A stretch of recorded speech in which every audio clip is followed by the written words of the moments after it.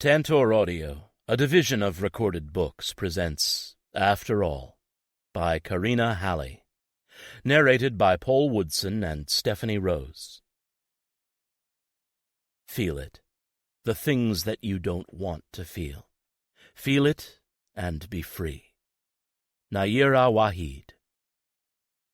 You'll never find peace of mind until you listen to your heart.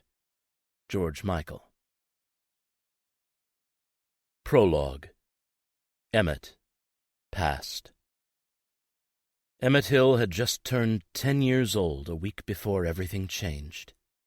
He wasn't a happy kid by any means, but the life that he had was the only life that he knew. And even though he often dreamed of the better life he'd glimpse on the right side of town, it seemed like a fairy tale to him. Something he knew would never happen, something to tuck away in his dreams. Life outside the dirty, mean streets of East Vancouver was all a movie, a film, a play on a stage. He was stuck behind the scenes. But like most kids, he was resilient, and being stuck was a way of life. Every day was exactly the same, which made all the hardships that much easier to take. He'd wake up in the mornings in the tiny one-bedroom apartment he shared with his mother, and she'd bring him breakfast in bed, delivered with thin and shaky hands. Usually it was just sugary cereal with water instead of milk, but sugary cereal was like having candy in the morning, so he didn't care. Then he'd get ready for school. His closet was full of clothes that were either too big or too small, clothes that had the names of other kids written into the collar. But at least he had variety. His school kept an eye on him and were always the first to give him, and other kids in slightly too big shoes, clothing that was donated. His mother was always looking for clean clothes for him, too, when she wasn't trying to get her medicine. His mother would usually walk him the 10 blocks over to his school, though sometimes it was his mother's friend, Jimmy, and Emmett always likened that walk to being in a teleporter or a bridge through time. He read books all the time, and one of his favorites was A Wrinkle in Time, and sometimes he thought the way to school passed through a tesseract. They would leave the depravity of Hastings and Main and the other streets where lawlessness ruled and hope was squashed, and travel through Chinatown, where the vendors were always up bright and early, putting their colorful displays out, the air filled with the smell of hot meat and spices. Then Chinatown would give way to small row houses where Emmett assumed rich people lived, people who could afford an actual house and had tiny slices of a yard, the grass usually waist-high, rusted toys out front. Of course, these weren't rich people houses at all, but anything other than Emmett's apartment, where there were always a few people sleeping in the hall outside his door, some who used the stairwell as a toilet, seemed like it belonged to royalty.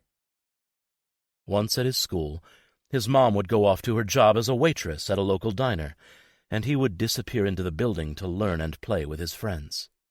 Putting on plays during recess, where he was always the hero, was one of his favorite things to do. At some point during the day, usually just after lunch where he scarfed down his usual granola bar, one of the teachers would pull him aside. They'd ask him how he was today, how his mother was, if there had been any problems. Then they'd give him a piece of fruit, sometimes a sandwich. Once his teacher, Mrs. Marsden, brought him a Happy Meal from McDonald's down the street. He never forgot that day. He never really knew why the teachers doted on him, but they'd often call him handsome and smart and tell him he had a bright future, so he thought maybe he was just special. He liked feeling special. Then school would end, and he'd always be a bit sad. Everything was so bright and cheery and fun, and even learning the crappy subjects like math didn't seem so bad. But his mother or Jimmy would be around the corner waiting. Neither of them liked to go right up to the school to get him, and when he asked why, he got 2 different answers.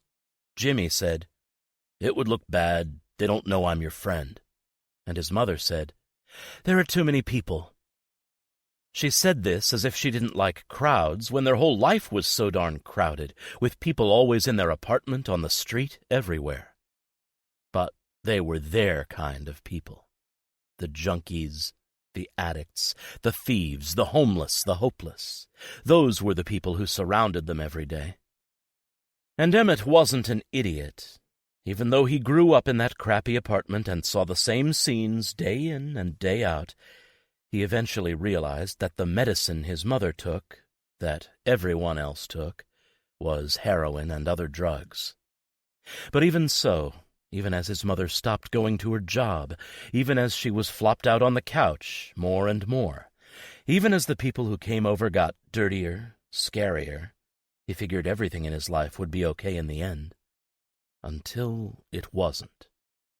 One day his mother didn't show up after school. He walked around the corner to the same old gray mailbox that she'd wait for him at, but she wasn't there. Jimmy wasn't either. Since he was now 10 years old, he figured he'd wait for a bit and then walk home alone. Ever since his birthday, when he hit the double digits, he felt a little bit older, a little bit wiser. After an hour, he adjusted the straps on his well-worn backpack, the heavy science textbook weighing it down, and took off for home. He knew his way and wouldn't get lost. In fact, as he walked, no one even looked at him twice. That was the thing about the area. As dirty and scary as it was, the people there weren't known to kidnap or assault people. They just wanted money for drugs.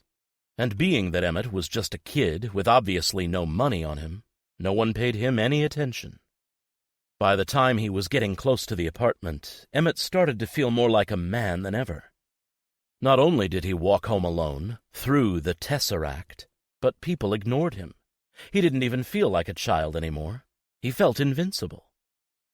It was because of this that he stopped being worried about why his mother didn't show up. He ran up the stairs 2 by 2 to the top floor of the apartment building and burst in through his door, wanting to tell his mother all about his walk. But she wasn't there. He tried to think if maybe she had gone back to work. That would be nice. It had been a while since he had a good hot meal. And then went over to Jimmy's door down the hall to see if he knew where she was.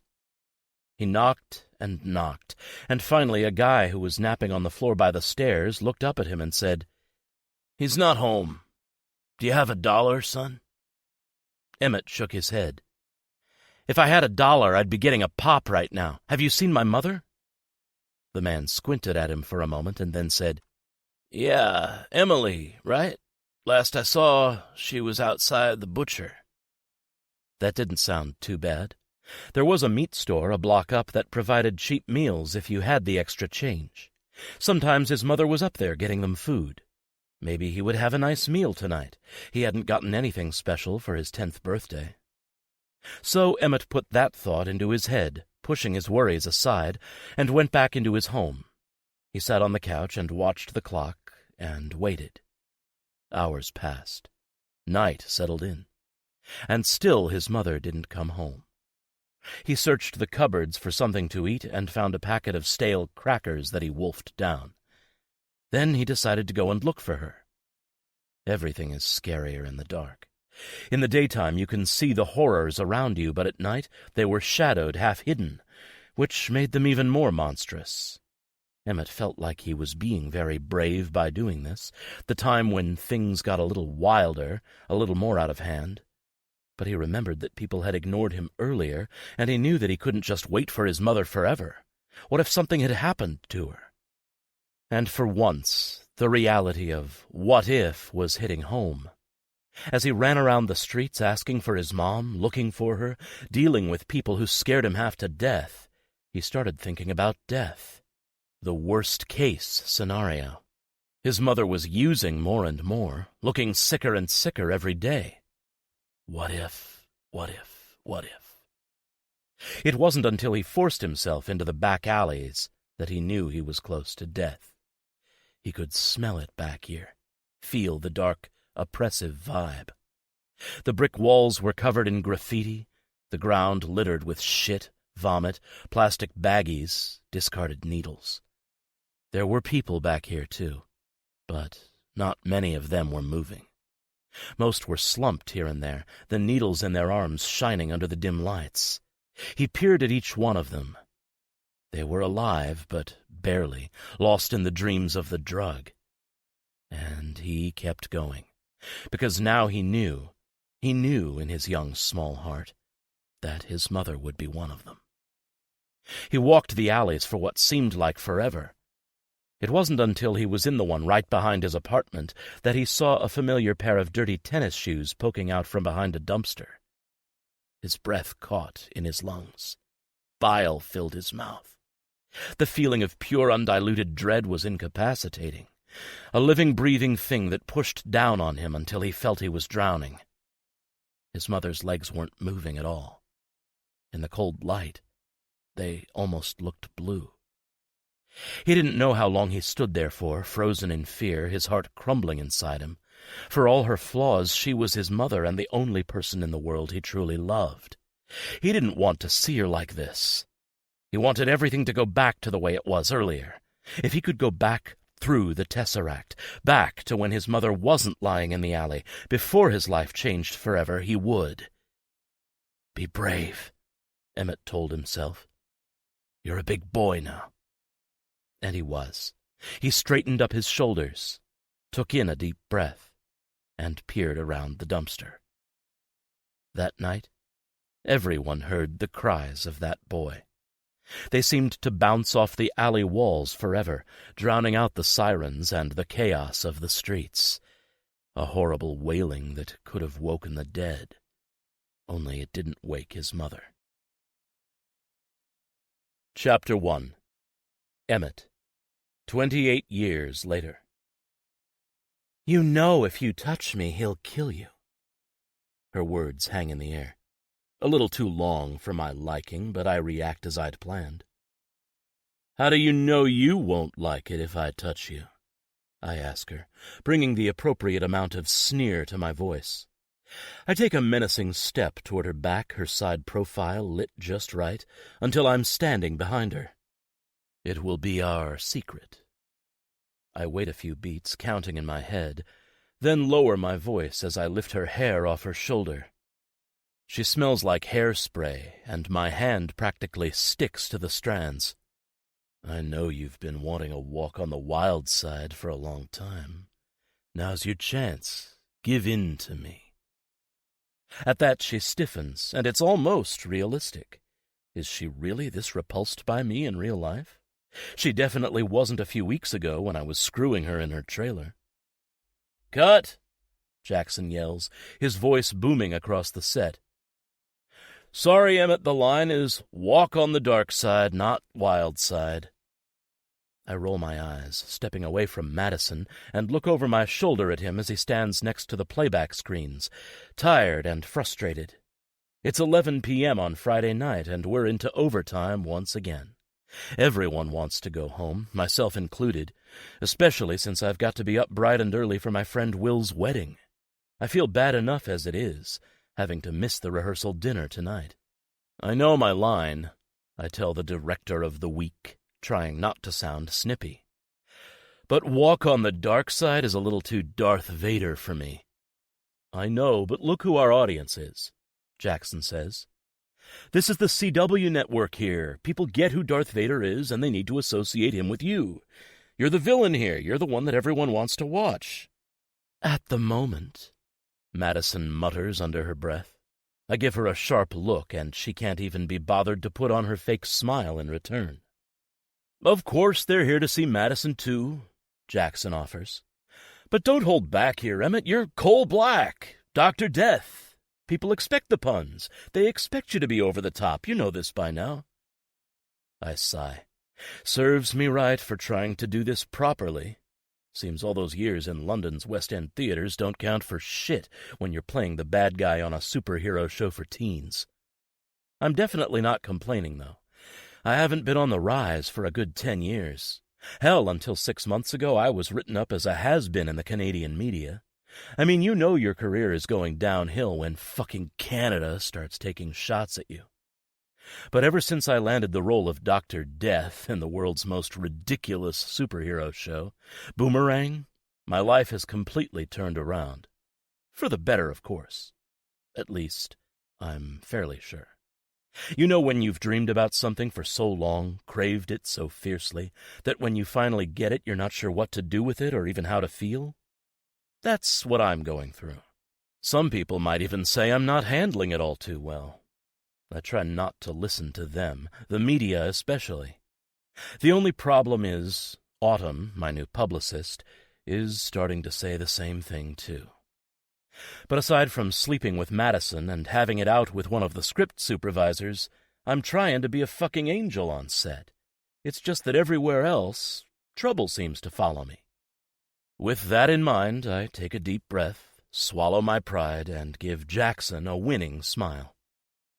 "All right, let's do it again," I tell him. "I'll follow the script.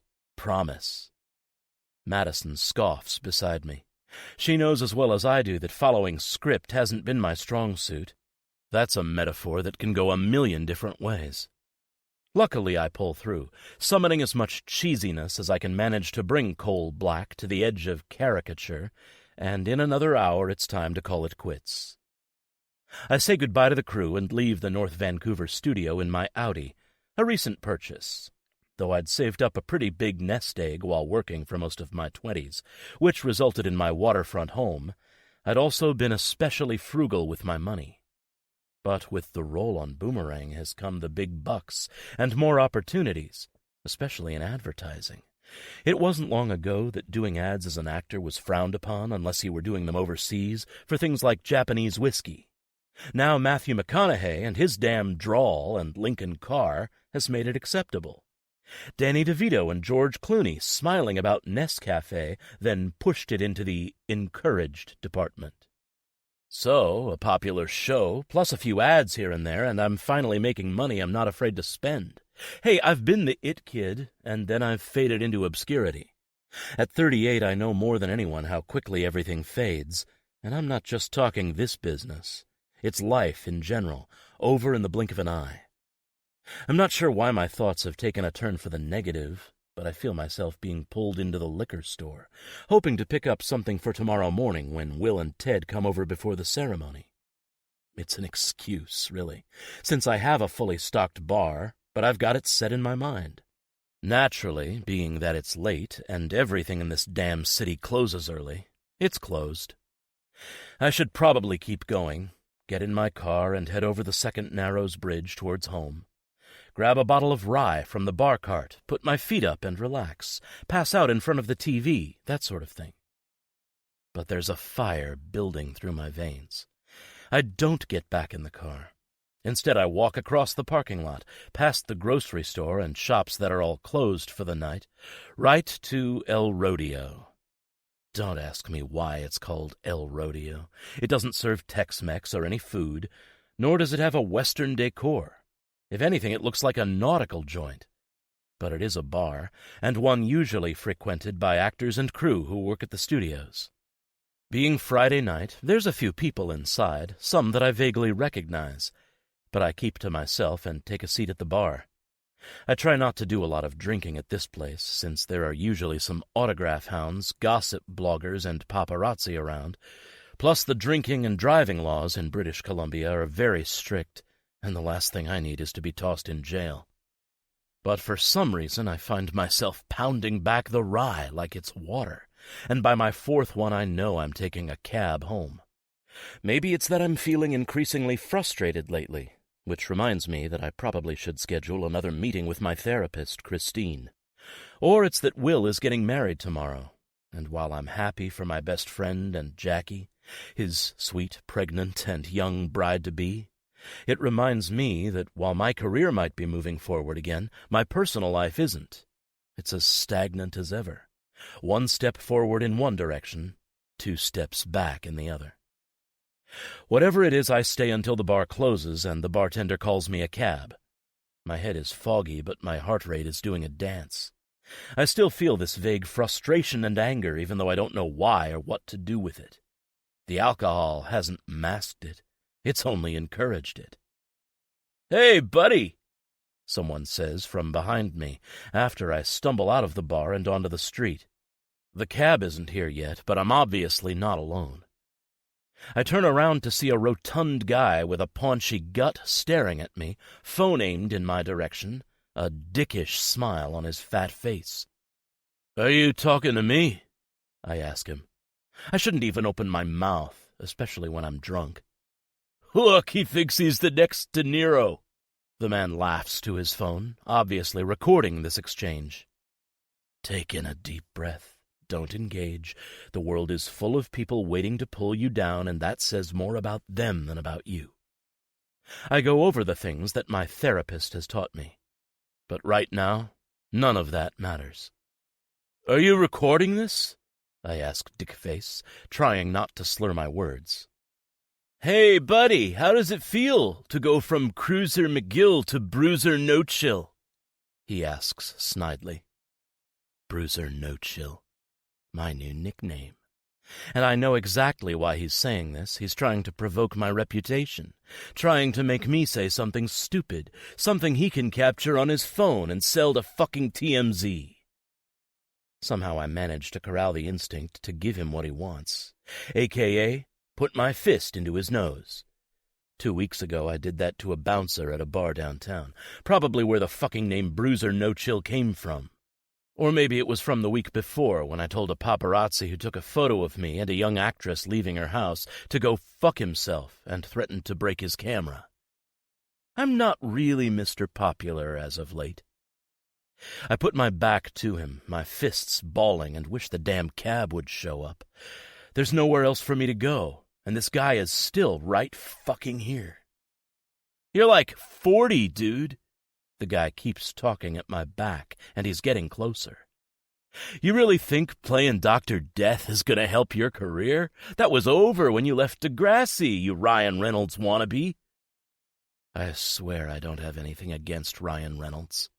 But those words set off a bomb inside me.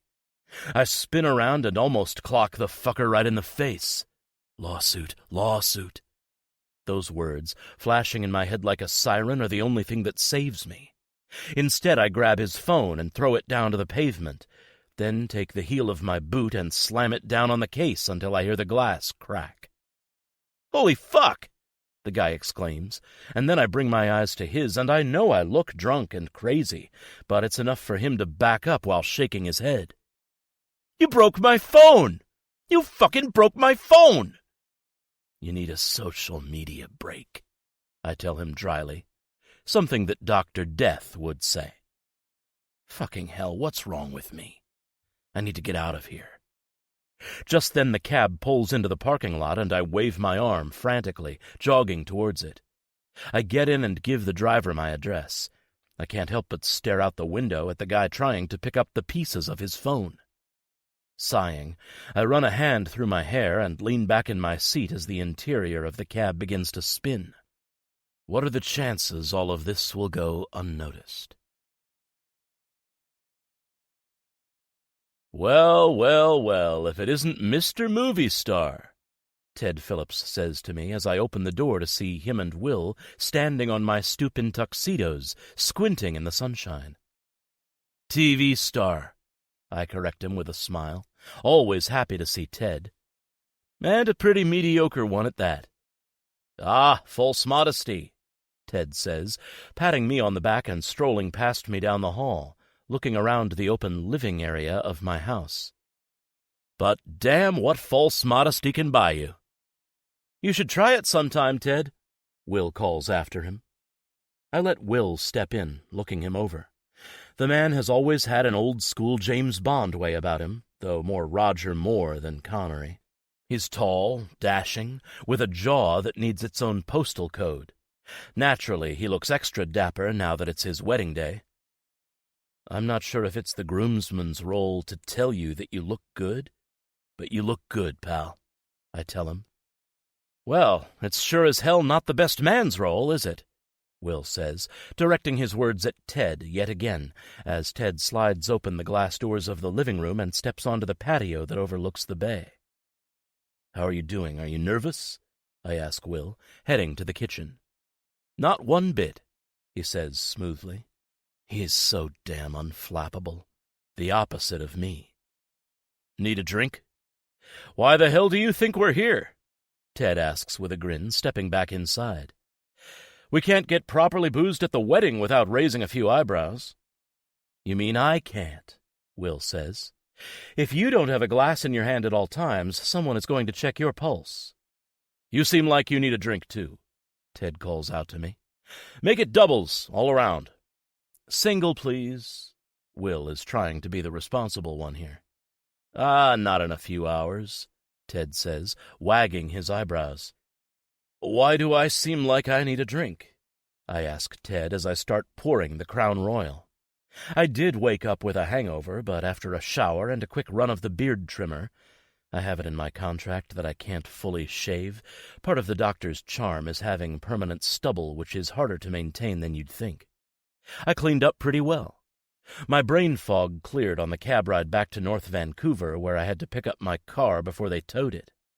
The last step to looking and feeling presentable is the tuxedo, and no one can look lousy in a tux. Don't pretend I've seen the news, Ted says. TMZ, Perez, just Jared. That asshole is pissed that you broke his phone. He deserved it, no doubt, but he's livid. I close my eyes and groan. Ted is in his 60s with a shock of white hair, but his charming smile makes him seem much younger, and he keeps up to date with all the Hollywood gossip more than anyone I know. Like he reads Variety and The Hollywood Reporter in his sleep. Being the owner, along with Will, of Mad Men Studios, which does animation and visual effects here in Vancouver and in their L.A. office, I guess he prides himself on being the first to know everything, even if it has no direct connection to his business. Maybe you should be my publicist, I tell him, handing them both their drinks. You take this sort of news a lot better than she does. In fact, it's kind of strange that Autumn hasn't called me yet. But then again, she did say she was going hiking all weekend, and I'm sure cell reception is scarce. Maybe the whole thing will blow over by the time she gets back. Maybe she won't know at all. Wishful fucking thinking. How bad was it? I ask him with a wince. Ted cocks a brow. Well, it was on Instagram Live. I groan. Which was actually a good thing, because people were able to see what an asshole the guy was being. Like I said, he deserved it. People are on your side this time. Still think he's going to raise a fuss and get you to pay for his phone, though. Luckily, if you can afford this house, he notes, looking around him again, you can afford a new phone. That doesn't change the principle of the whole situation. Why should I have to buy him a phone when he was in the wrong? Why do the boundaries of being a decent human being fail to exist when you're a celebrity? The moment you become a public figure, you cease to have feelings, cease being able to express yourself without getting shit on. You cease to exist as a person. You're just a pixelated image on a screen. I exhale loudly and get myself my own glass before turning to face them. Well, that's enough about me, then. Today is Will's day. Let's focus on that. Also, it's my day, since I'm the father of the bride, Ted adds, raising his glass. Every day is your day, Will says under his breath, before breaking into a grin. I guess this wedding is a little different from the usual. Not only are Will and Ted business partners and friends, but Ted is Jackie's father. Will and I have been friends for a long time, even when I was living in London and doing theater and he was at the L.A. office with his ex-wife. We both helped ourselves through some messy breakups, and now he's finally met the real love of his life. Of course, there were complications, since she was his employee and the daughter of his best friend. But true love prevails, and all that fucking bullshit. Stop the cynicism, I have to remind myself. Some people are built for love and long-lasting relationships. Some people aren't. I know which category I fall into. It's time to start owning it. With that slightly bitter thought lingering in my head, the three of us cheers and finish our drinks outside on the patio, the waves of English Bay lapping against the rocks beneath the house. When we're sufficiently buzzed, at least Ted and I get on my tuxedo and the three of us leave. The wedding venue is at the Royal Vancouver Yacht Club down the street, about a 15-minute walk from my place. We must make a peculiar trio, all dressed to the nines under the late July sunshine, enduring some honks from passing cars, and I swear a few snaps from the paparazzi, though I'm probably just paranoid. After last night, it's hard not to be. We stroll around the corner to the yacht club and head down the driveway to the ornate building. A small crowd of wedding guests have gathered outside, beside the large white columns that surround the front steps. Jackie, thankfully, is nowhere in sight. Will is old-fashioned enough to believe in that not seeing the bride before the wedding superstition. And then I see a sight for sore eyes. It's hard not to. For one, she's in a hot pink dress that's nearly blinding in the sunlight, beaming against the white building like radioactive bougainvillea. For two, she's got the nicest set of tits I've ever seen. For three, her face is fresh, glowing, and sweet, and yet her eyes are full of snark and sass. She's got that bitch-hot vibe down pat. Poor girl doesn't know I'm a sucker for that. "Who is she?" I ask Will, nodding at her as we make our way towards the group. "Which one? The tiny Asian one, the blonde, or Jackie's grandmother?" "The blonde," I tell him. "She's off limits," Will says, giving me a stern look. "I mean it." I jerk my chin back. "Says who?" "Says me, and it's my wedding." I narrow my eyes at him. "Is she your long-lost sister?" "Are you talking about Alyssa?" Ted speaks up. "Alyssa. She has a name." "If she's the blonde," I tell him. "She works for us," Will says quickly. "And she's a handful," Ted says. "And not in the way you think I mean, because believe me, those seem more than a handful. Maybe 2 handfuls. Depends on the size of your hands. I wouldn't know, of course." I give Will a curious look. He rolls his eyes. "Neither would I. But she's my employee and Jackie's best friend and the maid of honor, and I really want to get this marriage off on the right foot. You doing your thing that you do now, it would make it that much harder. Plus, I'd have to murder you, and honestly, I just want to get on our honeymoon." I scoff, shoving my hands in my pockets. "I'm just asking who she is. She's pretty. Pretty fucking hot." Will laughs. "She might be pretty, but she can do without the likes of you." "What? Just yesterday you were telling me I needed to go out and meet women outside of the dating app world, and here I am inquiring about that hot pink blondie at your wedding of all places in the real world, and you're telling me to back off. She have a boyfriend or something?" Ted laughs. "I think she scares the pants off most men." "Why?" I like a challenge, and the closer we get to her, the more I realize how enticing she is. There's something almost delicately cute about her face that lends an air of vulnerability.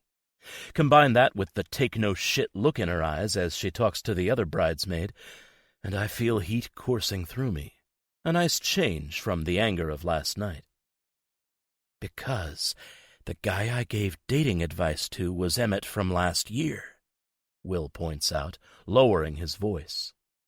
"Emmett before he became Dr. Doom or Death or whatever you are. The Emmett who wasn't sleeping with every starlet or model within a 10-mile radius and becoming gossip mag fodder." I wave at him dismissively. "You can't believe everything the media tells you." Will lets out a caustic laugh. "I'm believing what you tell me. Don't think I haven't been listening." He's got a point. While Will's been stuck in pre-matrimonial bliss, I guess I have been giving him a weekly rundown of who I've been screwing. I have to blame the fact that we're usually at a bar, and I've had one too many when it happens. "What Will is trying to say," Ted says, slapping me on the shoulder, "is that this is his wedding, and I'm the father of the bride, and the two of us have vested interest in Alyssa. Without her, the office just doesn't run. So for our sake, back off and behave yourself tonight." Fine, I promise to behave," I mutter as we approach the group. Everyone lights up when they see Will, but I'm watching Alyssa. Her features become warmer when she sees him. It might bother me a little, but the man has the effect on everyone. Fucking bastard. Of course, I have my own effect. I don't have a name for it yet. It's a mix of nostalgia and awe whenever people see me, and right now every single person in the group is staring at me with either that "I know that guy from somewhere" look, or "It's Cruiser McGill." Despite Boomerang's success, people still resort to my character from that damn TV show. As long as my nickname doesn't come up, I should be okay. But Alyssa isn't looking at me with either of those expressions. She's looking at me like she's completely unimpressed. It's not that she doesn't recognize me, and I know I look fucking good in a tux. It's that she can see right through me, and she doesn't like what she sees. I feel my smile falter just for a moment and tear my eyes away from her. It's probably for the best. Any longer, and I would have been caught in a war between staring at her tits and her face, both absolutely mesmerizing and vying for my attention. "Everyone," Will says, addressing the group. "You all know Ted here as my best man. I'd like to introduce you to my groomsman, Emmett Hill. You may remember him from such TV shows as Degrassi, The Next Generation, and Boomerang."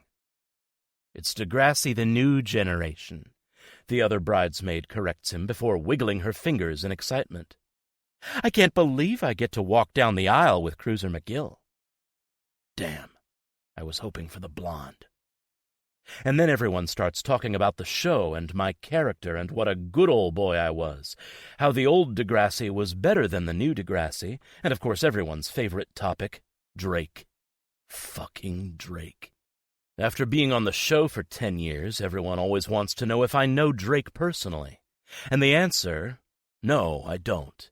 I left before he joined the cast. Always disappoints them. The only one who isn't interested is Alyssa. In fact, she seems like she's trying to look everywhere but at me, and looks just as relieved as I feel when a woman in a blue cocktail dress shows up from around the corner, clapping her hands together. "All right, we need you all to get in your places," she cries out. "That's the wedding planner," Ted says beside me. "She's also a handful. Best to just let her do her job. She seems nice, until you ask if you can have a karaoke machine." I stare at the woman, her mouth too wide, her teeth too white.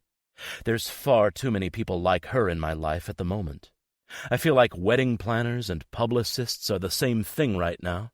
One tries to plan your wedding, the other tries to plan your life. The wedding planner isn't dicking around either, and soon we're all ushered around the building to the grassy area at the back of the club, overlooking the docks, the sparkling waves of English Bay, and the towering North Shore Mountains in the distance. My own sailboat is moored below, which is the reason why Will and Jackie were able to have the wedding here. Lord knows someone ought to take advantage of that perk. It's not long until I'm paired up with the Asian bridesmaid, who introduces herself to me as Tiffany. She's cute, young, and smells like champagne. From the way her face is going red, I can't tell if she's embarrassed or just has a low tolerance for booze, though the more she talks to me, the more I realize she probably doesn't embarrass over anything. "Wait a minute," I say, pulling away from Tiffany and addressing Will as he stands beside the minister. "Who is walking Alyssa down the aisle if Ted is walking Jackie down the aisle?" "This is what you get for missing rehearsal dinner," Tiffany says, yanking at my sleeve. "You're walking us both down the aisle." "Lucky me," I tell her, looking around for Alyssa. "So where's the hot blonde?" "Did you just call her a hot blonde?" Tiffany asks. I might have. "Well, hot blonde went to the washroom. Do you have a name for me?" Tiffany is staring up at me with warm, slightly tipsy eyes. I play this carefully. "Hot, non-blonde." "You Hollywood types are all the same," she says with a roll of her eyes. "Oh, you have experience with Hollywood types?" She gives me a pointed look. "I'm a receptionist for a movie studio, duh." "But you deal with VFX and animation. Those aren't Hollywood types. Those are stoners and nerds." She sighs. "Don't pop my bubble. Pretending those nerds are Hollywood royalty is the only thing that gets me into the office most days. That and the donuts." "Places! Places!"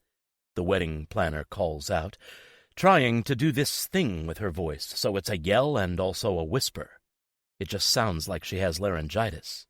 She frantically waves at me and Tiffany to come join her behind the rows of seats, some guests still filtering in. As we approach, she also manages to snag Alyssa as she comes back from the washroom. "Remember your cues," the wedding planner says to us, her eyes lingering sternly on me for a moment too long before she jets off somewhere.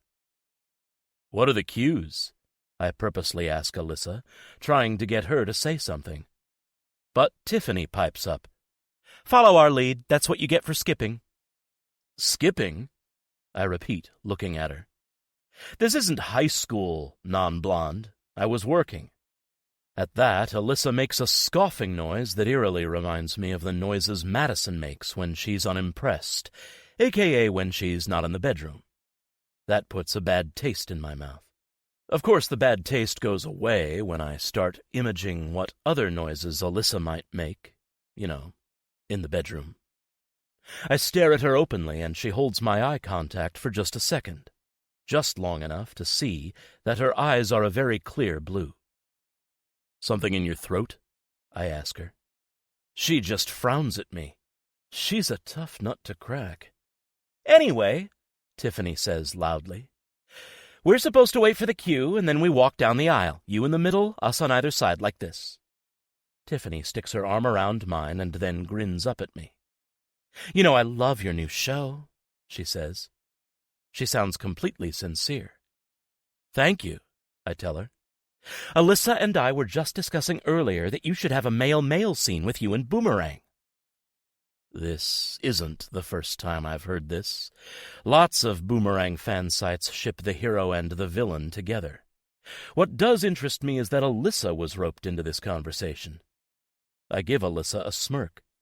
"Oh, really? You were discussing me? I don't think we've actually met. Maybe I should introduce myself before I give you the privilege of my arm." I can tell she's trying not to roll her eyes. "Will introduced you already." "Are you always this prickly?" Her frown deepens. "Like a cactus," Tiffany says. Then the music starts up. The slow, romantic strains of a piano playing the theme song to Jurassic Park? "Interesting," I comment. "It was Ty's choice, Jackie's son," Alyssa says, keeping her eyes forward to where Will is standing by the minister at the end of the aisle. "Ah, she speaks," I remark. Her eyes flash to mine. "I just spoke to you 2 seconds ago." Tiffany says, looking between the both of us. "Have you guys met before or something? Because there's enough animosity and unresolved sexual tension to fill 1,000,000 episodes of Moonlighting." "You are way too young to know about Moonlighting," I tell her. "And as you can see, I haven't quite met her yet." I stick out my hand and say, "Hi, Alyssa, I'm Emmett. It will be a pleasure to walk you down the aisle today." But before Alyssa can shake it, if she was even going to, a hush comes over everyone and the music changes from the plinky-plunky piano part to sweeping strings. "That's our cue," Tiffany says. I offer my elbow to Alyssa. "You have to take it now. It's the rules," I tell her, strangely determined to win this prickly, bitch-hot blonde over. Once she does, I press her hand harder into my side and lean into her. They both warned me to stay away from you." She turns to face me, and this close I can see the streaks of gray in her eyes. There's also fire in them. Rebellion, just what I wanted to see. "Who did?" Now I have her attention. I just shoot her a grin and I start down the aisle, a girl on each arm. Chapter 2. Alyssa. Earlier that day. "I'm going to throw up." I roll my eyes at the statement and put the window down so some fresh air gets in the limo. "Oh, please, please don't," Jackie says, gathering up the hem of her wedding dress and staring at Tiffany reproachfully. "The last thing I need is to get vomit on my dress at 1 p.m. "As opposed to vomit at 1 a.m.? I ask, reaching for the last bottle of the champagne so that Tiffany isn't tempted. I can see her wavering eyes focus on the bottle, momentarily distracting her sorry ass from the fact that she wanted to throw up a second ago. "I'd like to keep my wedding as puke-free as possible, thank you very much," Jackie says, then reaches across to grab the champagne from my hand. "You know," I say, watching as she pretends to drink straight from the bottle. I put my thoughts on hold as I grab my phone and take a picture of the delightfully unladylike sight. Will is going to get a kick out of it. "I have to say, I thought you'd be the one feeling sick." She frowns as she hands the bottle back to me. "For the last time, I'm fine. I'm not nervous. I'm cool as a cucumber." It's true. And it's annoying. And probably a sign that her and Will are really meant to be together, as if that wasn't already apparent. In fact, Jackie has to be the most chill bride I've ever come across, and I've been to a hell of a lot of weddings over the last few years. Your late 20s is prime wedding season, where everyone you know, from high school frenemies to family friends and random coworkers, are tying the knot, and you get to go to every single one of them. Alone. Yeah, that's the other problem. During the summer months, finding a date to a wedding is next to impossible. I'm starting to think there's a business idea in men and women as wedding dates for hire. Of course, in this city, the males would be in high demand. I'm not sure if there's more women than men here, or that the male dating pool sucks. And I can attest that it does. But all the guys have to do is snap their fingers and a woman will be conjured up in front of them. It's I Dream of Jeannie, but with sex. Meanwhile, all the women are fighting over a remotely eligible man like they're duking it out over the last ham on Christmas Eve. But I promised myself I wouldn't dwell on it. Not today. Today is Jackie's day. And despite our friend and coworker Tiffany having too many mimosas at breakfast, everything is working out beautifully. It's a sunny and warm summer afternoon with not a cloud in the sky. Jackie is looking absolutely stunning in her designer wedding dress. Low-cut Grecian-style top with a poofy skirt. Her golden brown hair flowing in sleek waves over her shoulders. As her bridesmaids, Tiffany and I don't look half bad either. Even though Tiffany's head is currently half hanging out the window, her updo is staying intact, and her makeup is perfect. Jackie's colors for the wedding are blue and hot pink, so we were able to pick whatever style of dress we wanted so long as the color was an exact match. Tiffany is thin and tiny, so she's rocking the classic strapless cocktail dress, while I've got an empire waist and fluttery sleeves to hide my fluffy arms and stomach. The only problem is that my cleavage is bordering on vulgar, so I have to keep reminding myself to pull up the neckline and make sure the girls are in check. "I'm feeling better," Tiffany suddenly exclaims, straightening up and looking at both of us with wide eyes. "Did you just do a line of coke when we weren't looking?" I ask her. She looks at me absolutely horrified, which was the point. Tiffany is 21, still lives at home, which is actually smart in Vancouver's vicious housing market. And, for all her bluntness, dry humor, and quirks, there are still a few things that shock her. Mainly drugs, co-ed changing rooms, and farting. When you work with a person for a long time, you end up learning a lot about them.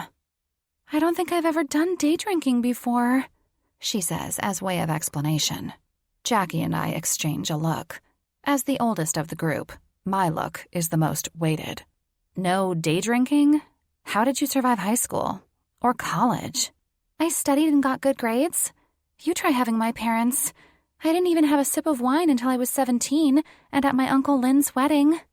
"Oh, Tiffy Whiff, what are we going to do with you?" "You can start by not calling me Tiffy Whiff." I shrug and sit back in my seat. Despite being the oldest, I'm still the one who is single. Tiffany has a long-term boyfriend, Ken. And Jackie, of course, is getting married today. She's also pregnant. No, it's not a shotgun wedding. They only found out last month or so. Of course, I'm absolutely thrilled. Everyone is, especially Will, and most especially Jackie's 9-year-old son Tyson, whom she has from a previous relationship. The baby wasn't expected at all, but sometimes the best things in life catch you by surprise. I look Jackie over again, beaming at how beautiful she is, how radiant she looks. If anyone deserves eternal happiness with a sexy gentleman like Will, it's her. "Make sure you eat enough," I tell her. "You barely touched your avocado toast." "Did you know avocado toast is why I can't afford to buy my own house?" Tiffany pipes up. I'd heard that shit before. Newspaper articles blaming everything from avocado toast to social media as the reason why millennials can't afford a house.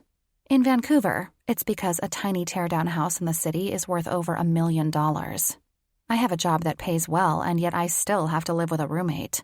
And no, I don't eat my weight in avocados, even if I look it. I'll try, Jackie says. I haven't had an appetite. Too nervous? Tiffany goads. I told you, I'm chill, Jackie reminds her. I'm chill. I'm good. I'm great. Cool as a cucumber. I narrow my eyes thoughtfully. The lady doth protest too much. As cool and cucumbery as you are, I reassure her. You have nothing to worry about. The rehearsal last night went fine. The ceremony will be over before you know it, and then it's time for you guys to have fun. I never said I was worried. I know you didn't. Do you think Ty is too old to be a ring bearer? She suddenly says. What if he doesn't want to do it and is only trying to make me happy? He's not too old, and you can tell he likes the responsibility. He wants to be a part of it all. What if Emmett does something stupid? Cruiser McGill! Tiffany exclaims, clapping her hands together. I sigh. I've never met Emmett Hill, Will's friend and fellow groomsman. I have, however, heard a lot about him. I mean, everyone in Canada knows who he is. He was on the reboot of Degrassi as Cruiser McGill, the nice boy next door, for what seemed like forever. I never actually watched the show, but I saw his face a lot. And I never really thought much about it. That's kind of the way it is with Canadian TV. Lots of faces on mediocre, poorly lit shows. Faces you don't bother attaching to any names. That's not to say Emmett still has the same face. He was always cute, but he's managed to get sexier as he's gotten older. Now he's on some ridiculous superhero TV show, and everyone is swooning over him left, right, and center. Granted, as I said, he's sexy. He's got this permanent smirk and sexy stubble and light brown hair you just want to run your fingers through. Plus, abs for days, since the network tries to show him as shirtless as possible. Which doesn't really make sense when the guy is a villain and it's not Baywatch, but whatever. But regardless of him being hot, he's still a dick. I know I don't know him enough, or, at all, for this judgment, but meh, I'm going to do it anyway. Maybe there's some gossip site or media bias, but all I see of him now is news of him dating this actress or that model or whatever, and then just acting like an asshole to the public. Like swearing at the paparazzi and being an overall doucheburger. I'm not always for this country's tall poppy syndrome, wherein we like to cut down those on the rise to keep them humble. But if Emmett is a poppy, then someone ought to start plucking his petals off. Also, he wasn't at the rehearsal dinner last night, and he has the task of walking both Tiffany and I down the aisle, since Jackie's dad is also the best man. He'll be fine, I tell her. That's not for you to worry about anyway. He's Will's friend. That's Will's problem. Will's problems are my problems, Jackie points out, not looking convinced. That's how relationships work. Hey, give me the champagne. I want some for real this time. No way, I tell her. You're pregnant.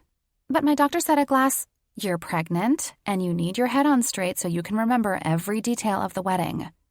You're as cool as a cucumber, remember? She nods at that. I drink the rest of the champagne. By the time we arrive in front of the grand building of the yacht club, Jackie is back to pretending everything is okay again. I have to admit, as much as I like seeing her be real and human before the wedding, it's easier when she pretends she doesn't have a care in the world. We are ushered inside the building to a chart room upstairs, where we're briefed by Janice, the overzealous wedding planner with big teeth, while Jackie talks to the minister. Then, Ty comes in and provides childlike relief from the vibe that's growing more serious by the second. Finally, Tiffany and I are sent downstairs to wait for further instructions. We decide to stand around in the front with some of the more important wedding guests, like Jackie's grandparents, and catch some sun while we're at it. So have you seen that show? Boomerang? Tiffany asks me. No, I tell her. You know I don't have cable. It's on Netflix. I'm sort of over the superhero shows. Plus, that one sounds dumb. What's the guy's power again? Being Australian? Being a hot Australian. And he can turn back time for 1 minute. Hence the title. And the catchphrase, "The world can change in 1 minute." She says the tagline in a throaty and terrible Australian accent. Right, and Emmett is the villain. Yes, you would love him. I doubt it. You would. I think I know your reading tastes by now to know you're a sucker for the alpha anti-hero. That's what Emmett plays. Dr. Cole Black. Or Dr. Death. He looks cheesy, I tell her, neglecting to mention that he also looks hot. You think he's hot, though, she says, studying me with pursed lips. I shrug my shoulders. I'm not a fan of blondes. I know his hair is really light brown, but I tend to swoon over the darkly handsome types. You know, the ones with thick, dark hair and dark eyes that make them look all hot and brooding. He's got brown hair, Alyssa. He's not blonde. And he's hot.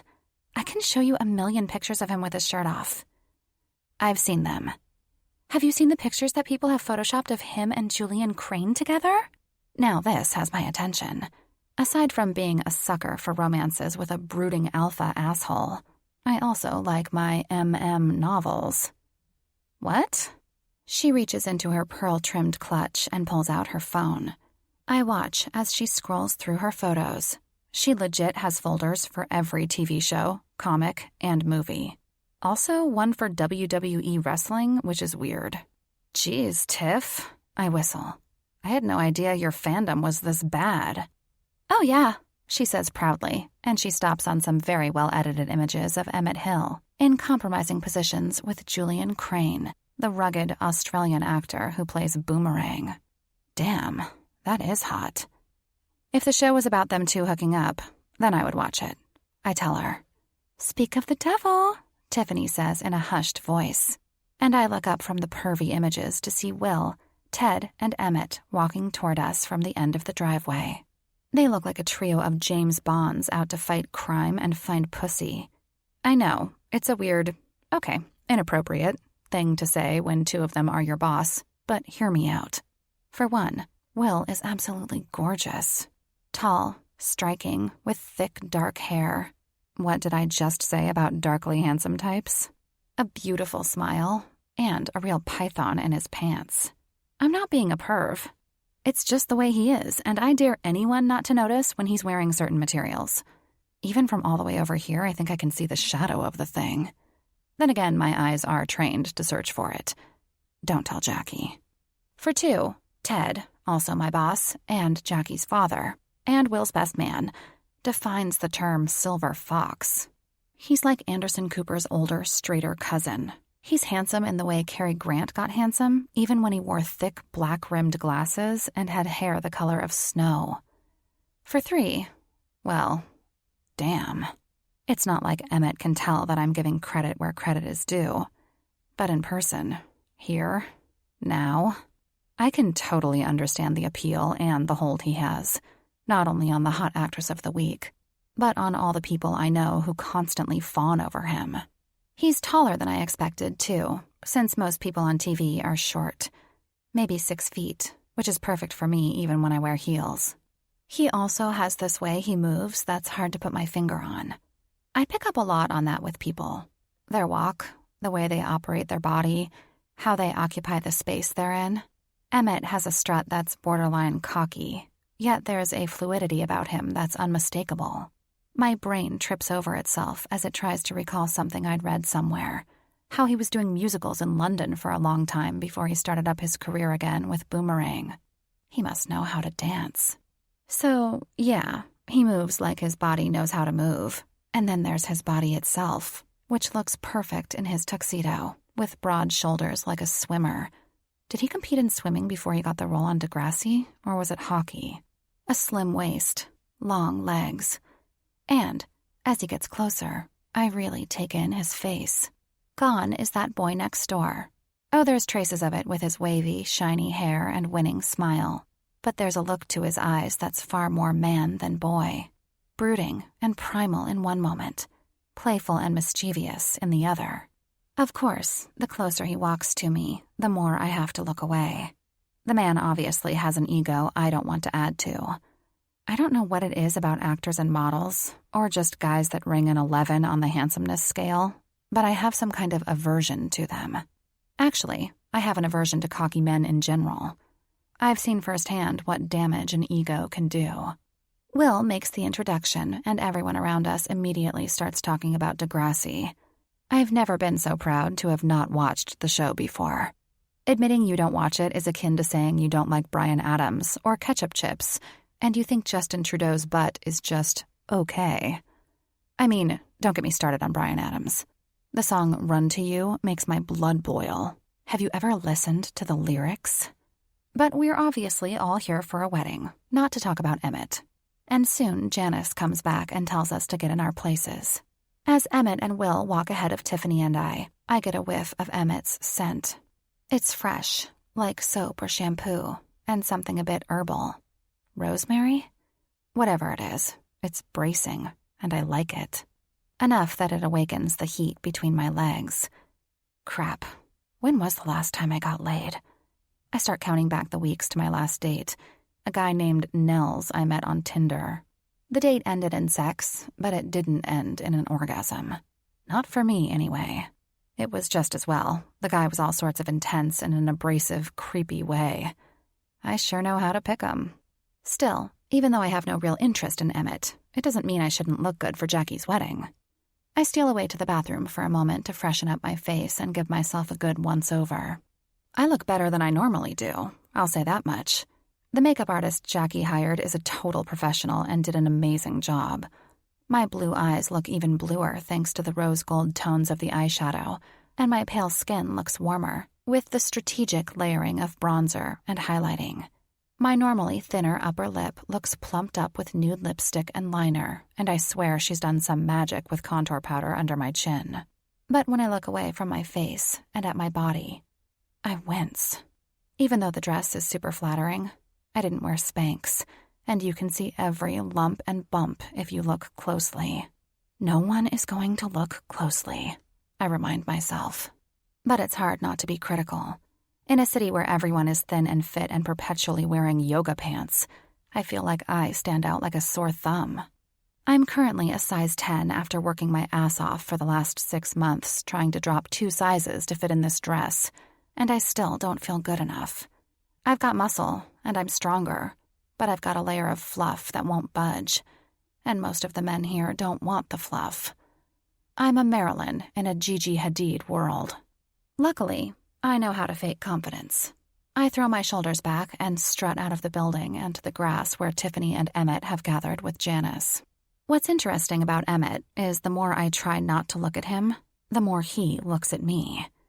I know this because I have well-honed peripheral vision. I can practically read out of the corner of my eye. That said, I honestly can't say why I'm having such a hard time taking him in. Maybe I think if I stare at him too long, I'll get sucked into some hot guy black hole where I'll lose all sense of self-worth.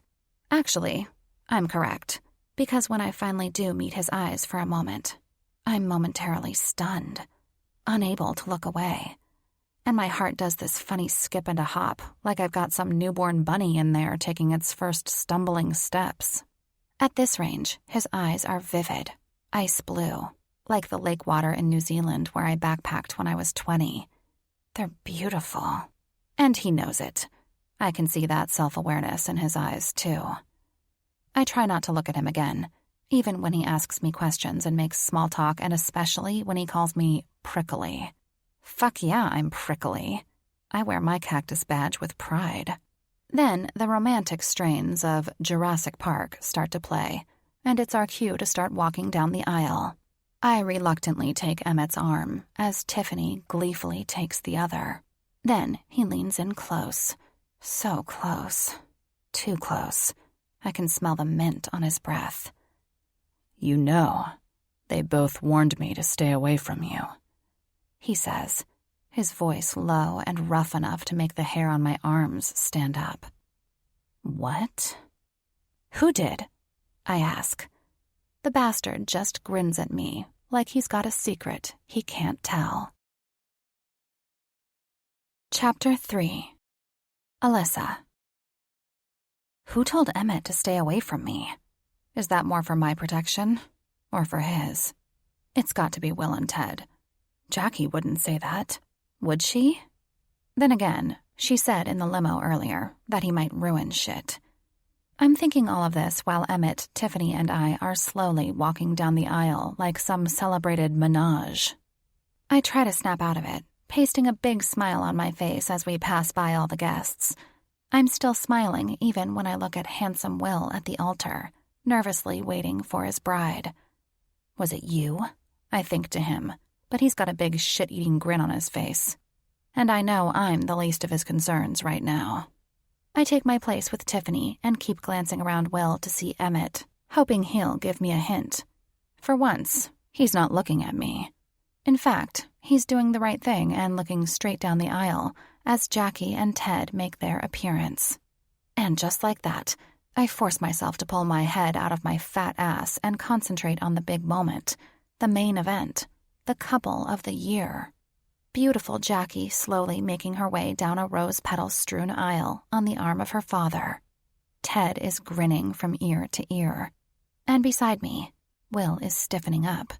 I sneak a glance at him and see tears building in his eyes. Oh my God, is this going to make me cry? I've been to a dozen weddings over the last few years, and none of them made me even remotely tear up. It's not that I have a black heart or I'm soulless. I'm just... what was it again? Prickly. Thorny. And those are only because of a buildup of cynicism. Eventually the prickles will build up enough to become a coat of armor, or something. But this time, my emotions don't stand much of a chance. The ceremony is absolutely beautiful. It doesn't matter that Jackie picked the shortest version because she didn't want to bore people. It could have been 2 hours long of them up there, staring at each other, holding hands and talking, and I wouldn't have complained.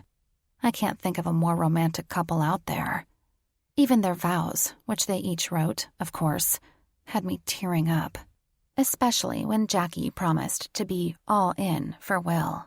And Will promised to forever be her Prince Charming. Cue the waterworks. Then they kissed. One hell of a deep, sweet, emotive kiss. And everyone clapped and hooted and hollered, and the flood down my face just got worse. "Oh my God," Tiffany whispers to me as Will and Jackie hold hands, going down the aisle and waving at everyone with Ty in tow. "Your makeup is getting ruined." "Oh no," I mumble, and notice Emmett and Ted making their way over to us. To Ted's credit, he looks extremely misty-eyed, which is probably why he doesn't fire any zingers my way. Emmett, however, is raising an eyebrow as he glances me over. Amused. I turn away from him with a scowl and grab my clutch I'd placed on a chair. While everyone starts getting up and heading into the building to the reception area, I slyly check my face in the compact. The makeup artist had the intuition to put on waterproof mascara, but there are still tracks where my tears ran over my blush and foundation. I discreetly touch up my makeup while sniffling and try to get a hold of myself. Stay prickly, I remind myself, only because I know if I'm getting weepy and emotional over Jackie and Will and their ever-so-sweet romance. I know it's only a matter of time before I get depressed and hopeless over my own dating situation. I should probably stay away from more wine, that's for sure. Luckily, the next hour or so is distracting while we watch Will and Jackie take their wedding photos. At one point, Emmett takes us down to the docks so they can pose on his boat. It's a nice-looking sailboat, I have to admit, as far as sailboats go. I mean, it's not sinking and it has a mast and looks like it cost a lot. That's really the extent of my sailboat knowledge. Emmett seems completely at ease on it, too. The boat's name is called Sick Buoy, which I know is a Social Distortion song. His humor in naming the boat catches me off guard and endears him to me for just a second. Then it goes away when I remember what he said earlier. When we all start heading back along the dock, I impulsively reach out and grab the sleeve of Emmett's tux, pulling him back so we're the last ones. "Hey, sunshine," he says to me, raising his brows at me in surprise. "Feeling better? You cried more than Will did up there." I glare at him. "I'm fine, just caught up in the moment." "Hey, what did you mean they warned you not to talk to me?" "Actually, they said to stay away from you," Emmett says, lowering his voice. His eyes darting up toward Will and Ted. I knew it. Also, his eyes are kind of dreamy. Also, shut up, Alyssa. Will and Ted, I say, gritting my teeth as if they're the names of a lifelong nemesis. Did they say why? He shrugs. They only had nice things to say about you. Don't worry. I feel a little bit better. Then why did they say it? I don't know. I guess they think I'll corrupt you. I don't want to smile, but I am. I'm strangely touched by Will and Ted's possessiveness. And like reverse psychology, the fact that they want me to stay away from Emmett actually makes me want him. Not enough to do anything about it, but I have rebellion in my blood. Then there's the fact that if Will and Ted warned Emmett to back off, that means Emmett must have shown some interest in me. Right? Do you think I should listen to them? Emmett asks with a cocksure smile that makes my limbs feel all hot and gooey. His eyes skirt all over my face, resting on my lips. Or try and corrupt you anyway? I can feel my face burn up. I should have worn sunscreen today. What are you guys talking about? Tiffany says, staring at us suspiciously over her shoulder as she walks, now starting to trail behind. Nothing, I tell her, starting to walk faster to catch up with her. But my dress is long. The docks are rough. It catches on a splinter of wood, and then I'm stepping on it in my heels and pitching forward, trying to stop myself from falling, the movement sending me sideways.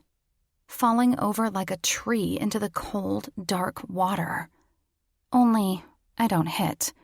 An iron grip wraps around my forearm, keeping me in place. I stare down at my reflection in the water for a moment, my face pale and shocked against the charcoal blue, and it's like I'm suspended in time. I imagine everything around me paused while I'm hanging between the dock and the water. And then I'm yanked back to reality. I'm on the dock, and Emmett is pulling me to him. It was his grip that saved me. How the fuck did he manage to pull my heavy dead weight back on the dock without going over himself? Is he more superhero than villain? Are you okay? He asks, brow furrowed in concern. The breezy quality of his eyes has changed to one of intense focus. I blink at him, my heart racing. Tiffany looks horrified as she comes over. Oh my God, Alyssa, you were this close to getting eaten by a shark. There are no sharks here, Emmett tells her. Wanna bet? She has the worst luck with animals. If there are no sharks, she'd at least be molested by a porpoise. At least. While they talk, I glance over her shoulder at the others and they head up the ramp. So far, no one noticed how I almost ruined everything. It's not like I had a spare bridesmaid dress in case this one went for a swim. Yeah, I say, wetting my lips before my gaze drops to his hand still tight around my arm. I kind of like the fact that he's still holding on to me. Which is why I say, you can let go of me now. Are you sure? He asks. Because you seem like you might fall over again.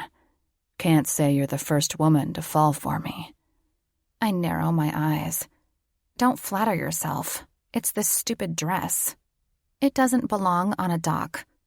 I think maybe you don't belong on a dock, Tiffany says, taking my hand and pulling me toward her until Emmett lets go. Come on, let's get on dry land before something worse happens. We head up the ramp toward the building, and as we walk, I can feel Emmett just behind me, and my arm is still throbbing where he grabbed me. Man, he must have the strength and balance of... Well, I hate to use the superhero adjective again, but that was impressive. So he saved you from falling in the ocean, I tell myself. So what? Anyone would do that. I know I'm telling myself these things so I don't fall for his charms, and it seems to work. My raging hormones don't stand a chance against the jaded landscape of my brain. I think he likes you big time, Tiffany whispers to me later as we get our food from the buffet table. I wish Jackie's nervousness had passed on to me because I want to eat everything here, and I think I just might. It's too bad I don't like working out as much as I love eating. Who? I ask Tiffany, scanning around the reception room. Everyone at their tables is staring at us longingly since we get to go first for food. I feel like I should pile my plate extra high, just to rub it in. Heh heh. Your hero, she says, using a crab leg to point to me for emphasis. The villain. I roll my eyes. He is not my hero. I just saw him save you from drowning. I know how to swim, Tiff. I look past her down the table to where Emmett and Ted are starting to pick at the salad selection. Just as I suspect, Emmett takes a huge heaping pile of lettuce, enough that it takes up most of his plate. He probably has to eat really well to stay in such good shape. How boring. I decide to grab extra dessert later out of some weird kind of spite. "Why don't you like him?" she asks. I glance at her. "What do you mean?" "You bristle every time he's near or I'm talking about him.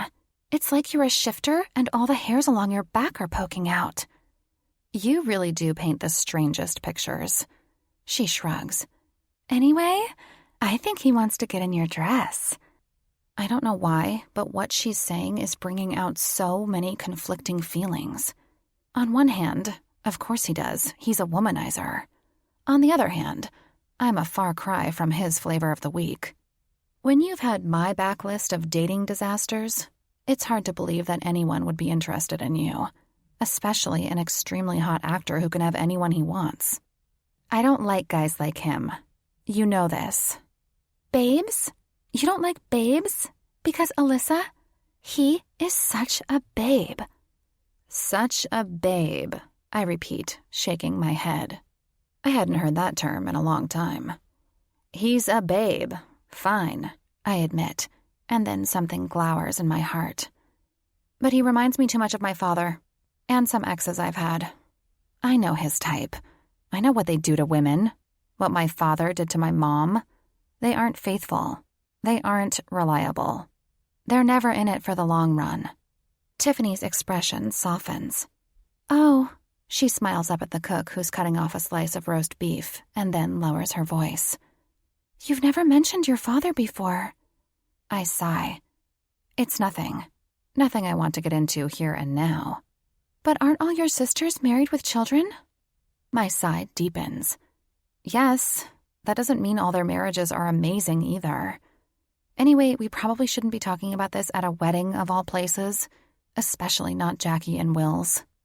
"Well, we both know their happily ever after is for real," Tiffany says. But when we get back to our table, my eyes go to Emmett as he continues to get his food, this time getting extra portions of roast beef. Damn, he gives good back.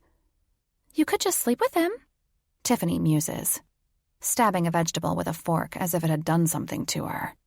"Forget marrying or dating the guy. Just have a one-night stand. Who says he would want anything more anyway?" Ouch. But good point. "I need more wine," I tell her, reaching for the bottle. "Let's talk about something else." It's always a trip when you let Tiffany dictate the conversation. She launches into a tirade about people who dress their dogs in tiny raincoats.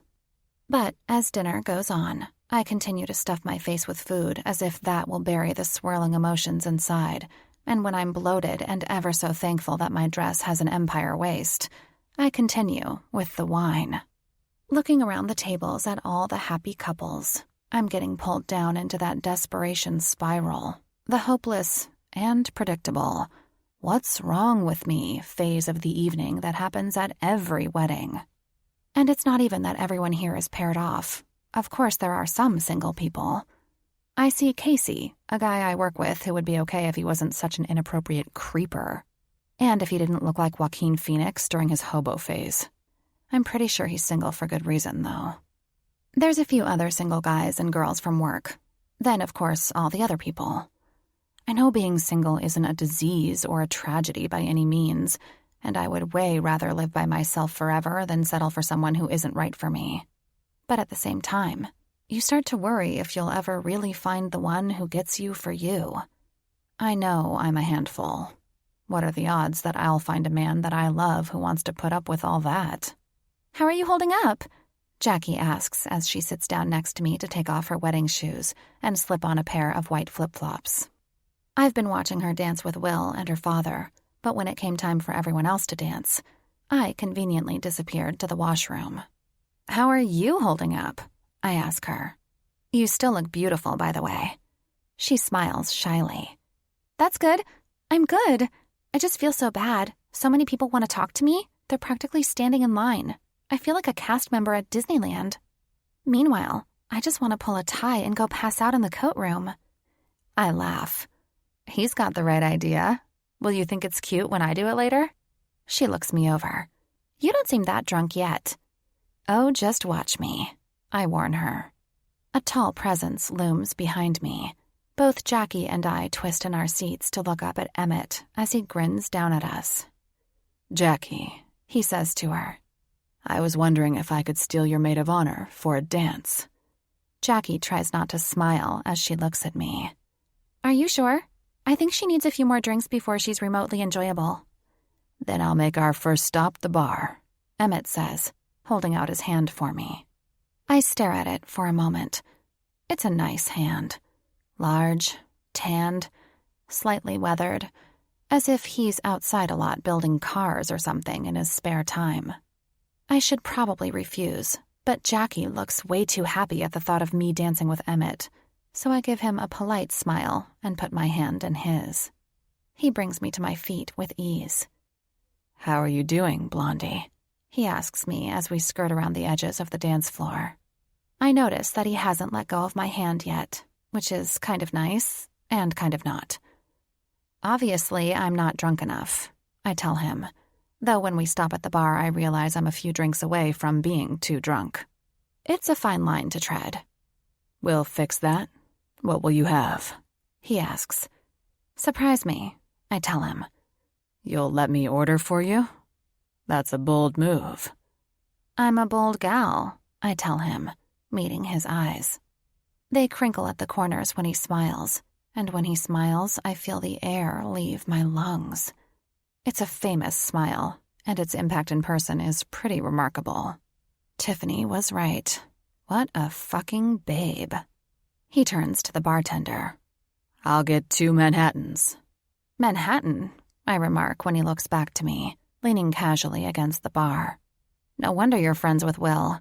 He orders old fashions all the time. I actually have a minibar in my office specifically for Ted and Will's daily drinks.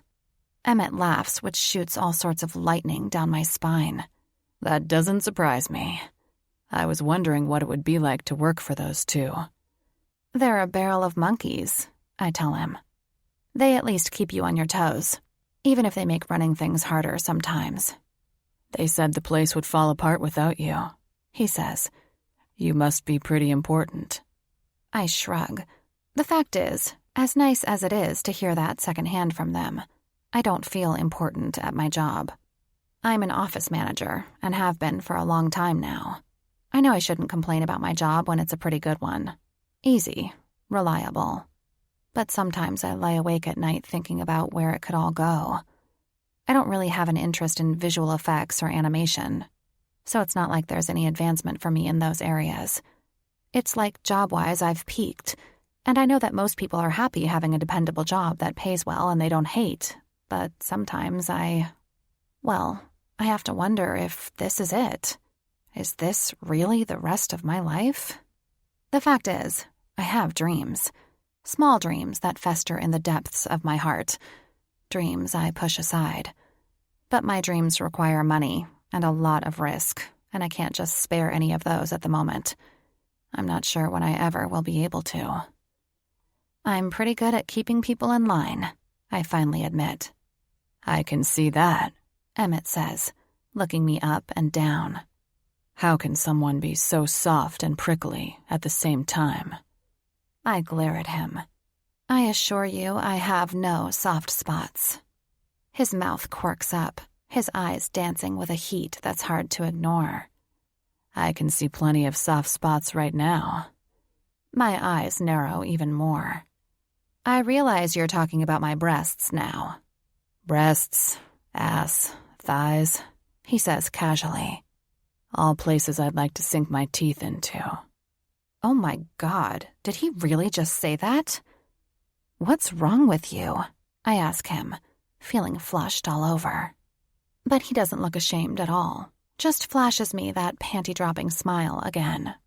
Luckily, I didn't wear panties today, so it doesn't work on me. Oh, Blondie, there is plenty wrong with me, he says. taking the drinks from the bartender as he passes them over.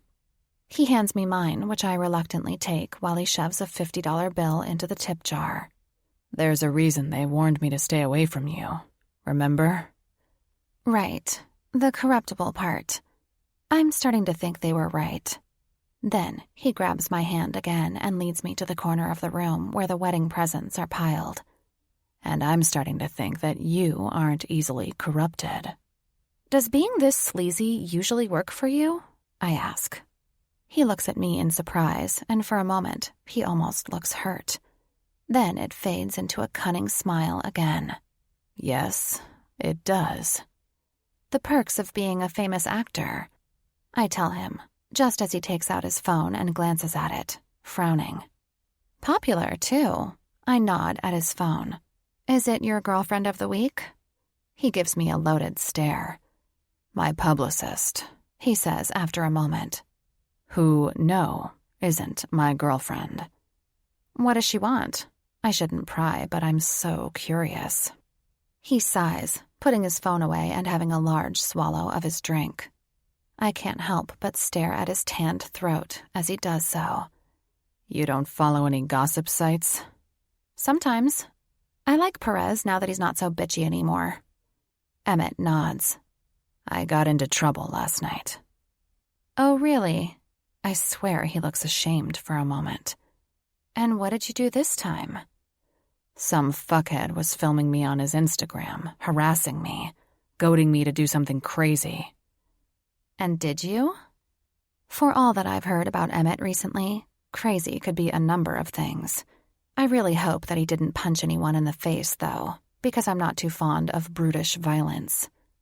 I took his phone and smashed it, he admits, looking down into his drink as if he's consulting the Manhattan as to whether he made the right choice or not. I'm not sure what the drink whispers back, because then he nods and says, He completely deserved it. I don't feel bad in the slightest. Fair enough, I comment. Though you'd think you'd learn to control your temper at this point. He stiffens and his eyes blaze darkly as he looks at me. I've touched a nerve. Control my temper? He repeats, then shakes his head and looks over my head at the dance floor. You have no idea. Try me, I tell him. Half the people here at this wedding work with me. Take a good look. Most are potheads and drunks, and I have to handle them. Have you ever had to answer questions like, how do I make a copy? And why isn't my internet working? Day after day? Believe me, I don't have the patience of a saint, but I have to control myself. For my job. If I didn't know any better, I'd say you were lecturing me, he says, his words sharp. Do you have any idea what it's like to be me? I roll my eyes. Oh, woe is me, huh? I bet having all that money is a fair enough trade for being tabloid fodder. There's nothing worse than a privileged celebrity complaining about this kind of shit. Do you ever stop for a moment and realize the rest of the world would kill to have your problems? Especially when you're bringing all of this on yourself? Emmett's eyes never leave mine as he finishes the rest of his drink. Totally intense. You're not as nice as I thought you were. Because I'm telling you the truth and people hate that. Believe me, especially men who think they have their shit together. He raises his brows. Wow. Is the alcohol making you worse or better? I can't really tell. I give him a quick smile. I'm always like this. Prickly, remember? I think I'd rather focus on the soft bits again. Finish your drink. He nods at it. Let's dance. I don't like being told what to do, and though I love dancing, I'm not a fan of slow dancing, especially with someone I don't really know. But there's a dare in his eyes. He thinks I won't do it. I drink the rest back and place it on a high table. Fine. He breaks into that grin of his, the one he's famous for, that makes him look absolutely boyish. Fucking babe. Wish it didn't cause that ache between my legs, but fuck, I'm pretty sure he knows it. He grabs my hand, squeezing it tight as he leads me to the dance floor, then pulls me close to him, wrapping his arms around me. Holy crow. It's like being held against a brick wall. We're dancing way too close to each other than we should be, and yet even if I felt like putting distance between us, I don't think I could. That iron grip from earlier is back, but this time, it's holding every part of me. And, just as I suspected, the man can dance. His movements are fluid, graceful. We don't just rock back and forth like kids in a high school gym. We glide. I close my eyes briefly and can't help but breathe him in. He smells delicious. Have a good whiff? I open my eyes and look up. Our faces inches apart as he gazes down at me, lips twitching in amusement. It's okay, he goes on, his breath smelling cherry sweet. I'm used to fans trying to smell me. I don't give him the satisfaction of acting embarrassed. I'm not a fan of yours. Believe me. You say that, he says, lowering his mouth to my ear. He whispers, but I bet if you give me 2 minutes, I can change your mind. I try to ignore the wave of shivers rushing down my spine. Do I dare ask how you plan to do that? I ask, but my voice is uneven. I think you know, he murmurs. One of his large hands slowly slipping down the small of my back and over my ass, where he gives me a subtle grab. My eyes widen and I look around, wondering if anyone is watching us. Actually, someone is. Fucking Casey. He's dancing with a woman called Mona, staring at us openly as he does so. His forehead is lined in surprise. I glare at him until he looks away. I'm more of a show, don't tell kind of guy, Emmett adds. You're so full of yourself, I managed to say, bringing my attention back to him. With good reason, he says, his voice becoming husky as lips brush against my neck. Just what I thought. You taste sweet. Only your attitude is sour. Excuse me? I say to him, pulling back to glare at him. It's okay. I'm starting to like it. You're earning it. You're earning this, he says, pressing himself against my hip. My God, he has a fucking erection. Earning every single inch. Part of me is horrified. I mean, who the hell does he think he is? What makes him think he can just shove his cock against me and I'll be okay with it? If he does this all the time, it's no wonder he gets in fights with people. Cocks aren't hugs you can just go around handing out. But then the other part of me is insanely curious and, yeah, turned on. Because he feels fucking divine. Even just like this, I can feel his entire hard length, and it's beyond impressive. And the fact that it's because of me is something I'm having a hard time wrapping my head around. You still want to take that bet? He asks. 2 minutes to change your mind about me. I swallow hard and give him a pointed look. 2 minutes isn't very long. I'm a realist, he says, glancing over my shoulder. I've got my boat right down there. No thanks, I tell him quickly before I can be tempted. I've had my fair share of one-night stands and hookups, and Lord knows I need to get laid by someone who knows what he's doing. And with his cock and his strength and the way he moves, I have no doubt he'd be a sure bet. But sleeping with Emmett would be a mistake, and one I'd probably hate myself for tomorrow. Even though he would, no doubt, be the most gorgeous man I'd ever be with. Luckily, the song ends and I manage to pull myself away from him. I think I need another drink. I take off toward the bar, hoping I leave Emmett behind me. Chapter 4. Emmett. Shit.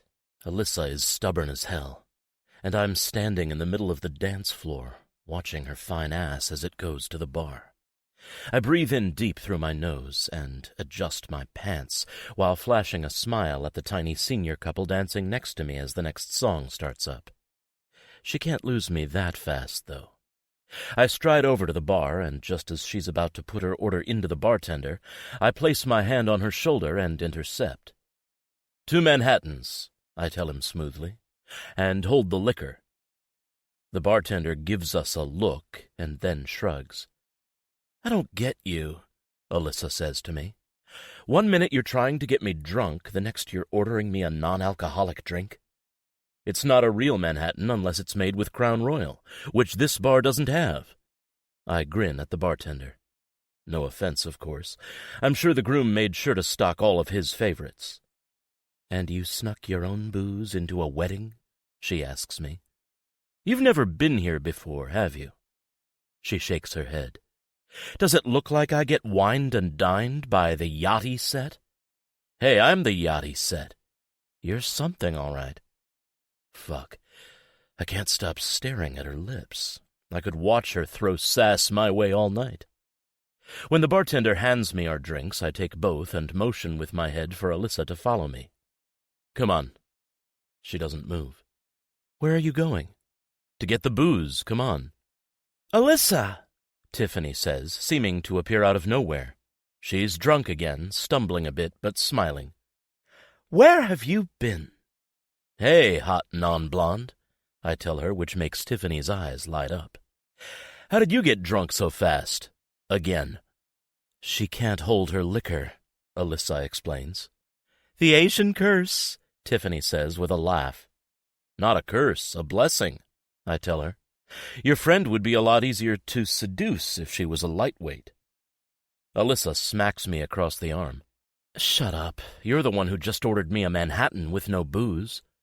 "Oh, Alyssa is super easy to seduce," Tiffany says. "You should see how many guys she sleeps with." A ragged gasp falls from Alyssa's mouth, and I laugh. "Tiffany!" she exclaims. "What?" says Tiffany, oblivious. "I only know this because you tell me every single detail from your dates. You always said there's no shame in just getting fucking laid when you need it, so you should probably take Emmett up on his offer so I can hear about it." 2 minutes, I playfully remind Alyssa, wagging my brows. "Fuck you," she says to me, and then looks at Tiffany. "And fuck you, too." Then she storms off. I look at Tiffany in surprise. Man, she is hard to read. Tiffany shrugs. "She's simple when you get to know her. You must not be used to women giving you the brush off." Considering the amount of wedding guests who've approached me for an autograph tonight, she's right. "It happens," I say, taking a sip of my drink and then feeling severely disappointed when I remember there's no booze in it. Since I have no idea where Alyssa has gone, I tell Tiffany, "If you see Alyssa, tell her to find me." You think she listens to me? I'm feeling lucky. Then I leave the ballroom and head down the plush-carpeted hall, past the walls lined with charts and nautical flags, all the way to the locker room. It's a long-standing tradition here for each member to have their own locker. Their purpose is solely to house bottles of booze. That way, when you're dining at the yacht club, you can just drink from your own stash. The locker room is long, filled from top to bottom with narrow wooden lockers, and mine is located around the corner near the end. I bring out my tiny key from my jacket pocket and unlock it, sliding out a half-empty bottle of Crown Royal. I haven't been at the club all that much since Boomerang got started, but I make a mental note to take the boat out one free Sunday. I pour the Crown in both drinks, unsure if I'll actually see Alyssa again, and lean against the lockers, enjoying the quiet. I'm not sure what it is about Alyssa that has me so intrigued. It's probably a lot to do with being given the brush-off, even though I know that she likes me. Or maybe she doesn't like me, per se, but she wants me. And the fact that I can tell she wants me, that I've seen her checking me out, the lust in her eyes, makes me want her even more. It's her brain that's holding her back. I have to find a way to shut that off. I sigh and swirl around the glass before taking a gulp. The silence here is good. As much as I love Will and am happy for him, events like this take a lot out of me, especially when I've been working nonstop. I need solitude more and more lately. The more that people want me, the more I need to pull away. The only problem is finding the balance. While I crave alone time when I'm being spread thin, I can't handle too much of it. Loneliness has found me many times before, always the wolf lurking outside. My phone vibrates again. I don't even bother looking. I know it's Autumn because she's been texting and calling for the last 2 hours. Guess she did find a pocket of cell reception in the middle of the mountains. You'd think that all that fresh air would have calmed her down a bit, but when I talked to her earlier, she sounded angrier than I've ever heard. Of course, being as that I pay for her services, you'd think she'd still have a level of decorum with me, but that ship has sailed. Now it's like I have a full-time babysitter. Honestly, I don't see why it's a big deal. Okay, I guess I can see why she's freaking out. Kept telling me that I was getting in dangerous territory and that this could even jeopardize my contract with Boomerang or any other work in the future. No one wants to be uninsurable. Just look at Lindsay Lohan. That's not what I want. Fuck. Half the time I don't know what I want. I close my eyes and lean my head back again. Here you are. I must be dreaming. I open my eyes to see Alyssa standing among the lockers. Her hip juts out to the side, one hand on it, full of fucking sass. And here you are, I tell her, unable to keep the grin off my face. Double fisting? She nods at the drinks in my hand. Only for you, I tell her, holding hers out to her. She hesitates, her eyes jetting from the drink and back to my face. What is this place, anyway? The seducing room? I chuckle, looking away briefly. It's where the club members keep their booze, the locker room. She steps toward me, running her fingers over the wood walls. Such a fucking rich guy thing, isn't it? Don't you all have booze on your fancy-ass boats? We do, I tell her. But sometimes we're lazy. I pause, watching her carefully. I'd be more than happy to take you to the boat, though, show you around. Not interested. And yet here you are in the seducing room, looking for me. I was looking for my drink, she says breezily. She stops in front of me and takes the drink from my hands. I hang on to the glass for a few seconds too long, staring intently into her eyes before I let go. She holds it in her hands, stares down at the liquid. Before my eyes, a wash of vulnerability comes over her, softening her features. She's almost delicate. It makes my dick ridiculously hard.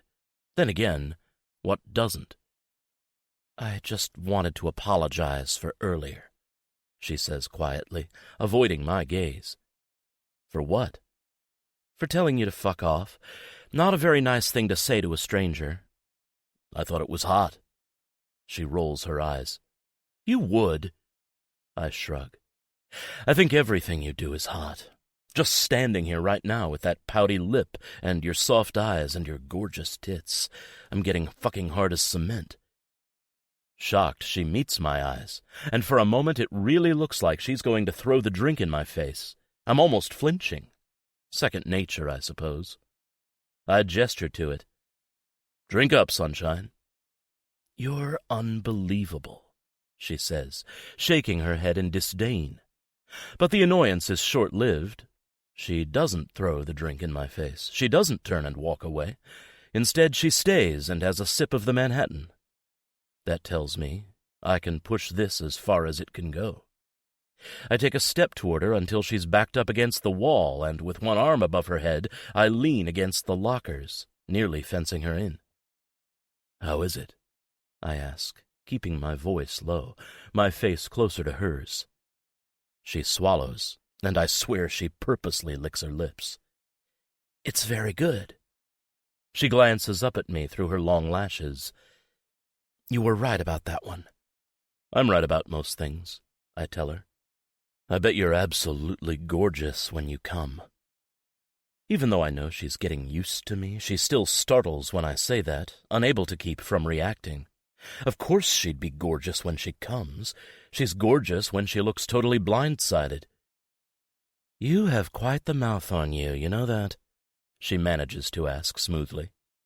I nod and slowly reach out, brushing her silky strands over her shoulder, my eyes fixated on the creamy slope of her neck. I know. My mouth would love to take you down to the boat, spread your legs wide, and bury my lips against you. I'll lick and suck your sweet pussy for hours before I fuck you hard with my tongue. She stills, her eyes shimmering with want and shock and a million other things, and I know I've got her. I reach down and wrap my fingers around hers on the glass and lift it up to her lips. Finish your drink. Then I'll fuck you whichever way you want. Her eyes narrow, and I can feel the heat from her gaze. I can't tell if it's sexual or anger-based, but either way I think I finally crossed a line. Does that work on every girl you try and sleep with? Her voice is raw. Normally other women don't make me work so hard. She laughs dryly. Oh my God, Emmett, you're insane. Can your ego get any bigger? No, and my dick definitely can't either, I tell her, grabbing her hand and placing it against my crotch, where I'm straining against the tuxedo pants. She gasps, but her hand still grips me, hard enough that my eyes fall closed, needing more of that delicious friction. You see what you're doing to me? I whisper to her. Why I have to work so hard? She clears her throat as I close the tiny gap between us. You call spouting off lines from erotica as working hard? Please, I eat romance novels for breakfast. You're no different from the vapid, dirty-talking alphas I read. I wouldn't be surprised if you had a Kindle highlighted with all the best lines to try. If I wasn't so turned on and determined, I'd be laughing at that. Except that I'm real and I'm here, right now. Don't you think it's time you got fucked by someone who knows how? She couldn't look more unimpressed. Why the hell do you think I'm not getting properly laid? That's mighty presumptuous of you. I can just tell. Oh, yeah? Can you tell I'm about to walk away and leave you to deal with your massive erection on your own? And at that, she turns on her heel and starts walking away. Damn, she wasn't joking. Without thinking, I reach out and grab her arm, pulling her back and into me. One hand goes behind her head, the other around the small of her waist. She looks at me with big blue eyes. She knows what's about to happen. The risk is if she likes it or not. A risk worth taking. I kiss her, hard enough that she gasps, breathless, my lips pressed flushed against hers until she yields, her mouth opening. She moans into me, my tongue sliding in sweet. God, she tastes like sugar and spice. Better than I imagined. My hand buries into her hair, tilting her head so I can kiss her with everything I have.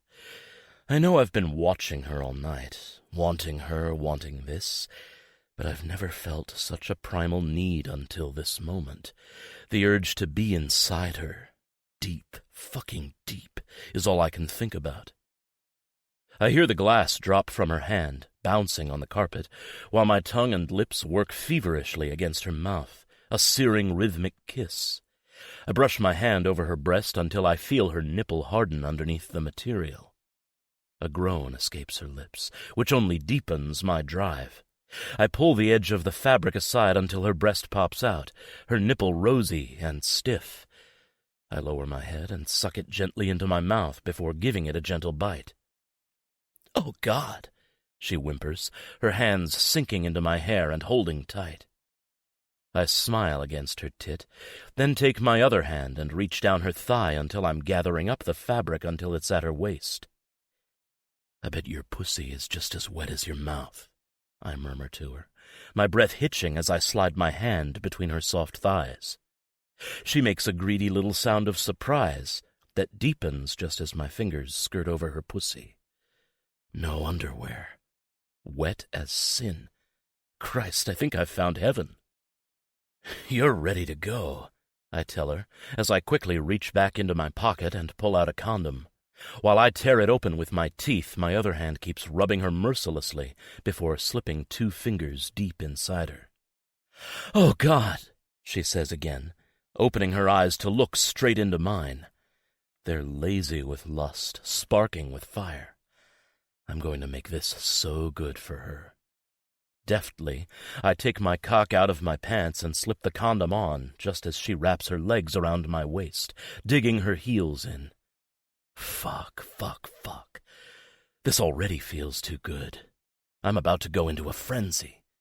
I quickly push into her with one quick, brutal thrust that wrings all the air from my lungs. She gasps, my mouth biting at her neck, my hand yanking at her neckline again, taking her nipple back in my mouth until she's writhing, moaning. "Fuck," I groan, slamming her back against the lockers, my pumps becoming faster and faster, like I'm trying to impale her on the spot. We kiss, and it's messy, teeth clacking against each other, lips and tongues trying in wild desperation to win. "Emmett!" she gasps, and I think maybe I'm fucking her too hard. Her head is starting to slam back against the lockers, and her nails are digging into my suit jacket. But when I look at her, she gives me a look that ignites me. Her wet mouth open, her blue eyes languid with lust. "Fuck me harder," she says. Her voice is all sex. "Jesus," I swear. She's a wild one. I start grunting into her neck as my pace picks up, sweat dripping from my brow and onto her chest. The fact that anyone could walk around the corner and see us only heightens the sensations, makes me extra aware of her sexy little gasps as I slide my fingers over her clit, the hot feel of her skin. "I'm coming," she moans, eyes closing, head rolling to the side. For a moment I think she'll stifle her cries. She knows there's a wedding reception just around the corner. But she doesn't. She lets it all go. "Fuck! Fuck!" she yells hoarsely, her fingers holding tighter and tighter as she pulses and jerks around me. "Oh God, Emmett!" I can only grunt in response as I watch her. I was right. She is gorgeous when she comes. Then my orgasm sneaks up on me, a total force of nature. It rips through me, fast, violent, uncontrollable, unbelievable. "Fucking hell, woman," I groan into her as I feel myself empty into the condom. She's getting every last drop out of me. I collapse against her, sweat dripping off my brow and over my nose. I can hardly breathe, but I don't care. I'm shuddering on the inside, completely unraveled. This sexy stranger, this prickly thing, she might just be the best lay I've ever had. I can't even think straight. "Are you going to let me down?" she asks after a moment, wrapping her hands behind my neck for support. "Maybe," I tell her, even though I grab her waist and she unhooks her legs from around me. I pull out, grabbing the condom by the end, then pull it off and tie it. Meanwhile, she smooths out her dress, puts her tits back in place. "Well, that was a long time coming," I tell her, as I put the condom in the trash and pull my pants back up. She laughs dryly. "You have a strange concept of time." Hey, I wanted you all night, sunshine. Looked like my dreams weren't going to come true for a while there. She rolls her eyes and bends over to pick up the glass she had dropped. "Well, now that the sexual tension is all out of the way," she says with a smirk, "how about we go back to getting drunk?" "Who said it was out of the way?" I ask her, pulling her into me and giving her a long, deep kiss. Fuck, she's a great kisser. If she gave me another 5 minutes or so, I could go again. She smiles against my lips and then playfully pushes me back. "Come on, you made all these promises. Fill her up." Dutifully, I do as I'm told. I fill up her glass with Crown Royal, fill up mine, and the two of us sit down on the carpet, leaning against the lockers, drinking the liquor straight. "Cheers," I tell her, clinking my glass against hers. "To Will and Jackie." "To Will and Jackie." "And the best 2 minutes of your life?" She bursts out laughing. "And to that, too." Chapter 5. Alyssa. There's a landslide inside my brain. Deafening. Giant slabs of stone slicing off the mountains and tumbling to the ground in a cloud of dust. Boom, boom, boom. Each impact makes me jolt, brings an array of sharpened knives into my gray matter. What the fuck is going on? Boom, boom, boom. It gradually turns into knock, knock, knock, as in someone at my door. Carla. Go away, I mumble, my mouth desert dry. I try and open my eyes, but I think my fake eyelashes are glued to each other. Did I not take off my makeup? Am I even in my bedroom? Oh my God, please don't tell me I'm still in my clothes. I feel down my sides, my hands skirting over voluminous silk. There is no worse feeling in the world than waking up the next morning in the clothes you wore out drinking. In this case, my bridesmaid's dress. It's a sign that you totally failed and got beyond trash-tastic. Not washing off your makeup before bed, that's bearable. But not even managing to get undressed? That's close to getting your adulting card revoked. And then I'm hit with a memory. The feel of Emmett inside me as he slammed me against the locker walls, the hoarse grunts from his throat as he came. Oh my God. And then Carla opens the door. I had to make sure you weren't dead, she says. I don't even have to open my eyes to know the look she has on her face. Totally unimpressed. You know, my normal expression when I'm not waking up the morning after a wedding. There's a reason we get on so well as roommates. Plus, there's the fact that she's a stoner and extremely low maintenance. And, I croak, blinking at the light that's coming in my window. Vile, horrible light. Am I dead? You look like you died in the middle of your prom. Please tell me you at least got laid. I can't help but grin. In fact, I'm not just grinning up at the ceiling like I'm high. I'm laughing. Oh boy, Carla says. I've got pickle juice ready if you want a quick fix. Even though a hit of pickle juice is essential to any hangover recovery methods, I'm still laughing. Because, oh my God, I totally got fucked by Emmett Hill last night. Cruiser McGill. Bruiser No Chill. Dr. Death. And whatever else name he has. And even though I know I should be deeply ashamed by all of this, I'm not. I mean, he was good. He was really fucking good. Best fucking cock I've got in a very, very long time. Maybe ever. I'd be sad about it if the endorphins weren't still running through me, faint, but present. Should I call a doctor? Carla asks, approaching the bed warily. I shake my head, and then stop immediately. The pain makes me wince, and yet I'm still smiling. I'm fine. Then what's so funny? Usually you're moping around for a few days after a wedding and eating all my chocolate. In fact, I bought a few extra bars because I expected your wallowing. No moping, just... I slowly ease myself up and give her a lazy grin. You did get laid, Carla says, patting my leg. Good for you. With who? You wouldn't believe it if I told you. You know I'm gullible, she says, sitting on the edge of the bed. Do I need to get a coffee for this? Popcorn? Pot cookies? I bite my lip, buying time while I figure out what I should say. There are no secrets between Carla and I. It's hard for there to be when you're both like-minded people sharing a 600-square-foot apartment. Whenever we come home from our dates or hookups, we give each other the play-by-play. But this time it feels a bit different. Not because I don't want to jinx it or anything. Honestly, I'm not planning on seeing Emmett again. Hell, we didn't even exchange phone numbers, and I was completely okay with that. It's just that Emmett isn't anonymous, and I'm not a starfucker. I mean, I'm anti all that shit. Not that this opportunity has ever come up in my life before.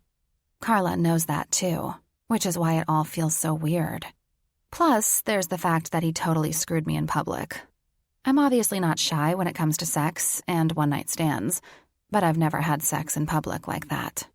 A locker room in the yacht club where any drunken sailor or wedding guest could come in and see us with my legs wrapped around his ass.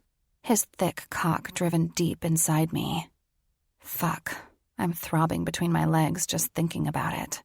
I have a feeling once I start moving, I'm going to be sore. Like his body has made its mark on me. Alyssa? Carla says slowly, studying my face in such a way, like a detective, that I know there's no point in lying. Okay, but promise you won't tell anyone. She rolls her eyes, throwing up her hands. Who am I going to tell? Don't take this the wrong way, but my friends don't care about my roommate's sex life. I tilt my head. Well, they might. Carla just stares. Spill the beans or no pickle juice for you. Geez, hard bargain. I take in a deep breath and try to say it as normally as possible. Did you ever watch Degrassi? She's totally puzzled. Yes? Wait, the new or the old one? The new one. Then yes. Why? Why? Did you sleep with Drake? I have never seen her look so excited before. I shake my head. You know that stupid superhero show Boomerang? With the hot Aussie? Yes.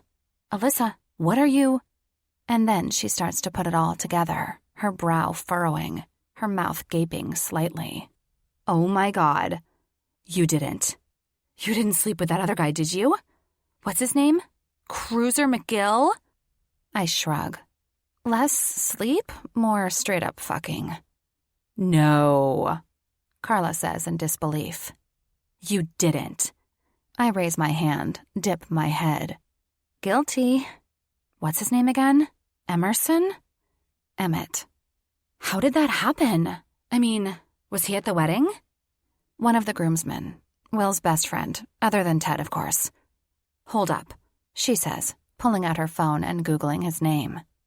This guy. Of course, it's a pic of Emmett from Degrassi, when he was all fresh-faced and floppy-haired. It was almost impossible to picture him as the man that fucked my brains out last night. The man from last night knew exactly what to do with my body, playing it like a fine-tuned instrument, even if we only had a few minutes with each other. He's all grown up, Carla, I remind her. And he is packing heat. She gives a giddy squeal and starts pulling up more photos. One of them is from a recent photo shoot where he's shirtless.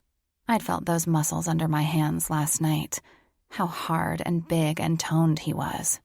Though he was clothed with me, the picture of him here doesn't even encompass everything he is. Watch yourself, a loud voice in my head sounds off. You're starting to sound like you're crushing. I make an attempt to rein myself in. So where did it happen?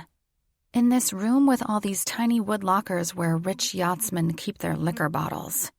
I go on to tell her how persistent he was all night with me. Not to mention the stuff that kept coming from his lips. I have never in my life been around someone more forward. In fact, it was borderline off-putting. Okay, it should have been off-putting. Maybe that's why this thing bothers me a little bit. It's not that I slept with Emmett Hill. It's that I slept with a guy who knew he could get me into bed and had no problems acting like it. I don't mind honesty in people, but in some ways, I wish I hadn't succumbed to someone so outright cocky. When I'm done describing the night, Carla lets out a low whistle. Only she can't whistle, so it comes out as a high-pitched squeak. I'm not exactly up to date with celebrity rumors, but I guess what I've heard is kind of true. Which is? Man whore about town? I sigh. Yeah, well, obviously I'm one of his victims. Oh, come on, she says, getting off the bed. You needed a good romp and you got it. You came, right? Hell yes. My voice is blissful. Haven't come that hard in forever. TMI, Carla says. Didn't need the details. But seriously, who cares if he's a man whore? You got your fun. You're not going to date him, right? Now you have a fun story to tell, and you got the dick you needed. I guess the real problem here is, it is a fun story, but one I wouldn't repeat. If I had slept with, I don't know, Chris Evans, I'm sure it wouldn't stay a secret. It would feel beyond special. But Emmett Hill? He's probably with someone else tonight. Maybe even right now. Wow, Carla says as she stares down at her screen, scrolling around. He broke someone's phone last night. A fan or something was trying to take his picture. Actually, it wasn't a fan. It was a dickhead who was stalking him and putting it on his Instagram. Live video, trying to trip him up. I'm strangely defensive. Oh, okay. That sucks, she says, reading something. Then, suddenly, her eyes bug out. Oh my God, she exclaims. What? Oh my God, Alyssa, look. She shoves the phone in my face. Am I high? Or is this you? It takes me a moment to adjust, my eyes tired. What at first looks like a random couple kissing comes into focus, and I realize it's not a random couple at all. It's me. And it's Emmett. At the wedding, when we were hanging out in the hallway after we had sex. That limbo period where we drank the rest of his Crown Royal and just acted like, well, like a couple.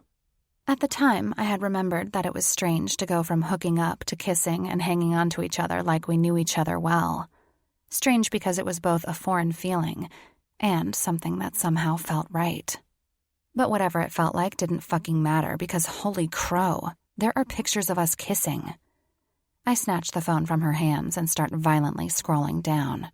There are pictures of us holding hands, me leaning into him, another with his arm around me, and he's laughing. It looks far more intimate than it was. I just remember being drunk and laughing a lot. That's it. Hell, and the pictures are on Perez Hilton of all things. Alyssa? Carla says. I know. What the hell? My voice is shaking, my heart racing. I'm sure some people dream about making Perez's radar, but I certainly don't. Thankfully, as I read the short article, Perez calls me a mystery blonde. Then he goes on to mention that it's nice for Emmett to find a girl who is, and I quote, a nice, curvy, normal-looking girl, not those gorgeous young actresses he's always with. I'm stewing over that too much to even realize that Perez is painting the scene about us as if I'm Emmett's girlfriend instead of a hookup. Right, because Emmett would never just have sex with someone as big and normal as me. This isn't good, I tell her, my hand starting to shake. I wonder who took the photo, Carla says. Whoever did it probably got a lot of money for it. Was there paparazzi at the wedding? I shake my head, trying to think, but the pounding in my brain is back with a vengeance. No, I don't think so. Maybe? I mean, I didn't recognize everyone. Will has a hell of a lot of contacts and many are in the film business, so it could have been anyone. You should find out, and then set the record straight. Email Perez and tell him you're the mystery girl. Why would I do that? I don't know, because Perez Hilton, like the most popular celeb gossip blogger in the world, is implying you're a couple and you're not a couple. Unless you want to keep up the charade. God, no, I tell her quickly, trying to imagine what my sisters would say. God, I would never hear the end of it. We don't keep in touch much, but they would surely reach out over this shit. And then there's everyone at work. And Jackie and Will. Oh my God, Jackie and Will. I have to tell them. They have to hear it from me before anyone else. They have to know the truth. Especially after they specifically warned Emmett to stay away from me. If only he listened. I knew I was showing too much cleavage last night. I practically lured him between my legs. I put my head in my hands, tossing the phone on the bed. Urgh, I moan. I don't know how to deal with this shit. Usually my sex life stays pretty damn private. Hey, at least there isn't a picture of you actually having sex, she points out. She picks up her phone and starts going through it again for a minute while my brain stutters, trying to figure out what to do. Just Jared is reporting it, and so is TMZ. They're following Perez's lead and saying you're, well, anyway, a new girl, and it could be something serious. Oh my God, I exclaim. How are they getting that info? We hooked up. End of story. They're spinning stuff. This is what they do. Everything that gets reported in the tabloids and shit are half-truths. Well, what is a half-truth? It's not like it's not what it looks like. You did sleep with him, right? And did all this cuddly shit after. That's the half-truth. They're just stretching and speculating. You know most people don't believe everything they read. I wish that was true, but it's only getting worse these days. Anyway, what's the worst that can happen? Carla asks. You just said I needed to set the record straight, I remind her, exasperated. Just trying to figure this out. If you look at it from another angle, it's actually pretty cool. Or at least funny. How is it either of those things? Because you're on all the gossip sites because you had sex with Hollywood's current bad boy and now everyone in the world thinks you're his girlfriend. It's pretty fucking funny. But I'm not even amused in the slightest. Carla decides to make me breakfast to wake me up and help me cope, and while she does that, I frantically try to get a hold of Jackie or Will. But of course they're on their honeymoon to Mexico and are probably in the air. Maybe no one will notice, Carla says as she watches me shovel bacon into my mouth. And it will all blow over. I mean, do you even remember the names of the girls that Emmett's been with before? No, there's always someone else. I'm sure in a few days there will be some other girl he'll be caught sucking face with and it will all be over. Plus, they don't have your name. So there's that. I think about that for a moment. It doesn't necessarily sting. I knew that it was a one-night stand, but again, it makes me feel utterly disposable. And I'm starting to think that there's a good chance they could get my name. Obviously, whoever was at the party and took the photos could find that out pretty quick. Shit. What if it's someone I actually know? Like, personally. As in, someone I work with. Casey. Fucking hell, it's probably Casey. Casey, who seemed way too interested in us on the dance floor. If he found that part interesting, I'm sure he'd do the same if he caught us kissing. Then again, I have to be sure before I make any accusations. As much as I don't really like Casey, especially as I've been brushing off his sleazy advances as of late, and as much as I feel like firing blame at the first person I can think of, I know I have to hold off until I know for sure. So you don't have Emmett's number or anything? Carla asks me, reaching over to pour me a cup of coffee. Usually she's not this doting. It's like I'm sick or something. It's not far off. My hangover is still lingering, and I'm sick to my stomach over the fact that there are secret photos of me circulating the entire world. No, we didn't exchange numbers, I tell her. What was the point? It was what it was. And apparently a hell of a lot more to the rest of the world. We'll see, I say with a sigh just as my phone beeps. It's a text from Tiffany. All caps. OMG, you're famous, did you see? And then she sends a million links and screenshots of the infamous pictures. When it stops, I text, Old news, Tiffy. Now I need you to find out who took those fucking pictures. Do you know who it could have been? No idea, she replies. But let me put on my thinking cap. Tiffany's thinking cap isn't always screwed on properly, so I'm staring at the phone for a few moments, waiting for her to reply and come up with something when there's a buzz at the door. I glance at Carla. Are you expecting someone? She shakes her head and goes over to the console on the wall, pressing the button. Who is it? Is this Alyssa Martin? A raspy voice says. The same raspy voice that told me I was gorgeous when I came. Who told me he wanted to fuck me hard with his tongue. Oh, no. No, this is Carla. Who is this? Carla says, obviously not recognizing Emmett's voice like I do.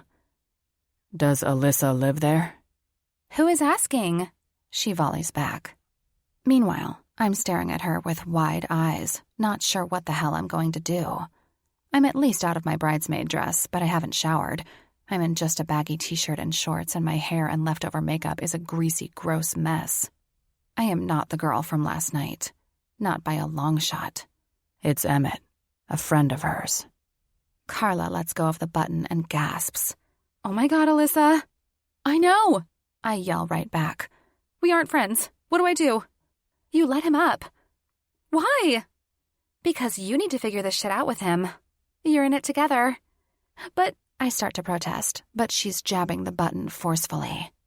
Come on up, she yells into it, then whirls around, clapping her hands together. This is going to be fun. You're worse than Tiffany, I tell her with a groan. For shame, Carla says. I'm just glad that things will be sorted out. I didn't sign up for a famous roommate. By the way, you should probably change. I glance down at my wanton bralessness and know I look like a hot mess. I know I want to go change, make myself look presentable. Then I remember I shouldn't care what Emmett thinks. And there's also not enough time. Our apartment is on the ground floor and now Emmett is knocking at the door. Carla goes to answer it, but I quickly brush past her. I don't even know if I want Emmett in the apartment, not with everything that's going on. And Carla would probably sit him down and start cooking him breakfast too, telling him my entire life story and especially all the embarrassing bits. With my hand on the knob, I take in a deep breath and open the door. And there he is. I hoped that it was the excess alcohol and the sappiness of the wedding that skewed my memory of him, making him more attractive in my head. But that is not the case at all. Here, today, in the sobering light of the hallway, he's tall and deliciously broad-shouldered, in a faded charcoal t-shirt and dark jeans that look as fantastic on him as the suit did. Maybe even more so because now I can make out the hard lines of his chest, the bulge of those huge biceps and thick forearms, the very arms that held me up last night like I weighed nothing at all. And then there's his face. It's absolutely boyish with that wide, cheeky smile of his blue eyes twinkling. My stomach shouldn't be doing flips at the sight of it, and he certainly shouldn't be smiling given the circumstances. But this is what's at my doorstep today. To think I didn't want to open the door. "Hey, Blondie," he says. "Can I speak to you for a second?" And before I can say anything, he looks me up and down. "Rough night?" "Why are you here?" I managed to say, ignoring his comment. "How did you find me?" "You really don't know why I'm here?" "How did you find me?" I repeat. "I have ways," he says, his eyes flitting over my shoulder to Carla. "Hello?" he says to her cordially. "Hey," she responds in a voice that tells me she's trying hard to play it cool. "So can I come in?" he asks, looking back to me, brows raised, creating lines across his forehead. Somehow it makes him look even more adorable. I know I have to let him in, that we have to talk about what happened, especially since he went out of his way to find me. But still, I don't move for a few seconds, the two of us locked in some kind of staring contest. Finally, Carla clears her throat, breaking the tension. "So thou shalt not pass, or what?" I give Emmett a slight nod of approval and step out of the way, letting him into our place. As he passes by me, I get a whiff of his smell. God, it's like an instant aphrodisiac, a lightning bolt of lust straight between my legs. Flashbacks from last night crowd behind my eyes. "So, this is where you live?" he says, looking around. He crosses his arms across his chest as he does so, which causes his shirt to rise a little. It draws my eyes like bees to honey, and I see out of my peripheral Carla has the same staring problem. Hot damn. He has the stomach you just want to lick right up. "Cute place," he adds. "Yeah. Sorry you're slumming it at the moment," I tell him sharply. I can feel Carla giving me a look at that. I'm not sure why I feel the need to take jabs at him. Except, he's part of the reason of the current mess we're in. "Anyway," Emmett says, sliding over that with ease and flashing me a reassuring smile. Really wish he would stop doing that. "I'm assuming you know the reason why I'm here." "Do tell," I say, playing dumb. He doesn't buy it. "I guess I should have discussed with Will if there were going to be guests at the wedding who wouldn't be respectful with privacy. I wasn't thinking, really, that anyone would be there who would want to take and sell pictures of me." "It also would have helped if you two didn't screw each other in public," Carla says. Emmett gives her a questioning look, one with a hint of coldness in his eyes. "Carla," I admonish her. Then I nod at my bedroom. Perhaps we should discuss this in my bedroom. And no, it's not an invitation. The coldness in Emmett's eyes disappears, and the grin is back. "Whatever you say." With a long exhale, I head toward my door and open it, ushering Emmett inside. Once I close the door behind me, though, I'm starting to rethink this as being a good idea. With him in my room, alone with me, suddenly everything seems very small. Everything but him. His presence is taking over. I lean back against the door, keeping my distance just in case he starts talking dirty again, or I catch another whiff of whatever crazy-ass pheromone made me jump his bones last night. "So," I say. "So," he says, rubbing the back of his neck and looking mildly sheepish for once. "Look, last night." He pauses, searching for words. "I didn't think anything of it." I give him the evil eye of all evil eyes. "Thanks." "What I mean is, I had a lot of fun with you." You kept me on my toes the whole fucking night. I don't know the last time that happened. Well, hooray for me then. Glad I could keep you on your toes and our picture all over the damn internet. Once I find out who took that picture, you know I'll fucking kill them. You didn't sign up for any of that, and I should have been more aware of the situation. I guess I don't know. I'm not used to this, you know? That people give a shit and give a shit about the wrong thing. He looks off, his eyes absently searching the walls. I know the last thing you want to hear is the woe is me celebrity thing. I got that from you last night. But the honest truth is, I forget that my life has changed, and in some ways is no longer my life, no matter how hard I try to keep some things private. I can't help but laugh. What do you keep private? I don't even keep up with this pop culture, and yet I know that you've hooked up with a shitload of girls, that you're getting in fights, that you're causing trouble on set. What else could you possibly keep under wraps? If the world feels like they know you and own you, it's because you let them. He stares at me blankly for a few moments as if he didn't hear what I said. Then he scoffs. Forget about keeping me on my toes. Sometimes I think you want to knock me right down. I shrug. Just calling it as I see it. As an outsider. Although I guess I'm not really that anymore, am I? No, you're not. He looks serious for once. And that's why I had to talk to you. You see, I know that this is all new and strange for you, and you probably don't appreciate having your photos splashed across the internet. Even though they are very lovely photos, of course. You look fucking fantastic. I don't even bother mentioning the way the sites are humoring the way I look, and how different I am from his usual arm candy. He goes on. So I can see why this is a shock to you, and an invasion of privacy of sorts. But I don't think this is the end of the world. I frown at him, crossing my arms. Come again? He takes a step toward me, his broad hands raised. This is going to sound all sorts of crazy, but just hear me out, okay? A beat passes. His mouth quirks up into a half smile. I have a proposition for you. Chapter 6. Emmett. Alyssa is immediately suspicious. I don't blame her. I mean, I just showed up at her apartment when she never told me where she lived, and now I have a proposition for her. And I know she's going to get even more wary once she hears what it is. Not that I mind. She's fucking adorable when she's confused.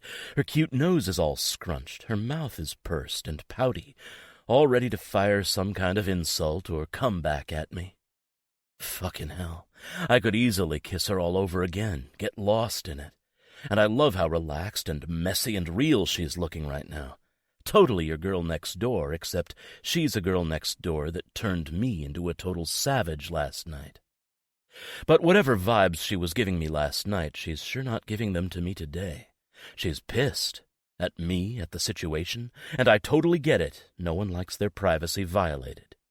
Which makes what I'm about to propose to her all that much trickier. To be fair, it was my publicist's idea.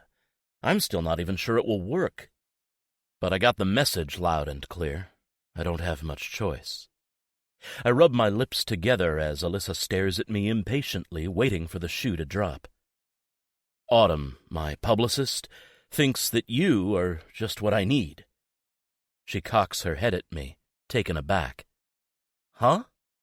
You see, they say all publicity is good publicity, and that's not exactly true. Good publicity is good publicity, and if you have too much of the bad, you need the good to balance it out. Like anything in life, right? So I've been pretty fucking bad as of late. Now it's time to turn it over. Alyssa shakes her head. I don't understand. What does this have to do with me? I know I have to tread delicately and wish Autumn was here with me to do this the right way. I'm not exactly known for my tact, and Alyssa is especially prickly. Plus, there's a part of me that seems to like pissing her off. Don't ask me why or how. I don't understand how the fucking industry works, the tabloids and the gossip sites. I don't know why certain things get hits or seem to attract the public. But the fact is, people are really enamored with those photos. The idea of me with, well, someone like you. She looks like I just slapped her. I didn't mean for it to come out that way. Sorry, I say quickly. Oh, I get it, she snipes with fire in her eyes. People think you're all humble now because you're with a fat chick. Now I feel like I've been slapped. Fat? What the fuck are you talking about? You're gorgeous. You're perfect. I'm 10 times the size of whatever girl you're usually with. I'm curvy, I'm soft, I have a cute face. I'm not all angles and bones and fake boobs and long legs and... I raise my hand. Whoa. Alyssa, let's not get crazy here. You're all those wonderful things, and people like that. They think it's a good change of pace for me. All of them, all of the comments, they want this to be a thing. For the mystery girl to actually mean something to me, and not be just some random screw. So what? So the fact is, I want to keep up appearances. I want the world to believe that you and I are serious. Her face is blank. But we aren't. I know. We had sex. I know. That was it, right? Normally I would be careful here, because every time I've been with a girl who seemed okay with a one-night stand or a purely physical relationship, it turned out they always hoped for more or expected more. But with Alyssa, I'm pretty sure she might just hate me. So... Right. I honestly never expected to see you again, I admit. She doesn't flinch. Same. But here I am. And you're talking nonsense. What did your publicist say exactly? Autumn. You'd like her, really. She said that if you were my girlfriend, that it would make me a lot more palatable for people right now. The bad boy image apparently doesn't work when you're 38. Alyssa stares at me for an eternity, eyes flickering with something I can't read, while a million thoughts seem to wage a war inside. Your publicist thinks we should date? She repeats. How is that even a PR strategy? I assure you she's good. She's been in the business a long time, deals with actors here and in L.A. all the time. She's got contacts. She's got ways. She was able to get me your address, after all. If she suggests this, I believe her. She shakes her head, rubbing her hand down her face with a sigh. It's just stupid. Why would you even entertain this? Just get your shit together and stop acting like a douche. Is it so hard? Ouch. I'm working on it, but this will help. And what will it hurt? You, nothing. It won't hurt at all. But what about me? Name me a single fucking thing I would have to gain by pretending to be your girlfriend. I'm not a fame whore. I like my privacy. I like being anonymous. This sounds like absolute hell. I frown. I'm not that bad. I think you might just be. I didn't want to bring up this next part, the part that makes it seem a bit sketchy, but here it goes. I would make it worth your while. She laughs bitterly. Oh my God, you think fucking me is a selling point? This has nothing to do with sex, I tell her quickly.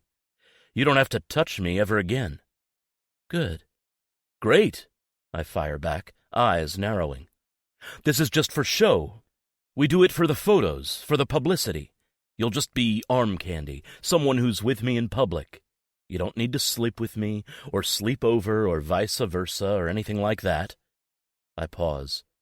And I would make it worth your while because I'll be paying you. Her head jerks back. You'd pay me to be your fake girlfriend. Man, it sounds asinine when she puts it that way. Yes. Heavy silence looms over us like a cloud. Then, how much? I tilt my head at her curiously. I'm actually surprised she asked. Whatever you want. She watches me carefully and comes away from the door, slowly walking toward me.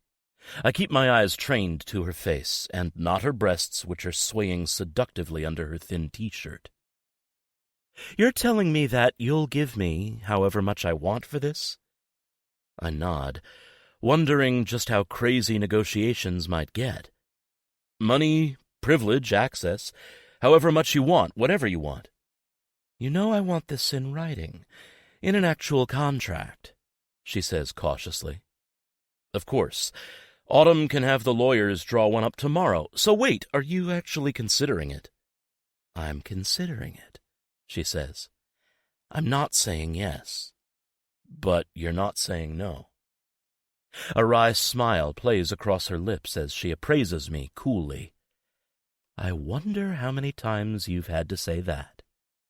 You know I'm persistent. Like a fucking mosquito.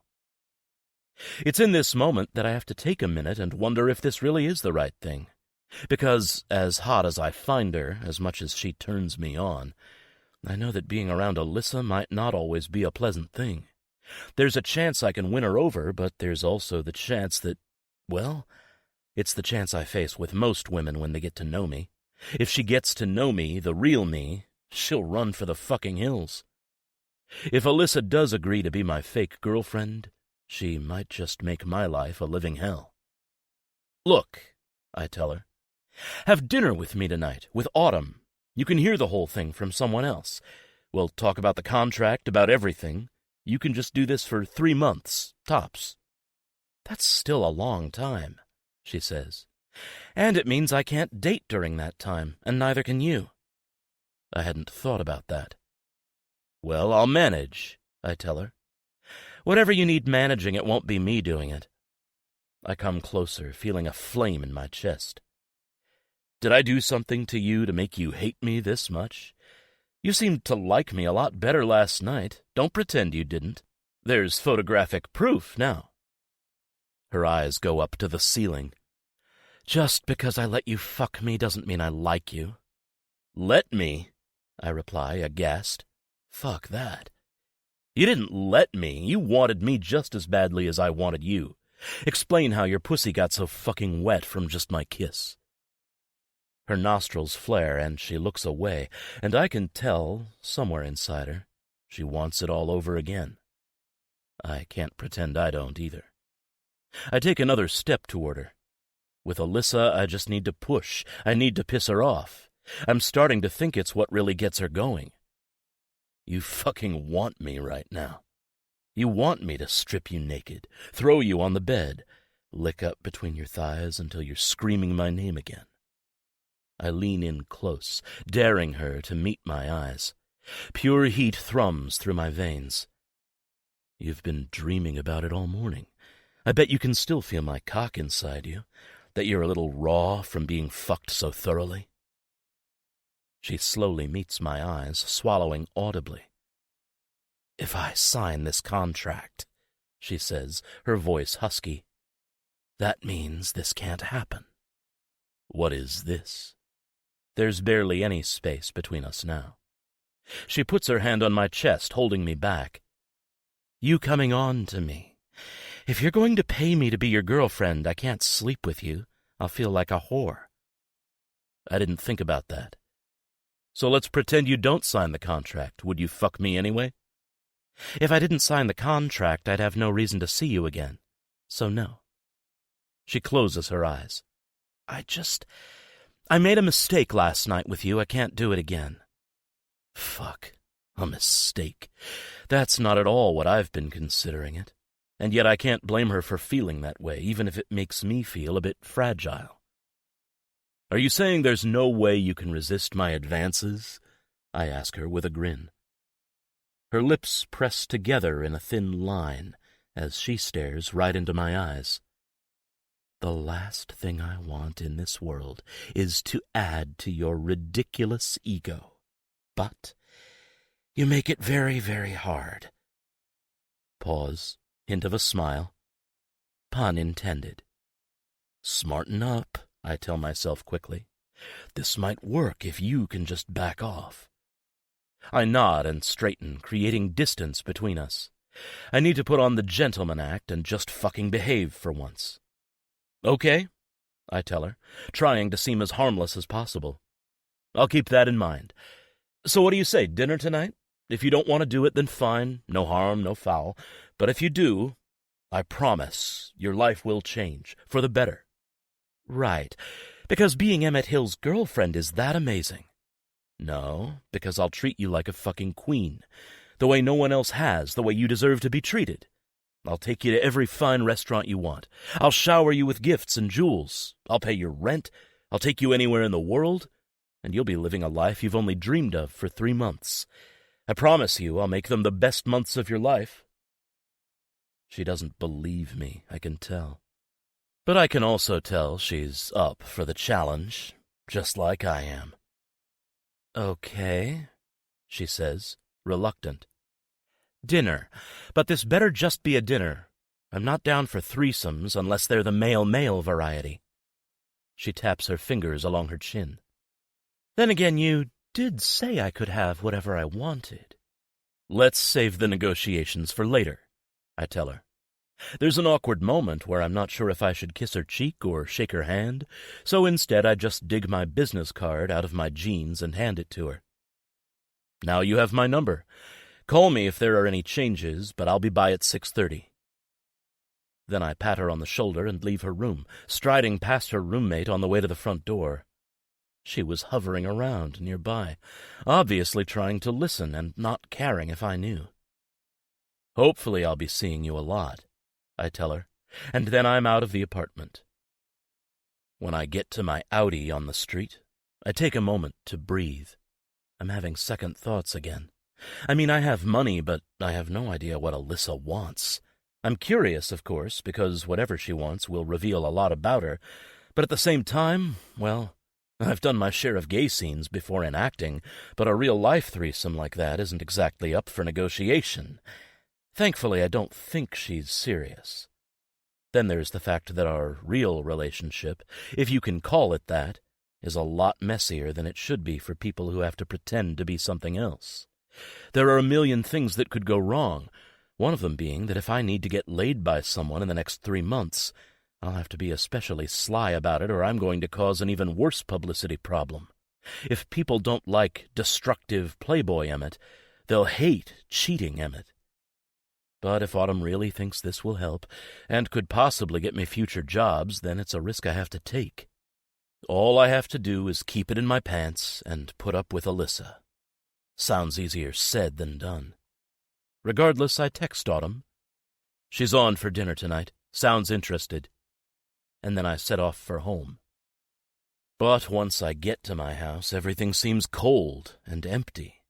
I have to admit sometimes the beautiful things feel the most hollow. Even though Alyssa's apartment was tiny and messy, it was full of life and energy.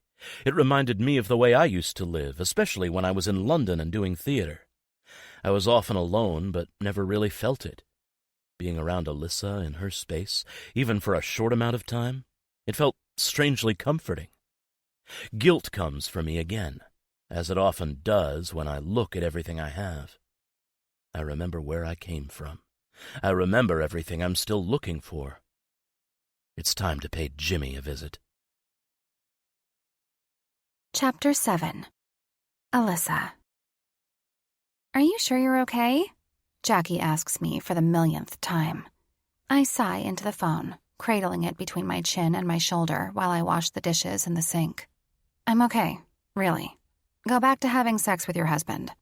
Jackie laughs. You know we were having plenty of sex before we got married. The whole purpose of sex on the honeymoon is to produce a baby, and guess what? We've got a bun in the oven. And how is that bun making the oven feel? Tired, actually. Plus, the traveling has taken it out of me, and I'm totally showing now. I'm just not huge, so when I walk around in a bikini, people can't tell if I'm pregnant or just extra fat. You look extra beautiful, and you know it. You better go enjoy that sunshine, and I better not drop this phone in the sink. Okay, she says warily. But text me. I know this whole thing is so fucking bizarre, and I really hope no one gives you shit at work tomorrow. If they do, tell them they're fired, on behalf of Will. Jackie. I can hear Will playfully chastising her in the background. Will do, I tell her. Talk to you later. It takes me a moment to dry my hands before I hang up the phone. Normally, it's Carla's job to do the dishes, but today I needed something to do. I've cleaned the entire apartment. Anything to keep my mind off of Emmett. I even tried to listen to an audiobook while vacuuming, but the dirty talk that the hero was spouting reminded me way too much of Emmett. Fucking hell. He's like a book boyfriend come to life. And I might be his girlfriend. Fake one, that is. Ever since this morning when my entire world was flipped upside down, I've been faced with a dilemma unlike any I've ever faced before. Basically, Emmett asked me to not only be okay with those photos, but to actually do more of them. Staged, of course, but still. I'll be purposely thrust into the sleazy limelight. To my credit, my first reaction was no fucking way. I mean, I figured he had practically stalked me and came over to tell me he was filing a lawsuit against Perez Hilton or something, and was going to find out who took the photograph and beat his fucking ass down. But then he opened his stupid mouth and came up with a proposition only an immoral fool would consider. And while I may be loose with my morals sometimes, this was something that really shook the ground I stood on. But then, I started to think about it. Obviously, this whole thing would benefit Emmett, and I really couldn't give a shit if I help his image or not. He seems to think there's some conspiracy against him. Like it's totally unfair that the media is painting him a certain way when he is, in fact, a certain way. They're just reflecting the truth. Then he said it would benefit me. Money, plus anything else. And honestly, I could use the money. My savings account is non-existent. I'm tired of scrambling from paycheck to paycheck. I'm 28 and I feel like I have miles to go before I'm an adult. I want something to fall back on, a sense of security in a life that increasingly feels insecure. Plus, I have dreams that are probably fruitless and futile, but money could at least give me a shot at them. Of course, there's also the curiosity factor. The excitement. I'm not really sure what else Emmett could give me, and I wouldn't feel right asking for it. But when he told me I would be treated like a queen with him, a little thrill ran through me. Every woman dreams about being swept off their feet, but the way things have aligned in my life, I'm not sure that's ever going to happen. I've just had a string of dates and short-term boyfriends who never really looked at me as more than just another person taking up space. Does that make me epically shallow? The fact that I'm considering all of this just to feel special and doted on? Maybe. But for the first time in years, I'm actually excited about something. I sigh and look around the apartment. It's spotless. When Carla gets home from her shift, the place will be fit for a queen. It's not long before 6:30 rolls around. I've spent a good hour getting ready, spending way too much time on the dress, hair, and makeup, trying to look just right. I keep telling myself it's because I want to look good for his publicist, who knows why, and that I rarely go on fancy dinner dates. I tell myself everything in order to pretend I'm not looking good for him. See, I'm an expert at faking it already, and especially to myself. When the buzzer goes off, I practically jump out of my skin. I grab my purse and hurry over to the intercom. "Hello?" I say into it, hoping I don't sound nervous. "Hey, sunshine." God, even through a crackly speaker, his voice sounds sexy. I swear I'm getting a little wet just hearing it, like it's some sort of automatic reaction. I clear my throat, ignoring the heat between my legs. "I'll be right down," I tell him. Then I take a moment to compose myself and get my hormones under control. I swear to God, earlier today I was so close to pushing him back on my bed and taking off his pants. It was so bad, I could barely look at him. Every time I met his eyes, I was hit with a pang of desire, like a punch to the chest. Not that looking elsewhere helped. His body in that shirt was just...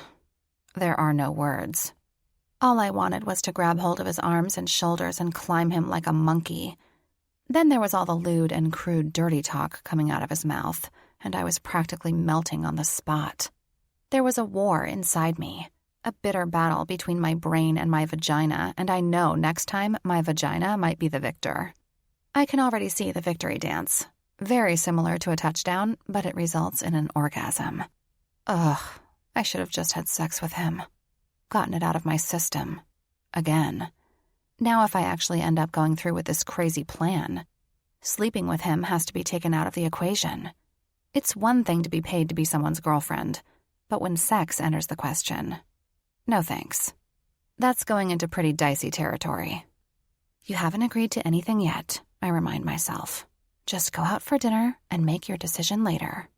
I nod at my internal pep talk and go out the door. Emmett is waiting outside the lobby. Of course he looks amazing. slightly more dressed up now. Jeans, a white button-down shirt, skate shoes. Casual and completely fuckable all at once. Shut up, vagina. You look beautiful, he says to me, and for once his eyes don't leer at my breasts. Thank you, I say, taking the compliment as coolly as possible. Just because he said I look beautiful doesn't mean I need to swoon. Trying to impress me? He asks as he starts toward an Audi, its silver sheen gleaming under the sun. I knew you were going to say that, I tell him. I was tempted to show up in what I wore this morning, just to prove a point. Go braless? Best decision you ever made. If I didn't know any better, I'd say you did that for me too. I didn't even know you were coming over. You're the crazy person who stalked me and showed up at my door. Persistent as a mosquito, he says as he opens the passenger door for me. After you, sunshine. I snort and slide on in. Obviously, my nickname is an ironic one. So where is this Autumn? I ask him as I casually glance around the car. It's really fucking nice. All black leather interior, walnut trim. But I can't let him know I think that. At the restaurant already, he says, starting the engine. It purrs like a dream. When he starts driving down the street, I've got that thrill going through me again like a rogue wave. I'm nervous, and I'm excited. Just to be in a car like this, with a guy the world is talking about, off to some fancy restaurant. Maybe being his pretend girlfriend wouldn't be the worst thing in the world. Maybe it would just be a lot like this. As if he can hear my thoughts, he turns to me. Can I ask you a question? Sure, I say, my eyes fixated on his hand on the gear shift. His tanned, muscular forearm, the white shirt sleeves shoved up to his elbows. Why did the concept of money make you change your mind? I swallow, feeling a tad uncomfortable, even though I shouldn't. It's why I'm here. Money talks, doesn't it? Didn't it buy you this car? So that's what you want? Cars, designer clothes, expensive shoes? I shake my head. No, actually. I mean, those are all nice, though I doubt I fit into any designer clothes. Baby, you have got to rethink your body issues. I give him a sharp look. You just called me baby. I did, he says, grabbing a pair of aviator sunglasses from the center console and slipping them on. You have a problem with that? He flashes me that stupidly handsome grin of his. So, of course, no, I don't have a problem with it. Back to my question. He goes on. What do you need right now? What do I need? What will money buy you? This money. What are you looking for? We all have needs. We're all looking for something. What do you think all of this will solve? I frown as I study him, wondering why he's getting all philosophical. Is this some kind of test? Find out if I'm spending it on drugs or something? I expect him to laugh, but he doesn't. I'm being serious. Well, okay then. I don't know, I say after a beat. I'm working paycheck to paycheck. I have nothing in my savings. I feel like I'm just surviving, not living. I want to have enough money, or just some money, so that I can live for a while. You mean not work? No, I want to work, I just... You don't want the job you have anymore. You want to do something else.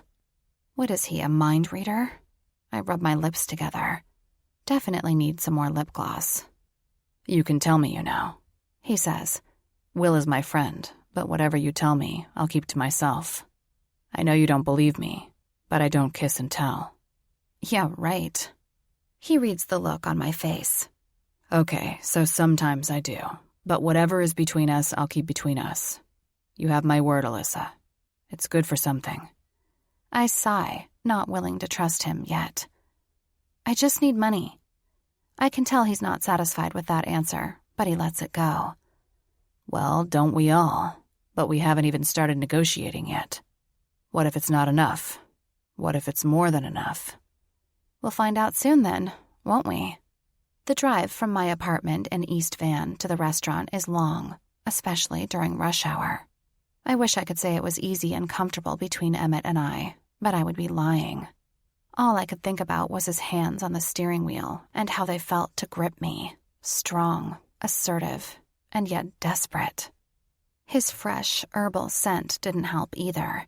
It just added to the growing sexual tension between us. How on earth was this even going to work? I mean, really, what the hell was I doing? But once we arrive at the seafood restaurant, things get down to business.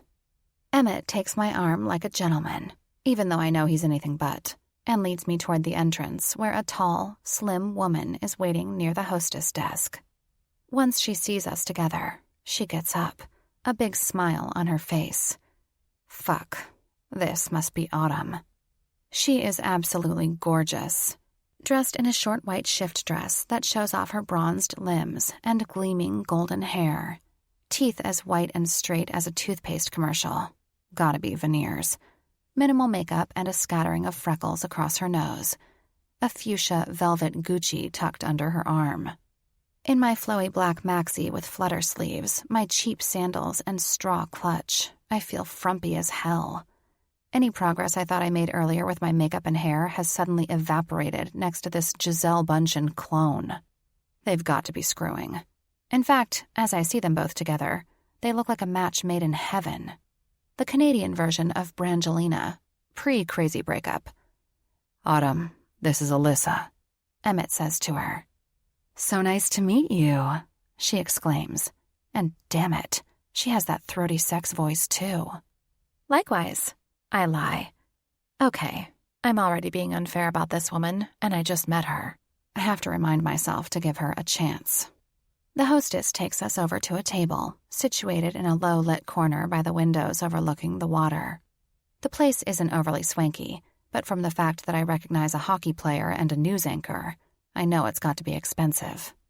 Both Autumn and Emmett sit across from me at the table, and suddenly I feel like I'm being inspected like a prize cow.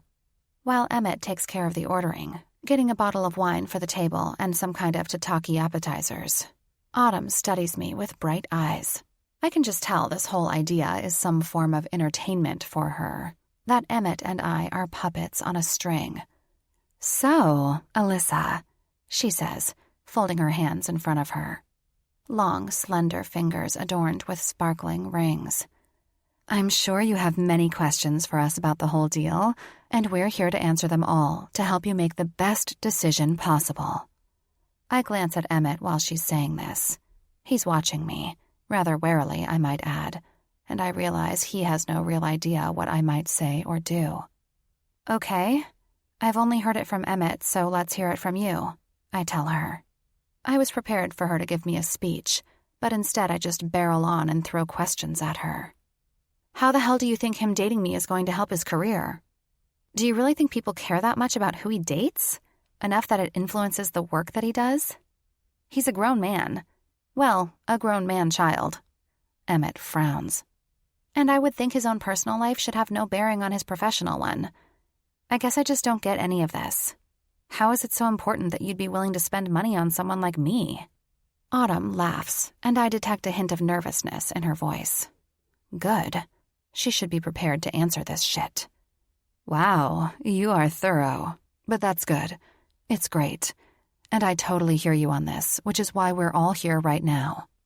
This doesn't have to be so complicated, but let me just tell you, I've been working in this business for 10 years. My father was a PR man, and he took me under his wing. He was in charge of Bryan Adams, among others. I roll my eyes. You don't like Bryan Adams? Autumn asks in a hush, as if saying it out loud will result in us getting kicked out of the restaurant. Have you heard the lyrics to Run to You? I ask her. Emmett laughs out loud. I wish he didn't have such a nice laugh. It makes my heart positively buoyant. I push the feeling away. There's no place for feelings here. Fair enough, she says. I guess in some ways he's like Emmett here. The country thinks he's a good boy when he's got that bad boy side to him. Are you seriously comparing this guy, I point at Emmett, to Bryan Adams? Hey, Emmett says, his blue eyes flashing. I can sing, I'll have you know. You can't survive in London theater without being able to. I can tell my comment bothered him, and I'm just petty enough that it makes me happy. The man's ego can definitely use a few rounds in the ring, that's for sure. And there's something rather appealing about pissing him off. Like, if I actually do become his fake girlfriend. I foresee 3 months of getting under his skin. That alone might be worth it. Anyway, Autumn says, glancing between the two of us like she's just realizing what she's dealing with. My point is that I've got experience, and I know the ins and outs of the industry as well as how it plays into public image. I know this might surprise you, but the way an actor is perceived in public definitely has an impact on how his career goes. I don't know, Sean Penn has a terrible attitude and he's done just fine. But Sean Penn is established. He's won awards. He has a lifetime of work behind him and more in the future. And when he was going through his worst, he was with Madonna. She was an easy scapegoat for the blame. Simply put, Sean Penn is well respected, no matter his past behavior. And I'm not? Emmett questions gruffly, twisting in his seat to give her a steady look. Just then, the waiter appears with the wine, distracting us all. I'm watching Emmett closely, though. Again, I'm seeing his sore spots. He brings up the London theater because he feels it gives him credibility, even if not fame. But the fame he gets is from playing a dweeb on one of Canada's cheesiest shows, and that says a lot. And a superhero villain. Not exactly respectable material. It's like there are two sides of him, one that wants the respect, the other that wants the fame. And so far, he's been unable to have both at the same time. I think I'm starting to understand this man a little bit more, even though I probably shouldn't. When the wine has been tasted and poured, Autumn raises her glass to me. Let's make this toast to Alyssa. Thank you for being gracious enough to hear us out. I shrug and clink my glasses against theirs, noticing that Emmett avoided my eyes. I think both of them are now realizing that what they're proposing isn't exactly as enticing as they first thought. Autumn takes a sip and clears her throat delicately. So, what I'm saying is that Emmett's career is rocky at the moment. Rocky? He asks, his forehead lined with worry. Not rocky, she says smoothly as she flashes him a placating smile. Fragile. I mean, unstable. Like resting on the edge of a precipitous cliff. Oh yeah, that's way better. Well, it's the truth, she says, and now anger is creeping into her voice. And if you would just play the game right, we wouldn't be in this mess. He rolls his eyes, leaning back in his chair. Oh, that's right. Be a good, sweet boy. Suck it up. Don't be a fucking human being, lest the world turn on you. But it's true. This is your comeback. You don't get a chance to mess it up. I can't help but make a snorting sound. Both of them look to me sharply. What? Emmett asks tiredly. I swirl the wine around the glass, wondering how he's going to take this. I don't know. This doesn't seem like much of a comeback, does it? Emmett is shooting me daggers. He's practically smoldering in his seat. Look, he has faded into obscurity, she says. Doing theater in London is great and all, but no one really gives a shit. It's a has-been move. It's not a has-been move, I tell her. It's not even a move at all. It's something you do because you love to act. You love the art and the craft of it. It's a place where you really learn the extent of your talents, where you're able to do something you love for a living. Maybe it doesn't make you rich, maybe people don't remember who you are, but you're making art every single day. Emmett frowns, totally puzzled as to why I'm standing up for him. The thing is, I'm not standing up for him at all. It's just she touched on something dear to me. Not that I would admit it. Fine, Autumn says. Then she composes herself and flashes me those pearly whites again. But you can't say this isn't a comeback. He was big when he was on Degrassi, or at least known.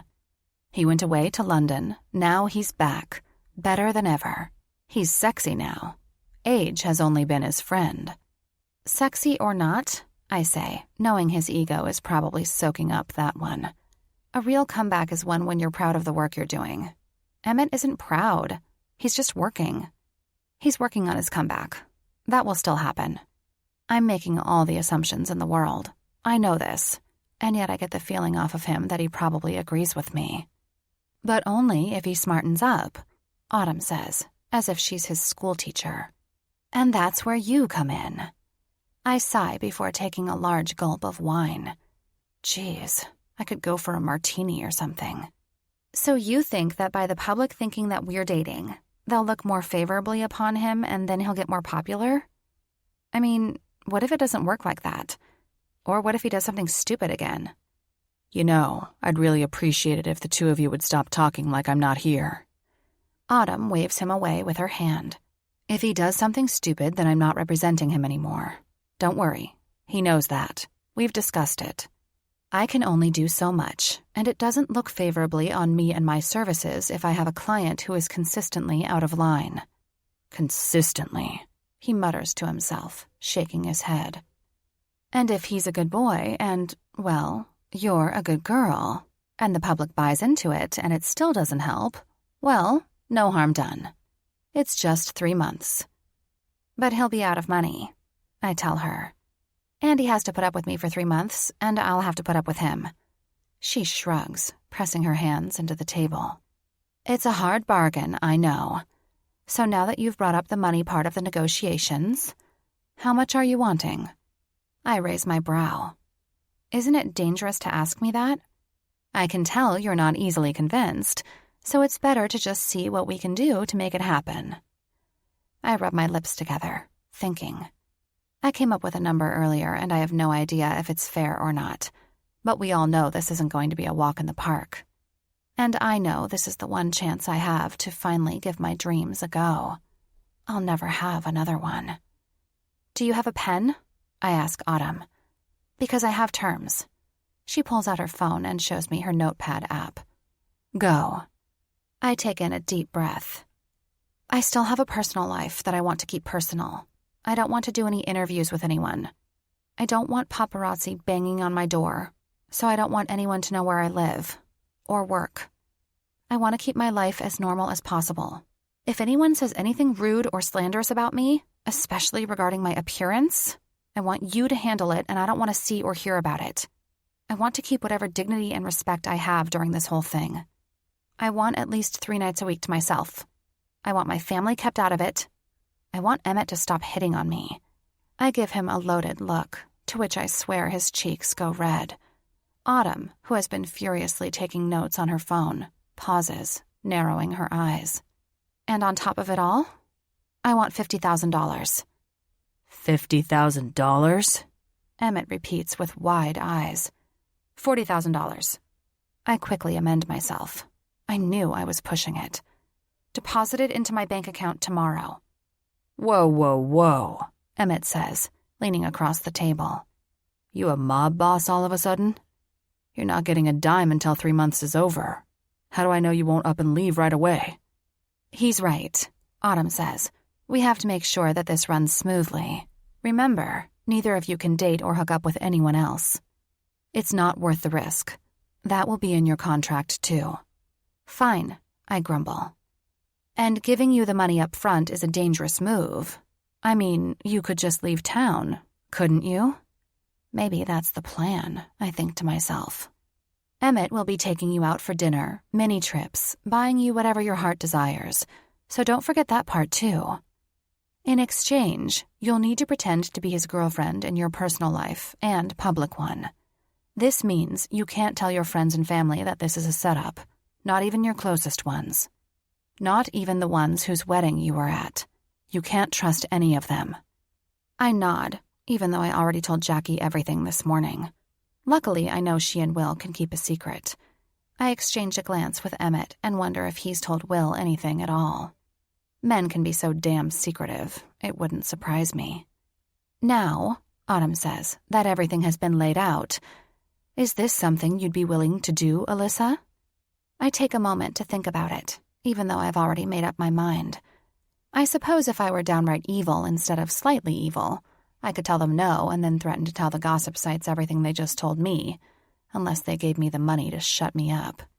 But the truth is, even though I still think the whole idea is ridiculous, and the next 3 months are going to turn my life upside down in ways I can't imagine, I wouldn't do that to Emmett. For all his many faults, I can tell he's got a good heart somewhere underneath his man-whore facade. His honesty and sincerity can be endearing, and maybe it's pure ego that's putting himself up to this risk, thinking nothing could possibly go wrong. But he's got just as much to lose as I do. Actually, he has a hell of a lot more. Both of our dreams are at stake, but at least his are realized and apparently hang in the balance. I give them a quick smile. If all terms are held to, yes. This is something I can do. Autumn grins at me. Fantastic. I'll get the lawyers to draw up the contracts tomorrow and have them sent to your work. You know where I work? I know everything about you, Alyssa, she says. If she wasn't so pretty, I'd think that was the creepiest thing I'd ever heard. Well, just make sure the rest of the world doesn't know it too, I remind her.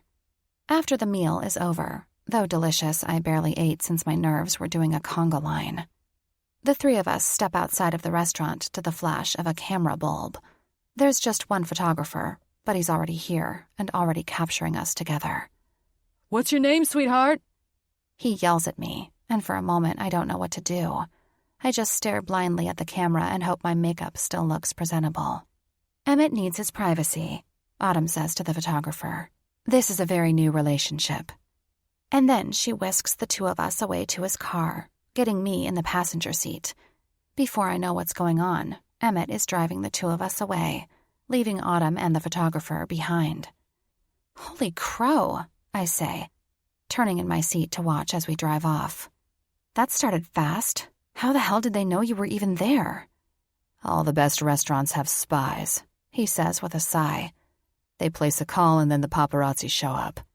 I think they must get paid out for it.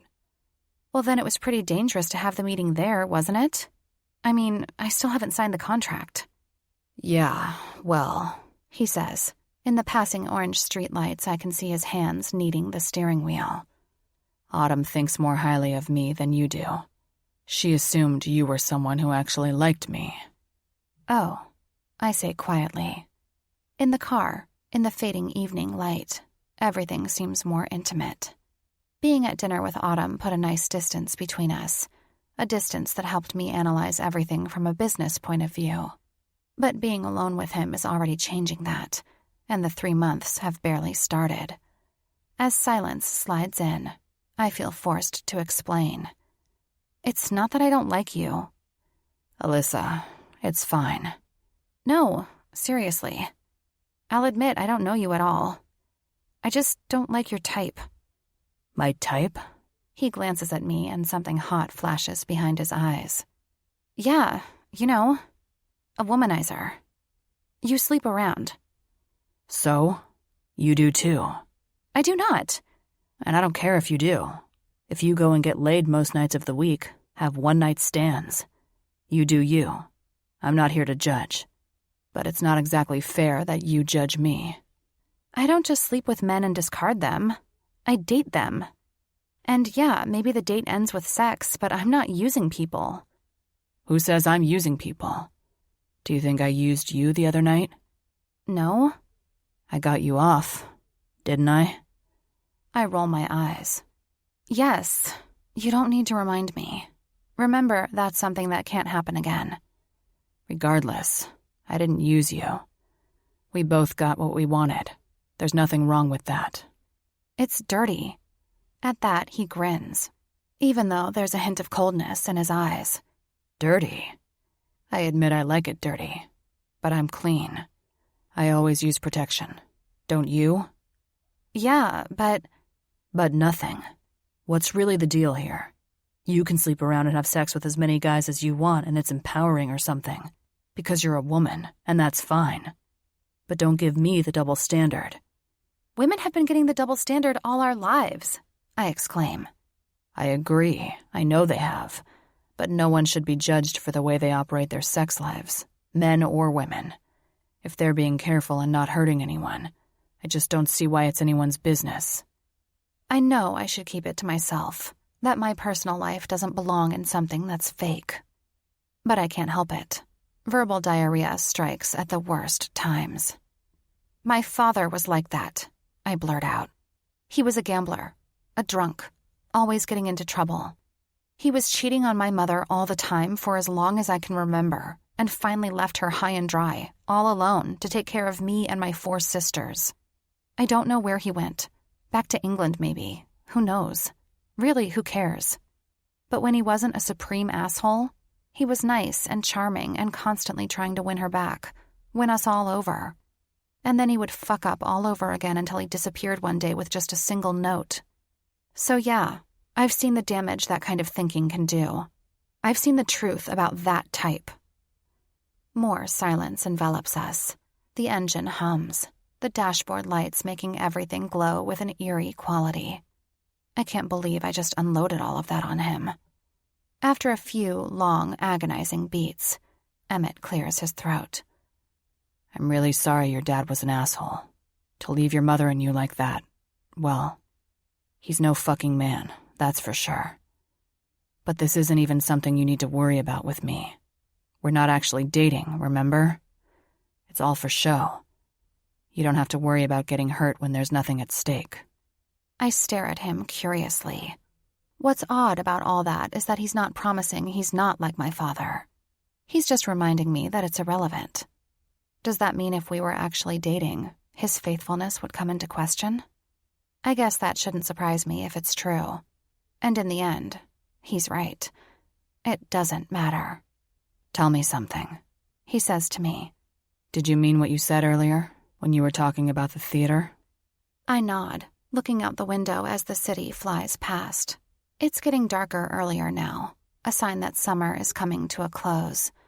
I always get painfully sad as July turns to August, mourning the end of summer before it's actually over. He pauses. You said everything I was thinking, or that I've been trying to tell myself.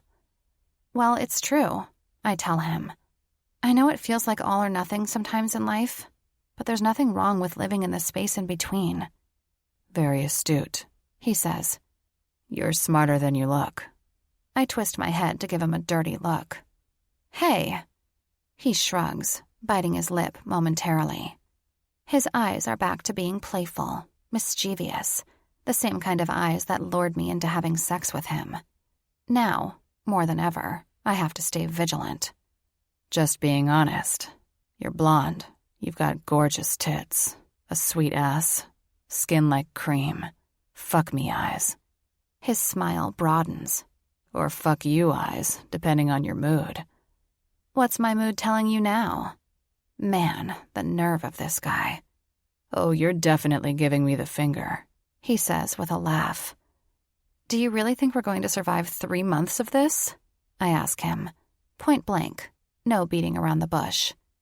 I've had to survive a lot worse than you, sunshine, he says to me.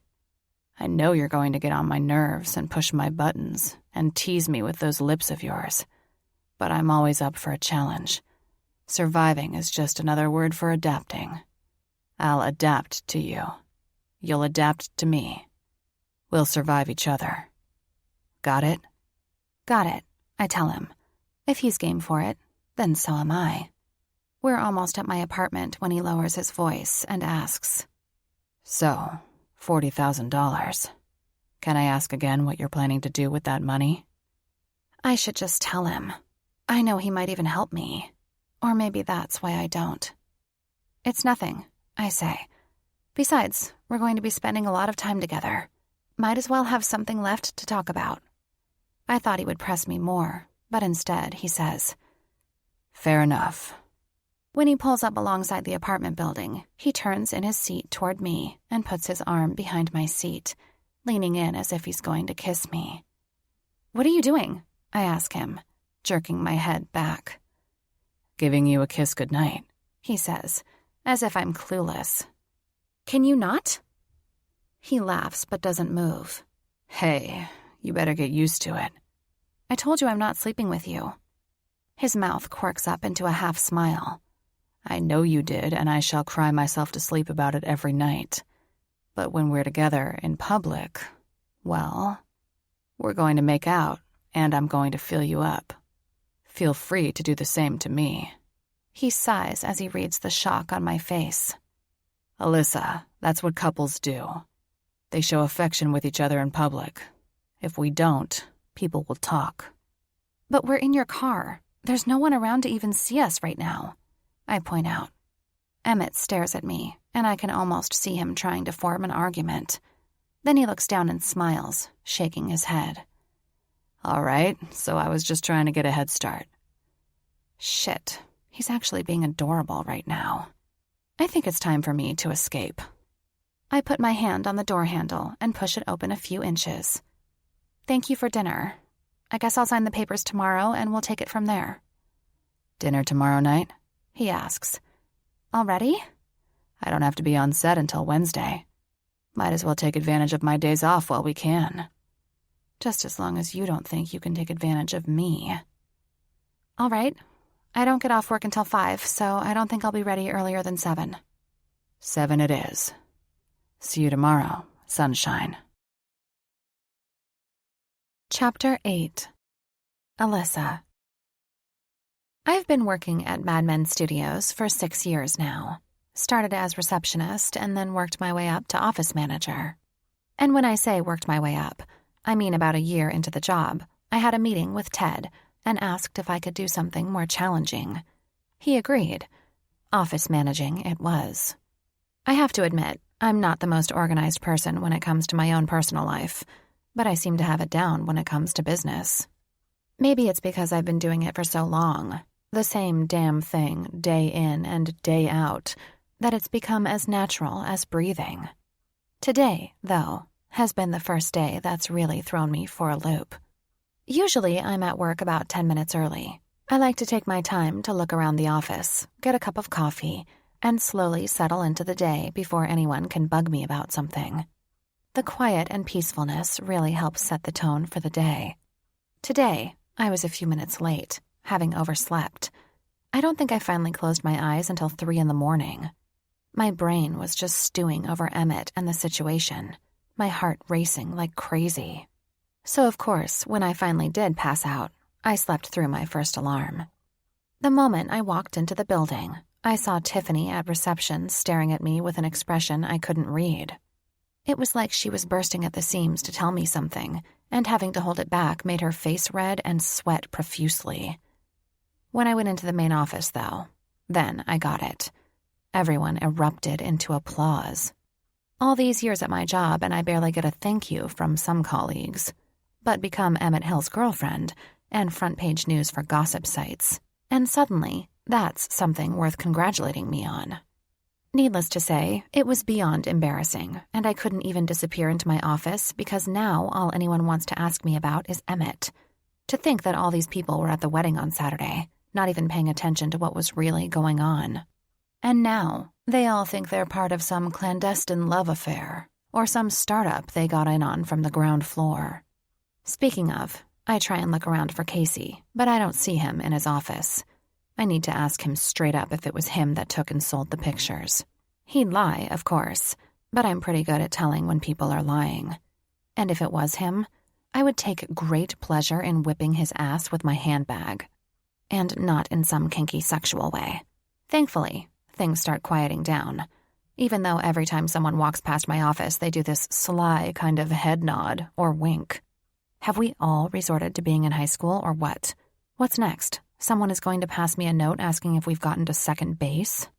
By the time lunch rolls around, I need someone to talk to.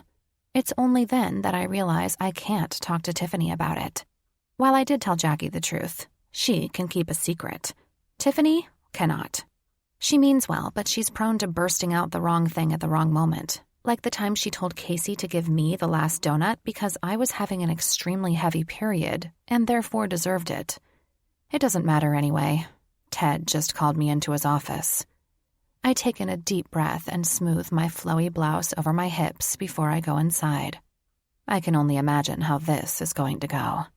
Alyssa, Ted says to me with a big smile. He's sitting at his desk, leaning back in his chair and sipping from a mug that I doubt contains coffee. Shut the door. Have a seat. Usually Ted does all business with the door open, unless he's on a conference call. I cautiously take my seat, trying to keep cool even though my heart is starting to skip. Everything okay? I ask him. Yes, of course. I'm fine. Perfectly fine. Right as rain. I know you expect me to be crying in my boots because my daughter is gone, perhaps forever, run off with my best friend. That I'm overwhelmed by bills of the wedding, let alone the fact that there's going to be another grandchild popping up in 8 months or so. He says this so deadpan that I can't tell if he's joking or not. I'm fine. Absolutely fine. Business as usual. He takes a sip of his coffee and a waft of whiskey assaults my nose. Figures. Well, you look young for a grandfather, I say lamely, not sure what to say. He squints at me. You know, I do want to talk to you about Emmett. I really, really do. But first, must I remind you that you called this meeting last week? Said you wanted to talk to me? Oh, right. That. Funny how important it all seemed a few days ago, and now it's like everything has changed. No, I haven't forgotten, I say, not missing a beat. It was just regarding my job and my future here. Ted gives me an exaggerated frown. Jesus, Murphy, please don't tell me you're quitting. You're one of a kind and you know it. He pauses. And please don't tell me you want a raise because we just can't afford it right now. So sorry. I exhale, but keep the smile pasted on my face. A raise would be nice, but I know it's all dependent on Warner Brothers and if they sign the next films to us, so I'm not going to be greedy. I've seen our books. I know what goes in and out. It's just, I would like to be challenged more. He cocks a gray brow. You want more responsibility? I want different responsibility. You mean you don't want to be an office manager anymore? I just want to know what else is available for me here. He nods, sucking on his teeth and looking away. Okay, he says after a moment. I can appreciate that. It's just that things are constantly changing here. Each film is something new. For you, I point out. For me, it's always the same. I need to know I'm working toward something. Okay, so what do you want to do? I don't know, I tell him. And that's a lie. Because what I want has nothing to do with this job whatsoever and never will. But even so, if there's no place for me to go in this company, what am I doing? We could transfer you to marketing with Casey. I scrunch up my nose, wincing internally. No, thank you. I pause, taking the plunge. What if you transfer me to the LA office? It would be no different than here. That's where you would be wrong. It would be LA. Every single thing would be different. Oh, please, please, please. If he could transfer me there, then maybe I wouldn't even have to do this thing with Emmett after all. But he shakes his head. Wish I could, but it's not as easy as it sounds. Will was easy because his ex-wife was American, but they're getting pretty strict these days. You can go and visit, of course, and go to meetings just like I do. But getting you a permanent position wouldn't be justifiable when there are so many qualified people there already. You could sponsor me? It's just not worth it for us, Alyssa. Fuck. I'm sure as hell glad I had this conversation now after Emmett's proposal. Suddenly, the deal and the money looks like my only way out. I'm sorry, Ted says, reading my face. How about when Will gets back from his honeymoon, the three of us put our heads together? I'm sure we can find a way for you to feel more challenged at the office. I nod politely, but the truth is I'm already imagining my escape route. Now on to other business. What in sweet hell is going on with you and Emmett Hill? Why? What does it look like? I ask innocently. He points his finger at me. I warned him to stay away from you. I think that only spurred him on. Alyssa, are you serious about him? The last 2 days I've been reading about it everywhere. You even went to dinner with him last night. I saw the photos. I give him a small smile, finding it easier than I thought it would be to play this part. A real lady doesn't kiss and tell. I get to my feet. And I'm not about to give you the inside scoop. For all I know, you're the one who took the pictures at the wedding and sold it to Perez, since you have such a boner for him. I do not have a... He cries out and then gives me a stern look. That is not an appropriate way to talk to your boss. Good thing I don't have an appropriate boss. Can we drop it now? Fine, he says in a huff, like a child who hasn't gotten his way. But seriously, Alyssa, you're a bright, smart, pretty young girl. Please don't expect anything serious with Emmett. I've got to know him well enough over the years, and while I like him, the man has some serious issues. You can say that again, I say under my breath as I head to the door. I mean it, Ted says, and when I glance at him, he's morphed into dad mode. If you expect anything serious from him, you're just going to get hurt, and I don't want to have to come into work to find you crying at your desk day after day. Okay? I'm a big girl, Mr. Phillips, I tell him, and open the door with sassy flourish. I can take care of myself. If only he knew the truth about the two of us. A one-night stand turned into a lie of epic proportions.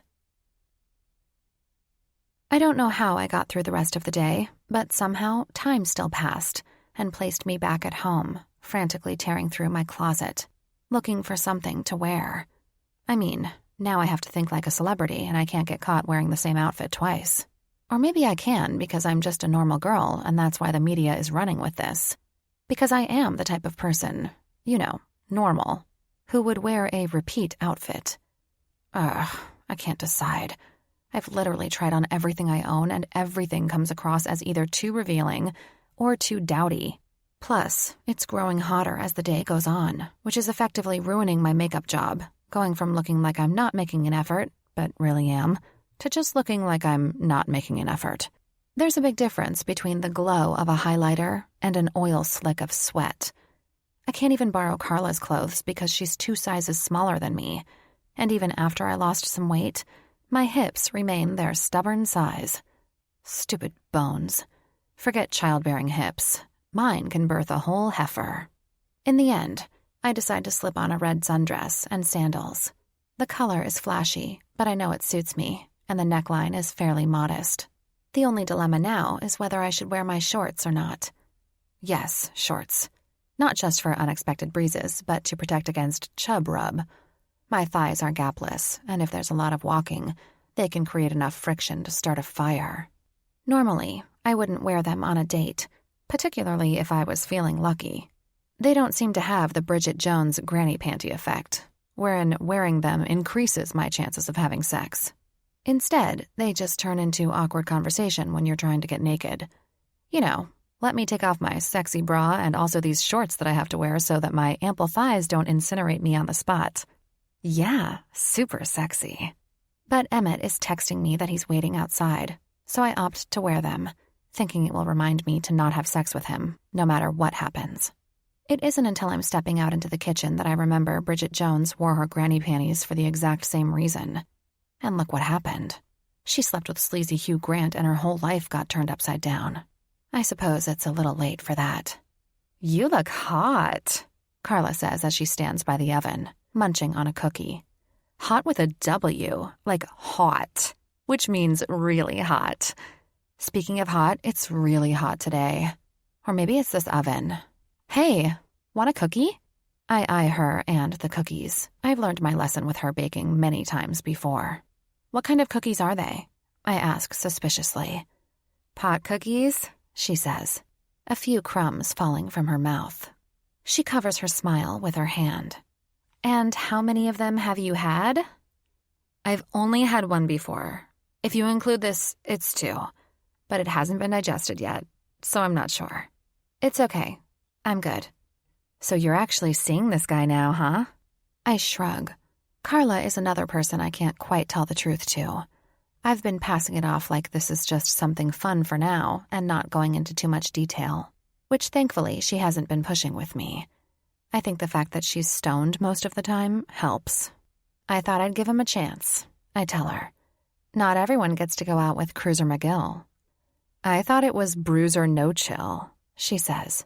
Then she starts laughing. The bruiser and the blonde. Bruiser and Blondie. I like that. Hey, do you think if I call up TMZ and tell them about your nickname, they'll pay me? You can give it a shot, I tell her, knowing full well she'll forget this idea in a minute. But if you get rich off of it, you owe me. Deal. Have fun, okay? I will, I lie. Because, honestly, I don't see how any of this is going to be fun. It's going to be weird, that's what it is. And sometimes weird is all fun and good, but going on a date with your fake boyfriend whom you find ridiculously attractive and also really dislike at the same time pushes weird to a whole other level. Maybe I should have grabbed a pot cookie after all. Really shake this shit up. The sun is still shining and right into my eyes when I step out of the apartment building. I don't see Emmett's Audi anywhere, but I do see a giant black Suburban with a smartly dressed man, I'm guessing the driver, standing by the back door. "After you, ma'am," he says to me as I approach, opening the door for me. Thanks, person I don't know." I peek inside and see Emmett in a slick suit, sitting in the back seat, grinning at me. "Come on in, beautiful," he says to me, and he says it with so much feeling and sincerity that my stomach does a couple of backflips. Damn it, that actually felt nice. Smiling like all kinds of awkward, I slide into the back seat as the driver shuts the door. I barely have time to settle and take in the scene when Emmett is cupping my face in his broad hands and pulling me into him. His lips crash against mine, soft and gentle and warm, and I'm so shocked at what's happening, I can't even move. But then my lips know what to do, and my mouth yields to him as I'm sucked into a long, sweet kiss. A current runs through me when his tongue touches mine. I feel it all the way to my toes, which I know are curling in my sandals. Everything inside me is coming alive, not with a cold slap, but with a slow, luxurious build. Just this kiss that deepens with each second. A long, languid pull that stirs me around inside, sugar dissolving. I'm barely aware of where we are, what we are, when the driver's door slams shut, shaking the car. It's then that Emmett pulls back and stares at me so intensely that I feel everything inside me light on fire and melt. "I have missed you so much," he says to me, his voice low, raspy, and completely earnest as he searches my eyes. My jaw would be on the floor if his strong hands weren't securely holding my face. Holy shit. Does he mean this? And then he winks at me. Subtle, but it's a wink. And then reality comes along. I pull back slightly, trying to catch my breath, to calm my heart. God damn it. I swear I'm throbbing between my legs just from that simple kiss. And it was all for show. None of that was real. That was just for the driver. That was the first performance of our fake relationship. I had no fucking idea he was that good of an actor. No wonder he sleeps with his coworkers. How can they tell the difference between acting and reality? I should be impressed, but actually I'm a little ashamed of myself for falling for it for a split second. I'm going to need to keep my guard up. "Did you miss me?" he asks in deliberation, coaxing me to respond. Right. That. Yeah, I missed you, I tell him. Damn it, I don't sound convincing at all. Like, real bad, baby. Emmett is trying not to laugh at how absolutely lame I sound. He manages to cover it up. "Alyssa, I'd like you to meet our driver, Alfonso. He'll be taking us to dinner tonight." I straighten in my seat and glance at the rearview mirror to see Alfonso staring back at me and nodding. I guess there really is no privacy for him. If people in restaurants are spies, who is to say that private drivers aren't either? Which makes me realize, unless we're completely alone somewhere, we'll always have to be on. On the plus side, that means I'll be kissed like that more often. Negative side, it means I'll be kissed like that more often. You can only be kissed like that, looked at like that, talked to like that, so many times before you either A, screw him silly, or B, start believing it. God, I hope there's an option C. I manage to momentarily get myself together as we pull away from the curb, inching away from Emmett and trying to smooth out my dress over my thighs so my shorts aren't showing, all while trying to calm my heart. But Emmett isn't having any of it. He keeps close to me. His hand goes right on my thigh while his other arm goes around my shoulder. I can feel the heat transfer from his clothes to my skin, smell the product he used in his hair, the scent of his cologne. I have to close my eyes briefly, caught between wanting to revel in the feel of him like this and trying to push it away. In the end, I can't win. Everything about him is overpowering, overwhelming. I can't stop feeling his palm against my thigh, the way he plays with my hair, how his eyes keep skirting over my face and body in awe, like he's seeing me for the first time. "How are you?" he asks me, his mouth close to my ear, blowing hot air over me. I can't help but shiver in response, and he grins at that, which only worsens the problem. "Cold?" "I'm good," I say in a small voice. "A bit tired, I think." "Tough day at work?" I nod, keeping my eyes forward and focusing on the road ahead. "You could say that." "Did your coworkers say anything about us?" Now I glance at him. I shouldn't have. I'd forgotten somehow how mesmerizing his eyes are at this non-distance. They did, actually. "Good things?" I bite my lip, thinking it over. "It depends. I got a standing ovation over you." "No kidding. And that's bad?" I guess in these circumstances, it can't be. No, it was wonderful. Lie, lie, lie, I tell myself. Then again, it was kind of nice for once to feel special among my peers. But I wouldn't admit that to Emmett. "And did you sign that contract we were talking about?" I nod. I did.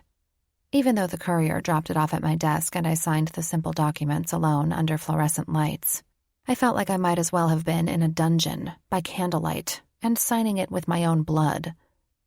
"Did you find out who took the photographs? Anyone from your work?"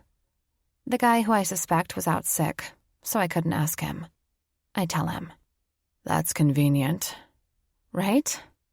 Our conversation changes to easy topics after that, though the entire drive he keeps his hands all over me. I keep going from wanting him to touch me and enjoying it, to hating the fact that I'm enjoying it because none of it is real. By the time we get to the restaurant, Rodney's Oyster House in Yaletown, I need a drink or 20. Especially as the driver lets us off a few blocks away and we have to walk there, holding hands, past people who stop and take pictures. Luckily, it's only a few people who actually recognize Emmett, but it's still enough to make me feel awkward and question why I'm doing this again. 40 grand. 40 grand. It's a mantra I'm repeating in my head. "You're doing so well." Emmett whispers to me at the restaurant while the hostess walks us toward our table. He gives my hand a reassuring squeeze, and instinctively I squeeze his hand right back. That part I know was real, and it gives me a dash of courage. We're lucky that even though we're on display, the booth where we're seated is out of earshot of everyone else in the restaurant, so we don't have to carry on a fake conversation. After the waitress leaves with our orders for drinks and a dozen oysters, Emmett gives me a sweet smile. "How are you holding up?" he asks, tilting his head as he inspects me. I'm assuming I must look absolutely shell-shocked. Well, I am. "I'm okay," I tell him. I take in a deep breath and try to smile. This is just really weird. "I know." I mean, it has to be weird for you, too. "It is," he says, still smiling. Why are you smiling like that, then? "Because if you were my girlfriend and we were on this date, this is how I'd be looking at you." Oh. He frowns. "Don't tell me the guys you date aren't drooling all over themselves when they talk to you." I let out a dry laugh. Yeah, right. "You're either exceedingly modest or just plain oblivious." I'm neither of those things, I tell him. It's just the truth. The guys here in this city, they're constantly looking over my shoulder for someone better. "And where are you finding these guys?" I swallow. Dating apps? I don't know why I suddenly find it so embarrassing when that's how everyone is doing it these days. "That's what you get for using those." Easy for you to say. You're Cruiser McGill and Dr. Death. You don't need them. You can just snap your fingers and girls will appear in front of you. Naked, probably. He smiles and looks off, running his hand over his jaw. When he looks back to me, his eyes are dancing like he has a secret. "You want to know something? Before I got the role of the doctor, I was using dating apps too." I blink at him in surprise. Really? He nods slowly. "Yes. And you know what I discovered? That the women in this city were constantly looking over my shoulder for someone better. It goes both ways, you know." Then it's too bad we didn't end up on a date with each other. "It is too bad." He says this almost wistfully. "I would have liked that." The way he's staring at me is causing all sorts of ruckus inside. I clear my throat, not sure what to do with his sincerity. Is it acting or is it real? But you're not really a city girl, are you? He asks me. You're from Penticton. I shouldn't be surprised he knows that. Autumn probably did his homework. Yep. Did you like growing up there? I nod. I love it out there. I miss it, actually. Cold winters, hot summers, none of this doom and gloom. I love how dry it is, like a desert. I miss the smell of the sagebrush in the morning, the calm of the lake, the vineyards and the big, big sky. Shit, all this talk is making me want to take a quick trip to visit my mother now. I wonder if I can get away with doing that without having Emmett come along. I feel like my mother would pick him apart. So why did you move to Vancouver? He asks. Here it comes. I try and play it off. Why does everyone move to Vancouver? Opportunity? A taste of the city life? But why did you move here? What brought Alyssa Martin out further west? What did this place promise you? The way he's staring at me is like he's looking right through me, and if I don't tell him the truth, he won't be satisfied. He knows something is there, even if he doesn't know what it is. Honestly, I say slowly, I wanted to be an actress. He stares at me with a blank expression. Are you serious? Yep, I tell him, and smile at the waitress as she approaches. The oysters look good, but my dirty martini looks even better. Emmett, of course, is having a Manhattan. When she's gone, he's back to grilling me. I had no idea, he says, watching as I drink. What happened? I swallow a mouthful, feeling the delicious burn. What happens to most people? The dream didn't work out. I couldn't afford it. But it's not that expensive, he says, then trails off. Did you just say Vancouver isn't that expensive? When double-income couples who have no debt and make over $200,000 a year still can't afford to buy a home here? I mean that acting shouldn't cost that much. Just headshots, maybe some classes. And time. Time is money, especially when you live here. I went to auditions and took classes all while working waitressing jobs. But it wasn't going anywhere, and I wasn't making enough money. So after a while, I realized I needed to smarten up. I put it on hold, promising myself that I'd give myself another shot at it later. But I needed a proper job. My mom couldn't support me. We barely had any money growing up. My sisters are all scattered around the world. Even then. And I'm the youngest, so I was on my own. I got a real job, administration for an engineering firm, and then life just got in the way. How come I didn't know this about you? I smirk at him over my drink. Because this is all fake and we don't know a thing about each other. I take another sip and give him a steadying gaze. I know you must hear this all the time, but you're one of the lucky ones, Emmett. You had a dream, you went for it, and you got it. You didn't have the struggle. At that, he bursts out laughing, head thrown back. Struggle? Baby, all I did was struggle. Didn't you have a rich aunt or something that helped fund you when you first started? I'm trying to remember the Wikipedia page on him, but judging by the look on his face, I'm not sure how accurate it is. I didn't have anything like that, he says soberly. You're right, though. We don't know a thing about each other. We lapse into a strange silence. Both of us almost sound bitter at that fact. So tell me, he says, after we've started to tuck into the oysters. Does this $40,000 you've wanted have anything to do with your original dream? Yeah. How come you didn't want to tell me? I bite my lip, considering it while I watch him swallow the oysters down. God, he even makes eating oysters look sexy. I guess I just felt like a fame chaser or something. A fame chaser? He lets out a wry chuckle. Is that similar to a starfucker? Those are all the things you don't like about me. Though perhaps the real reason you don't like me is because I'm a working actor and you aren't.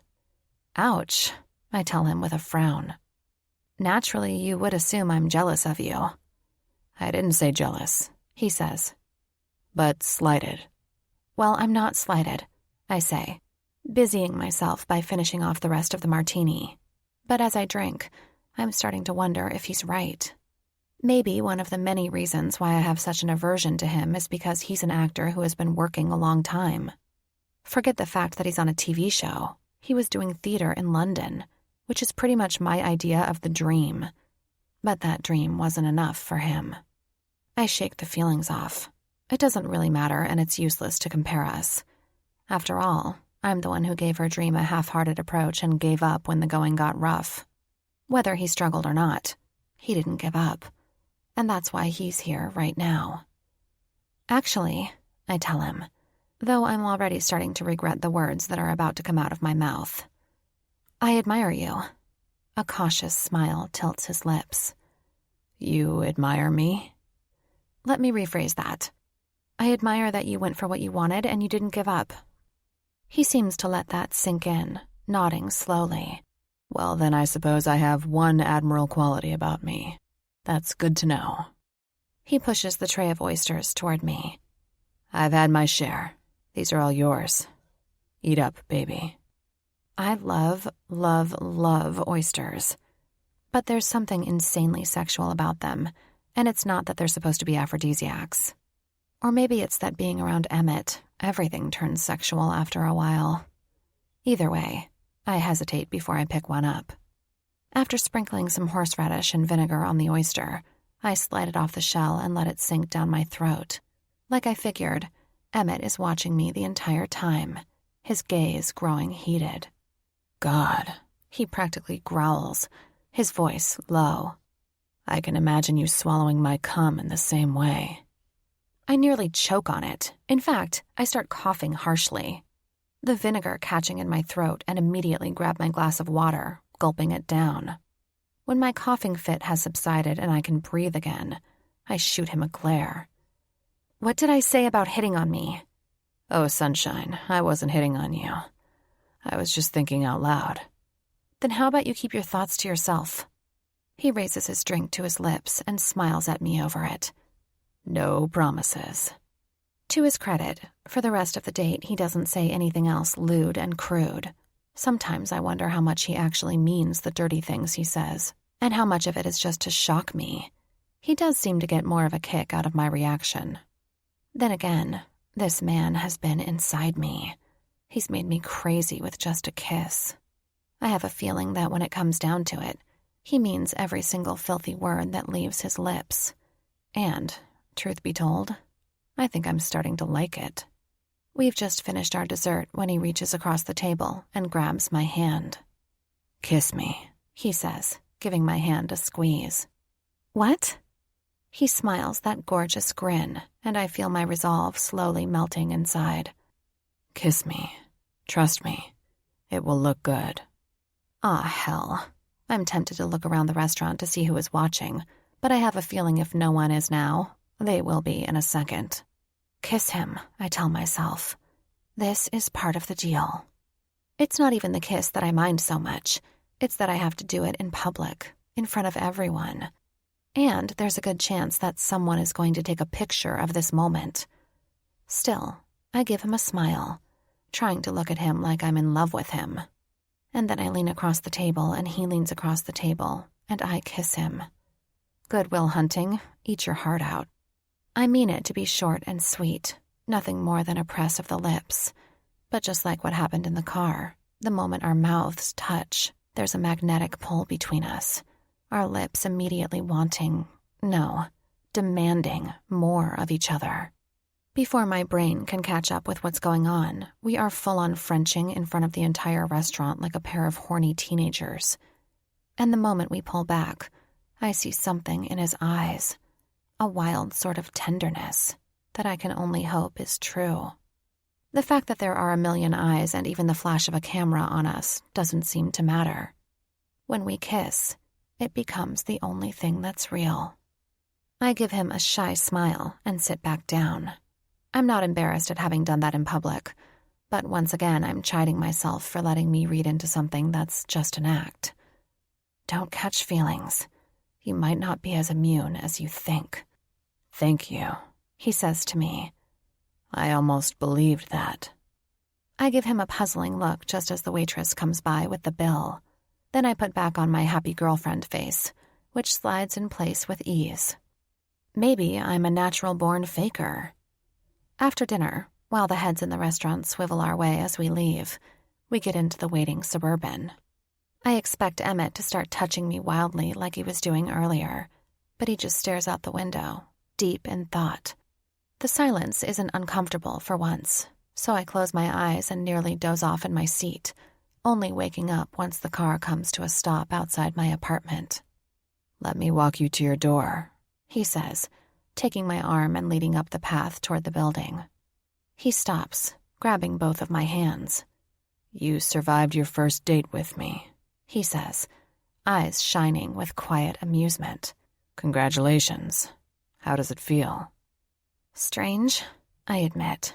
I can't help but smile. But actually, it was a lot more fun than I thought it would be.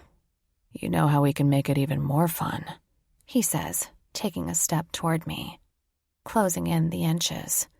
One of his hands disappears into my hair, and I try not to sink into this feeling. The easy way he touches me. "Invite me in." "Emmett," I whisper, trying to find my nerve. I need to be hard and prickly to stand up to him, to turn him down, and yet the more he touches me, his fingers now trailing down the back of my neck, the softer I get. I don't think this is a good idea, but my words come out in a squeak. He leans in closer and I swear he's coming in to kiss me again, and if he does, fuck. There's no way in hell that I'll be able to resist this time. I'll be dragging him up to my bedroom in a hot second and riding him ragged. But he closes his eyes and presses his forehead against mine, taking in a deep breath. "I know you don't always like it when I speak what's on my mind," he murmurs, my skin igniting just from the raw lust I hear in his voice. "But it's taking everything I have to not try and persuade you." He bites his lip and glances up at me through his long lashes. "For you, though, I'll be the gentleman you need me to be." Then he pulls back to press his lips into my cheek, shivers cascading down my back, and straightens up. "I'll call you tomorrow," he says to me with that easy smile of his, and then he turns and walks away, calling over his shoulder, "Sleep well, sunshine." And then I'm left in front of my apartment building, turned on and bereft. I was this close to having a wild night of hot, sweaty sex with him, and then he had to suddenly turn into a gentleman and leave me be. I watch as the Suburban drives off and shake my head as I go into the building. I love a gentleman as much as the next girl, but damn it, Emmett sure has a knack for making me appreciate a scoundrel. Chapter 9. Emmett. "So, how's the new Sheila treating you?" Julian asks me while the hair, makeup, and wardrobe team flits around us, adjusting us under the lights. I can tell they're listening, as they always do. I give Julian a look. You know, I've been to Australia, and I never heard a single Aussie use the term Sheila, nor were there any shrimp tossed on any Barbies, either. Julian shrugs and gives me a sheepish grin. "Sorry, mate. I know the ladies here love it, ain't that right, girls?" On cue, all of them give him a placating smile just to keep him happy. The fact is, I might have a bad reputation for being a bit, well, to borrow from Alyssa, prickly on set, but Julian Crane is an outright douchebag. But he's the star of Boomerang and the one with the permanent contract, so it doesn't seem to matter what he gets up to. He's staying put. As for me, well, I have to say the crew is treating me a bit differently today. Pretty sure it's all because of Alyssa. They aren't exactly falling over themselves to talk to me or be extra nice, but I've seen a few more smiles tossed my way than what I normally get. Knowing I have a captive audience who might report this down the entertainment grapevine, I say, "It's actually going really well. It's still really early, of course. I met her at a mutual friend's wedding, but she's really quite special." "She's very pretty," Tina, my makeup artist, says, as she presses powder onto my forehead. "So natural-looking." "Yeah, she definitely doesn't seem very L.A.," Julian says. Except for her tits, am I right, mate? They have to be real. For some reason, it bothers me to hear him talk about Alyssa that way. Remember, you're her supposed boyfriend. You should be bothered. That's none of your business, I tell him. But yes, everything about her is real. Well, everything except our relationship. So refreshing to see a man like you find a nice, normal girl, Yvonne, our wardrobe girl, says, as she adjusts the tie on the black suit I'm wearing for the scene. Gives the rest of us hope. Yeah, Tina says with a dreamy sigh. And to think you met at a wedding.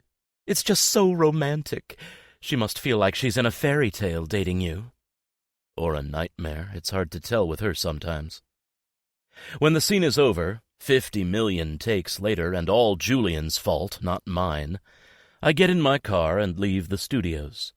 It's too late to go and find Alyssa, and I feel like she was pretty serious about having her 3 nights a week to herself, so I head downtown.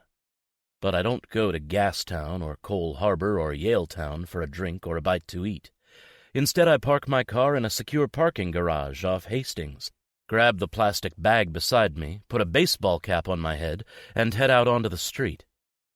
If you've never been to Vancouver's downtown east side, consider yourself lucky, and maybe a bit naive.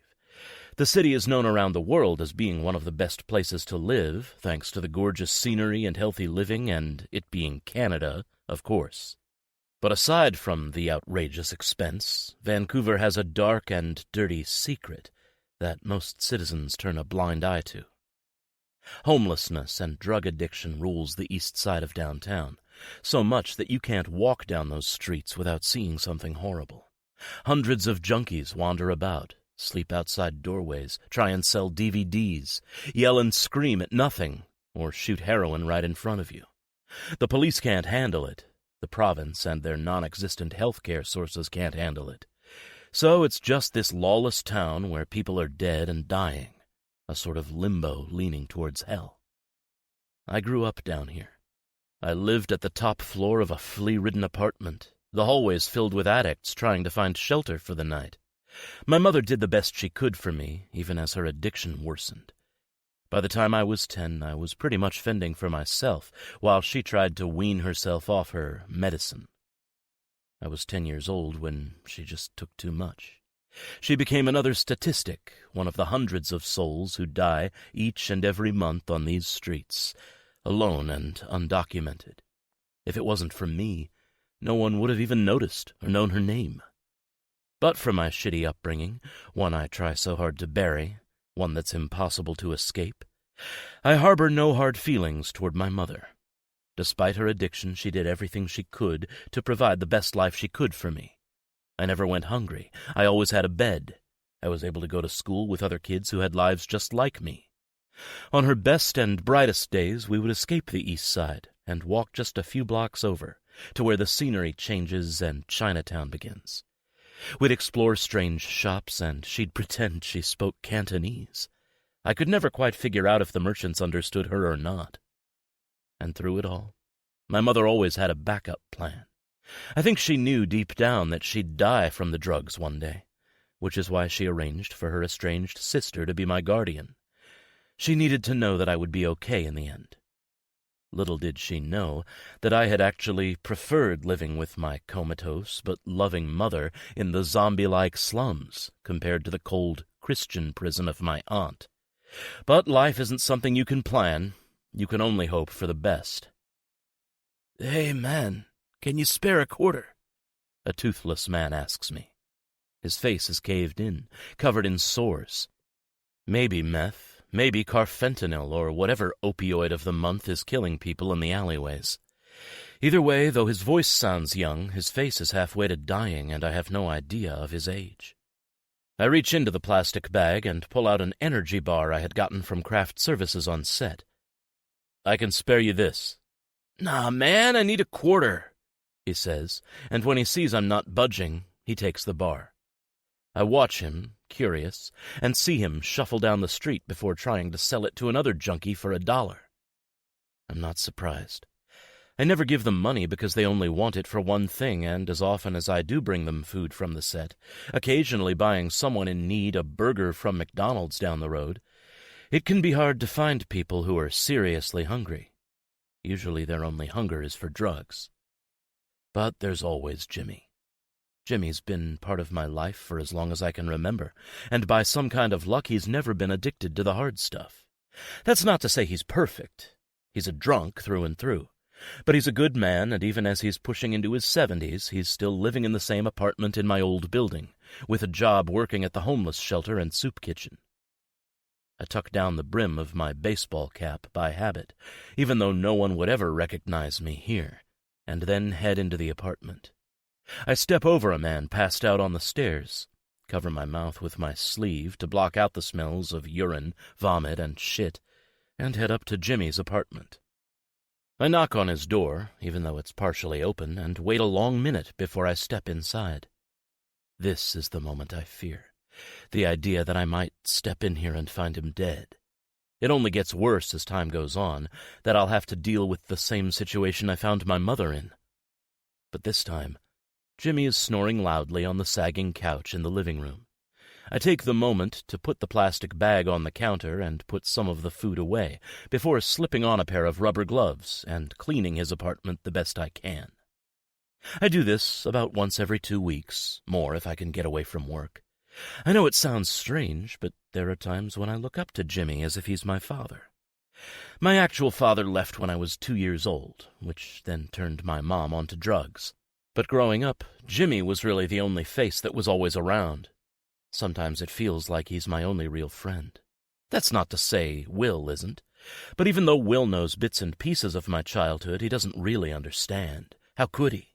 How could anyone know what it's like to grow up in a true house of horrors, surrounded by the stench of death and depravity at every turn? But Jimmy knows. He understands, and he doesn't judge. With him I can just be me. I can let it all out, the hurt and the fear and the anger that still lingers in me, the kind of stuff that even my therapist couldn't coax out. "Hey, Teddy," Jimmy says, stirring from the couch. "What time is it, Teddy?" Teddy has always been my nickname. He wouldn't call me Em because he says it sounded too much like my mother's name, Emily, so Teddy it was. "It's late," I tell him. "You can go back to sleep. I'm almost done." "You love me and leave me, don't you, boy?" he says, and after a feeble attempt to get off the couch, he lies back down again. "You didn't happen to bring me anything to drink, did you?" From the way he's slurring his words, I can tell he's been on another bender. He normally isn't so bold as to ask me, either. I'm not an enabler. "Just fruit juice," I tell him, "and food. Please tell me that you're still keeping your job." I know he doesn't actually need the job to survive. The government only gives him a couple of $100 a month for welfare, but I've secretly been paying his rent here for the last 15 years. If it weren't for me, he would have been homeless a long time ago. And yet, that's the extent of what I can do for him. I can bring him food, give him shelter, but I can't get him to stop drinking. I can't make him go to work. I can't make sure he's brushing his teeth and eating right and taking care of himself, which makes me both direly needed and absolutely useless. "Fruit juice," he says, grumbling. "Ah, hell, I guess it will mix well." I close my eyes and lean against the counter, taking in a deep breath that smells mercifully like the bleach I just used to clean his place. "Jimmy, promise me that you're going to pick yourself back up tomorrow and go to work. They need you there." "Bah," he says, turning over on the couch so his face is in the cushions.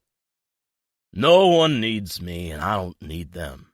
I don't need you either, Teddy, so get your fancy suit out of here and leave." I glance down at my dirty jeans and T-shirt and Timberland boots and nod. When he gets abrasive like this, there's no reasoning with him. "I'll come back soon," I tell him. "Might even pop in at your work and see you there." He mumbles something in response, and as I turn toward the door, he starts snoring. I leave his place feeling dirtier than when I came in, with the same damn thoughts as ever bouncing around in my head. I tried. but it's never enough. It's Saturday morning, bright and early, when I swing by Alyssa's to pick her up. I saw her briefly on Thursday night when I took her for a quick dinner at Gotham Steakhouse, but today we have the whole day together, and Autumn said that some fun outdoor date would really help my image. I guess too many nights spent at the bar paint a different picture. When Alyssa emerges from her apartment, I can't help but smile. Fucking hell.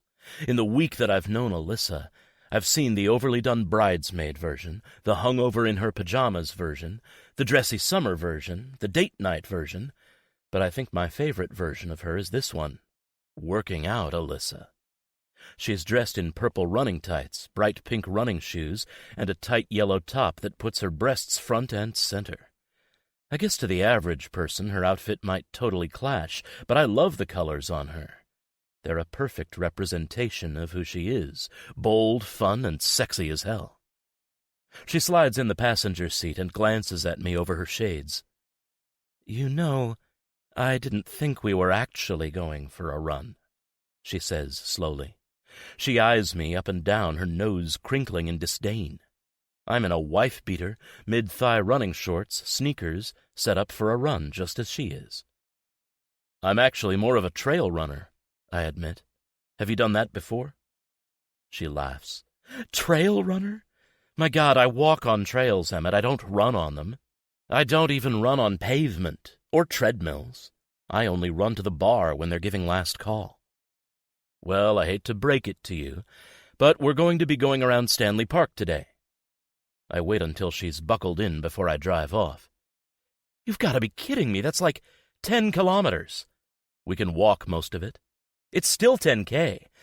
I don't know what kind of girls you're used to dating, but I do not go on jogging dates, and I certainly don't spend hours walking. In a circle, mind you. And yet here you are, dressed like you do it all the time." While we pause at a light, I lean in closer to inspect her clothing. They do look brand new. "In fact, I have a feeling you just bought all this just to impress me." "Pfft," she says, waving me away. "You think everything revolves around you? I'm trying to impress the damn paparazzi." "By wearing the most mismatched outfit in the city?" She shrugs. "Why not? Damned if you do, damned if you don't. Might as well go all out." Her eyes trail over my arms and chest. "Besides, you're doing the same. Yeah, right, you would normally go running in that." "This old thing?" I ask, pulling at the wife-beater. "Yeah, also brand new. You're just trying to show off your muscles." She's got me on that one. "Hey, I have a lady here I'm trying hard to impress. Problem is, even if she was impressed, she'd never tell me." "She sounds prickly. You better tread carefully with her." The only time I can get any sort of reaction out of her is when I'm kissing her. Then it's like she forgets how to breathe. She can only moan my name in response. That gets her attention. Even though I can't see her eyes beneath her glasses, I can feel them burn. Maybe she's as good of an actor as you are. In this instance, I hope that's not true. Still, I flash her a smile. Maybe. It takes a long time to find a free parking spot in downtown's West End, closest to the park, and by the time we get out and are ready to go, Alyssa is already complaining about shin splints. "But we've been jogging for 1 minute," I tell her as we negotiate the crowded path along the seawall. "For the last time," she says with a scowl, her blonde ponytail swinging in her face in time with her steps. "I don't run, I don't jog, and if this keeps up, I'm going to have a coronary." She puts her hand at her heart for added effect. I bite back a laugh. "Fine, let's just go around Lost Lagoon then and come back." Lost Lagoon is a small lake situated just outside of downtown, and one of the more popular places to take a stroll. With a fountain in the middle, weeping willows that hang over the water with swans that glide to and fro, and the glass high-rises of the city rising into the sky behind it all, it's an urban oasis. It's also the perfect place to be seen, if that's what you're looking for, the path filled with tourists and locals alike. Every now and then, as we jog past, Alyssa huffing and puffing beside me, someone takes our picture or records us. When we complete the loop around the lake, We decide to explore some of the trails leading off of it until Alyssa insists on having a break. "Are you okay?" I ask her, hand on her back as she's leaning over and breathing hard. Luckily, we're in a forested nook by the lagoon with plenty of privacy, if you don't count the rustling in the bushes. I'm assuming it's from raccoons and not the paps. She looks up at me, sweaty and red-faced, and nods. "Yes, just trying to survive." "I can't believe I didn't bring any water. I don't know what I was thinking," I tell her. I'm fit as fuck thanks to my role, which has me working out harder than anyone should, but even so I rarely go trail running without at least a camel pack. "We'll just walk from now on."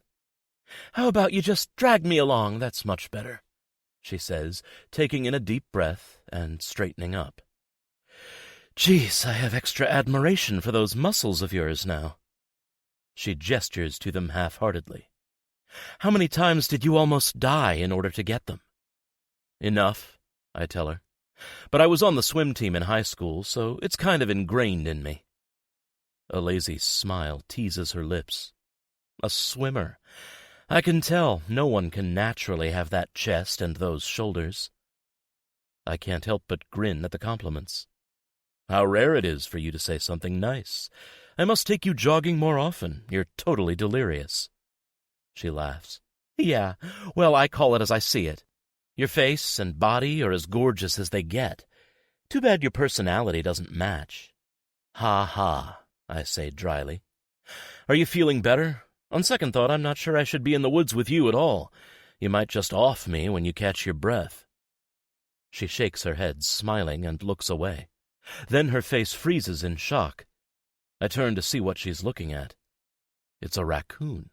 A 3-legged raccoon, to be more specific, looking up at us from the edge of the bush with big eyes. "Oh, my God," she says in a panicked whisper. "We should go now." "Why? It's just Cyril Sneer." She looks at me in confusion, her face scrunched comically.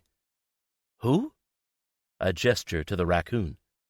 "Cyril Sneer. You're not a real Canadian unless you've seen the cartoon The Raccoons. Actually, you're probably too young." She takes a step closer to me, her eyes fixed on the raccoon again. "I've seen the show, but Cyril Sneer isn't a raccoon." "Sure he is," I tell her. "And this is Cyril. He's the 3-legged raccoon of Lost Lagoon. Hey, that rhymes." "Uh-huh. So you personally know this raccoon?" I crouch down so that I'm at eye level with him.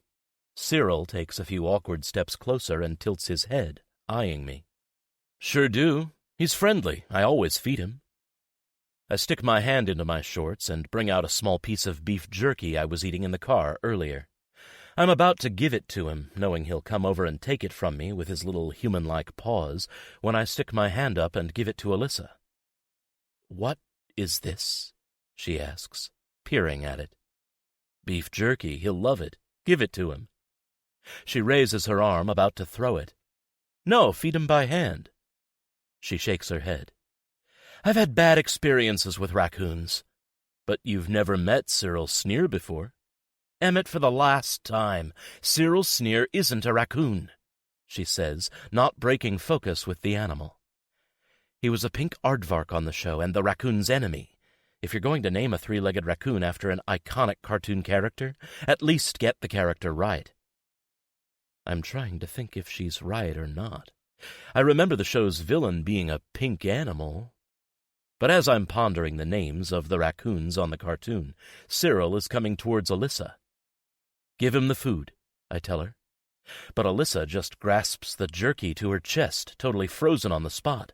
And Cyril is picking up speed, wobbling on 3 legs toward her, a crazy bloodlust in his eyes. "Alyssa, throw it!" "Ah!" she yells as Cyril somehow leaps up into the air and starts clawing up Alyssa's body. "Holy shit!" I jump up to my feet as Cyril claws at her bare arms and chest, trying to get to the jerky. What the fuck do I do? "Ah!" she keeps screaming, trying to turn around. "Get it off! Get it off! Get it off!" I look around for the nearest branch, even though hitting a 3-legged raccoon seems kind of cruel. Then again, I can't just let it mob her like this. What kind of man would I be? In the end, I reach over and grab the raccoon by the scruff of its neck and yank him off her before throwing him to the bushes where he lands on his 3 feet. Alyssa is still trying to spin around, flailing her arms. As she does, the piece of jerky goes flying to the ground, which Cyril scoops up with his hand before running into the bush. "It's okay," I tell her, trying to calm her down while I grab her by the shoulders. "It's gone, it's gone." "I told you Cyril Sneer was the enemy," she yells at me, almost in tears. Hey, it's okay," I repeat. "Let's get a look at you." She's fairly scratched up on her arms, and there's a swipe across her chest, but there doesn't seem to be any puncture wounds or bites. "Minor scratches," I tell her, "but we'll still get you to the hospital to get a rabies shot just in case." No, I'm fine," she says, taking a step back from me and trying to compose herself. "I'm fine." "He could have rabies," I tell her. She inspects her arms briefly and then looks at me squarely. "I've had worse." "What do you mean you've had worse?" "I've already had a rabies shot." "What? When?" "Last year." "Last year? Why?" "This isn't the first time this has happened." I cock my head, trying to form words, but the only thing that comes out is, "Huh?" "I said this has happened before. I told you I've had bad experiences." As she's saying this, I recall something that Tiffany had said at the wedding. "Bad luck with animals?" I ask. She shrugs and brushes a strand of hair from her face. "I love them, but they don't seem to love me." "Maybe they love you too much," I tell her. She laughs. "Yeah, maybe." I grab her by the hand and give it a squeeze. "Hey, let's get out of here before the squirrels turn on us." She visibly shudders when I say that, which makes me think it's happened before, too. "We'll go back to my house, and I'll get you fixed right up." "I'm okay," she says feebly. But after the long walk back to the car, she's too weary to put up any sort of argument. I take her home. Chapter 10. Emmett. By the time we're pulling up to my place, Alyssa is practically asleep in her seat, yawning as we walk toward the house. "This is where you live?" she asks as we enter the front courtyard. "My humble abode," she snorts. "Good Lord, to have this type of money." "Hey, this is my Degrassi money. I invested and I saved." "I'm not saying you don't deserve it," she says, giving me a quick smile. "I'm just saying you're lucky." In some ways, I think to myself. But the last thing I want to do is bring up the whole money doesn't buy you happiness argument to someone who agreed to fake date me in order to get money. Alyssa doesn't have time for my douchebag thoughts. She'd call me on it right away. Which is one thing I like about her. I open the door and we step inside. My house is fairly simple. The best part is the open kitchen, living and dining area with the massive patio over the ocean. Otherwise, it's a pretty small 2-bedroom. I'm mainly paying for the view of the water, the city, the mountains. I'd give you the tour, but there isn't much to see except the view, I tell her as I start looking through my cupboards for a first aid kit. Finally, I find it in one of the kitchen drawers as Alyssa slowly wanders along the white tile floor. "Take a seat," I tell her, gesturing to the couch. She eases herself down, her eyes taking in everything. All white. Don't you find it so hard to clean? I drop to a crouch in front of her and fish out the iodine and cotton pads, then pull her arm out so the scratches are facing me. To be honest, I'm just here to sleep. I'm on set most of the time, or I'm out. "Out where?" she asks, and winces as I press the yellow liquid into her. "Sorry," I apologize for the pain. "Out with you." "But we're a new thing, so you were out with other girls before me." I try and shrug it off as I dab it along her arm. "Yeah, I guess." "And Will?" I nod. "Sometimes Will." "Who else do you hang out with?" I pause, lick my lips. "I have a friend, Jimmy, known him all my life." "Will I ever meet this Jimmy?" I glance up at her face, her big eyes earnest and questioning. Despite the fact that she's injured and I'm fixing her up, she looks so fucking sweet right now it makes my heart ache. Maybe, I tell her. No one I know has ever met Jimmy, and I can't imagine how she would react. Then again, something tells me that maybe she might be one to understand. I push the thoughts away, to dwell on for another time. Does this hurt? I ask her, gently working on the other arm. She shakes her head. Not really, she says softly, watching me as I work. Then she nods to the corner of the room where I have a few plants. I like your cactus. I grin. Thanks, I just got it. Named it after you. She laughs. You did not. I did, Alyssa the cactus. She is a prickly one. Oh, come on, she says. You are too much, you know that? Too much and not enough, all at once. I ignore that sobering thought. I thought when I start missing you, I'd have something just like you to talk to. She just laughs, and I feel this strange warmth spreading in my chest, something I haven't felt in a very long time. I like her, a lot, and I like being with her, a lot. Maybe she can read the expression on my face or pick up on the vibe I'm giving, because she then lowers her voice and says, Do you ever get lonely? I pause and meet her eyes. That's a bold question. I know, she says, and I see that she's completely serious. Her questions are coming from a soft, kind place, though. I run my tongue over my teeth as I think. Yes, very much so, I admit. She nods slowly. So, why don't you ever settle down? You're asking the 38-year-old man-child why he doesn't settle down? Yeah, I am. There's a reason. What is it? I exhale, taking a moment to get a new cotton ball out. Honestly, I don't think it's in the cards for me. Because you haven't met the right person. Have you ever had a serious relationship? Of course, I was even engaged. She jerks her head back in surprise. Really? Who? What happened? It's a long story, not very interesting. She was in wardrobe. We met on our play in London. I fell in love, or something I thought was love. So did she. I moved back here and convinced her to come. She left it all behind. And then I realized she didn't really know the real me, and I couldn't pretend anymore, so I broke it off. The dark, sticky swirls of the memory attempt to drag me down, but I brush them off. Poor girl, I felt horrible. Honestly, I still do. She gave it all up to be with me, moved her life all the way over here, and I left her in the end. I guess that's just the type of person I am.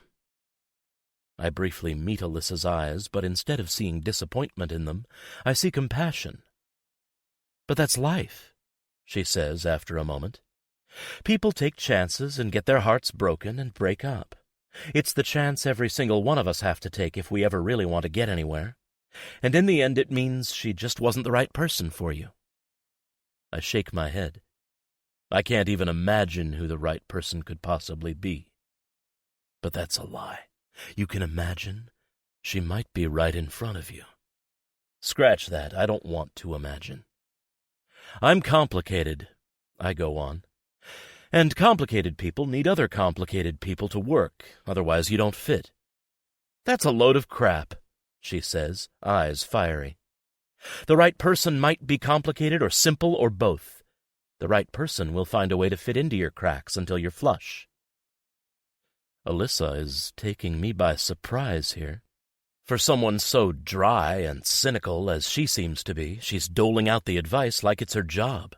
I'm starting to think there's something much softer hidden under her armor. Whoever gets to see that secret part of her is a lucky man.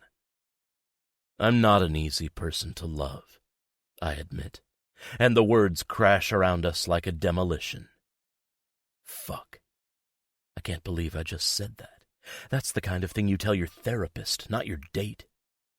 Then it's good you aren't actually dating her. Nothing to lose. That was a brave thing to say, Alyssa says softly, seeming as surprised as I am. But if that's true, then it just means the right person needs to work a little harder, that's all. Love shouldn't be work. I pour more iodine on the pad and lean in closer, patting it on her chest. Sometimes it is, though, she says, but it's worth it. I bite my lip and nod, trying to pay attention to the scratches on her chest and not look into her eyes. The last thing I want is to believe that I might be worth it. Deep down, I know I'm not. I screw the cap back on the iodine bottle and finish up on her chest, even though it's pretty obvious now that she's cleaned up enough and I'm just touching her for the sake of touching her. "Thank you," she says in a whisper. I take in a deep breath through my nose and look up at her. "For what?" My throat feels dry.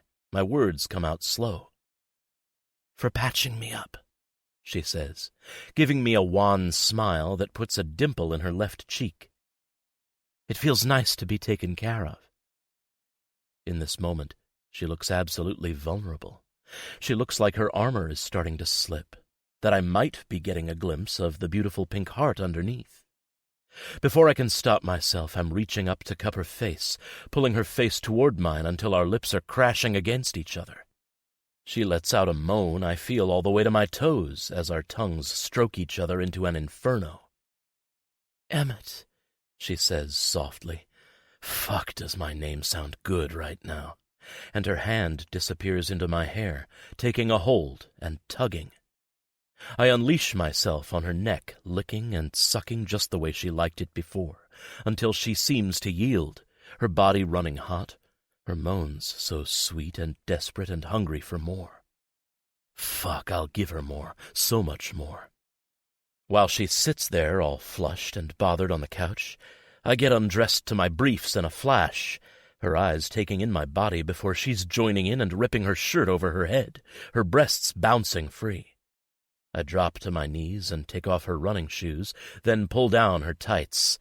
My hands slowly work their way back up her thighs.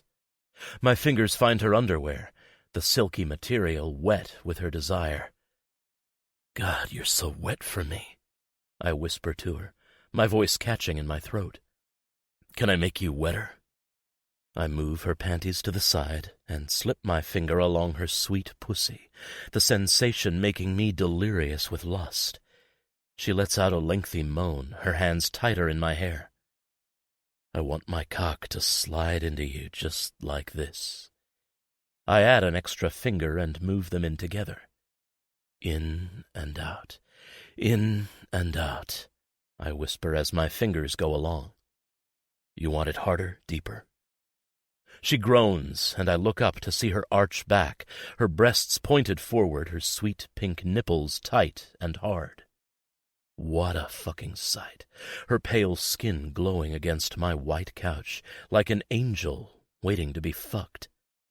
I can scarcely believe what's happening, but all thoughts in my head are slowly shutting down, drowned out by the pounding of my heart, the raw, hot tension running through me. How easy this is to touch her here, to coax these perfect sounds out of her, to say all the dirty things I want to say. "Do you want my cock?" I ask softly. "My tongue? How would you like me to fuck you?" Anything, she says through another moan as I drive my fingers even deeper. I hunch down and press my face in, my tongue snaking out and licking up to her clit. Heaven. This angel tastes like heaven. You taste so good, I murmur into her, and she shudders from the vibrations. I could feast on you for hours. Would you like that? Tell me what you like, what you want. More. I want more. She's practically whimpering. I suck her clit into my mouth, wet, warm, and she gives a sharp cry, calling out my name in such a way that it will be my undoing if she keeps this up. My tongue and fingers work her harder, and from the way she bucks her hips into me, I know she can take more, but I don't want it all to end here. I pull away and get to my feet. Her eyes are half closed, dazed, mouth open. Lust and sex just oozes out of her. God, I'm a lucky son of a bitch. I step out of my briefs, my cock popping out. I lazily stroke myself, my eyes never leaving hers. Is this what you want? She swallows loudly, her eyes pleading. God, yes. I grin. I fucking love how she isn't afraid of my mouth. She's got quite the dirty one herself. Flip over, I tell her. She bites her lip and grins, and then slowly turns over so she's on all fours. Just a second, I tell her, grabbing a condom from my bedroom and coming right back. I roll it over my shaft, my cock hot and inflexible in my hands. Can you move yourself up a bit? She pulls herself forward so that she's in the middle of the couch, and I climb behind her, my thighs on either side of hers, tanned skin against pale, straddling her just below her ass. And what an ass! I can't help myself. I quickly lean over and sink my teeth into her perfect skin. She lets out a yelp. Sorry, I tell her, my finger trailing down the middle of it. It's so soft and plump that I instinctively give it a smack with my palm. She yelps again, though this time it's choked and wanting. I wait a moment, watching for her reaction.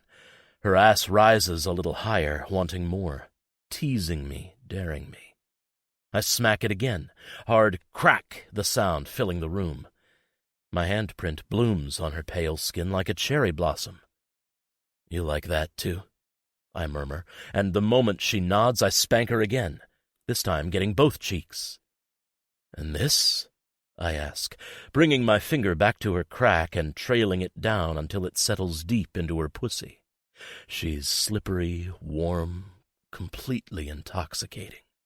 The sounds coming out of her mouth are growing deeper, more primal and raw, causing my skin to feel tight and hot, the blood to pound wildly in my head. Fucking hell. This woman feels so good, my cock is jealous of my finger. But as much as I want to be inside her, I could literally spend hours just exploring every single crevice of her plush body, finding what she likes, what she wants. I don't think I could ever get enough of her, ever get my fill. These are dangerous thoughts, especially when we probably shouldn't be having sex in the first place. But fuck, does this ever feel right? Just me straddling her, the tip of my cock rutting against her ass, her skin still red from my hands. It's the tip of the iceberg. She wiggles her hips, trying to push my finger in deeper, crazy for more. Don't be so greedy, I admonish her, but it's futile.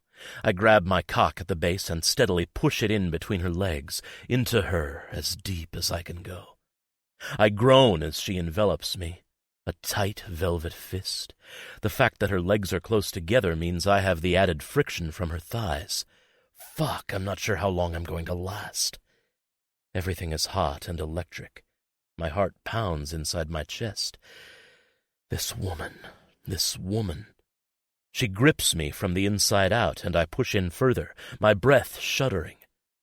I press my hand down on her shoulder for leverage, slowly pulling myself out, then back in, trying to find the rhythm without crushing her. My thighs are doing most of the work, shaking slightly, the muscles popping as I move faster and faster, my cock disappearing entirely inside her, the base shiny from her desire. My hips circle, and I shorten my thrusts so I don't slip out.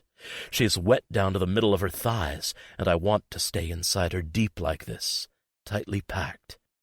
It's such a fucking squeeze that a sweat is breaking out at my temples, my muscles wound too tight. Alyssa is moaning something deep and desperate, which only makes me more desperate in return. Do you want to come, sunshine? I whisper hoarsely. Will you come on my cock? Make my cock so fucking wet? She's groaning, whimpering. I'm going to make you come, I say, breathless, rough. I'm going to make you come so fucking hard you won't be able to move for days. I move one hand down to her waist and grip her, while the other reaches under her until I reach her clit. It's soaked, and my finger slides over it with ease. That's all it takes. Her body tenses and then starts to quake beneath me. She pulses around my cock, her clit throbbing under my finger. A sharp cry leaves her lips, then fades off into breathless little moans. I come immediately after. There's a rush along my spine until something at the base of me explodes. I grunt like an animal, thrusting deeper and deeper, the couch shaking while the cum shoots hard into the condom. I exhale loudly, my breath elsewhere, my heart thudding to a marching beat inside my head. I lean back on my thighs, absently run my hands over her ass while I remember how to breathe. Then, when it doesn't feel like I'm having a heart attack, when the sweat stops rolling off my brow, I gently pull out. Leaning forward, I put my lips to her ear. "Did you like that, sunshine?" She turns her head, her eyes closed, and makes a noise that I think means yes. I brush the hair off her face and kiss her cheek, then place tiny soft kisses on her neck, shoulder, down her spine until I finally get off of her.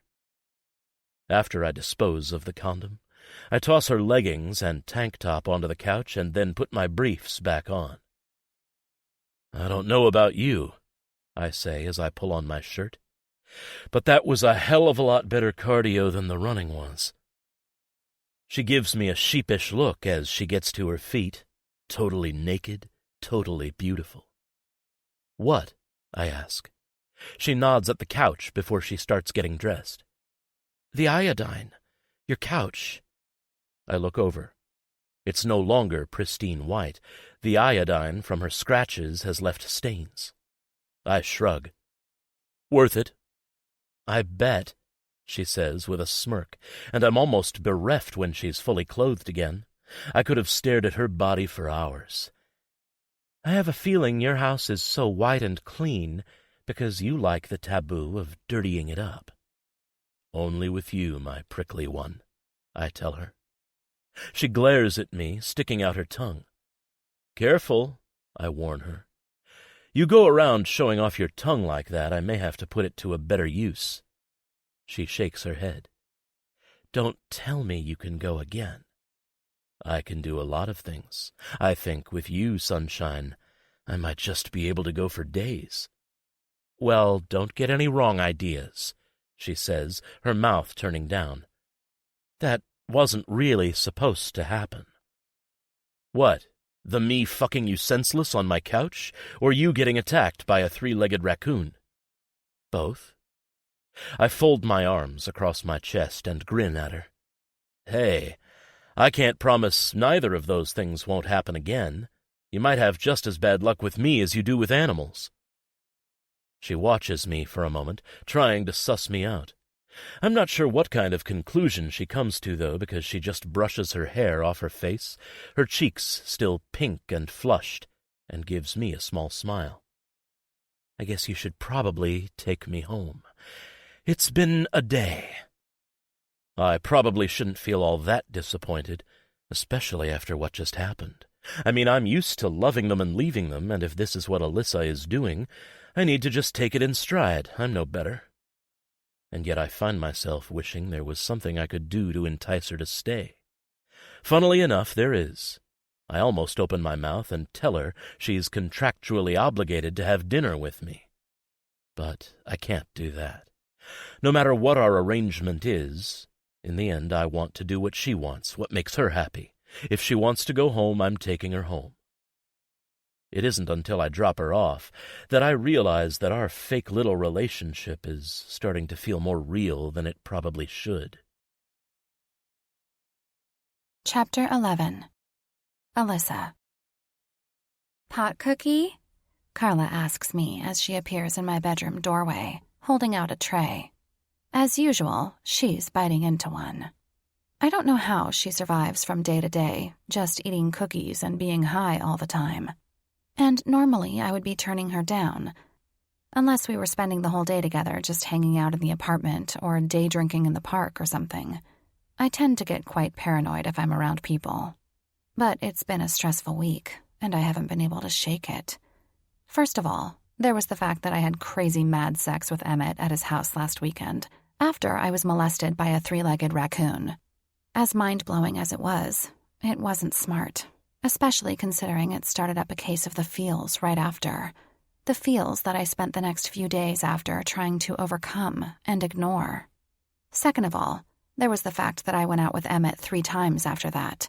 3 whole times where I had to give the feels the middle finger and remind myself that everything we're doing is a lie. Even if the sex was real, it just complicates everything else. And I had to remind myself of this while we went out to another fancy restaurant, and he wore a slick suit that he looked absolutely delicious in. Then when we played mini-golf together and he wore a tight white t-shirt that showed off every beautiful muscle on his body. Muscles I knew intimately. Then when we went to the beach to play frisbee, which he did while wearing just a small pair of shorts. Totally unfair. I almost didn't survive. Not just the playing frisbee part, because I got whacked in the head 1,000,000 times by the villainous flying disc, some of which made for delightful photographs on the gossip sites. But having to act like his girlfriend and touch him when he's nearly naked really did a fucking number on me. I mean, the only way to prevent the feels is to keep my distance, but I can't keep my distance because it's my job to be as close to him as possible. Third of all, work this week just plain sucked.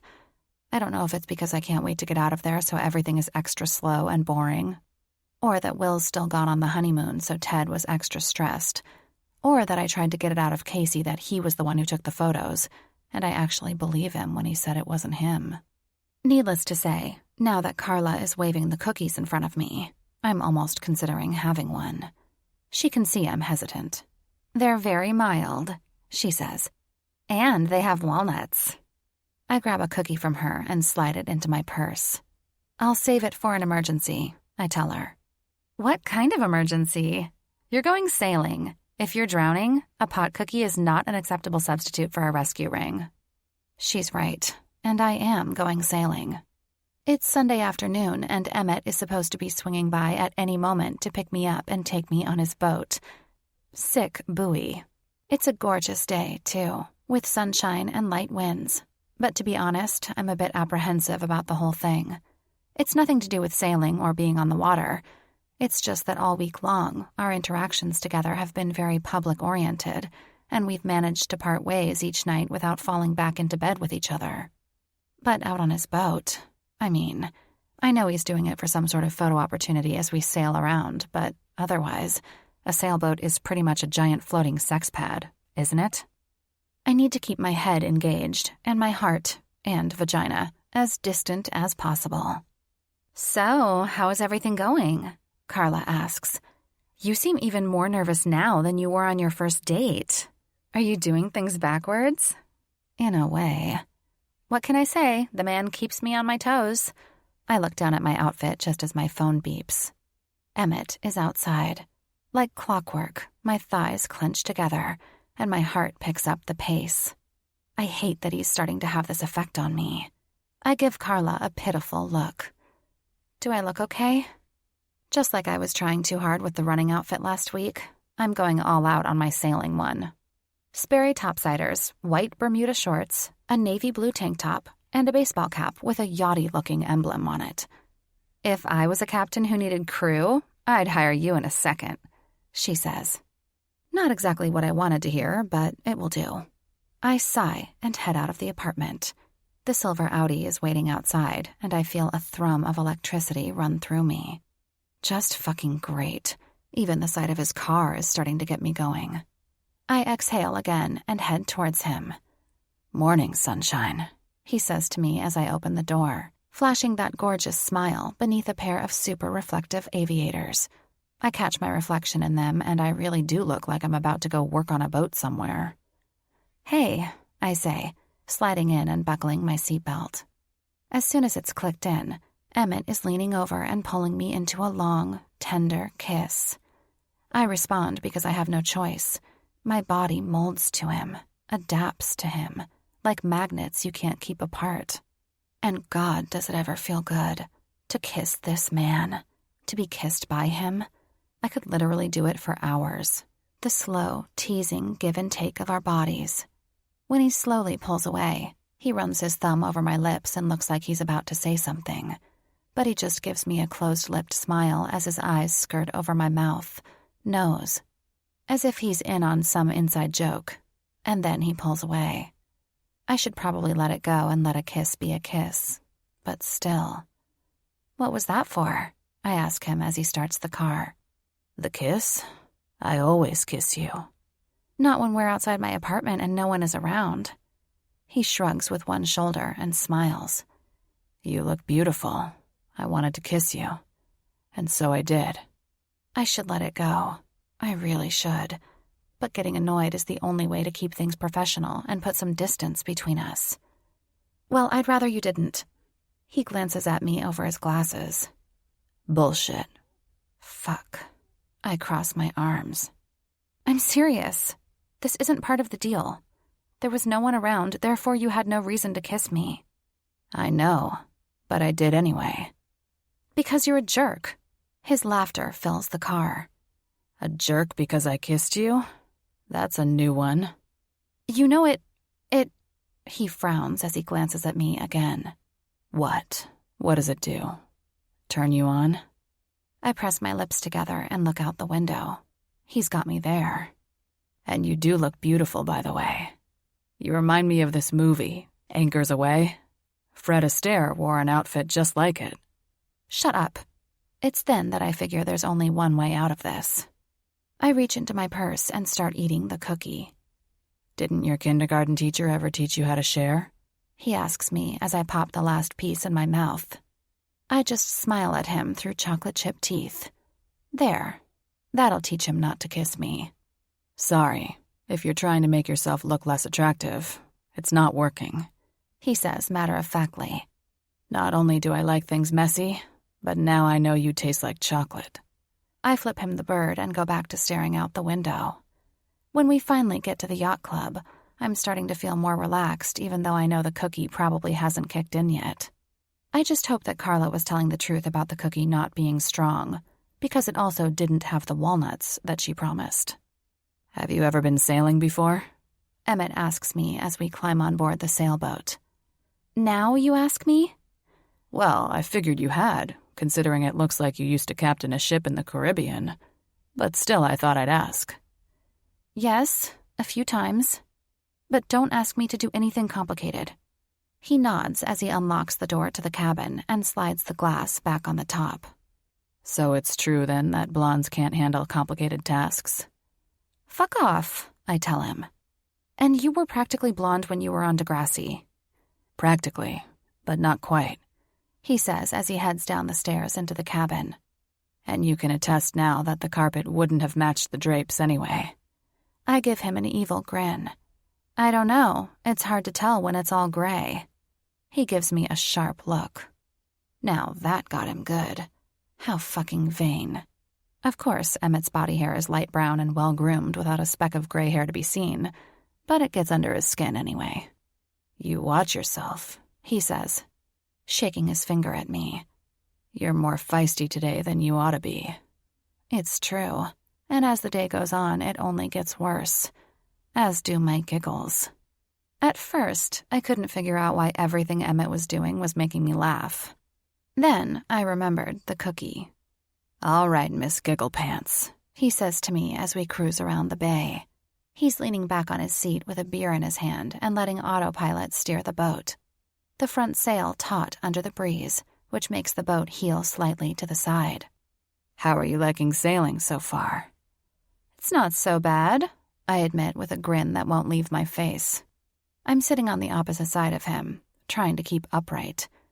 "I like how the city looks from here." He nods and seems to relax visibly as I say that.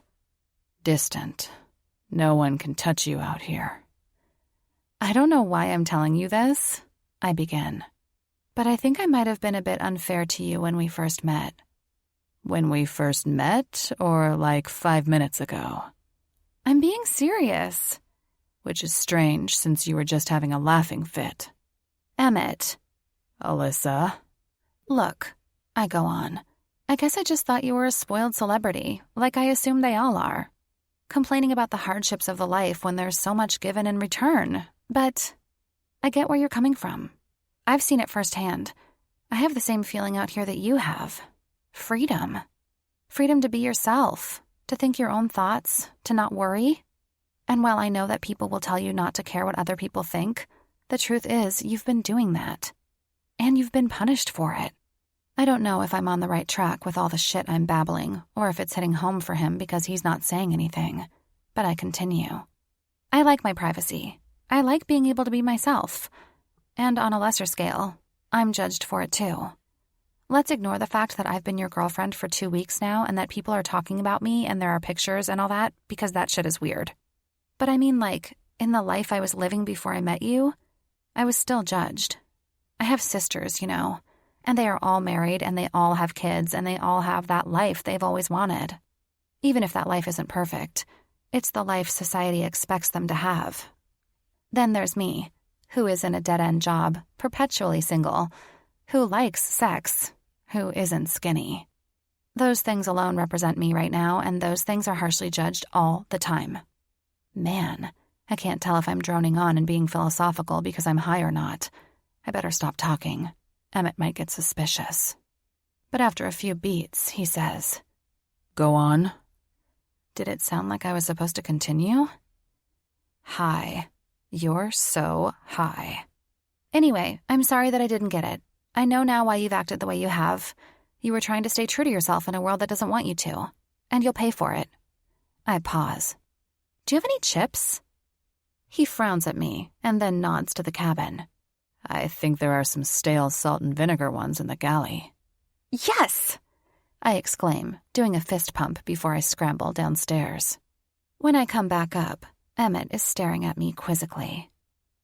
What? I ask through a mouthful. He shakes his head. Nothing.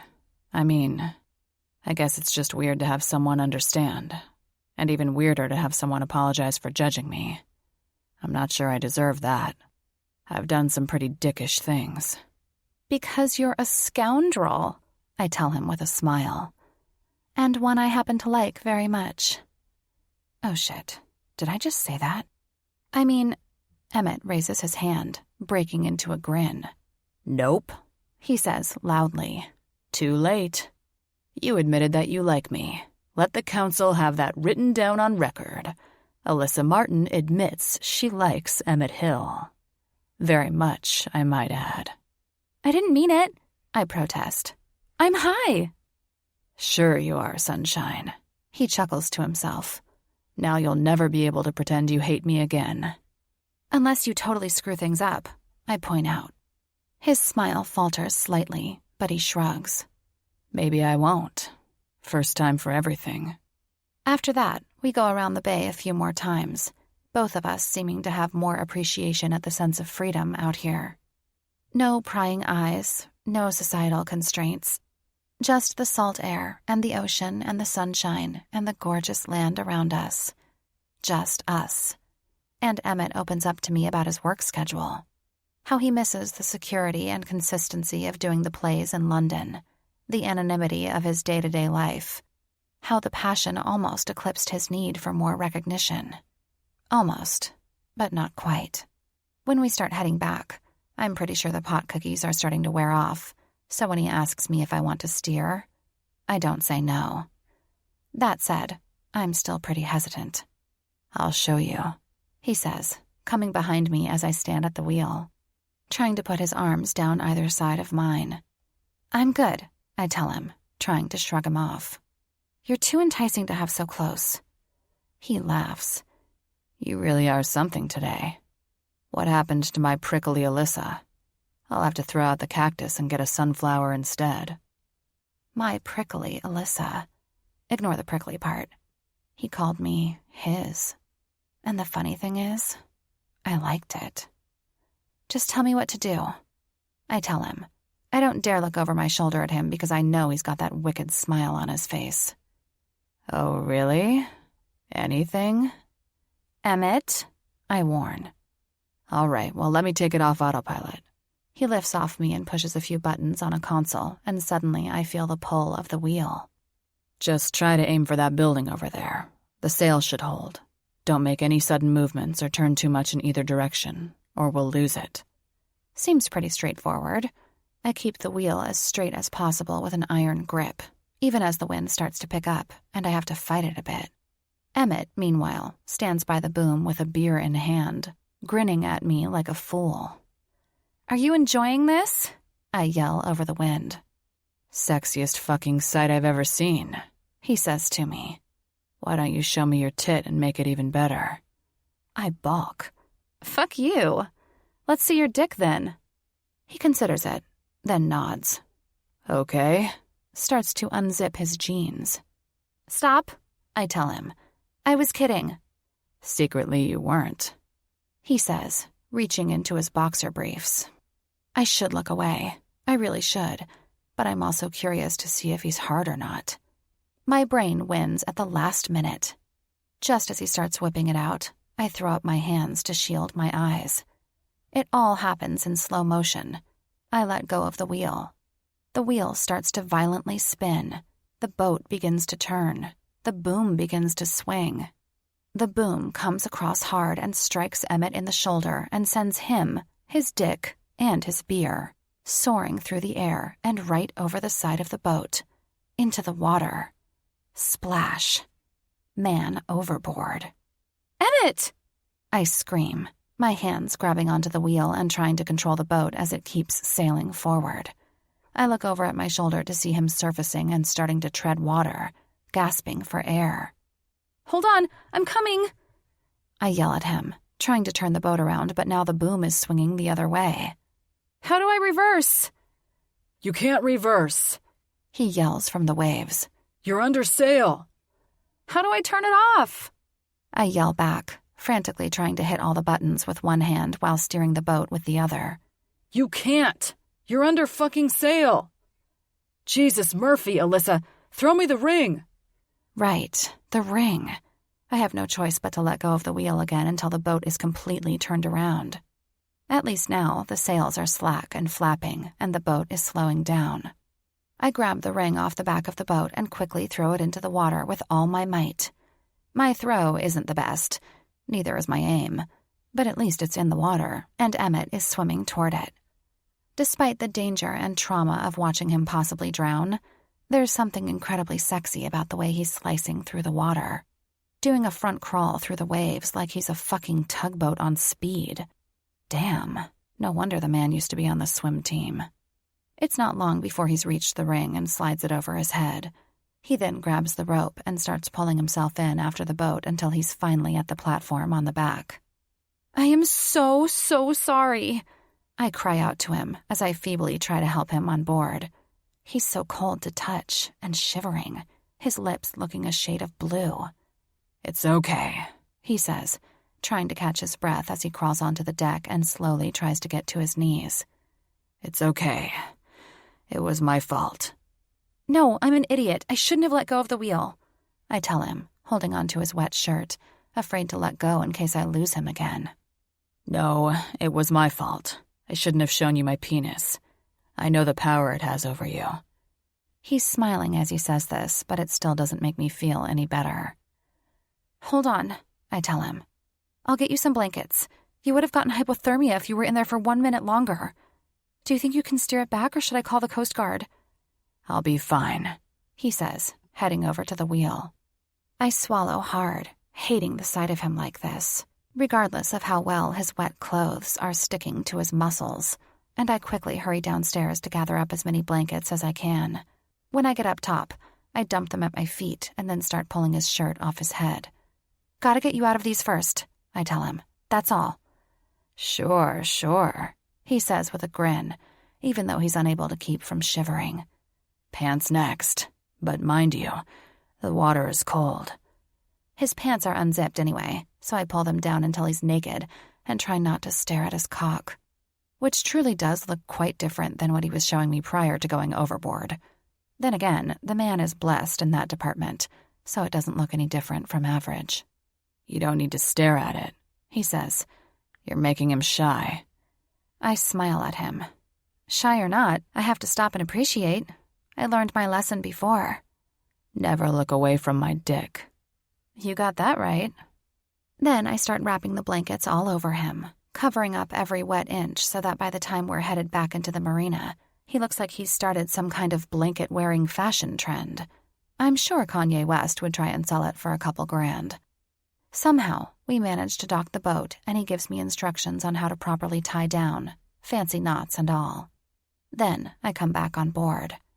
"Are you sure we shouldn't take you to the hospital?" I ask him, even though the color is coming back into his lips and his eyes look brighter. He nods. "I just need to get warm and rest. Come on." He puts his arm around me and ushers me downstairs into the cabin. Cold and wet, him. High, me. And exhausted, both of us. We crawl into the berth with each other and promptly pass out. Chapter 12. Alyssa. When I wake up, it takes me a moment to realize where I am. It's almost dark. The blue glow of twilight comes through the glass hatch above me. I yawn, feeling as if I could sleep forever, and slowly turn my head to see Emmett beside me. This is the first time I've seen him sleeping. I feel like such a creeper. Because even when he's asleep, he's a fucking babe. His boyish face is almost pretty with his tan skin and long eyelashes. His thick hair is slightly mussed up from the seawater, and his stubble seems darker in the dim light. I could literally stare at him forever. That's when I'm hit with a curious pang. This side of us, the one rife with intimacy, where we can sleep beside each other, is not part of the deal. This isn't supposed to happen. It just has by silly accident, and now I'm soaking it up as much as I can. This is the part that feels real, and this is the part I really want. I close my eyes and lie my head back on the pillow, letting out a dramatic sigh. After a few beats, Emmett murmurs, "Everything okay?" "You aren't sleeping?" "Not when I can feel your eyes on me," he says. "Though I do like being admired." "You would." He opens his eyes and looks at me. "Kiss me." "What?" "Kiss me." I give him a wary look, even though kissing him really is one of my favorite things. "Why?" "Because I want you to." "But no one is here to take a picture of it." "But I want you to." I stare at him for a moment, trying to figure him out. Is this what Emmett Hill wants? "I want more than just a kiss, but it will do." I close my eyes, lean over, and leave a soft, sweet kiss on his lips. I'm about to pull back and ask if that was enough, but he reaches up and grabs me by the back of the neck, pulling me down further so my mouth is crushed against his, my breasts pressed against his chest. He moans into my mouth, and I feel it all the way through me. I'm wet in a second. Damn that he has this kind of power over me. Before I even know what's happening, my clothes are being pulled off, and I'm pulling off the blankets he's wrapped in, and then the both of us are naked on the berth. Our bodies tangled in each other. "Fuck," he swears, holding my face in his hands and sucking my lower lip into his mouth like it's candy. "You're so fucking beautiful, Alyssa. I can't survive the days anymore without feeling you like this." Jesus. When he says things like that, I don't even stand a chance. Real or fake. But it doesn't fucking matter. I want him. I want him so deep inside until I can't breathe. I want to feel just how real he is. "Lie back," he whispers hoarsely, his eyes burning, lit from within. "Spread your legs. Touch yourself. Show me what you like. Where you want me to put my tongue, my lips. Where I need to take my time tasting you." I swallow hard. My cheeks are hot, tight, flaming red. There's blushing, and then there's me. I'm not sure I'll ever get used to his dirty talk. But I know one thing. I never want him to stop. And so I do as he says. I scoot back onto the bed and, teasingly, I might add, I open my legs. I know we've had sex before, but this is the first time he's getting a good long look at me. It feels extra long because he's taking his time, staring at me with simmering lust. "I could feast on you for hours," he murmurs, his eyes briefly meeting mine before settling between my legs again. "What a perfect, wet, pink pussy. You're fucking stunning, baby." I swallow. My body is absolutely ravenous. I feel put on display, but the way he's looking at me only makes me want him more. "You want me?" he asks gently, coming closer, prowling like a jungle cat. I nod. Fuck yes. "I want to lick every inch of your body," he murmurs as he looms over top of me, his hard chest and tanned skin taking over my world. "Is that all right?" He licks along the rim of my ear, the sensation causing my skin to tingle. "Yes," I say, and it sounds like I'm begging. I am begging. He continues to move his lips and tongue down the length of my body, caressing my collarbone, my breasts, sucking hard at my nipples until I'm dizzy and nearly mad with sensation. God, this is so good. So good.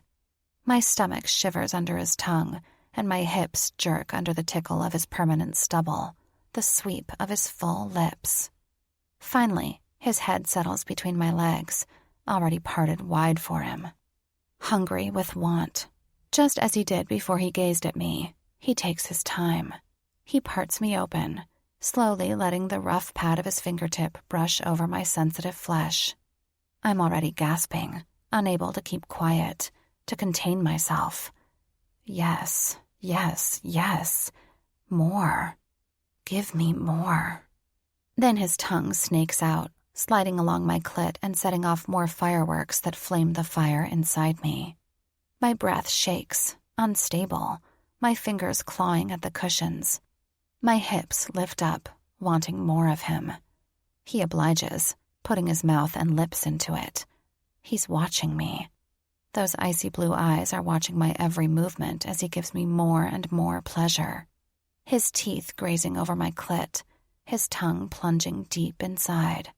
His head between my legs is the world's most beautiful sight. This feels more real than anything else before. I can't hold his gaze any longer. I throw my head back and the world becomes hotter, tighter, combustible. The heat inside me grows and grows and grows. This impossible force, like the sun, that gathers every single nerve in my body, winding it over and over again. The slide of his tongue sets me off. "Emmett!" I cry out, and he murmurs into me, his groans vibrating deep inside and kicking me over the edge. I'm going over, falling over the edge, whistling through the wind, and my body quakes endlessly until I'm quivering, boneless, spent. I can barely catch my breath, my chest heaving and covered in sweat. He gets off of me and disappears briefly into the galley. When he comes back, he's got a condom in his hands, sliding it on his cock with ease. Then he's back on the berth and he's yanking my thighs, positioning himself. He pushes inside, still fucking hard through all of that. I'm so wet that he slides in easily, as huge and thick as he is. What a man to have that face, that body, and that cock, and still know exactly what to do with it. And that he does.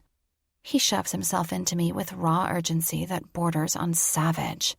I cry out, gripping the cushions again, filled to the brim with too many sensations to understand at once. I am wonderfully, stunningly overwhelmed. Emmett is merciless, and I am at his mercy. He grinds into me, his hips circling as he pistons himself in and out. He grunts hard with each thrust, this rough, animalistic noise that gets louder and louder the closer he gets to coming. It's such a gorgeous, raw noise that causes the heat to build in my core, the beautiful pressure inside rising again. Faster, harder, deeper. His pace is relentless. It slams me hard into the berth, enough that I'm afraid he might hit his head. But he has no fear, only raw lust. And it has never felt so good. I can see him starting to lose control, dipping over the edge. His eyes burn into mine, and then he's in deep, so deep that he's shaking and muttering my name in low, guttural tones. I can listen to these sounds forever. These sounds, all for me, all because of me. Before he totally loses it, He places his fingers at my clit, rubbing, swirling, faster, faster. I'm so fucking slick, he's sliding all over the place. It sets me off. Bam. And once again, I'm floating. Flying. But this time, I'm with him, and we're riding it together. Our bodies joined inside and out. For this moment, we are one, falling over the edge together. When it's over, Emmett collapses against me, his large muscled body sweaty and sliding against mine. His breath is rough and steady in my ear, and his lips brush my neck briefly. I want to hold on to him, to feel his skin as it calms, but I can't move.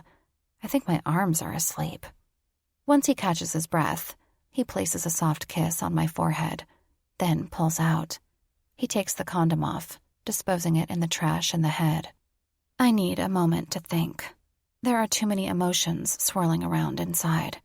Too many of them that don't have a place. Not with us. Not with what we're trying to do. This is getting complicated. This is getting dangerous. Maybe for no one else but my heart. In the waning tide of the orgasm, I'm starting to think clearly again. We can't do that again, I say to him quietly as I sit up, making a feeble attempt to cover my breasts. I really mean it this time. He stares at me in surprise. Why not? Because, I tell him. Suddenly, the berth's cushions seem infinitely interesting as I run my hands over them. Because the more I have sex with you, the more things begin to blur. Things are already so confusing as it is. The last thing I want is to feel things for you. When he doesn't say anything, I slowly look up and watch as he swallows, rubs his lips together like he doesn't quite understand.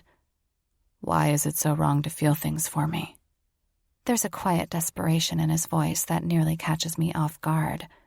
I push on. Because I think, in time, you'll probably just break my heart. None of this is real, Emmett. The last thing I need is to forget that. He nods, studies me. A flash of realization comes over his eyes, turning them cool. You're right. In the end, I'd probably just hurt you. That's not what I want. That's not what you deserve. Fucking hell. Even though those words pretty much came out of my mouth, it hurts something fierce to hear him say it. Like a steel-toed boot to the gut. He can't even pretend that he can be the man I need him to be. He's being honest with you. That's what you like about him, I remind myself. Now tell your heart to go fuck itself and get back in the game. Sheesh. My inner pep talks are getting pretty harsh. Can we have that table in the corner? Jackie asks the hostess, and then gives me a triumphant look when she starts to lead us that way. It's lunchtime at a restaurant a block away from work, and it's the first day Jackie has been back. The lucky bitch's honeymoon stretched on for almost 2 weeks before her and Will had to return with matching tans and big smiles. She only works part-time at Mad Men, so she can spare it. And Will only has to answer to Ted, and we all know how Ted feels about it. I think he's just glad they came back at all. While I've talked to her every other day while she was in Mexico, I still haven't been able to get down to the nitty-gritty with her. Not that I particularly feel like it today. After the boating trip, my head has been all over the place, and I'm really not sure what to feel anymore. I think Tiffany was a little upset that she wasn't invited. I tell Jackie after we order drinks. A Caesar for me, and a virgin one for her. Hey, she says to me, giving me a steady look. Remember when you needed to talk to me about Will, back when we were secretly dating, and you said she couldn't come? Just doing the same favor. We both love her to bits, but you know she can't keep her mouth shut. Try as she might. If word gets out about the truth about you and Emmett, it could ruin everything. The press would be so quick to jump all over that. She pauses. Speaking of press, have you been keeping up with yourself? She takes out her phone and waves it at me. I pretty much spent the whole honeymoon reading all the gossip sites. I think I learned more from them than I did from you. Alyssa, these people are fucking everywhere following you around. This must be driving you crazy. I shrug. To be honest, I'm getting used to it. I gesture around the restaurant. And no one ever looks my way unless I'm with him. In a way, it's the perfect blend of fame and anonymity. With Emmett, I know people will take pictures and will turn heads. I mean, that's why I'm here. And when he's not here, well, I'm just myself. So you're not yourself with him? Her question makes me pause. Am I myself with him? Or am I putting on some persona? I dismiss the question with my hand. It doesn't matter. The real question is, why were you looking at pictures of me on your honeymoon and not having sex with your new husband? This isn't about me, Jackie says. Don't even try to change the subject. We have our whole lives to talk about the baby and the honeymoon and how the husband is doing. What I want to know is every single detail about you two. Well, what do you want to know? Alyssa, she says sternly. You're dating Emmett Hill. Do you know what they call you? The bruiser and the blondie. I stare at her, slack-jawed. Seriously? Was that Carla's doing? Well, it's highly unfair to call him a bruiser, I say. That's just the media running with it because it rhymes with cruiser. He's only gotten in like a handful of public fights. And your whole relationship is fake, she goes on, ignoring that. So of course I want to know what the hell is going on. I mean, this is the most exciting thing to ever happen since you found out you were having a baby and getting married? She looks sheepish. Well, yeah. So are you sleeping with him? That's the one thing I haven't been forthcoming about in our texts. All the times I've slept with Emmett, which is technically 3 if you count the beginning, I haven't mentioned to anyone. I don't know why. I'm not usually one to shy away from sharing the details. I guess it's just the one thing we do together that's nobody's business but ours. And it's something that won't continue, I remind myself. Though I'm starting to take these declarations less and less seriously. Kind of like when you promise you'll start your diet tomorrow and you never ever do. You are sleeping with him, she exclaims softly. Holy shit. It's nothing. It's not a habit. Pretty nice habit if it was. He's good at what he does, I admit. You're selling him short. I press my lips together, trying to suppress a smile. Am I ever? Emmett is not just good at what he does. He fucks like a champ. He's in it to win, and nothing less than 1,000,000 mind-blowing orgasms will do. Crap. I know I have that sick, dreamy look on my face, and Jackie is delighting in every minute of it. But it doesn't matter, I go on, making my features blank, because he annoys the living shit out of me. Oh, he does not. He's a cad, Jackie, a prick, an asshole, a player, a downright scoundrel. And that's a problem for you? I give her a loaded look. Can't you just enjoy the whining and dining then? She asks, desperate to find some sort of romance between us. I mean, that's what helped Will win me over. That and the gifts. Yeah, and that's the huge difference here. For one, no one is winning anyone over. Except for us, together, winning over the general public.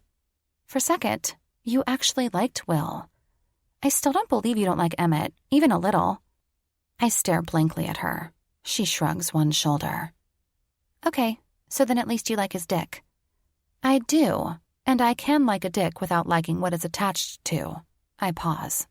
Though I must say, his tongue and hands are pretty fantastic too. Wouldn't be fair to leave them out.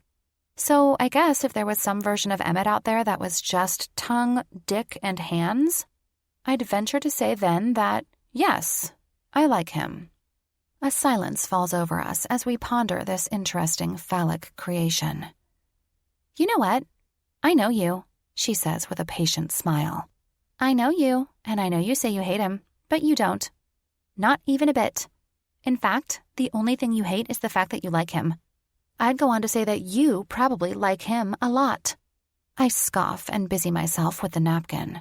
You don't know what you're talking about. Oh, but I do. I do. All that time pretending I wasn't in love with Will was absolutely futile. I glance at her in annoyance. I'm not in love with Emmett. I'm not saying you are, but you like him, and you're pretending you don't.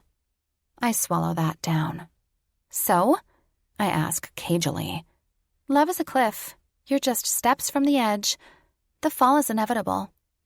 I let out a huff of air, blowing a strand of hair off my face. You can like someone and not fall in love with them. It happens all the time. It's why so many people break up. They have the like. They want the love, and they expect the love. But sometimes that love doesn't show up, so you have to end it. I can't help but think about Emmett as I'm saying this, the way he was with his ex-fiancé. You're so cynical. I've been around the block a lot, I remind her. And I'm not cynical, I'm a realist. I know what to expect. I know how it all works. The fact of the matter is the majority of relationships downright fail before they even get to the I love you stage, let alone after. And when it comes to Emmett and me, our relationship is 100% fake. I bet the orgasms are real, she says under her breath. And they are. I like Emmett, okay? And I like having sex with him. No, I love having sex with him. But that's the extent of what we are and who we are to each other. It will never go beyond that.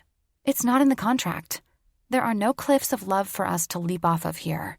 Just one big wall, signed with ink. Jackie studies me for a moment before shaking her head and taking a sip of her drink. You're a dream crusher, you know that? What the hell are you doing reading all those romance novels anyway? Don't you believe in the happily ever after? Don't you want that? I suck back on my straw and grin at her. Honestly, I just want to get off. She bursts out laughing and raises her drink. Well, okay then. Congratulations to that. Cheers, I say as I clink mine against hers. Oh, by the way, she says after our food arrives and I've started wolfing down my gnocchi. I was thinking that since you guys are officially dating, maybe the four of us could go on a date. Like a mini trip together. I take my time chewing before I swallow it down. A mini trip? That sounds serious. Do you think we're ready for that? She casts me a dry look. Do you hear yourself? This isn't a real relationship. You said so yourself. Technically, you can't mess it up. You're already ready for anything. Right. Fuck. It's hard to keep things straight. Sure, a trip sounds fun. It would be the first time going away with Emmett, but with Will and Jackie there, I think it could be doable. Where? When? Labor Day weekend is just around the corner. I was originally thinking Will's mother's campground in Tofino, but she actually won't be there then. What about your mom? My mom. I'm immediately hit with a pang of guilt. Normally, I'm driving over to Penticton once a month to visit her, but Emmett's been sucking up so much of my time lately. The last thing I want is for her to meet Emmett and buy into the whole relationship thing, though I know she already knows about him. Then again, it would put her little heart at ease to at least think I'm in a serious relationship with a mildly respectable guy. At least a guy with money. That might work, I say cautiously. I owe her a visit, but I don't want to stay in the house. There's not enough room for us all. Maybe Emmett or Will can rent some cabins down by the lake, preferably one with a vineyard. You don't think you'll go crazy being surrounded by all the wine you can't drink? I survived weeks of virgin pina coladas, she says, her brown eyes looking wistful. Well then, that might just work. Oh, come on! It will be so much fun. Will it? Me? Will? The bruiser and the blondie? I roll my eyes. Please stop. That's all I see now. That and pictures of my fat ass and the headlines about me being a normal girl, said in the most belittling way. I'm terrified to read the comment sections. I know people are taking shots at me. Only because people are jealous and the world is a horrible place. I laugh. When you put it that way. So we're in? Labor Day weekend? The lake? We're in. All in? I sigh. All in. Chapter 13. Alyssa. My mother was so excited to hear that I was taking my famous new boyfriend to visit her in Penticton that it almost felt terrible that the whole thing was a lie. I say almost because what she doesn't know can't hurt her. Until the contract is up, of course, and Emmett and I part ways in what is sure to be a public breakup. I hadn't really thought about that part. About what happens when this whole thing is over. I find myself entertaining the fact that maybe my contract will be renewed, like I'm a star on some show. And the show being Emmett Hill's life. At first, I was a bit wary of going away with him, but all that changed when he took me out for sushi at one of the city's newest hotspots and broke the news to me. The CW network is having a party down in LA, and the cast of Boomerang is required to go. And Emmett insisted I come along as his date. So that's why I'm currently sitting beside Emmett in the first-class section of an Air Canada flight, bound for LA. Forget about being nervous about the couple's trip to Penticton. I'm absolutely jubilant that I get to go to Los Angeles for the first time in a long time. Too bad I'm not a huge fan of flying. "Nervous flyer?" he asks me, watching as my fingers tap dance along the armrest between us. "Just during takeoff and landing," I admit. "But we took off an hour ago." "And we're landing in an hour," I point out. He slowly licks his lips until they spread into an easy grin. "You're fucking adorable. You know that?" Real or fake? Real or fake? I'm going to pretend he's being real, just for fun. "Thank you," I tell him. "I try around you." He laughs gently, his eyes searching mine. "No, you don't. You don't try at all. That's why I like you." He then closes his fingers over mine and holds them tight. I lean in close to him, catching a whiff of the fresh rosemary scent of his cologne. I whisper, "You just said you liked me, and I think you might have meant it. I'm making a note of it." He reaches over and gently cups the side of my face in his warm, broad palm. "It's never been a secret, sunshine." Then he closes his beautiful eyes and brushes his lips against mine. A slow, teasing kiss that deepens and blooms. I feel it slide over me like stepping into a warm bath, my tongue stroking against his until our mouths are aching and wild for each other. Fucking hell. Emmett Hill. The man can fuck like a champ, but he can also make out like no one's business. The flight attendant clearing her throat is the only thing that makes us stop, though I can feel Emmett smiling against my mouth before he looks up. "Would you like anything more to drink?" the flight attendant says with an overly warm smile, entirely fixated on him. And I can't blame her. Emmett's in black pants, an ice blue button-down shirt that's open just enough at the chest, the color making his eyes come to life, his bronze hair artfully mussed up, thick and shining. "Of course," Emmett says to her. "Keep them coming. A glass of white wine for each of us." She nods and moves on to the next person. "Sorry I ordered for you," he says to me, letting his fingers drift away from my face. My cheek feels cold without his skin pressed there. "I felt like it was a thing that we do." "As is making out in public," I tell him.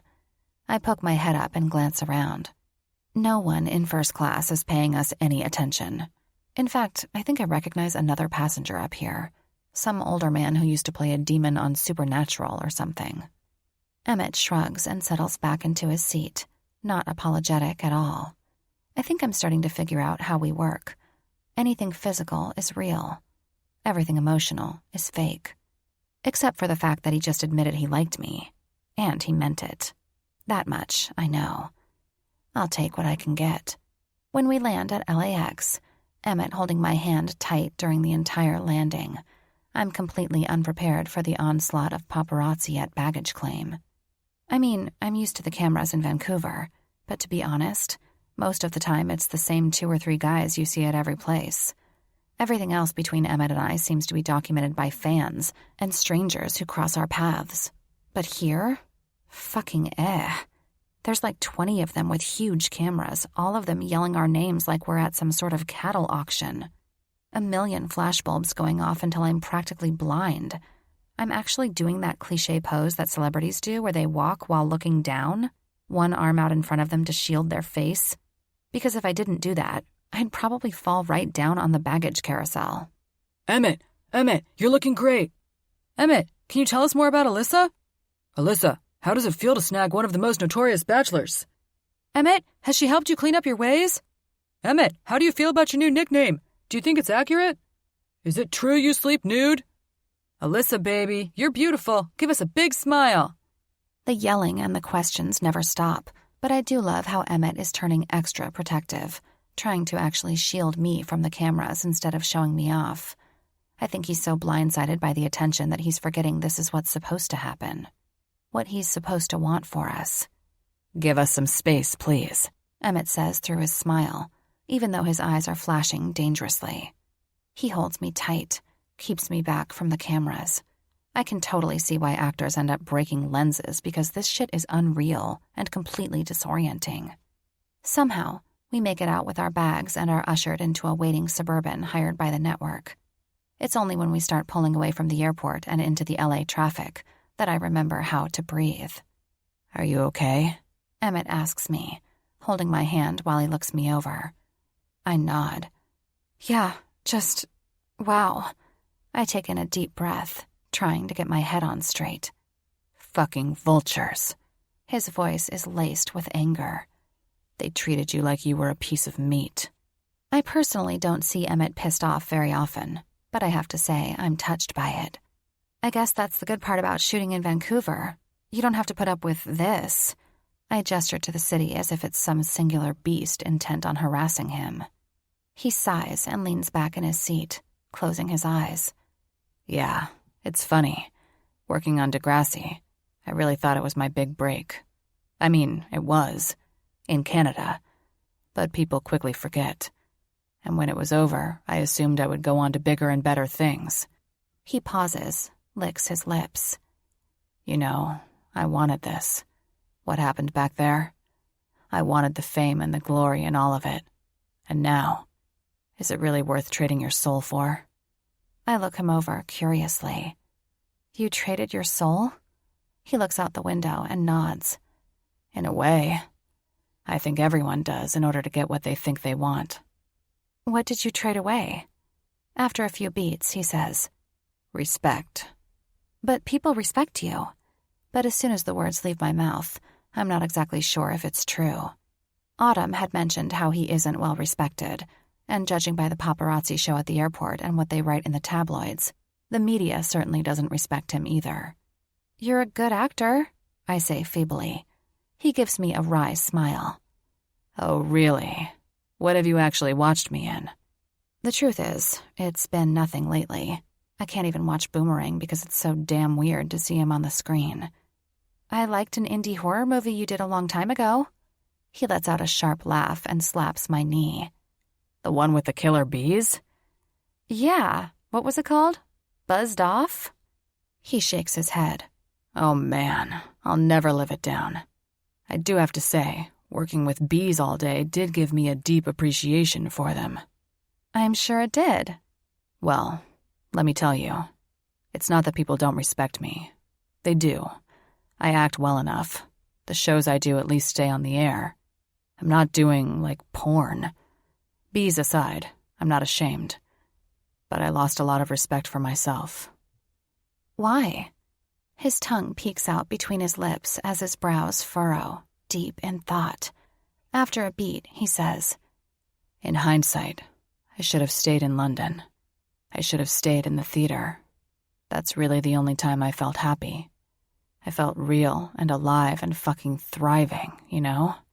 It wasn't until you came along that I started to feel happy again." Bam! My heart stills inside my chest. A cage of butterflies just dying to open. Holy... I swallow, the sound audible in the car. I make you happy? He glances at me, a quiet smile tugging the side of his mouth. "Yeah, you do." Real or fake? I ask whisper. His features soften. "Real, Alyssa. Very, very real. I know this is..." He glances up at the driver who seems to be minding his own business before looking back to me with yearning eyes. "I know this is complicated and not necessarily what should happen, but ever since I met you, I've had something inside me wake up. You don't know how grateful I am for it." Holy crow. I don't know what to say. I don't even know how to feel. My heart is blossoming inside me, opening like a flower to the sun. Don't catch the feels, I remind myself. But I think it's already too late. "Anyway," he says after a moment, letting go of my hand and running his fingers through his hair. "That's the way it is now. You spend your whole life wanting one thing and then you get it and realize it's not what you want at all." I clear my throat, still gobsmacked by his confession. Maybe because what you want and what you need are sometimes totally different. "That's true. So tell me, when this is all over, I mean, in the future, and you have what you want." He means the money. Will it really be what you need? I shrug and watch as the tall spires of downtown LA roll past. I won't know until I try. But I have to try. And you had to try too. You'd never know otherwise. You have to go up for the role you want to find out if you need it in the end. So clever, tying this all into an acting metaphor. A clever blonde, I joke. So rare.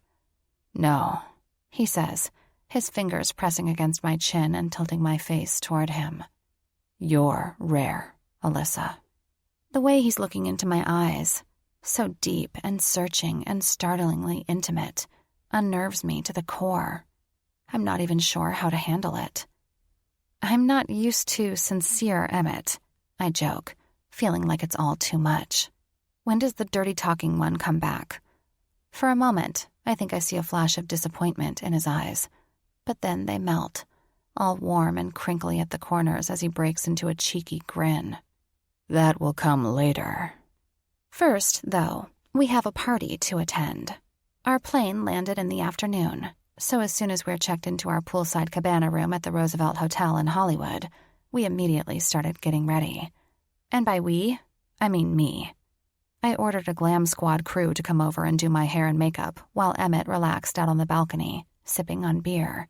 And of course, all the girls wanted to talk about is Emmett. I know I should have waxed on and on about our relationship and how great he is and how he's changing and all the things I've been getting used to saying. But the truth is, I didn't want to say that shit anymore. It didn't quite feel right. I didn't feel like I had to explain that Emmett was better with me when he was fine before, just acting like a human being. I didn't want to go on about how in love we are, because suddenly the real concept of love between us seemed so fragile and sacred. Once upon a time, it didn't seem like a possibility at all. But I'm starting to realize that these feelings I'm trying so hard not to catch might be no match for my body in the end.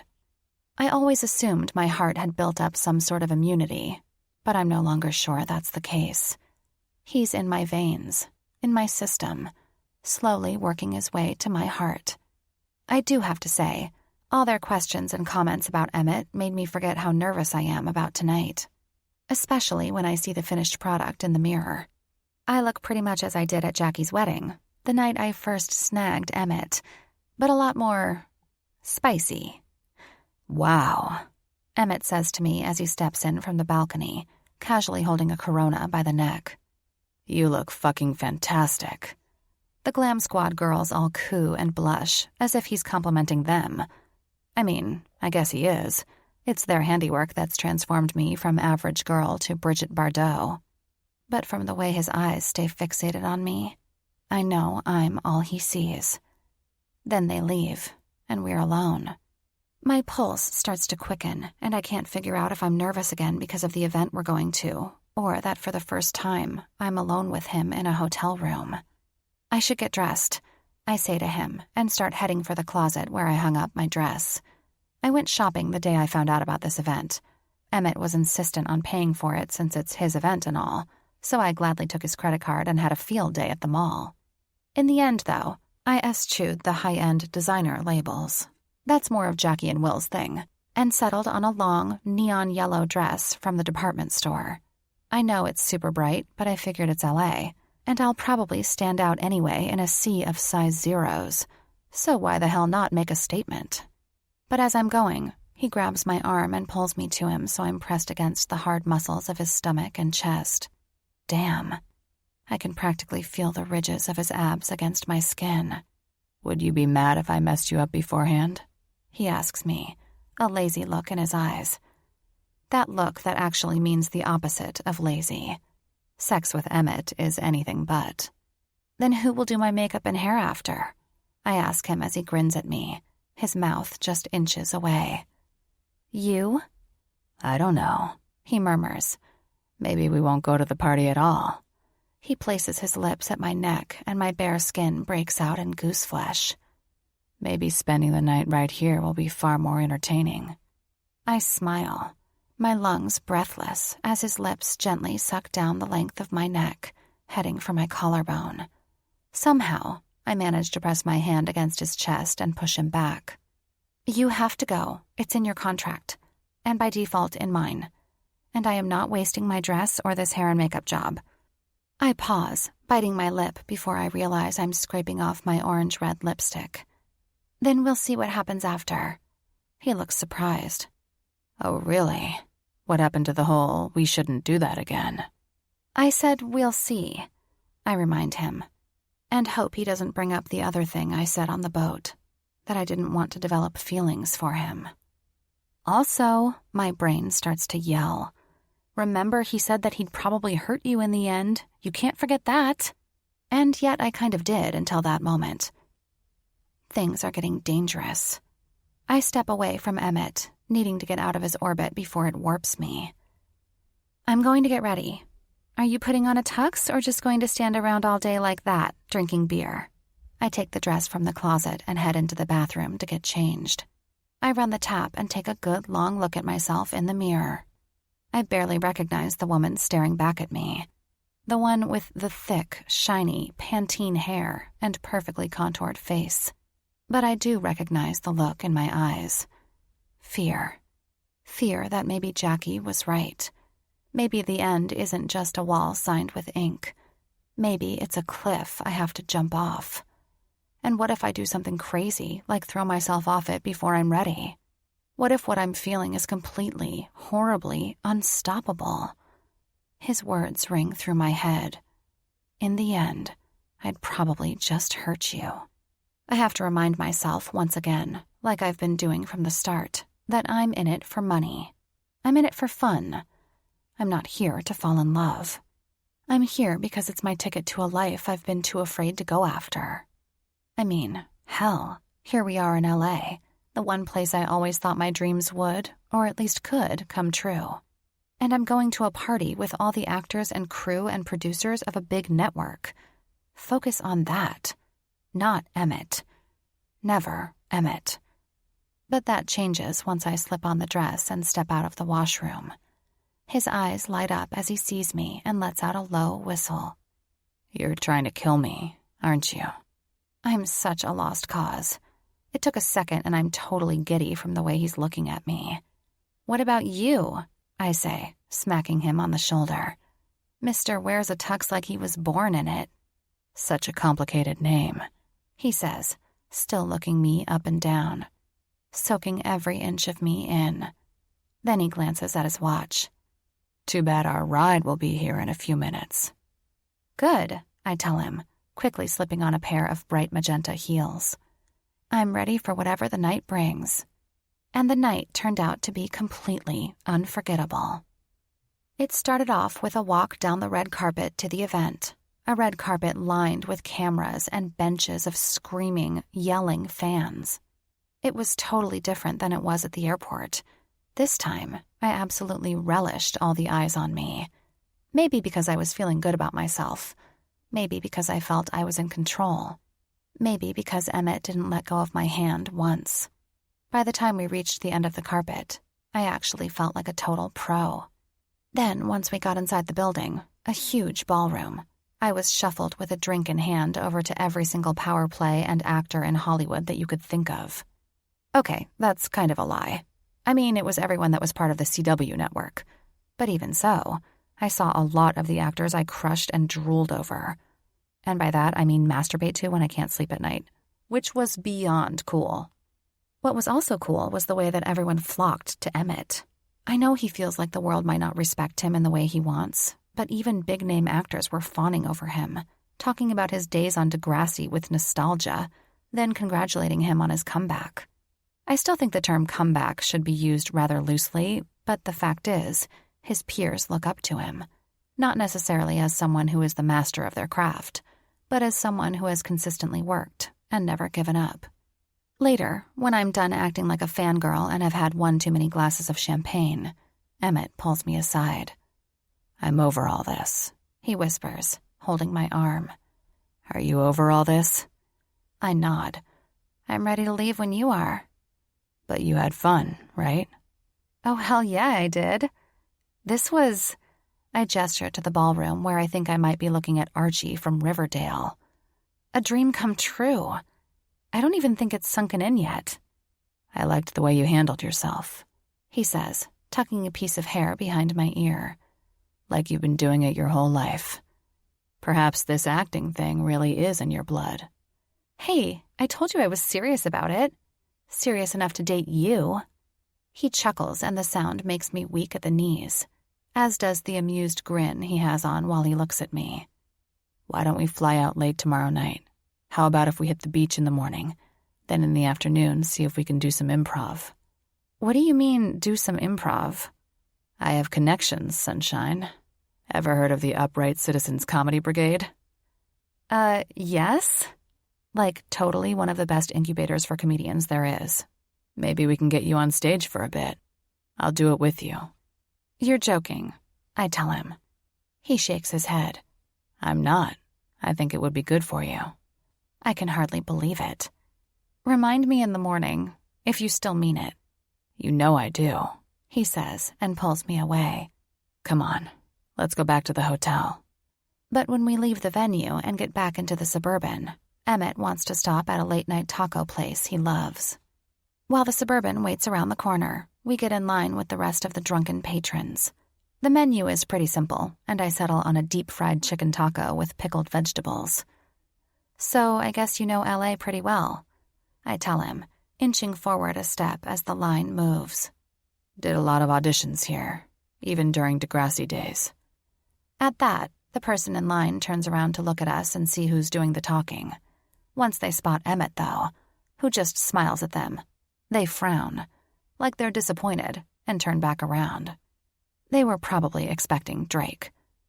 Anyway, Emmett goes on. I lived here for a few years before I moved to London. Did a lot of bit parts, some small roles, pilots, indie films. Would you move here if you had to? Of course. I love LA. Love the sunshine. Love the vibe. But you still prefer London? He nods. I know they're polar opposites, but I think deep down, theater speaks to me so much more than film or TV acting. It's real. You're in the moment. It's scripted, but it doesn't feel scripted. Know what I mean? You're living it, like it's a reality. There is no performance, only passion. No performance, only passion. His words sink into me like stones. Is that what we are? Are we living this, us, like it's a reality? Are we starting to throw the script away and just improvise on the fly? It's so fucking hard to tell. So, when was the last time you went on an audition? He asks me. I know he expects me to say like 10 years ago or something, but that's not the truth at all. Last year? What? He's taken aback. Seriously? I nod sheepishly. Yeah, I go every now and then. Take a sick day. Don't tell Will. I add. I do it just to see if I still like it, to see where it could go. I still keep my headshots up to date, too. I pause.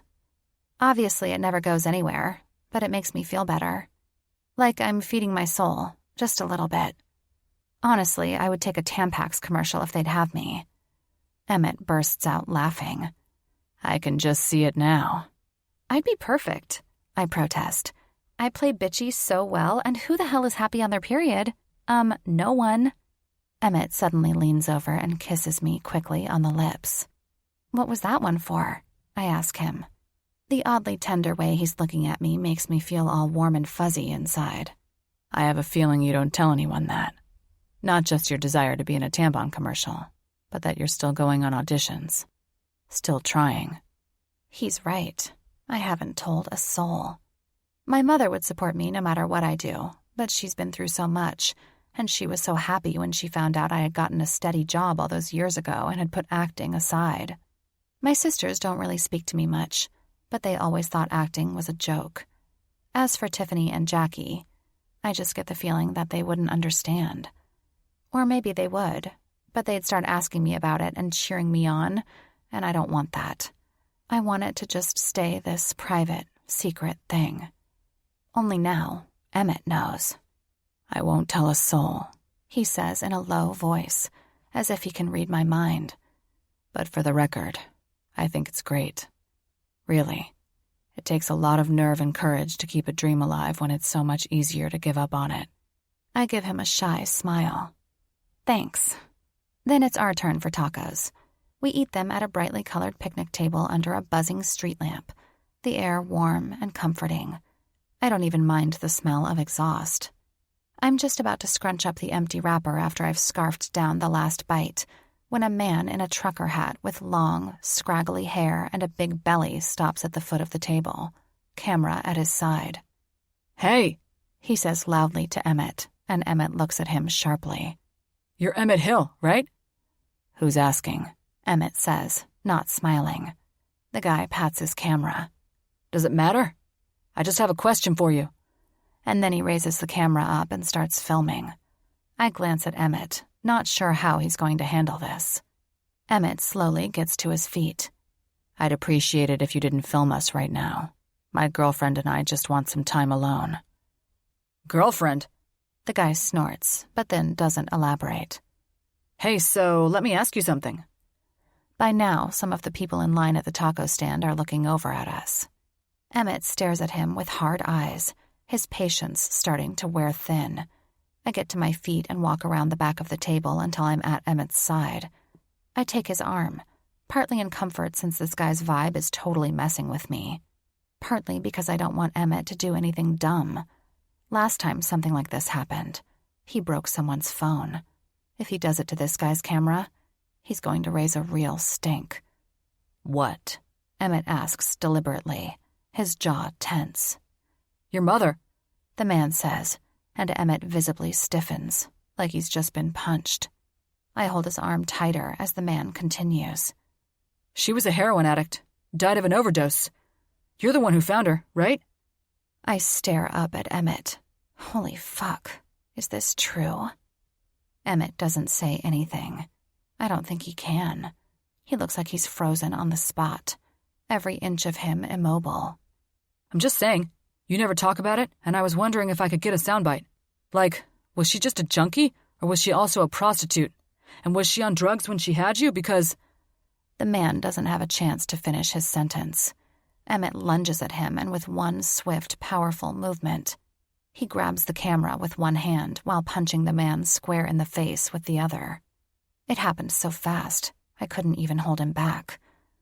"Emmett!" I cry out. Not because I think he's in any danger. I mean, Emmett is strong like a bull and could probably take a beating and like it. But because he's throwing another punch at the side of the guy's head, just as the camera drops to the ground, parts breaking off. If I don't do something, I'm pretty sure Emmett will kill him. Somehow, I manage to wrap my arms around Emmett's waist and try and pull him back while an excited crowd starts to gather around. I'm pretty sure some of them are either chanting bruiser or cruiser. I can't tell. "You son of a bitch!" the guy yells, hands covering his bloody face. "I'm pressing charges!" He points at everyone around us. "I have witnesses! You're all witnesses! He attacked me!" "Emmett, we have to go," I tell him, trying to pull him back. He's breathing heavily, his eyes wild. I'm not even sure he's hearing me right now. Please, let's go." "He's not going anywhere, Blondie," the fat pap says to me as he fishes his phone out from his pocket and starts to dial. He turns his back to us and talks into it. "Yes, I've just been a victim of assault." Oh, shit, I swear, giving Emmett another tug. Finally, he yields to me and I pull him over to the street, looking around for the Suburban. "We can't go," Emmett finally says to me, his voice hoarse. His eyes meet mine and there's so much anger and pain in them that I'm nearly speechless. "He's called the cops. They'll be looking for me." "They're going to put you in jail," I whisper to him. "You can't go to jail." He sighs and shakes out his hand with a wince, spreading his reddened fingers. "I'm really sorry," he says. "Really. I didn't mean for this to happen." The guy was asking for it. There's no need to apologize. I'm hanging on to him tighter and tighter, afraid to let go. "I lost my temper. I shouldn't have." Oh, God. How I want to ask him about his mother. Ask him if it's true what the man said. God, poor Emmett. But it's not long before the flashing lights appear and a police car arrives on the scene. One officer talks to the man, while the other comes over to us. "Is it true you assaulted this man?" He asks Emmett, nodding at the guy who is waving his hands wildly, trying to act out the scene. Emmett opens his mouth to speak, but I immediately remember every single TV show I've seen. He's not saying a word until he speaks to a lawyer. The cop rolls his eyes. All right. Look, between you and me, we have bigger things to attend to tonight than this. But I'm afraid I'm going to have to put you under arrest and take you to the station. If he doesn't press charges, you won't have to stay long." "You can't arrest him," I cry out. "He did nothing wrong." "Alyssa," Emmett says to me, "it's fine." "It's not fine." Where the hell am I going to go?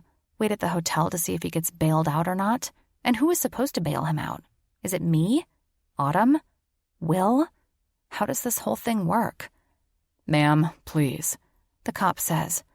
"But we're Canadian," I plead. "You can't do this. We have an amazing prime minister." The cop doesn't care. "Then maybe your amazing prime minister will help bail him out when he's done cuddling panda bears and doing one-armed push-ups or whatever the fuck you crazy people do up there." And then he's leading Emmett over to the cop car and cuffing him. Naturally, the crowd around the taco stand has their camera phones aimed at him and the whole event, including the sniveling paparazzi man who is trying to pick up the pieces of his camera, moaning in pain for dramatic effect. "The bruiser and the blondie," some girl says, speaking into her phone, "just got into a whole lot of trouble." Chapter 14. Emmett. I'd like to say I haven't been in jail before, but that would be a lie. After my mother died, I went to live with my religious aunt in this shitty town of Mission, and though she tried her hardest to keep her tabs on me during high school, after high school it was a different story. Once, when I was 20 and hanging out with my friend Matt, this was a few months before I landed the role on Degrassi, we were feeling rather rambunctious and doing a few lines of coke. We were bored, as we often were, and hanging out at Matt's parents' place. Matt's parents were used to me always being there, and I think they felt a bit sorry for me, because of my mother and my upbringing and my shitty aunt. She was the type of person at church who would watch how much money you were putting in the collection plate and then publicly chastise you if it wasn't enough. So they didn't mind me hanging out, and we were pretty much left alone. There's not much to do in Mission. It's a small town at the end of the road, lots of industry and a very religious slant. While I would work at the local video store and take the train into Vancouver for acting classes and the occasional audition, you had to make your own fun. So we drank, did some drugs, that kind of thing. This particular night, we did some lines, and then let our boredom get the best of us. My friend thought it would be hilarious if we went to the local donut shop and harassed the cops. I know. Made perfect sense at the time. Then we decided it would be even funnier if we dressed up in his mother's clothes. His sister had some wigs. We melded the two together.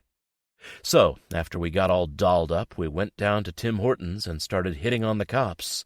We thought it was hilarious. "Oh, I do declare, officer," I'd say in my best Blanche Dubois.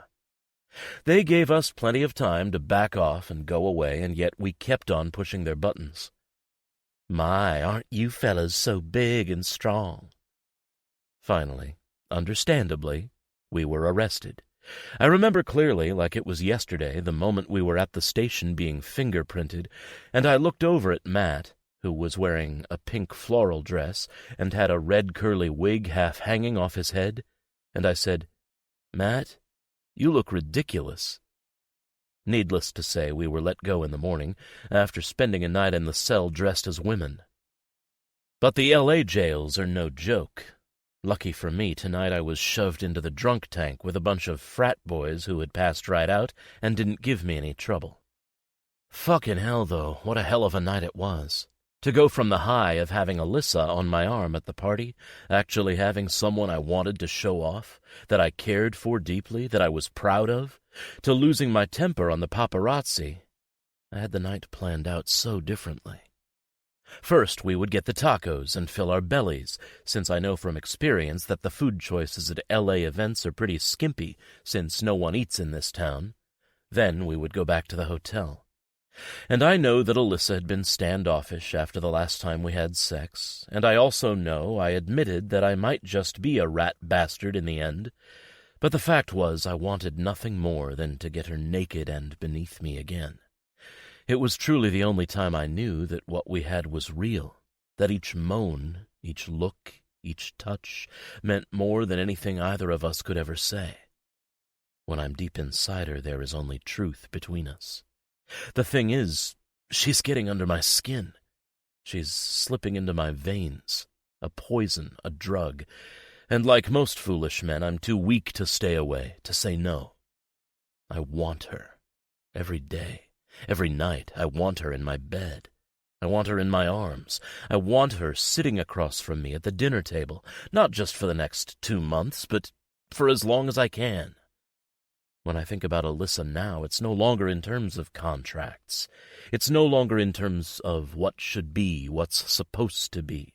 It's no longer in terms of what's fake. When I think about her, I just think about her.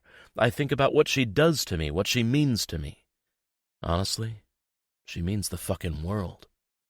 And I'm having a hell of a time expressing that to her, because everything we have between us is supposed to be a lie. And if I was smart, I would keep it that way. After all, I told her about the kind of person I was, that I might hurt her in the end. But the truth is, I don't want to lie anymore. I want every single moment we share to mean something.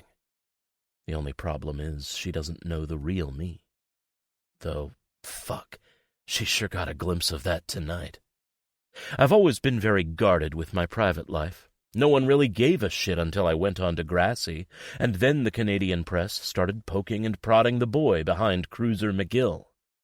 But that's the Canadian press. They're pretty bashful about it all. When they asked me about my parents, I told them both of them died when I was young and I was raised in Mission by my aunt.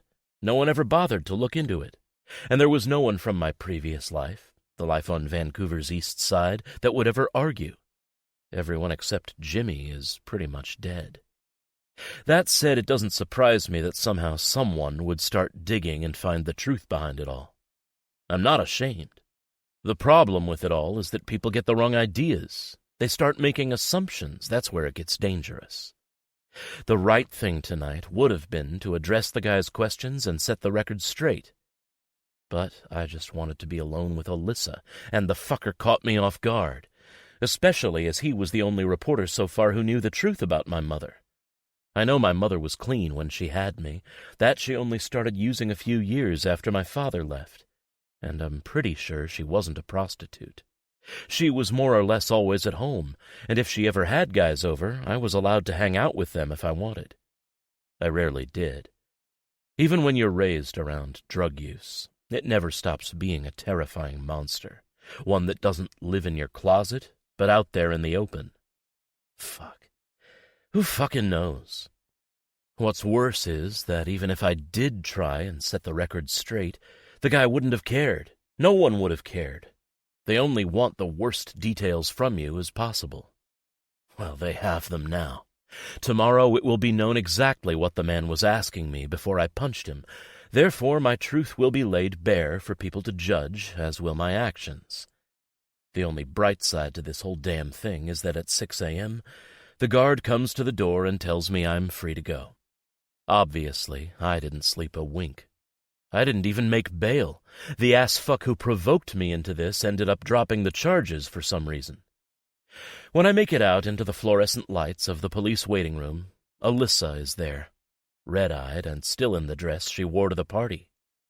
This makes my heart ache more than I can bear. She didn't even go back to the hotel and get changed. She probably sat here the entire night waiting for me. I can't count on my hand anyone who would do that. "How do you still look beautiful?" I say as I stagger toward her. I know I'm completely sober now, but there's something about walking out of a jail cell that makes you feel like you're part of the Walking Dead. "Yeah, right," she says, self-deprecating as usual.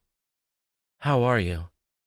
"Well, No one touched my privates, if that's what you're worried about, I tell her with a grin. She doesn't laugh. I hate that this happened. Me too, I admit. And even though I shouldn't, I pull her into a hug. There are no cameras here, and no one cares. But I care. I just want the feel of her warmth pressed up against me. She feels like she's my home. Eventually, we get an Uber who takes us back to the Roosevelt. Alyssa's phone died a long time ago, so she's not quite sure about the level of damage I've inflicted. I can only imagine that TMZ and the other sites are going ballistic with the information. Thankfully, it's a small town, and it won't be long before some Kardashian ends up doing something stupid, and then all the attention will divert over to them. But when we get to the Roosevelt, there are no paparazzi to greet us. We slink in through the back entrance and over to the cabana rooms, without anyone other than the valet and the front desk people seeing us. Then the world gets a bit hazy. I wake up to a tapping on my arm. I slowly open my eyes, wincing at the light streaming in the room. "Sorry," I hear Alyssa gasp and then feel a weight lift off the bed. The sound of curtains whirring closed, and the light starts to fade. "Please tell me this isn't prison," I mumble into the pillow. "I promise you it's not. You're a free bird." Moving slowly, as not to disturb the molecules in my brain, I roll over and stare at Alyssa's sweet face as she looks over me. Her makeup is all washed off, and her hair is messy, and it reminds me too much of the morning after we first had sex, when I showed up at her house and proposed to her the idea that we should date each other in order to fool the public. It was Autumn's idea. It always was. And yet the moment she mentioned it, the moment I should have brushed it off as being one of her kooky schemes, was the moment it all made sense. I couldn't tell you why. It's just that when I was with Alyssa, at the wedding, and particularly when I was deep inside her, she brought me a sense of peace that I was sorely aching for. A sense of realness when everything else I was chasing just seemed so fucking fake. Because it was, I remind myself. For the last few years, everything was fake until you found her. I reach up and gingerly stroke the edges of her cheek. "I'm not dreaming." "You're not," she says. "You're here in this hotel, and you're with me, and you're safe and sound." I smile at that and close my eyes again. I swear I drift off for a little bit because when I stir, the light seems to have changed in the room, and I can smell bacon. Fucking delicious. "Don't tell me you're a cook, too," I murmur, and suddenly I'm struck with the realization that I've never slept over with her, or vice versa. We've had sex in the yacht club's locker room, my living room, the boat, but we've never actually spent the whole night with each other, sleeping, until now. "I wish," she says from across the room. "I ordered room service breakfast. I figured since you didn't have to spend any bail money, you might as well splurge." "Speaking of, do you know why the asshat dropped the charges?" "I think so. After the cops took you away, I was talking to the crowd, and all of them were saying that the guy instigated it. They were all on your side. Someone even said they knew him from TMZ and would report him to the company. The guy got wind of that, I guess. At least that's what Autumn said." At that, I slowly ease myself up. "You talked to Autumn last night?" She nods. "I did. She didn't sound happy, I'll tell you that much. In fact, she told me if I wanted to, the contract would be revoked." Now I'm awake. "What?" Alyssa nods and brings the tray over to the bed. In her kimono-like robe and the wiggling way she moves, she looks like Marilyn Monroe come back to life. Marilyn, who is now bringing me breakfast. "Focus, Emmett." "Yeah," she says, lifting off the metal dome to showcase the bacon and eggs and ubiquitous avocado toast underneath.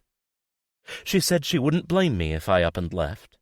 That some problems were too big for a PR company to solve. "What the actual fuck?" "Right?" Alyssa says, lifting off a piece of bacon from the tray and munching on it thoughtfully. "Anyway, I explained what happened, that it wasn't your fault. Then she reconsidered. I stare at her openly. You got Autumn to reconsider our contract? I think I got her to reconsider all contracts, she says with a shy smile. Yours, mine, hers. Anyway, it's all good now. I don't know what to think about that. I don't doubt Alyssa is telling the truth, so I'm sort of floored that Autumn would consider dumping me as a client over this. As she said, it wasn't really my fault. But at the same time, it was.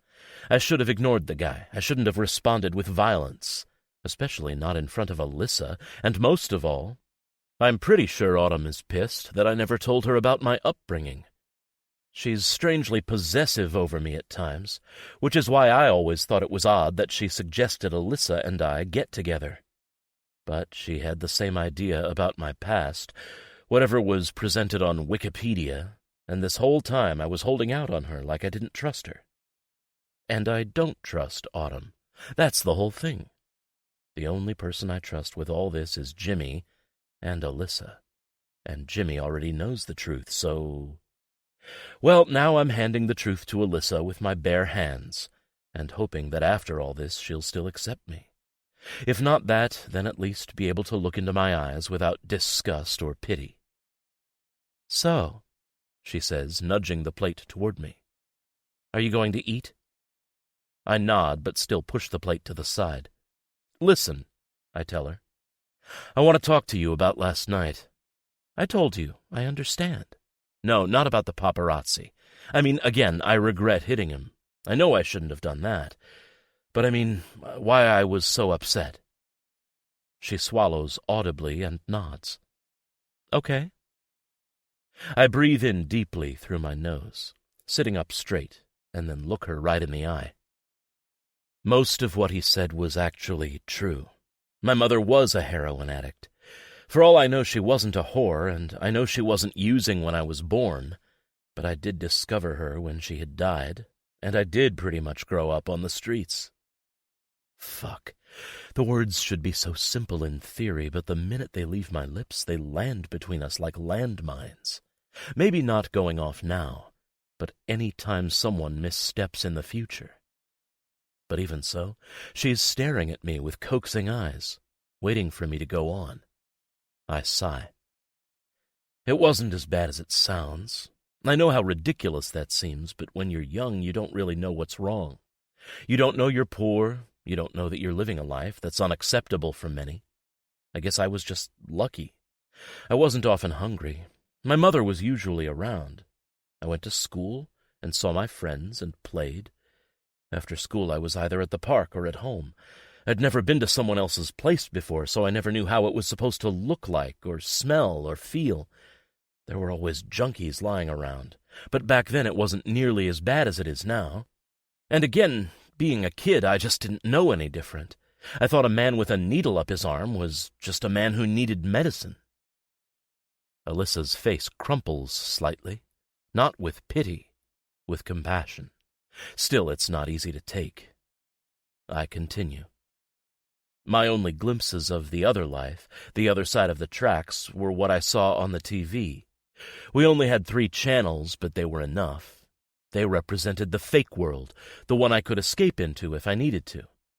Maybe that's where my acting bug got started. Who knows?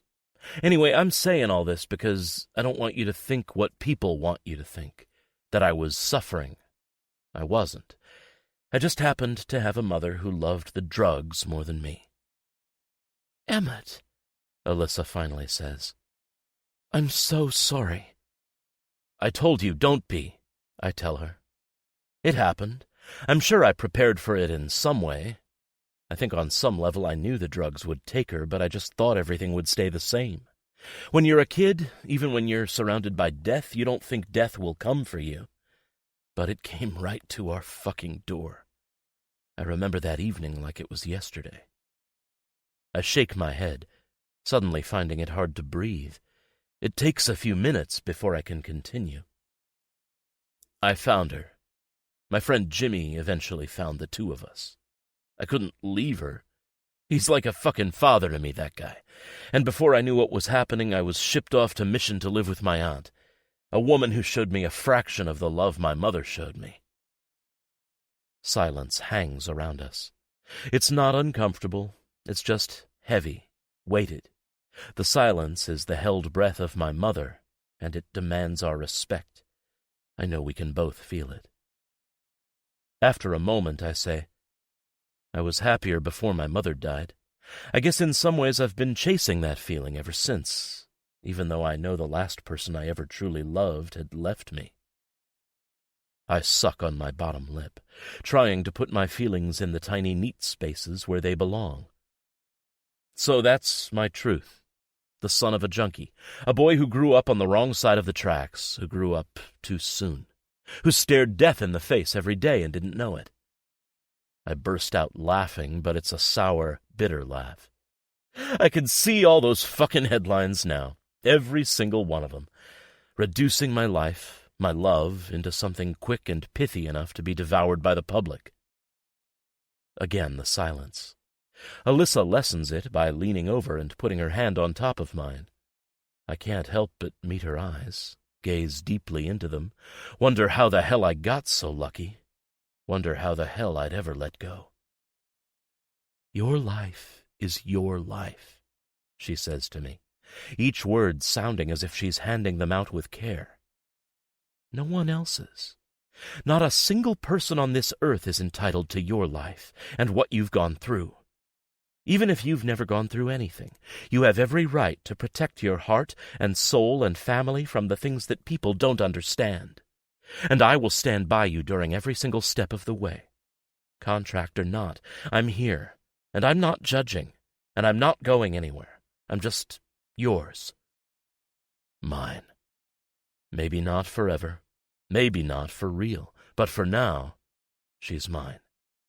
I manage to give her a smile. Thank you, I tell her. It's more than she'll ever know. Even though I know I promised her that I'd take her to the beach, to the improv, even though I planned on ravishing her bare and naked here on this bed, all of those ideas have floated out the window. Right now all I want is to go back to sleep, with the sun streaming through the window, with her in my arms. I lift up the covers, gesturing for her to join me. I don't have to say a single word. She gives me a sweet smile, places the tray on the floor, and then crawls across the bed until she's settling beside me, pulling up the covers to her chin. I just want to sleep for a bit more, I tell her, stifling a yawn. And I don't want to do it without you. She smiles again and runs her finger gently over my bare chest before she nestles herself into my arms. A few moments pass. I hear the breaths growing heavier, the air conditioner kick on. Then she says, Emmett? Yes, sunshine? A pause. I can tell she's biting on her lip. Is this real? I close my eyes and hold her tight. It's always real, I tell her. Then I fall asleep, wishing I could have told her more. Chapter 15. Emmett. It's Tuesday evening. After we got back to Vancouver on Sunday night, tired to the bone, we agreed to spend Monday apart to give us both some space and get our heads on straight. After all, I had a bit of a PR disaster to try and deal with, and Autumn wasn't being much help. But Tuesday is often a special night for me, when I'm not working, and I don't want to let this one go to waste.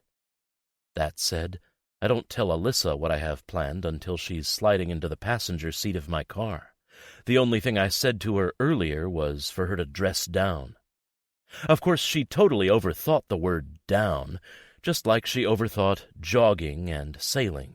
She's literally wearing a long-sleeved baseball t-shirt and overalls. I don't think I've seen a woman wear overalls in a non-ironic way since I was in high school. Alyssa?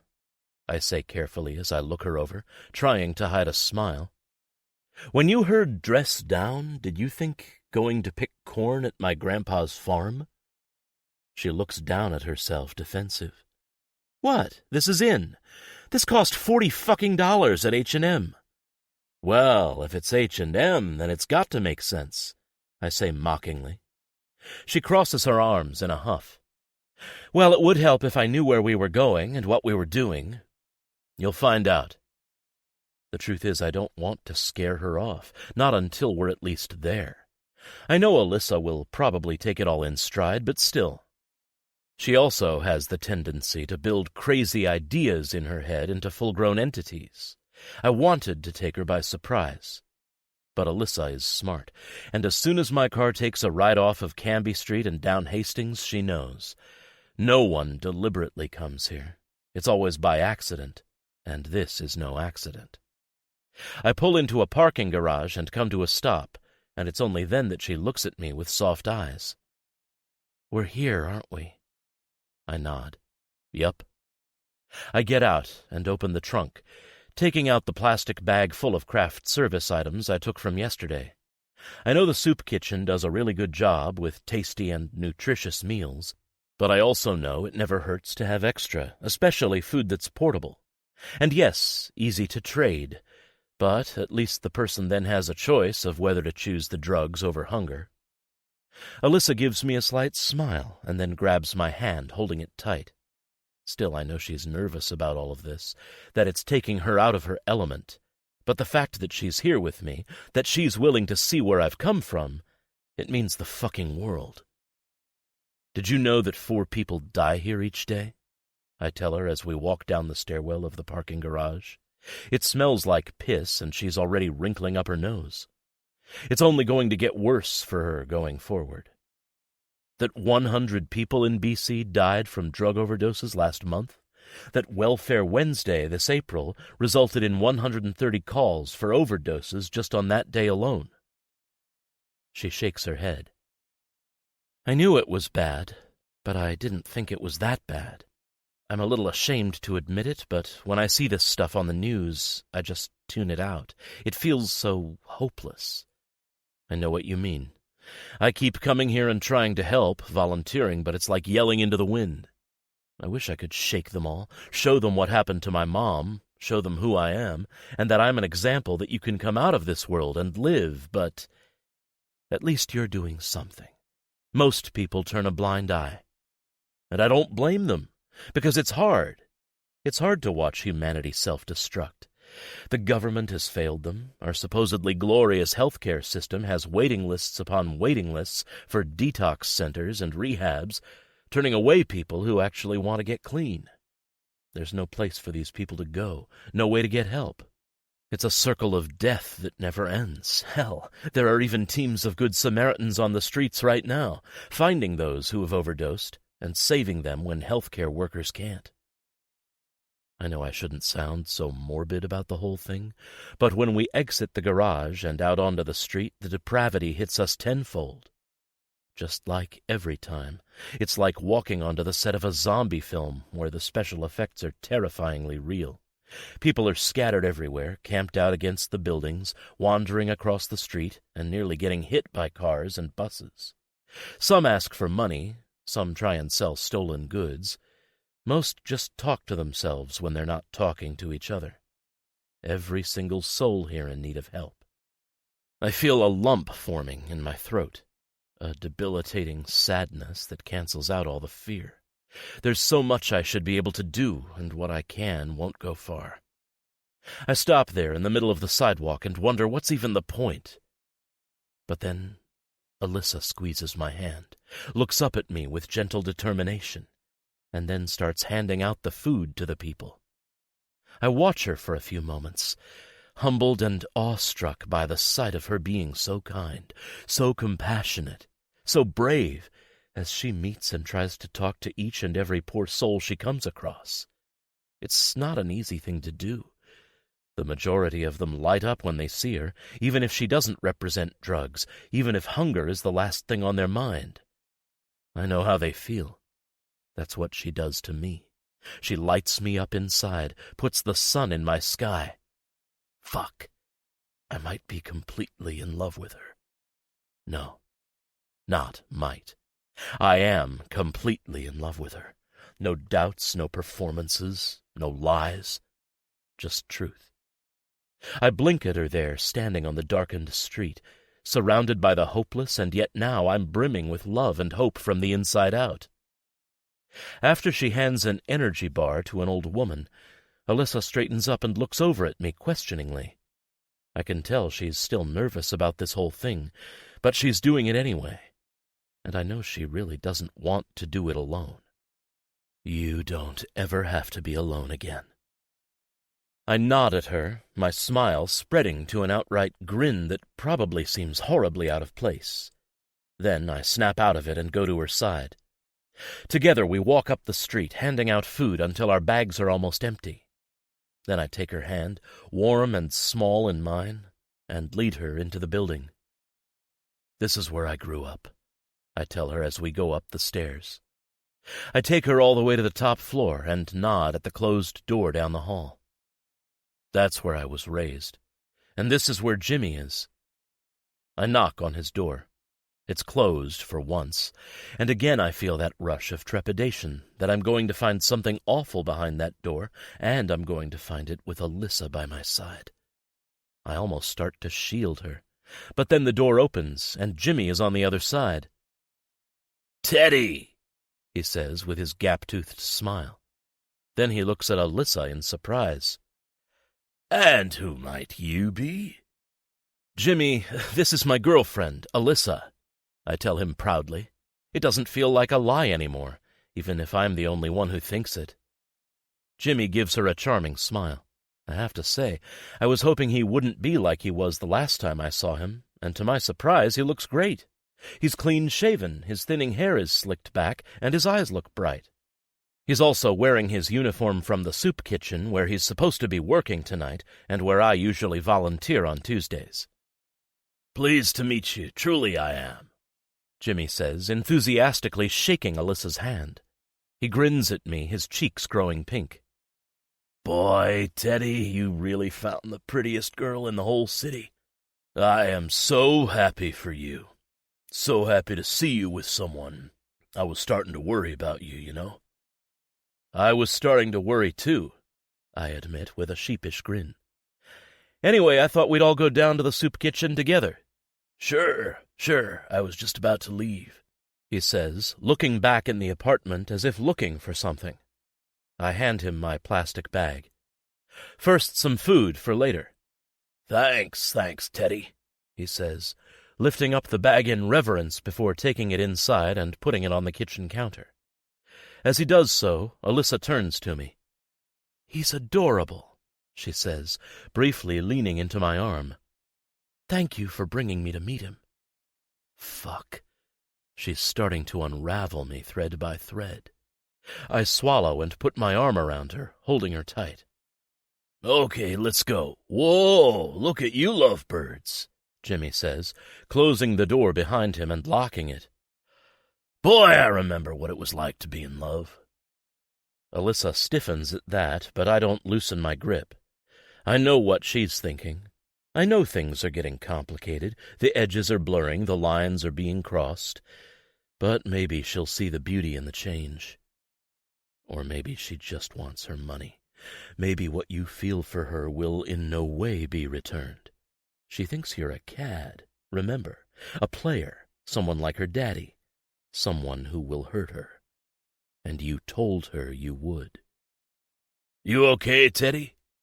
Jimmy asks me. I blink at him in surprise.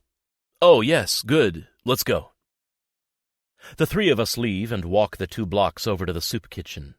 Even though I've been there enough, Jimmy introduces Alyssa to everyone there, and everyone seems charmed by her, especially as she starts working alongside them, dishing out meals for the hungry.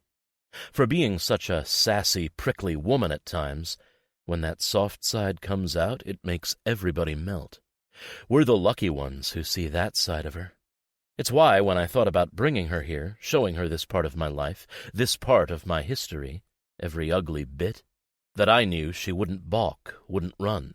She would be bold and brave enough to take it all on and do so with grace and compassion.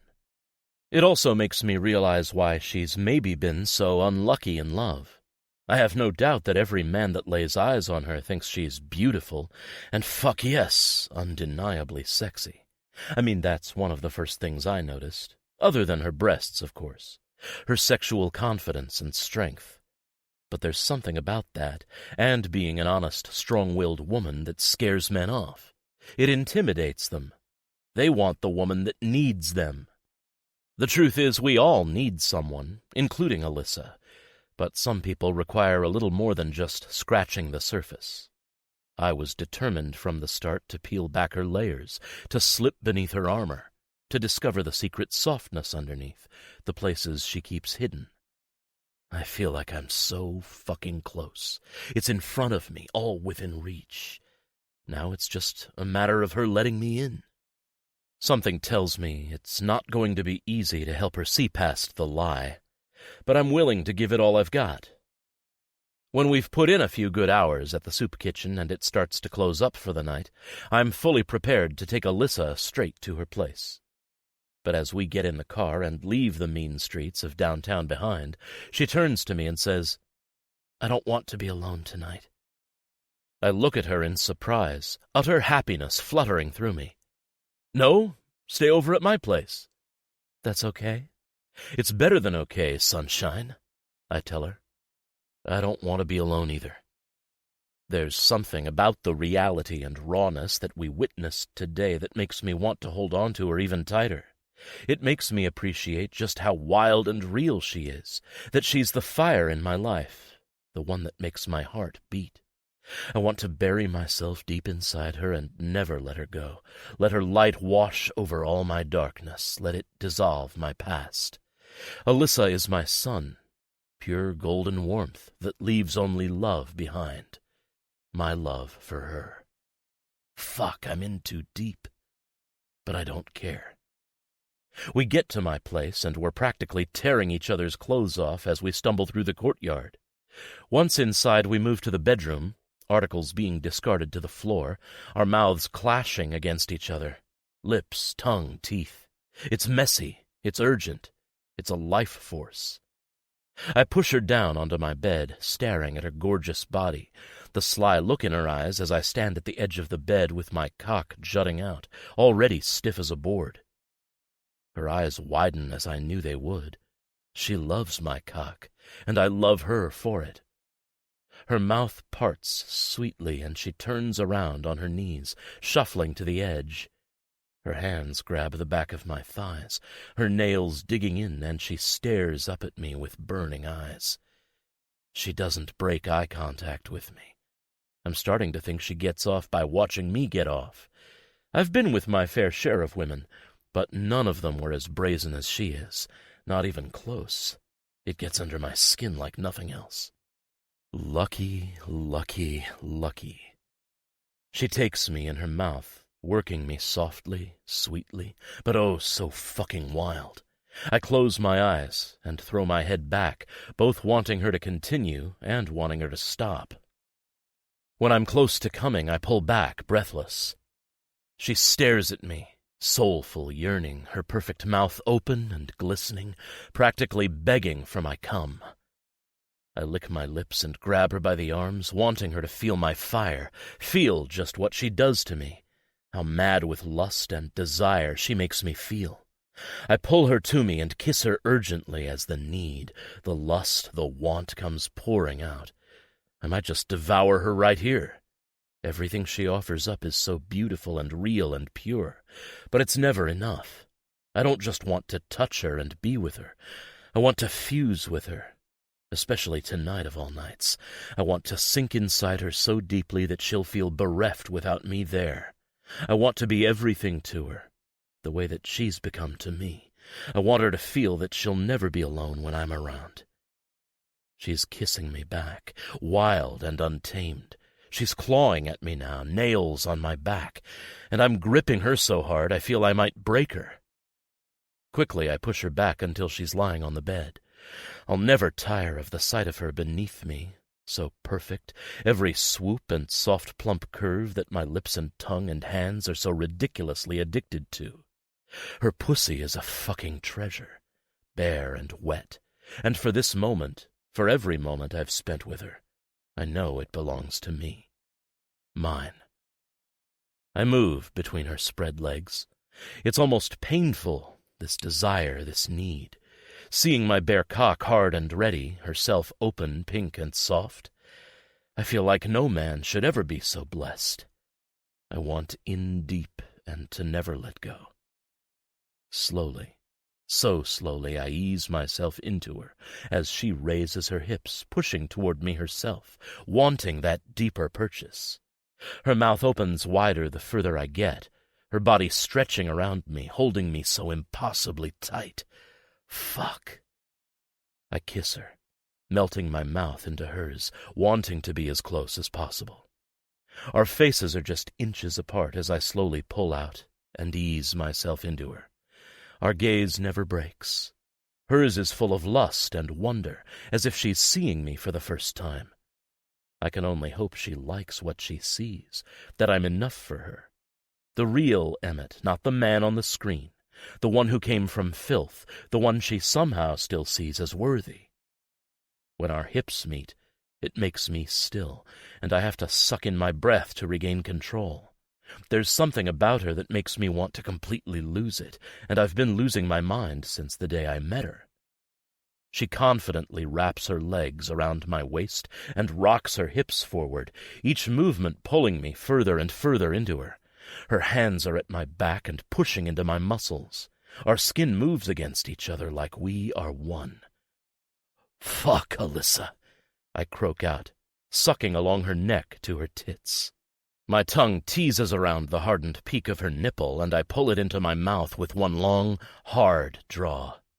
Her moan is so loud, so uninhibited that I feel unstoppable. I'm in over my head for this, for the warmth, that damn intoxicating warmth of being really, truly inside of her, of feeling her in every way I can. "Harder," she says, arching her back.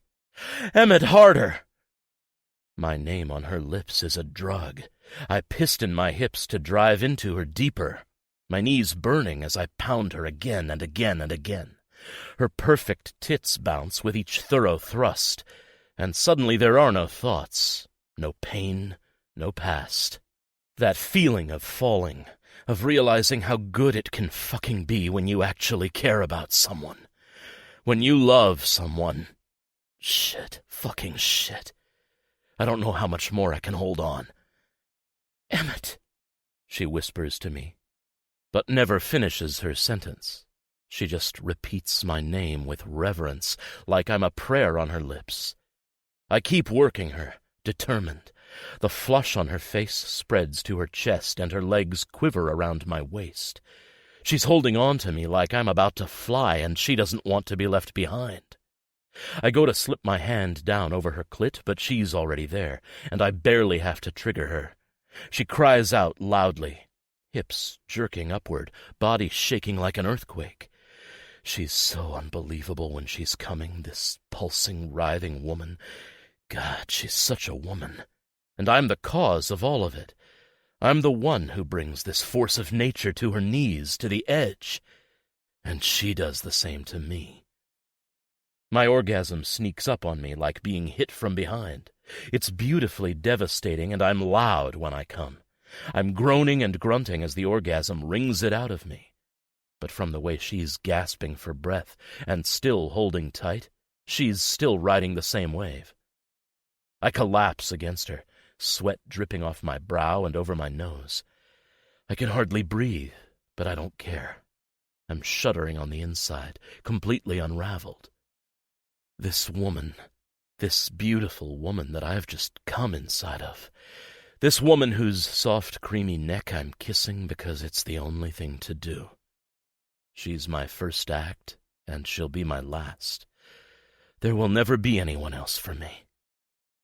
I stay inside her for as long as possible until she starts to adjust underneath me. When I pull out of her, the loss is deeper than I thought it would be. I brush the hair back from her damp forehead.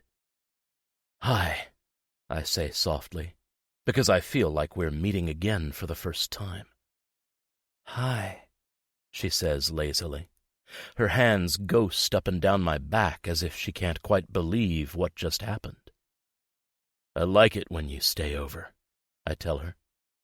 "So do I." "I could do that again in 5 minutes." She laughs. Oh, God, what a beautiful sound. You're ambitious. Only with you, sunshine. Only with you. She reaches up and kisses the tip of my nose, giggling. Everything inside me warms and blooms. Chapter 16. Alyssa. "What is that?" Jackie asks as I walk toward their Land Rover. She gets out of the passenger seat and comes over to take the Tupperware container out of my hands. I give her a grateful smile, slinging my duffel bag up on my shoulder as I take it around to Will, who is opening the trunk. "Cookies and brownies?" I tell her. You bake? Will asks with a grin, taking the bag from me, looking impressed. "No, but my roommate does," I tell them. "And I'll just say, Jackie, you're not allowed to have any." "Why not?" she asks, totally confused. "Am I already that fat?" Will rolls his eyes good-naturedly. Dream girl, they're pot cookies. He explains patiently. "I can't believe you're married and you still call her Dream Girl." I tease him. He shuts the trunk and gives me a stern look. And I can't believe I have to spend the long weekend with you. He glances at Jackie. Tell me why this was a good idea again. I see her enough at work. "Oh, whatever, big boy. You love it," I say as I get in the back seat. We just have to pick up Emmett from his house, and then we're off on a 3.5-hour drive to BC's sweltering interior and my hometown. Will and Jackie recently got a Range Rover in preparation for their growing family, and it still has that new car smell, even though I know their dogs ride in this thing a lot. I actually wish the dogs, Joan of Bark and Sprocket, were coming on the road trip with us. But knowing my luck with animals, they'd probably shit on me while I'm sleeping or something. "So," Jackie says, eyeing me in the rearview mirror. "Are you excited? Nervous?" Why should she be nervous? Will asks, his watch glinting in the sun as he drives. "You don't understand women at all," Jackie says. Apparently not. "I'm not nervous," I tell her. "I'm good. I'm excited. I think it's going to do us a lot of good to get away for a few days and just relax. You wouldn't believe the week I had at work. My stupid boss ran me ragged." Hey, Will warns. No picking on your boss this trip. No mentions of the office or the word work either. As your boss, I'm making that an official rule. "Or what? You'll fire me?" You'd probably like that, he says. The funny thing is, I would. Not the actual firing part. That would suck. But as the end of contract with Emmett looms and that $40,000 waves at me from the finish line, I really should start thinking about what I'm going to do next. But as each day and date with Emmett goes on, as we fall deeper into this rabbit hole that is our quasi-relationship, the less I think about the future. My dreams are still as important to me as ever, but I have a hard time focusing on them when Emmett seems to have taken over my life. It's not that I would dare put it on hold again. It's just that when I picture committing to the acting life, whether in Vancouver, LA, maybe even London, I see Emmett by my side. It's just such a self-destructive thought. Whatever we have, whatever this is, half real, half fake, it's going to come apart soon. There's an expiration date to this relationship, a point where I get paid and we part ways. God, just the thought makes my heart feel like it's coming undone. What once was a brick wall is now slowly crumbling to pieces. Emmett is waiting at the curb when we pull up to his house, looking sexy as hell in his Timberland boots, his jeans, a faded Guns N' Roses t-shirt that's almost a size too small. His skin is bronzed from the sun, his muscles looking effortlessly strong. Just the sight of him is like a balm on a wound, and when he opens the door and sees me, his smile nearly breaks me in two. "Hey, sunshine," he says to me, throwing his bag in the back. "Hi, sugar butt," Will says. He gives Emmett an exaggerated wink over his sunglasses. Emmett rolls his eyes, nods a hello at Jackie, and then slides in the back seat. He immediately pulls me in for an impromptu kiss, quick and sweet. When we pull apart, Jackie is watching us intently. "Hey, I thought you two hated each other." "Hate, Emmett? That feels like so long ago." I try and put on a scowl, but I end up smiling instead. "Don't forget I'm a pretty good actor, Jackie," Emmett tells her as he buckles in. "I only look like I enjoy Alyssa's company, but the truth is, she's pretty intolerable." "I hear that," Will notes. "Shut up," I tell Will, and then smack Emmett on the arm. "And you shut up too. You're not that good of an actor." "Ouch, my bleeding heart," Emmett says mockingly, grabbing his chest. "So this is what the weekend is going to be like, huh?" "Alyssa brought pot cookies," Jackie points out. "So yeah, that's the weekend. You'll all be high and drinking wine by the lake, and I'll be beached up on shore like a bloated whale." "Jackie, you're barely showing, and even if you were, so what?" I tell her. "You're pregnant, you're going to show, and you're going to look absolutely beautiful every step of the way." "This is what I keep telling her," Will says. "You don't get it," Jackie says, and then launches into a tirade about everything in her life right now that's falling apart because of her pregnancy. I do know one thing. She's moody as hell. One minute she's so in love with Will, her son, the baby. The next, she thinks the world is ending. I would have thought a second pregnancy would be easier, but who knows. What I do know is that Will, as usual, has the patience of a saint. Though I often give him a hard time for being too nice, too charming, too handsome. He really is an angel when it comes to her. I don't think I've ever seen a guy so excited and ready to become a father. I look beside me at Emmett as the car pulls out of the city, heading along the highway that will wind for hours past raging rivers and towering mountain peaks. He might be a self-proclaimed 38-year-old man-child, but I no longer see him as that. In fact, it's hard to remember how I used to feel about him. Of course, he's still a bit of a scoundrel, entirely focused on sex most of the time, with a flippant attitude and a knack for pushing all my buttons, good and bad. I know those parts of him won't change the more I get to know him, because this last week alone, I feel like I've seen the real Emmett, the man behind the mask, living a life and not a role. After his arrest in LA, where I spent the night waiting for him at the jail, praying that everything would turn out all right, he opened up in a way I'd never seen before. Every grimy, gritty detail of his life he shared with me, laid it all out on the table, as if that wasn't vulnerable enough. He then actually showed it to me. I'll never forget that night. The East Side is no place I would voluntarily go. I've been too afraid to face what's down there, to confront the things that make you question your privilege, the things you'd rather sweep under the rug. And to think he grew up there. I picture Emmett as a little boy, tall, lanky, with light hair and that same smile, living in that filthy building.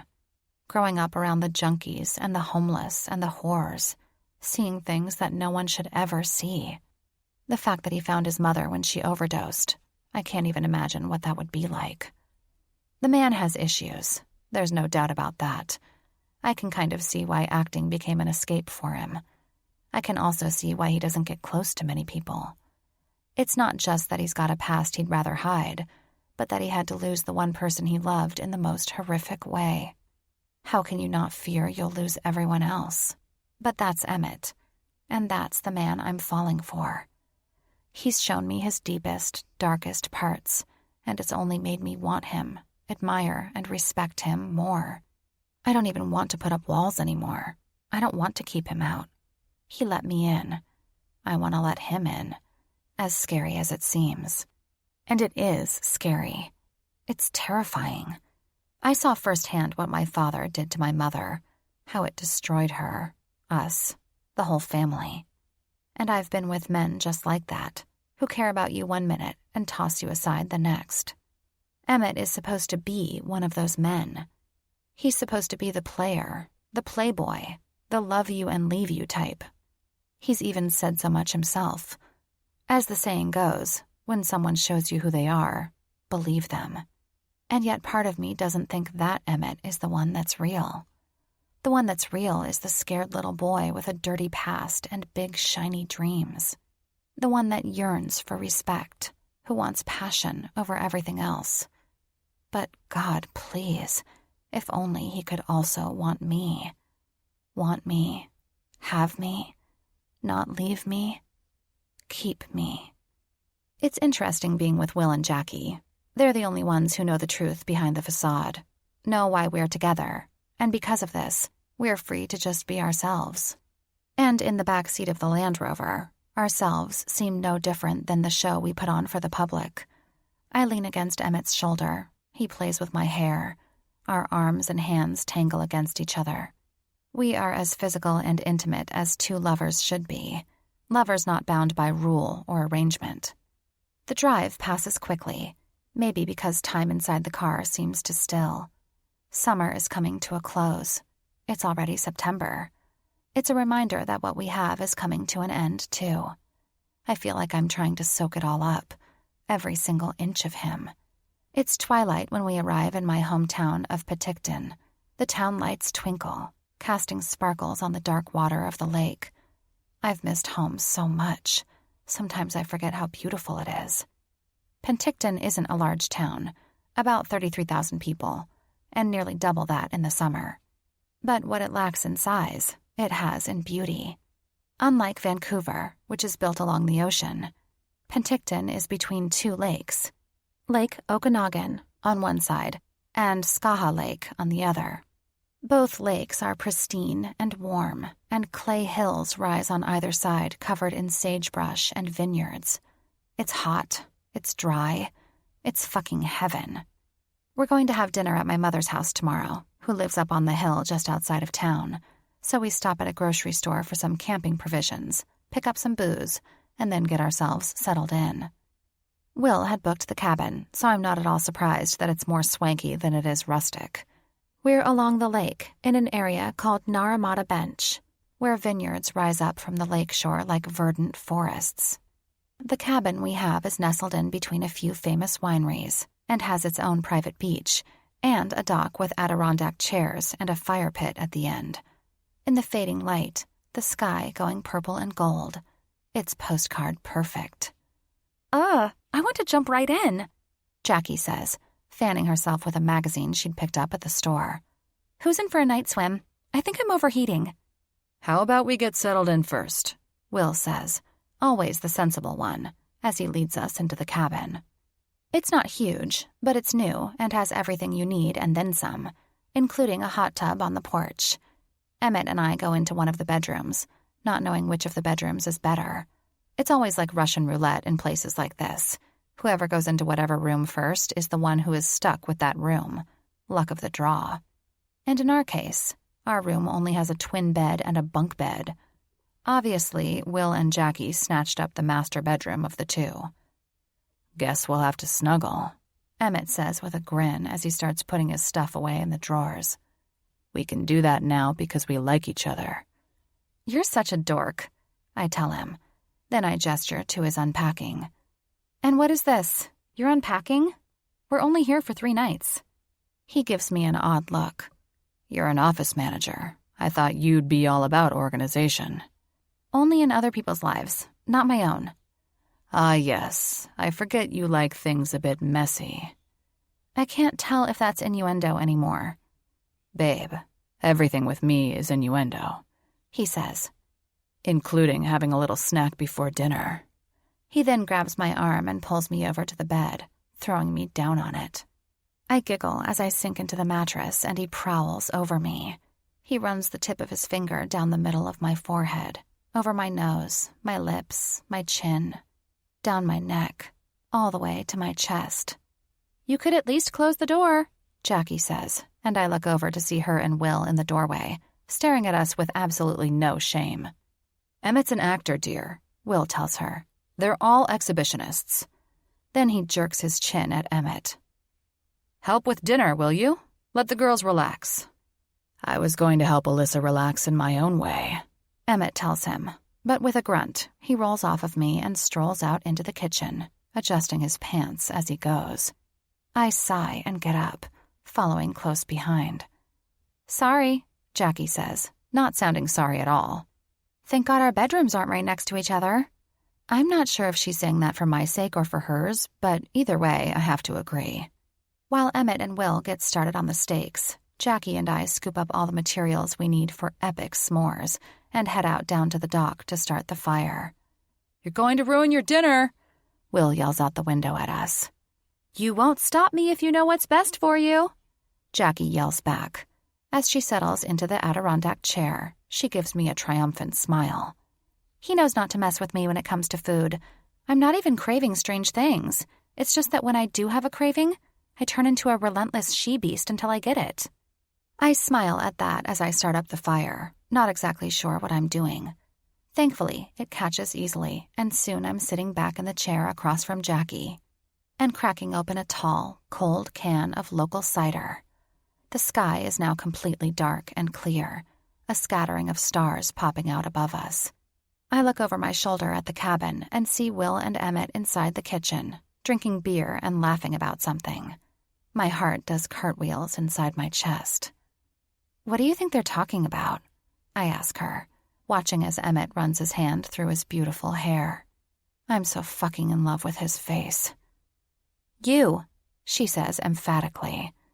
Will's probably talking about you and the baby, I point out, turning back around in my seat to face her.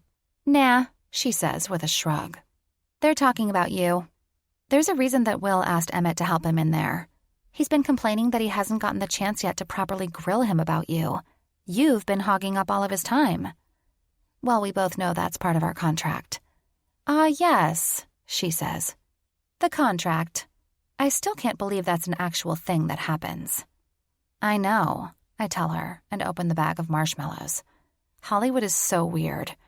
You know, when he was in jail and I had to call his publicist, she said that stuff like this happens all the time. Fake relationships? She asks. Yep. Usually it happens when an actual couple breaks up. If they have to do press together, the publicist will ask them to act like they're a couple for a long time after. By the time we hear about the breakup, it's been done and dusted ages before. Do you usually talk to his publicist? How much of a hand does she have in all this? I just called her that night. I didn't know who else to talk to. What to do.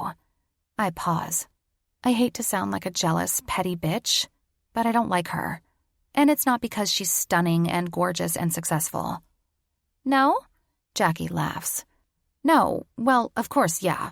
But I can't figure out what her deal is. And I have a feeling that she and Emmett used to be together.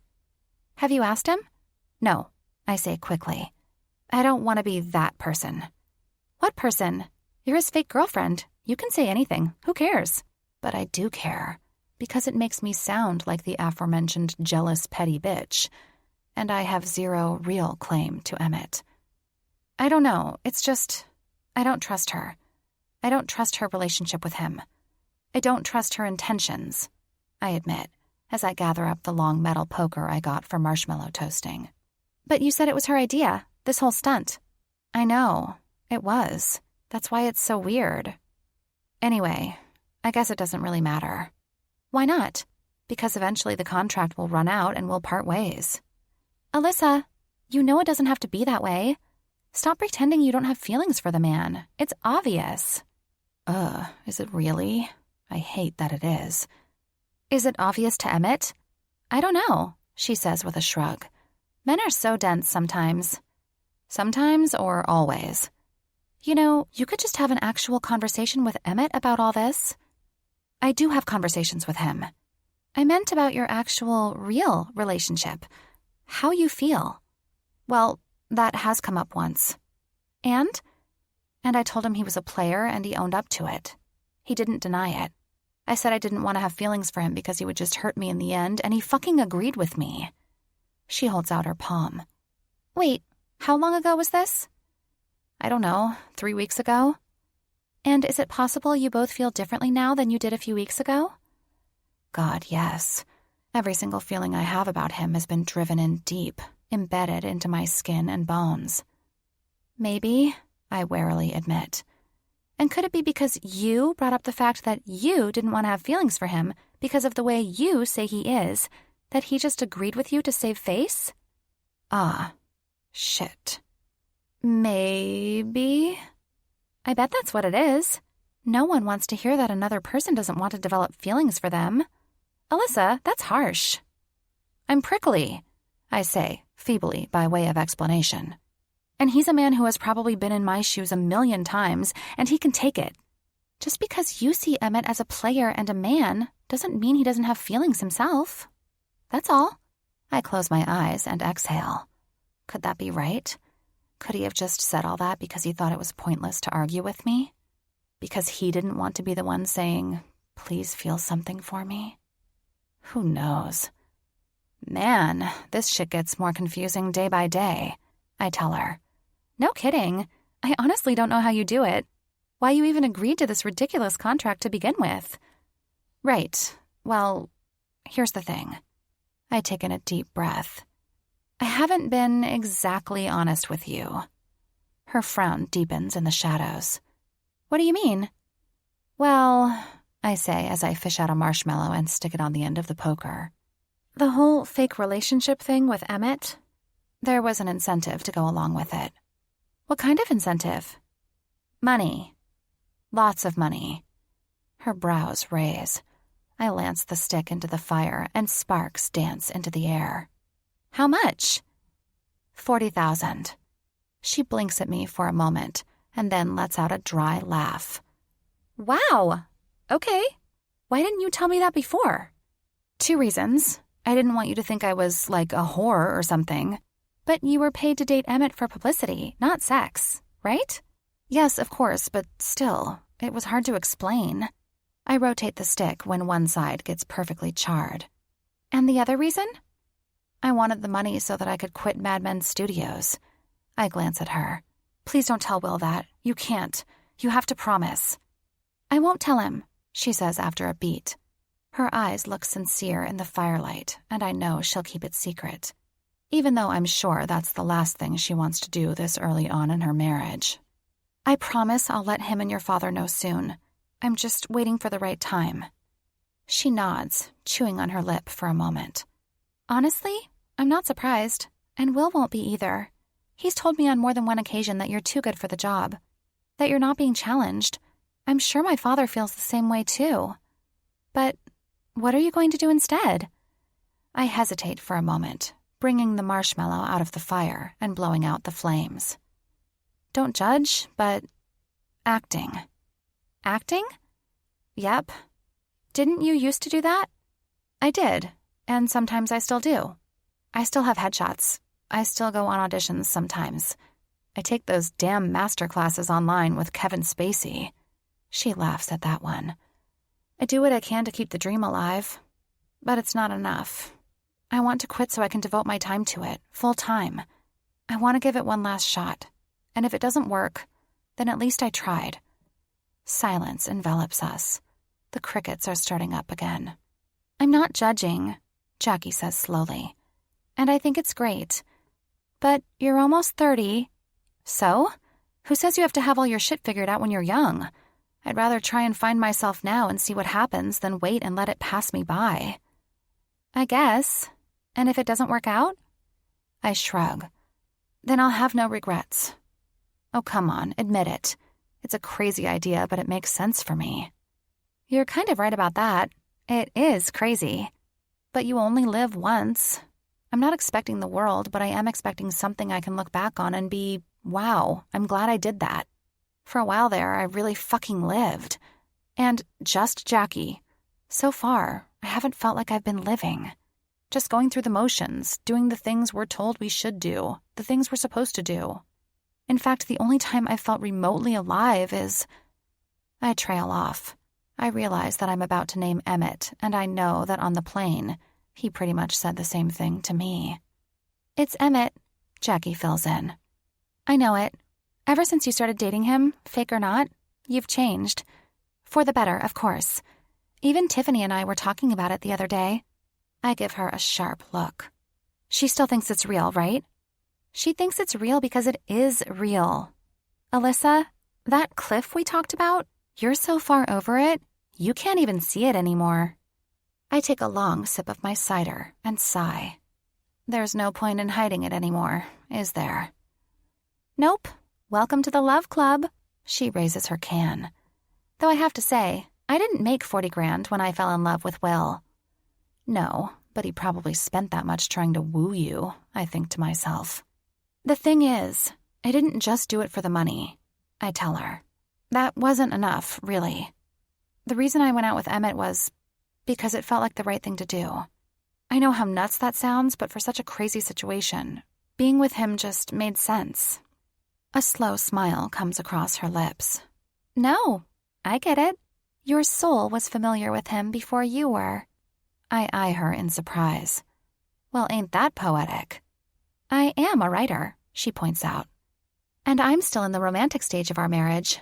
Anyway, I'm sure Will and my father will miss you deeply, but I have to say that I think you're doing the right thing. Whether the acting thing works out or not, no matter what you end up doing. It's pretty obvious that your future isn't as an office manager of a visual effects studio. She pauses. But I will also tell you that your future does belong with that man who is waiting for you right now in that kitchen. And no, I don't mean Will. I mean the other guy. Your bruiser.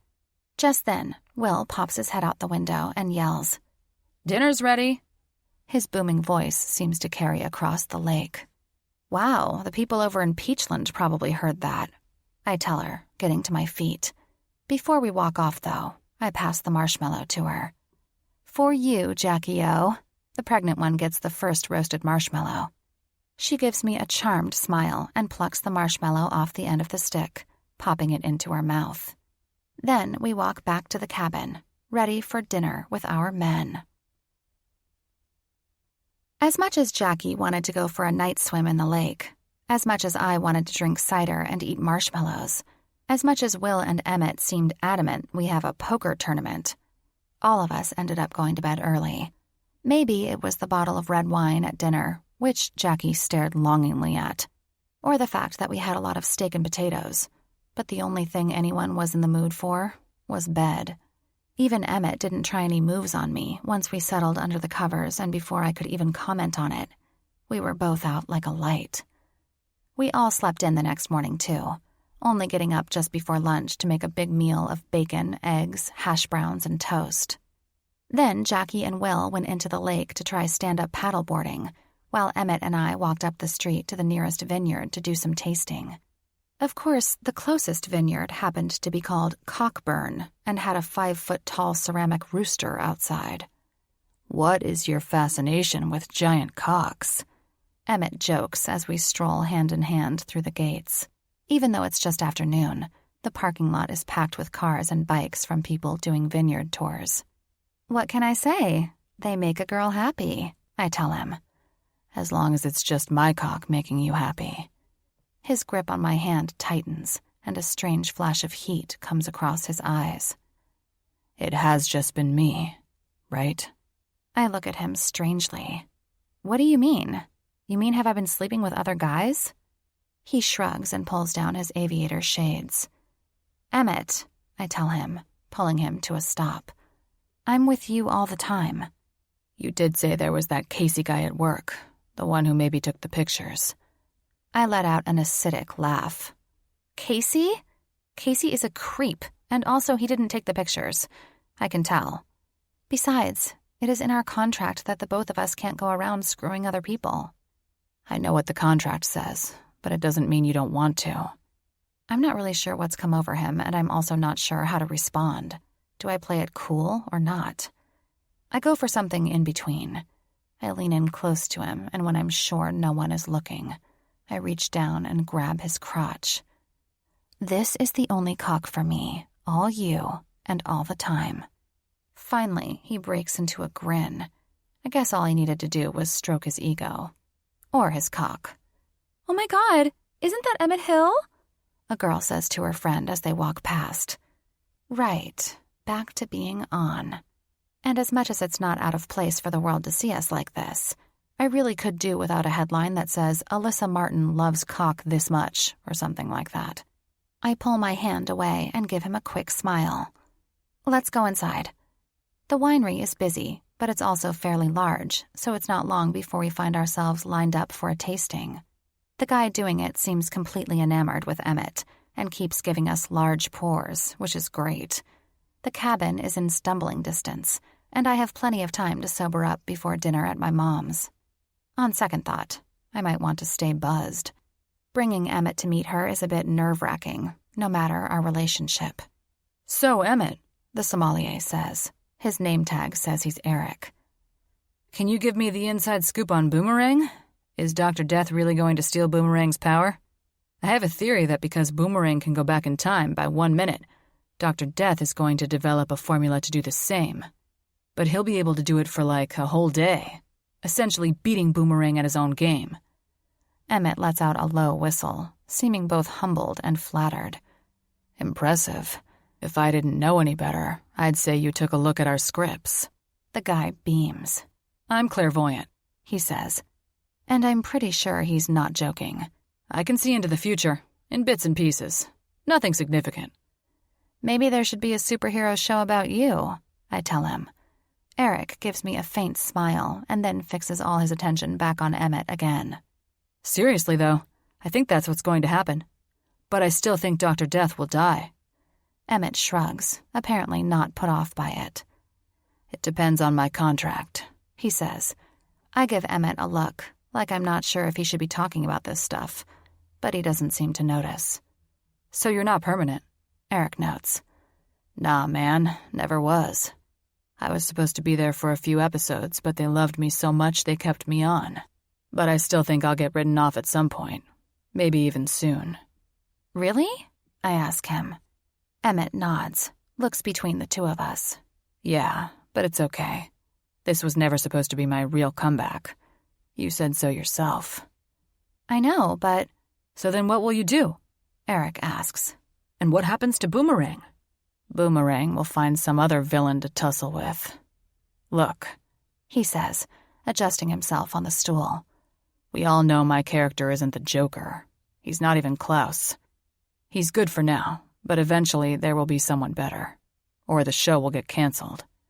He laughs when Eric looks horrified. Anyway, I'll find something. Probably go back to London and do theater again. What? I whisper. This is the first I'm hearing of this. What the hell is he talking about, moving back to London to do theater? When? Uh-oh, Eric says, starting to pour us all more wine. Looks like you guys are in for a breakup. I practically snarl at Eric. Mind your own business, I tell him. He stares at me with wide eyes and slowly backs away from our glasses. This is the Merlot. Enjoy. Then he promptly turns around and starts dealing with other people. Hey, he was pouring good, Emmett complains, swirling the wine around the glass. When were you going to tell me you were going to move back to London? His features go slack. I don't know. At some point. But when? I don't know, he says again, and takes a sniff of the wine. Not bad. Emmett, I hiss. Please, I can't believe you've been thinking about this and you didn't have the courtesy to even tell me. His eyes narrow. Courtesy? Why would I have to tell you? Because I'm me, and aren't I something to you? Alyssa, he says, lowering his voice. We're not an actual couple, you know. I don't have to tell you everything. Oh my God. Ow. Ow. I can't help but wince at his words. He sighs. I didn't mean it to come out so harsh, he says. I don't know. I've been thinking about it, and that's it, really. But you think you might have to leave Boomerang? I know I will. My contract with them is only so long. It's up pretty soon, and from the way people have been talking and the way the scripts are going, the ratings, I don't think I'll be there for much longer. And it's fine. For once, it's truly fine. This is a good thing. Yeah, for you. Why not for you? Nothing changes. We'll still fulfill our contract. You'll still get your money. Don't worry. Yeah, but... I trail off. But it's not about the money. It's about you. Aw, shit. I'm thinking back to my conversation with Jackie last night and how carried away I was getting, thinking there was more to us than there is. This is a perfect example of the fact that everything so far has just been in my head, wishful thinking. I put on a brave, completely fake smile. I guess if I still get paid, that's all that matters. I wouldn't have wanted all of this to be for nothing. If my words hurt him in any way, he doesn't show it. You know, It wasn't until I met you that I had the courage to realize what I really wanted. I think going back to my passion is the right thing to do. Maybe some people will say it's failure or that I'm moving backwards, but I don't see it that way. Well, that's good for you. You'll move forwards, backwards, wherever. But it's going to be without me. He warned me. He really did. Come on, he says to me, grabbing my hand. I've had enough of this cockamamie place. We should probably go check on Jackie and Will. Make sure she hasn't drowned him or anything. Man, I haven't seen a woman so easily affected by a hanger before in my life.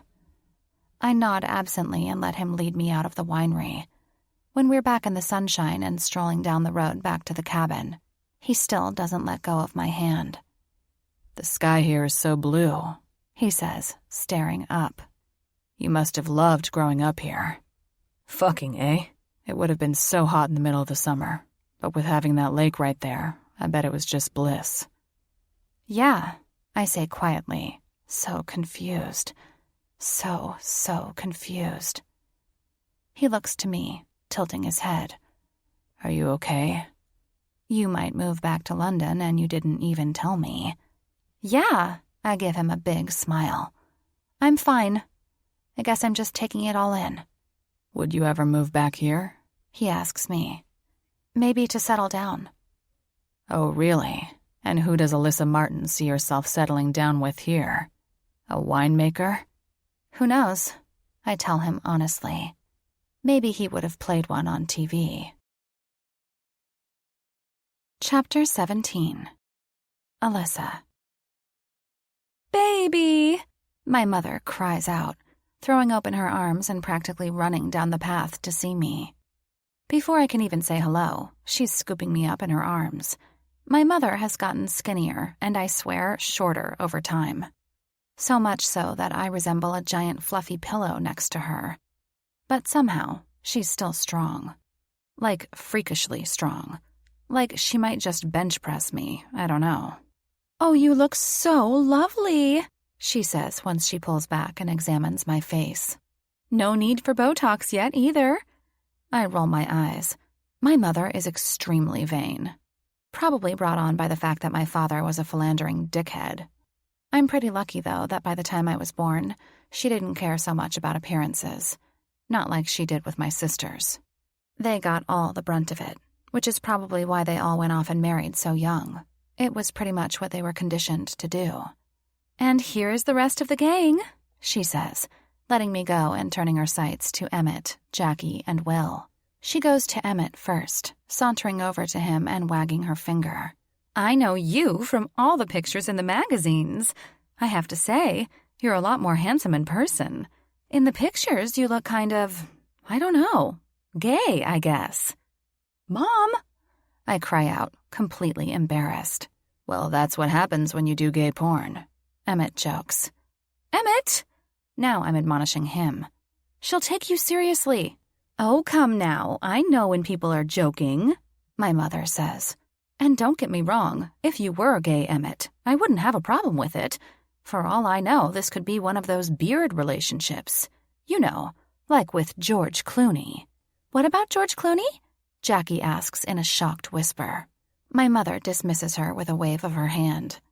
Oh, you should hear what the girls at the beauty parlor say. I'm telling you, if you want to know the inside scoop on things, you go down to Barbara's on 3rd Street and you'll get all caught up. Of course, they had stuff to say about you, Emmett. I do have to wonder if it's true. Like what? Emmett asks, but I detect fear in his voice. I'd forgotten how overbearing my mother can be when she first meets people. It will take her a few hours to calm down. They say you're a playboy, you know. Always with a flavor of the month. Until you met my Alyssa, of course. Which does make me wonder. What could she possibly offer you that the other girls couldn't? More of her to love, I suppose? Oh my God, I mutter, rubbing my palm into my forehead. Make it stop. It's okay, Emmett says to me. It's a fair statement. I guess I liked to have some fun. No harm in that. But when you meet the right person, nothing else really seems to matter anymore. His words sound more flippant than serious, so I'm trying not to let my heart get carried away again. They also say you like to get in fights. I heard you were arrested in L.A. I have to say, good for you. I like a man who can fight for what's right. She's smiling and then suddenly stops. But if you really do turn out to be an asshole to my Alyssa here, I'll be the one fighting you, so don't even think about it. I know your type. Emmett looks both insulted and scared. I try to give him an apologetic smile and then point to Jackie and Will, who have been standing behind me this whole time, wide-eyed and open-mouthed. And these are my friends Jackie and Will, I tell her wearily. Oh, Will the boss, my mother says, fixing her attention on him now. My, you're a handsome one too. I suppose I should thank you for keeping my daughter employed for this long. I know what a pain in the ass she can be.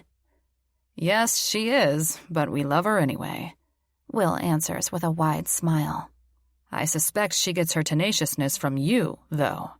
You have no idea, she says with a wink and then starts back to the house, waving her hands in the air for us to follow, her bracelets jangling.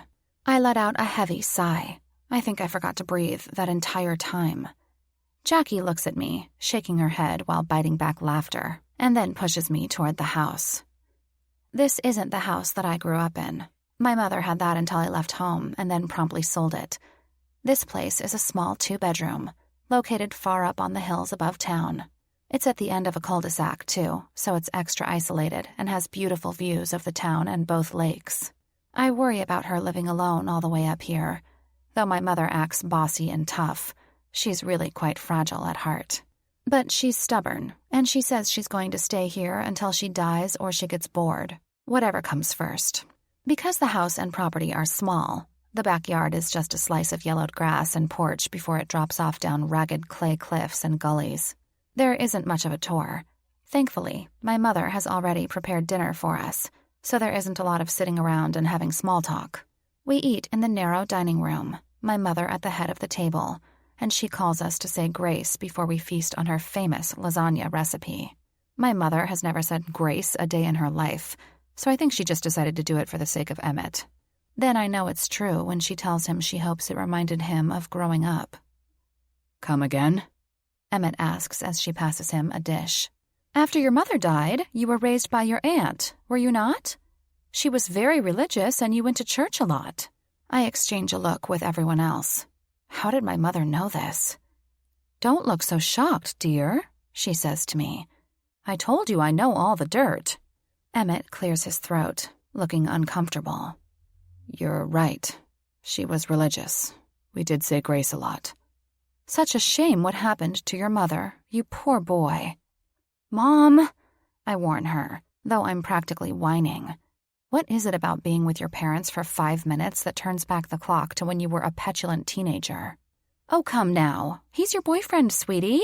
There are no secrets here. If he wants to know everything your terrible father did to us, he's welcome to it. There's no shame in it. It's just the reality. Everyone has something, don't they? She looks at Will and Jackie.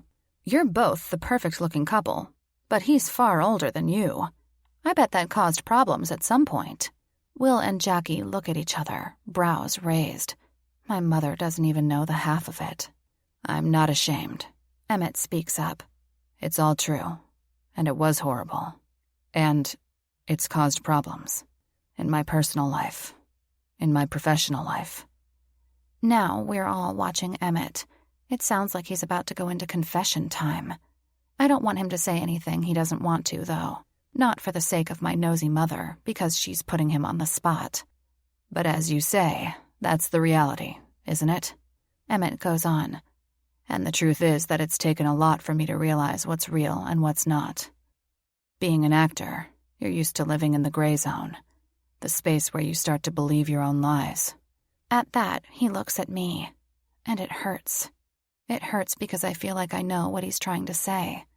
That we're a lie. We're a lie that he started to believe. And now he's realizing that it's nothing more, even though it's absolutely everything to me. I swallow hard, my pulse kicking against my veins, preparing for the worst. That's probably why you like my Alyssa, my mother says delicately. She's very honest, just like me. She'll tell you the truth.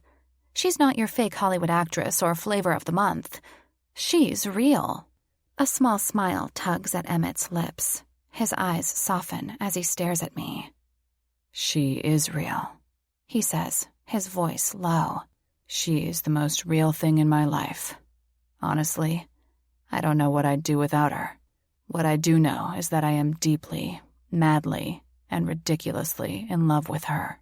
Beside me, Jackie gasps and kicks me under the table. But I can't feel anything at all, because it's all a lie. It's a lie I want so desperately to believe. I tell her this all the time, he goes on, and each word is like a kick in the teeth. How much she means to me, how much I love her. Sometimes I don't think she hears me or knows it, but it's true. She has my heart and always will. And there is nothing more real than that. The worst part of this all is the way he's saying it, with so much passion and conviction and disarming tenderness that it's rendering me stupid. It's filleting me apart. It feels so fucking good to hear him say this.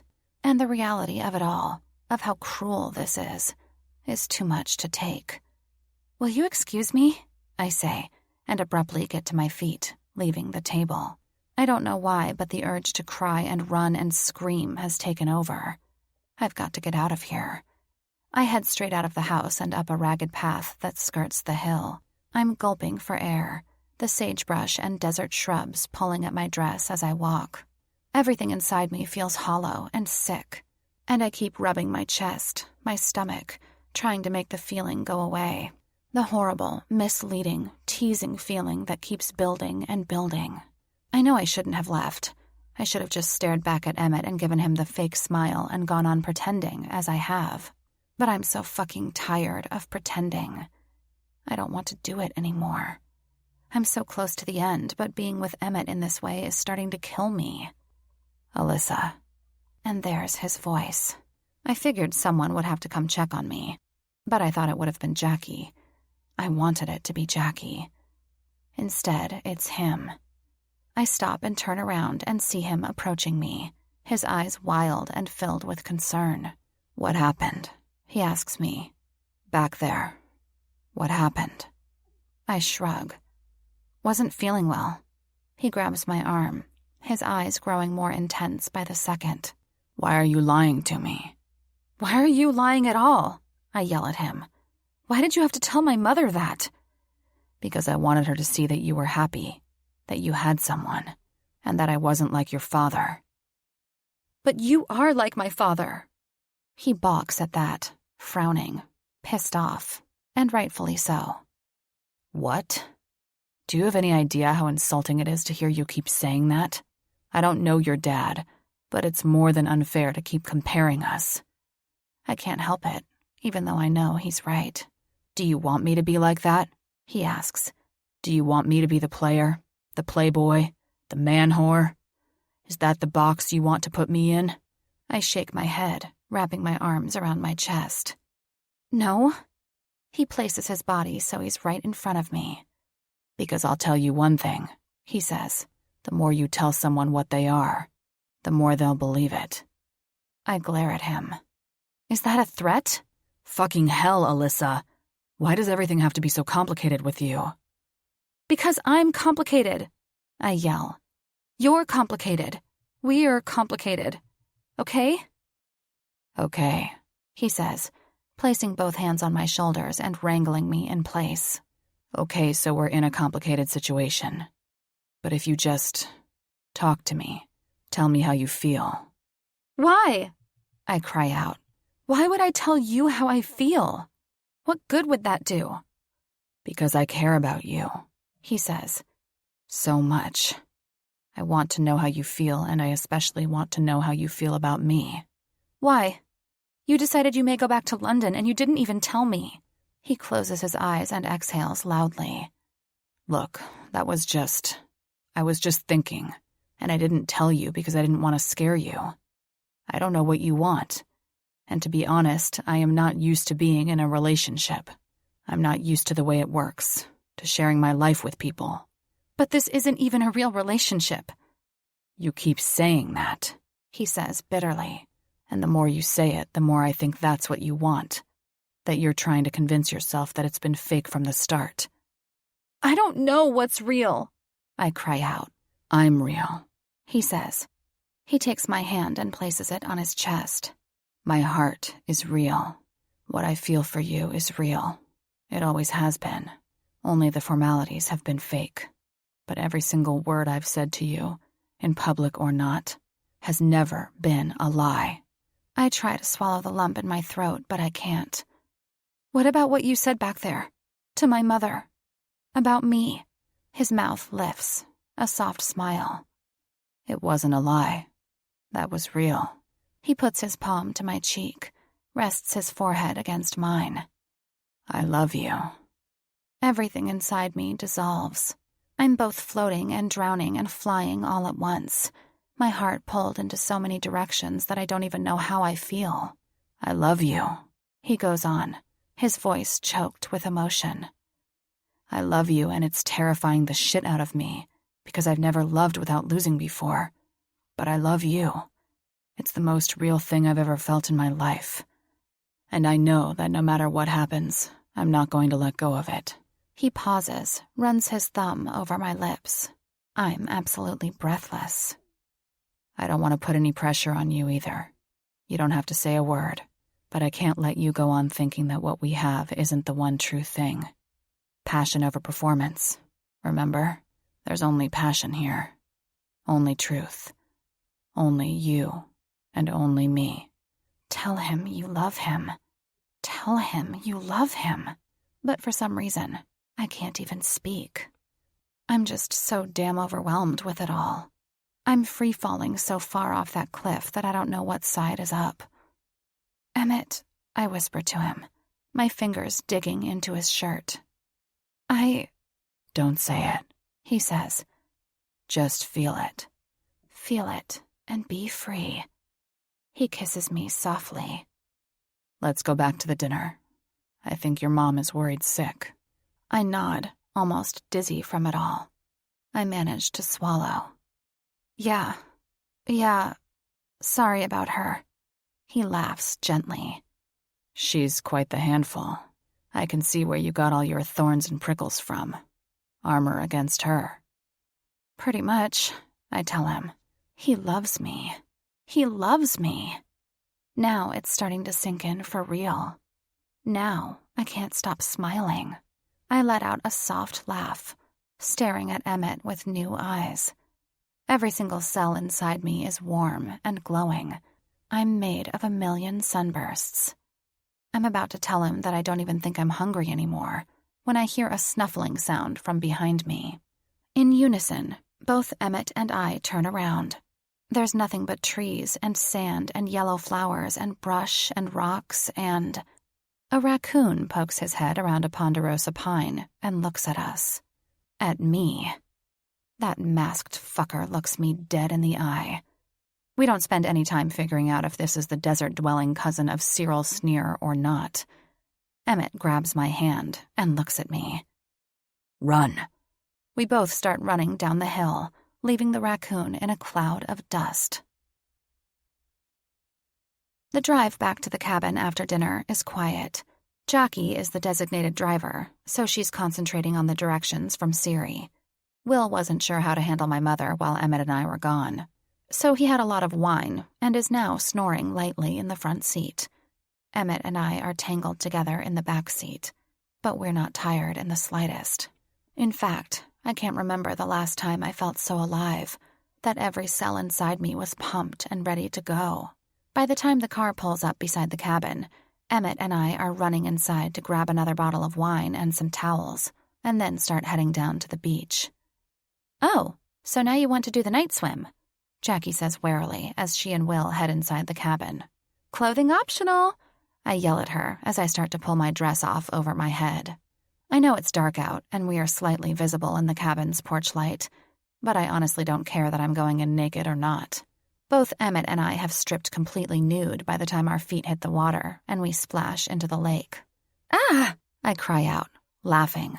The water is a bit colder at night, and it's bracing in the warm night air. Emmett splashes beside me, grabbing my hand and pulling him to me. Come here, you gorgeous sea creature, you. It's a lake, Emmett, I tell him, kissing him on the tip of the nose. I'm a lake creature.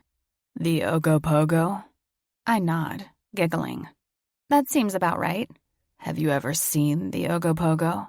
He asks, wrapping his arms around my neck. I wrap my legs around his waist, feeling his cock jut between us. Is talking about the Ogopogo turning you on? I ask him slyly, because that's a weird fetish if I've ever heard one. Every deep, dark lake has a legend about it. Loch Ness has the Loch Ness Monster. Lake Okanagan has the Ogopogo. They both look roughly the same, have the same amount of feeble evidence to support their existence, and there's a lot of people who truly believe in them. I've heard there's $1 million reward for hard evidence, he tells me. I reach down and grab his cock. I've got some hard evidence right here. He bursts out laughing, even as I feel him grow hotter and larger in my hand. I'm just thinking, with your luck with animals, perhaps we could use you as bait. I bite my lip and grin at him, his beautiful wet face dimly lit by the cabin lights behind us, the dark lake stretching out as far as the eye can see. Oh, I'm Ogopogo bait now, am I? Stop saying Ogopogo. The word is ceasing to lose all meaning. You started it. He grins and twirls around so we're moving faster and faster in a circle, the water splashing around us. Above us, the sky and stars dance. The water gets deeper. I'm about to tell him I'm getting dizzy when something brushes against my ass. Ah! I scream. What is it? Something touched me. We both exchange a look. I yell out, Ogopogo! While he starts laughing, and together we start swimming until we're closer to shore. I think the solution is to never let you go, he says, burying his head in my neck. Never let you out of my sight. Stay with me forever. As simple as his words sound, they mean the world. I would be okay with that. He pulls back and looks at me with all intensity. Yeah? And then I realize he still hasn't heard what he needs to hear, what I need him to hear. I put my hand at his cheek, feeling his wet skin, his rough stubble, and gaze deeply into his eyes until all he sees is me. All he sees is the real me. All he sees is my heart. Emmett, I whisper to him. I love you. It takes a moment for my words to reach him, like they get lost in time, or are swallowed by the lake. But then, slowly, the biggest, most breathtaking smile stretches across his face. I love you, I tell him again, his smile making me whole. And I tell him again and again. Chapter 18. Emmett. You, my friend, are impossible to get a hold of, Autumn says as she steps into my trailer. I look up from the tattered copy of Watership Down I'm reading, found it when I last visited Jimmy, and give her a wan smile. I am hard to get a hold of, on purpose. The last 3 weeks or so, ever since we got back from Penticton, I've been spending as much time with Alyssa as possible. It has nothing to do with the contract anymore. The fact is, I can't stand days without her. If she's not in my bed, I'm in hers. It feels fucking good to kiss her in the morning when either of us go off to work, like we're actually in this real, breathing relationship, and one that fucking works. I've been going to work less and less as it is. In fact, in the last 3 weeks, my life has changed fairly drastically, even though it's all for the better. My role on Boomerang has come to an end. Today was actually my last day on set, and I've just finished up my scenes, but I'm hanging around in my trailer, waiting to see if I'm needed for a reshoot before we're done for the day. I'm not sad about it at all. In fact, had they not told me when I got back from Penticton that Dr. Death was meeting his death, I probably would have brought it up at some point. Things have been slowly shifting into place, and I'm looking at my life with a new perspective, even if I'm unsure how to make things happen. What I do know is that I'm like Alyssa in some ways, ready for something new, even if I don't know what it is. The leap of faith. Ratings on Boomerang have been slipping, so they think that by bringing in a new villain, they'll win back their audience. The one thing I did ask the producers, though, is if my leaving the show had anything to do with my supposed reputation. Boy, you should have seen their faces. Emmett, your personal life is your personal life, Gary Edwards, one of the producers, had said to me. I don't care if you're kicking puppies or helping little old ladies across the street. As long as you show up on time and do the work, that's all we care about. That's all any producer cares about. So it turns out that my bad boy reputation as a bruiser didn't have much bearing at all. It's one reason why, when Autumn managed to get me on the phone today, I agreed for her to stop by. It's petty, but I want to rub it in how no one gives a shit about my reputation, except for her. But, as it is my last day on set, I shouldn't be surprised that she has a fancy bottle of rye in her hands, a Crown Royal Reserve with a bow wrapped around it. I find myself looking at it more than I am at her. I got it just for you, she says smugly, walking toward me. Shall we toast? I put the book down and sit up. She's always wearing something sexy, and today is no different.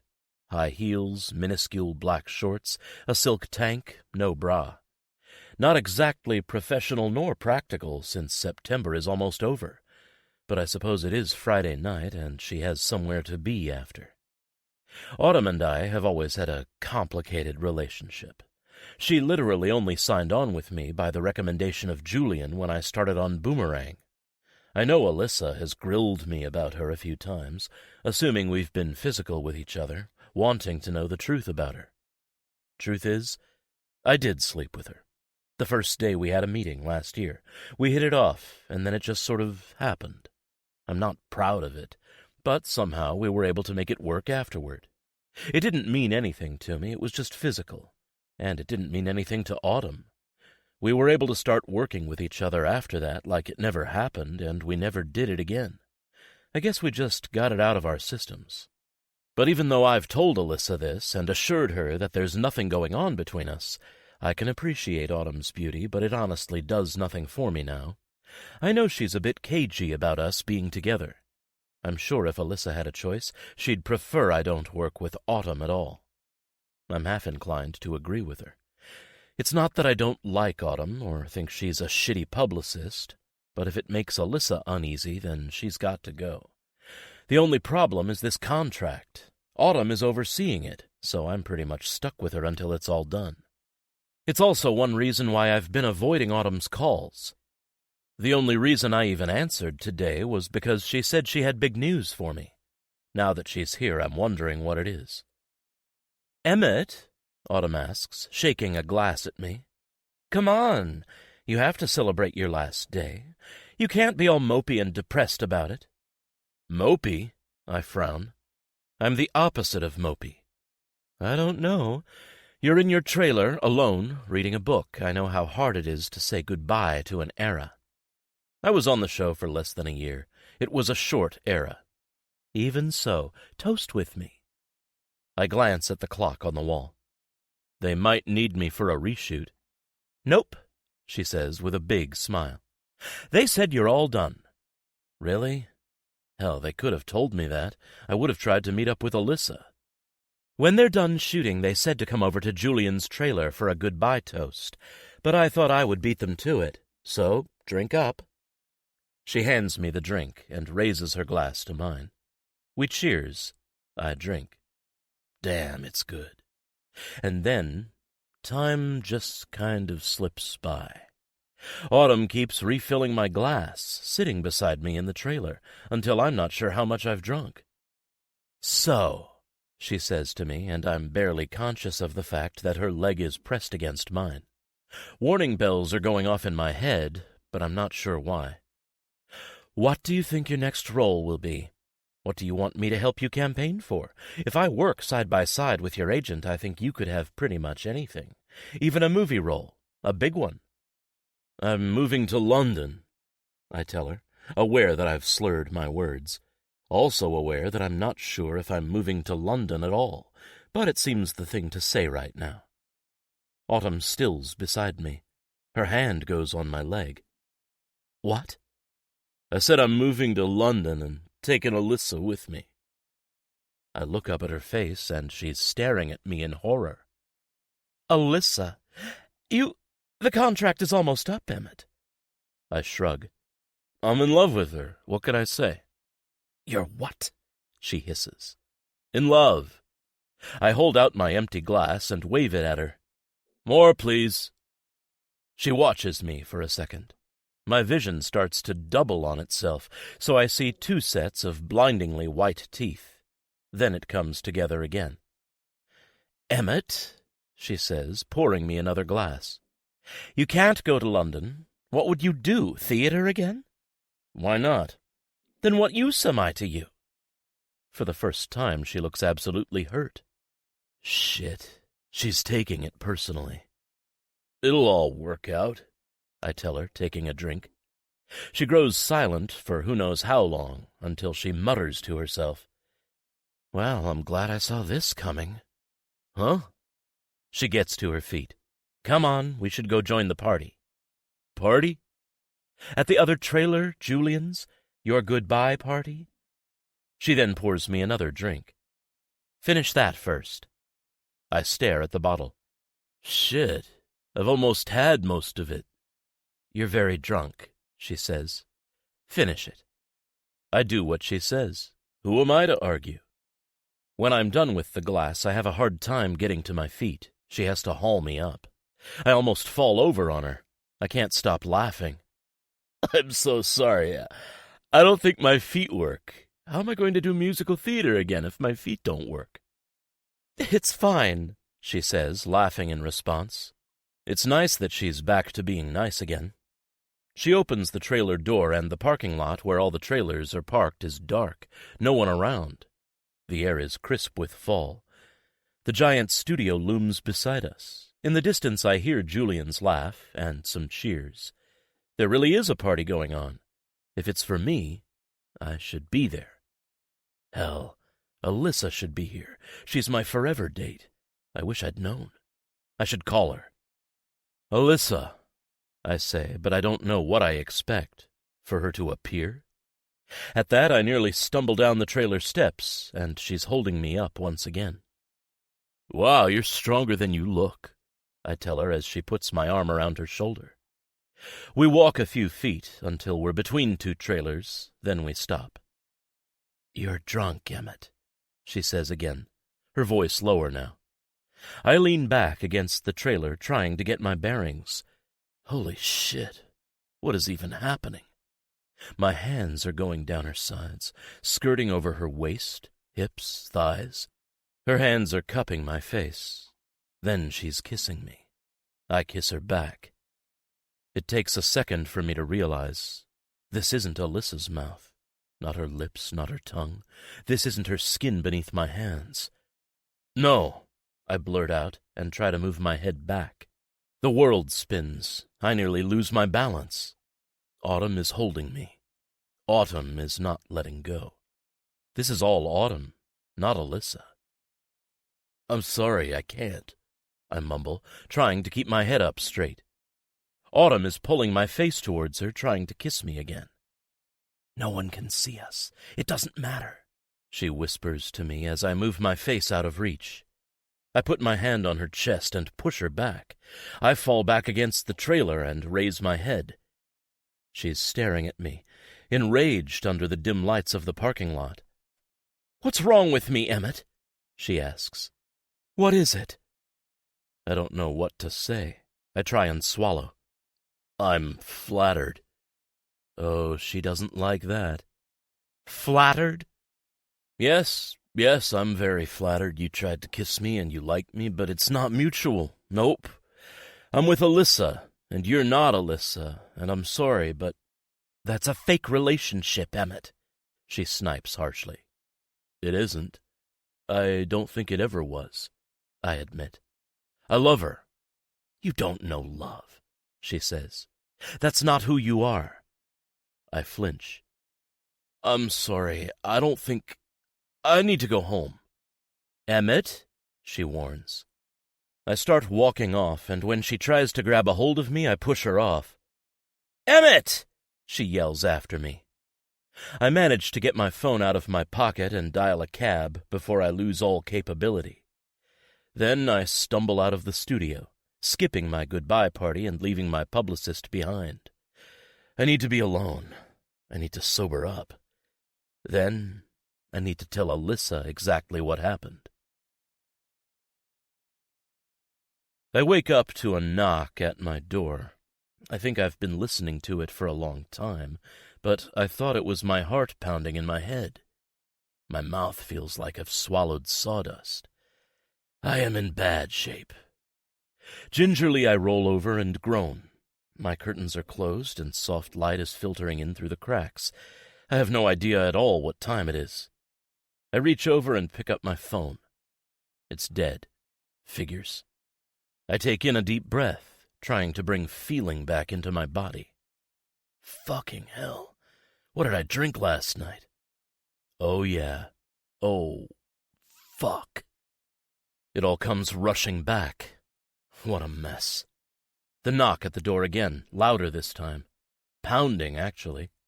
Fuck, fuck, fuck. That's never a good sign. I get out of bed and pull on a pair of jogging pants as I head over to the door. I look through the peephole. It's Alyssa. She's looking down at her phone. I quickly swing open the door.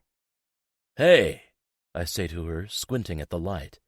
Even though it's cloudy, it still hurts my eyes. My phone's been dead, And then I see her eyes. She's been crying. She also looks like she wants to slice my head clean off. What happened? I ask, immediately fearful. She tries to swallow, her jawline growing tight. How could you? She whispers, her words caught in her throat, her red-rimmed eyes filled with pain.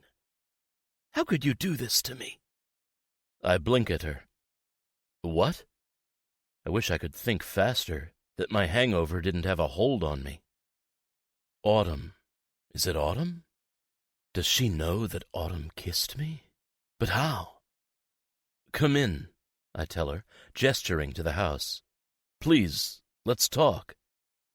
She hesitates. She's almost afraid. It's now that I realize she looks like she just crawled out of bed. She's in her pajama pants, flip-flops, an oversized Mad Men Studios hoodie. She's got no makeup on, her hair is a mess. She's so completely vulnerable, fragile, yet brimming with so much animosity that I'm not sure how to handle her, what to do. Please tell me what happened, I say. At that, her eyes narrow. I can't believe you, she mutters bitterly. But at least she walks inside. I quickly shut the door as she walks into the middle of the room, looks around. What are you looking for? I ask her. Is she here? I run my hands down my face and sigh. Is who here? Autumn. I give my head a slight shake, knowing I have to tread carefully now. No, Alyssa, she's not. Why would you think she's here? She sniffs, her face crumpling. How could you do this to me? Baby, please. Don't baby me, she cries out, back to vicious. Don't play dumb. I just woke up, Alyssa. I don't know what you're talking about. You haven't seen your emails? She asks, nearly breathless. Now I'm extra worried. No, my phone is dead. Why? What? She folds her arms across her chest. Go and look, I'll wait. It feels like my heartbeat is doubling up as I stride across the room and pull out my MacBook from the shelf. I bring it over to the kitchen island beside her and open it, then open my emails. There's an email there from a name, Christoph Gantz, no subject but an attachment. I glance at her. Open it, she says in a hard voice, eyes like steel. I click on it. There's only a few lines of text, a few lines that turn my world upside down. I had the pleasure of taking these photographs last night. I know that is your publicist, not your girlfriend, Alyssa Martin. If you don't wire me $50,000 to the bank account below in 48 hours, I will release the pictures to the public. Christoph Gantz. My heart sinks. Do I even dare click on the attachments? I look over at Alyssa. Alyssa, look at them, she says. Her voice is practically shaking. I ready myself and click. There are 4 of them, all taken from the same angle, a low angle, like he was crouching at the edge of the other trailer. Every single one looks completely incriminating, and in every single one we're kissing. It doesn't matter that I know that the kiss only lasted a few seconds before I broke it off. It looks like it lasted a hell of a lot more than that. The photos only tell half the story. But is that a story that Alyssa is willing to believe? I look at her, feeling my heart hanging in the balance. This can't be over. Not because of this. I lick my lips. You have to let me explain, I say quietly. She stares at me. I don't want to hear your explanation. You said you were working last night, Emmett, your last day on the job. I was hoping that maybe when you got home I could take you out to celebrate. But you never called me, and now I know why. Jesus! With each word it sounds like she's dying.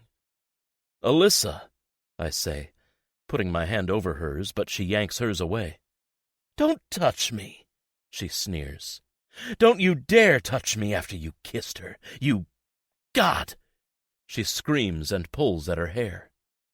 I'm such an idiot. I'm such a fucking idiot. I actually believed you. I actually believed in us, and it was all a lie. You're jumping to conclusions. You're fucking kissing her. Tell me those photos are manipulated then. They are, I yell. We only kissed for a second. Oh my God, you admit it, she shrieks, turning her back to me and walking across the kitchen. I can't believe you. Well, if you just let me explain what happened, I cry out weakly. There's nothing but pure panic rising in my chest, fluttering around in a flurry of wings. Holy shit, is this really happening? Explain, she says, whirling around. Explain what? You just said you kissed her. What else could you have to add to that? For one, she kissed me. Oh, she did. She took advantage of you, is that it? I was drunk. Fuck, that was not the right thing to say. She stares at me, blinking, her mouth open. You were drunk, she eventually says. So when you're drunk, you go around kissing girls, so that's a thing you do. No, I protest. It's not... I thought she was you for a second. Alyssa's laugh fills the room, so bitter, sour, laced with hatred for me. Well, I am so fucking flattered, Emmett. I wanted to expect more from you, I really did. But somehow I'm not surprised. Now I'm starting to get mad.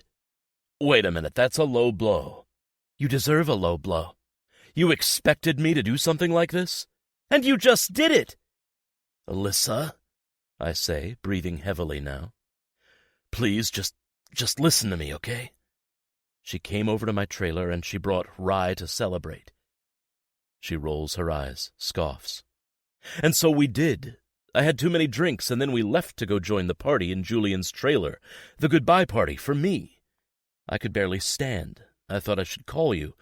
I remember even saying your name out loud, and then the next thing I knew she was kissing me. And yes, I kissed her back for a second. That second you see captured on film. And then I realized what was happening. I broke it off. I pushed her back. I told her no. It pissed her off, but I told her no. That I love you, and I can't, and I left. I called a cab, and got in that cab alone. And then I wake up here to this fucking bullshit. Don't start yelling at me. I'm not yelling at you. I'm yelling because it's bullshit. Of course there was some fucking vulture hiding around the corner. Of course there's someone fucking blackmailing me right now. Blackmailing us.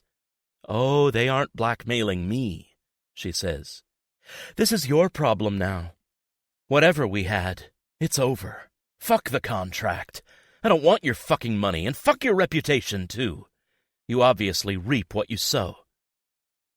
I wish what she was saying wasn't flying into my chest like shrapnel, but it is. It fucking is. No, I tell her, but fuck, it's hard to speak. This can't be happening. No, you have to understand. Everything I said is true. But the pictures say otherwise. The pictures lie, I yell. It's all a lie. You have to believe me. I press my hand into my chest. Me, Alyssa. We've been together in this crazy world of real and fake for so long now. I get that it's confusing. I get that you don't know what to believe. I get that you might think it's an act. I'm not blaming you for thinking the worst. What? Thinking the worst? She cries, throwing out her arms. Again, Emmett, the pictures, your words. You kissed her. You were drunk and thought it was me. That doesn't make it okay. Not even a bit. I put my head in my hands, pinch my eyes shut, hoping to drown out the world. I know it's not okay. I fucked up. I breathe in deep, but everything hurts. I fucked up. Yeah, she says quietly. You did. And I'm sure I should just give you the benefit of the doubt, but I can't. I just can't. These pictures, I'll never stop seeing them. Never stop picturing you with her. I stare at her, imploring her with my eyes, but I already see the wall between us. This can't just end. It was just beginning. It was a role to you, Emmett. That's all it was. It was never a role. It was always real. Alyssa, I love you. More than I can even say. Please don't leave it like this. Leave me like this. How I feel about you is the only true thing I have. God, please, let these words get through to her. She breathes in deep through her nose, shaking. I need to go. She heads to the door. I need to run after her. I need to stop her. I need to cry and plead and beg. But I don't. My heart hurts too much to even move. Chapter 19. Alyssa. Broken. There's no other word for it. There are other words for how I'm feeling. Humiliated, embarrassed, ashamed, angry, sad, depressed. But the word that says it all right now is broken.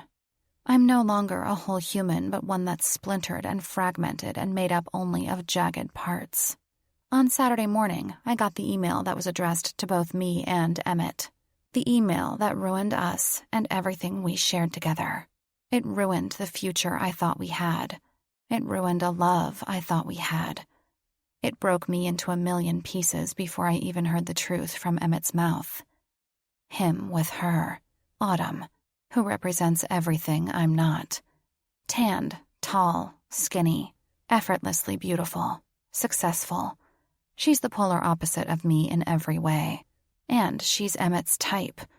Not just in the fact that he dated and screwed so many actresses and models that looked just like her before I came around. It's the fact that he specifically slept with her before.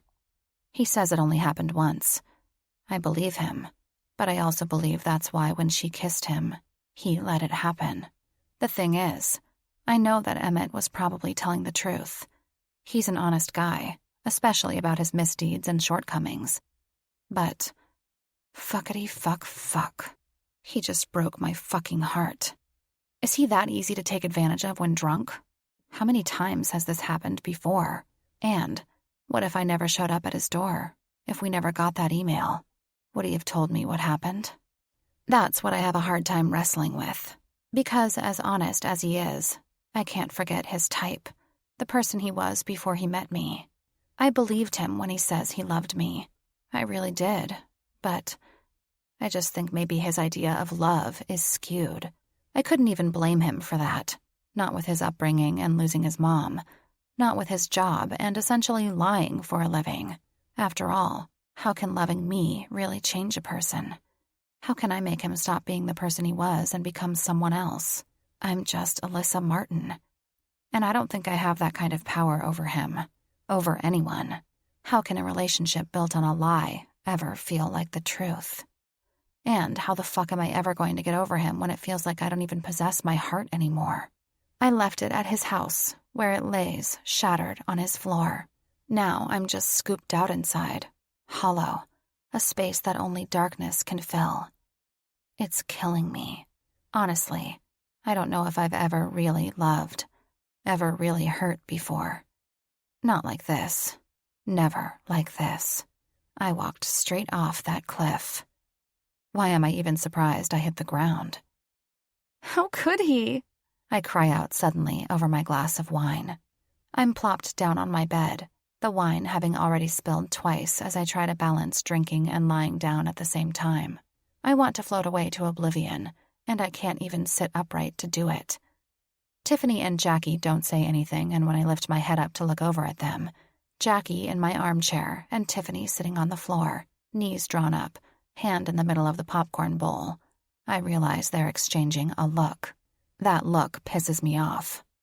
"What?" I ask. "What is it?" Their look deepens. "Well," Tiffany says slowly. Yeah, Tiffany knows the truth now about Emmett and me and our whole relationship. I told her the moment that my life went to fucking hell. She wasn't even insulted that she was kept in the dark for so long. She just said, "You're smart. I probably would have told everyone. Accidentally, of course." "Well, what?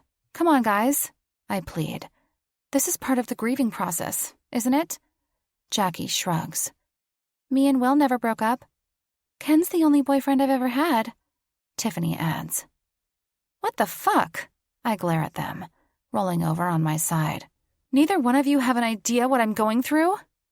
That's it. "Carla," I yell, "get your ass in here." Within seconds, my bedroom door opens and Carla appears. Her hair wrapped up in a bandana, holding a bottle of beer. "Are you finally inviting me to join your pity party?" "Are you high?" I ask her. She shrugs. "Anyway, tell me about the last time your heart was broken." She leans against the doorway, eyes staring off, tapping her finger against the bottle. "It was July 1994. We had met at the water park, shared a stick of juicy fruit. Just sit your butt down and make me feel better," I tell her. She sits on the edge of the bed and looks me over. "I think you're being too harsh on him." "What?" I exclaim. "I'm being too harsh? Do you even know the rules of a pity party? I mean, the guy has to pay you $40,000, right? And now this blackmailer $50,000? And he just lost his role on Boomerang? The dude is out close to $100,000 and just lost his job. Give him a break." I'm slack-jawed. "First off, I'm not taking the money. And Carla, he cheated on me." "Kissing isn't cheating," she says with a scoff.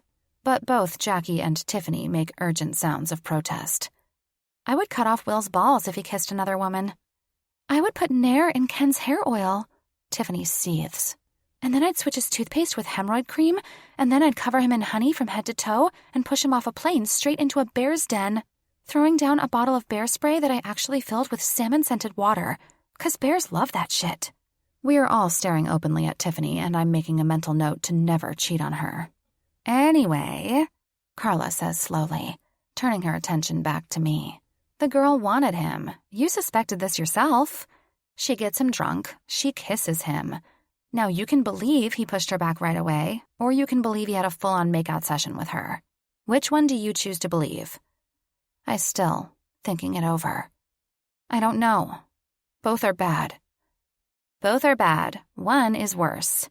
You can't possibly tell me that you haven't gotten so drunk that some guy hasn't kissed you, and it took you a few seconds to be like, whoa, no, this is wrong. Or at least a situation similar.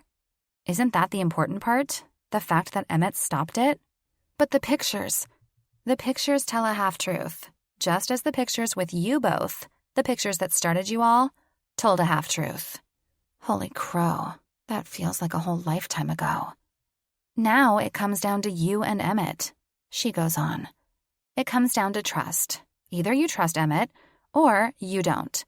If you don't, well, then you needed to break up. Because there is no relationship without trust. Not a real one, anyway. But maybe you guys have been so busy faking it that you've both forgotten what it's like." Carla looks to Jackie. "Tell me, Miss Pregnancy Pants, If someone sent you pictures of your husband kissing, like, your housekeeper or something, we don't have a housekeeper. In this scenario, you do, and she's super hot. That's hot with a W.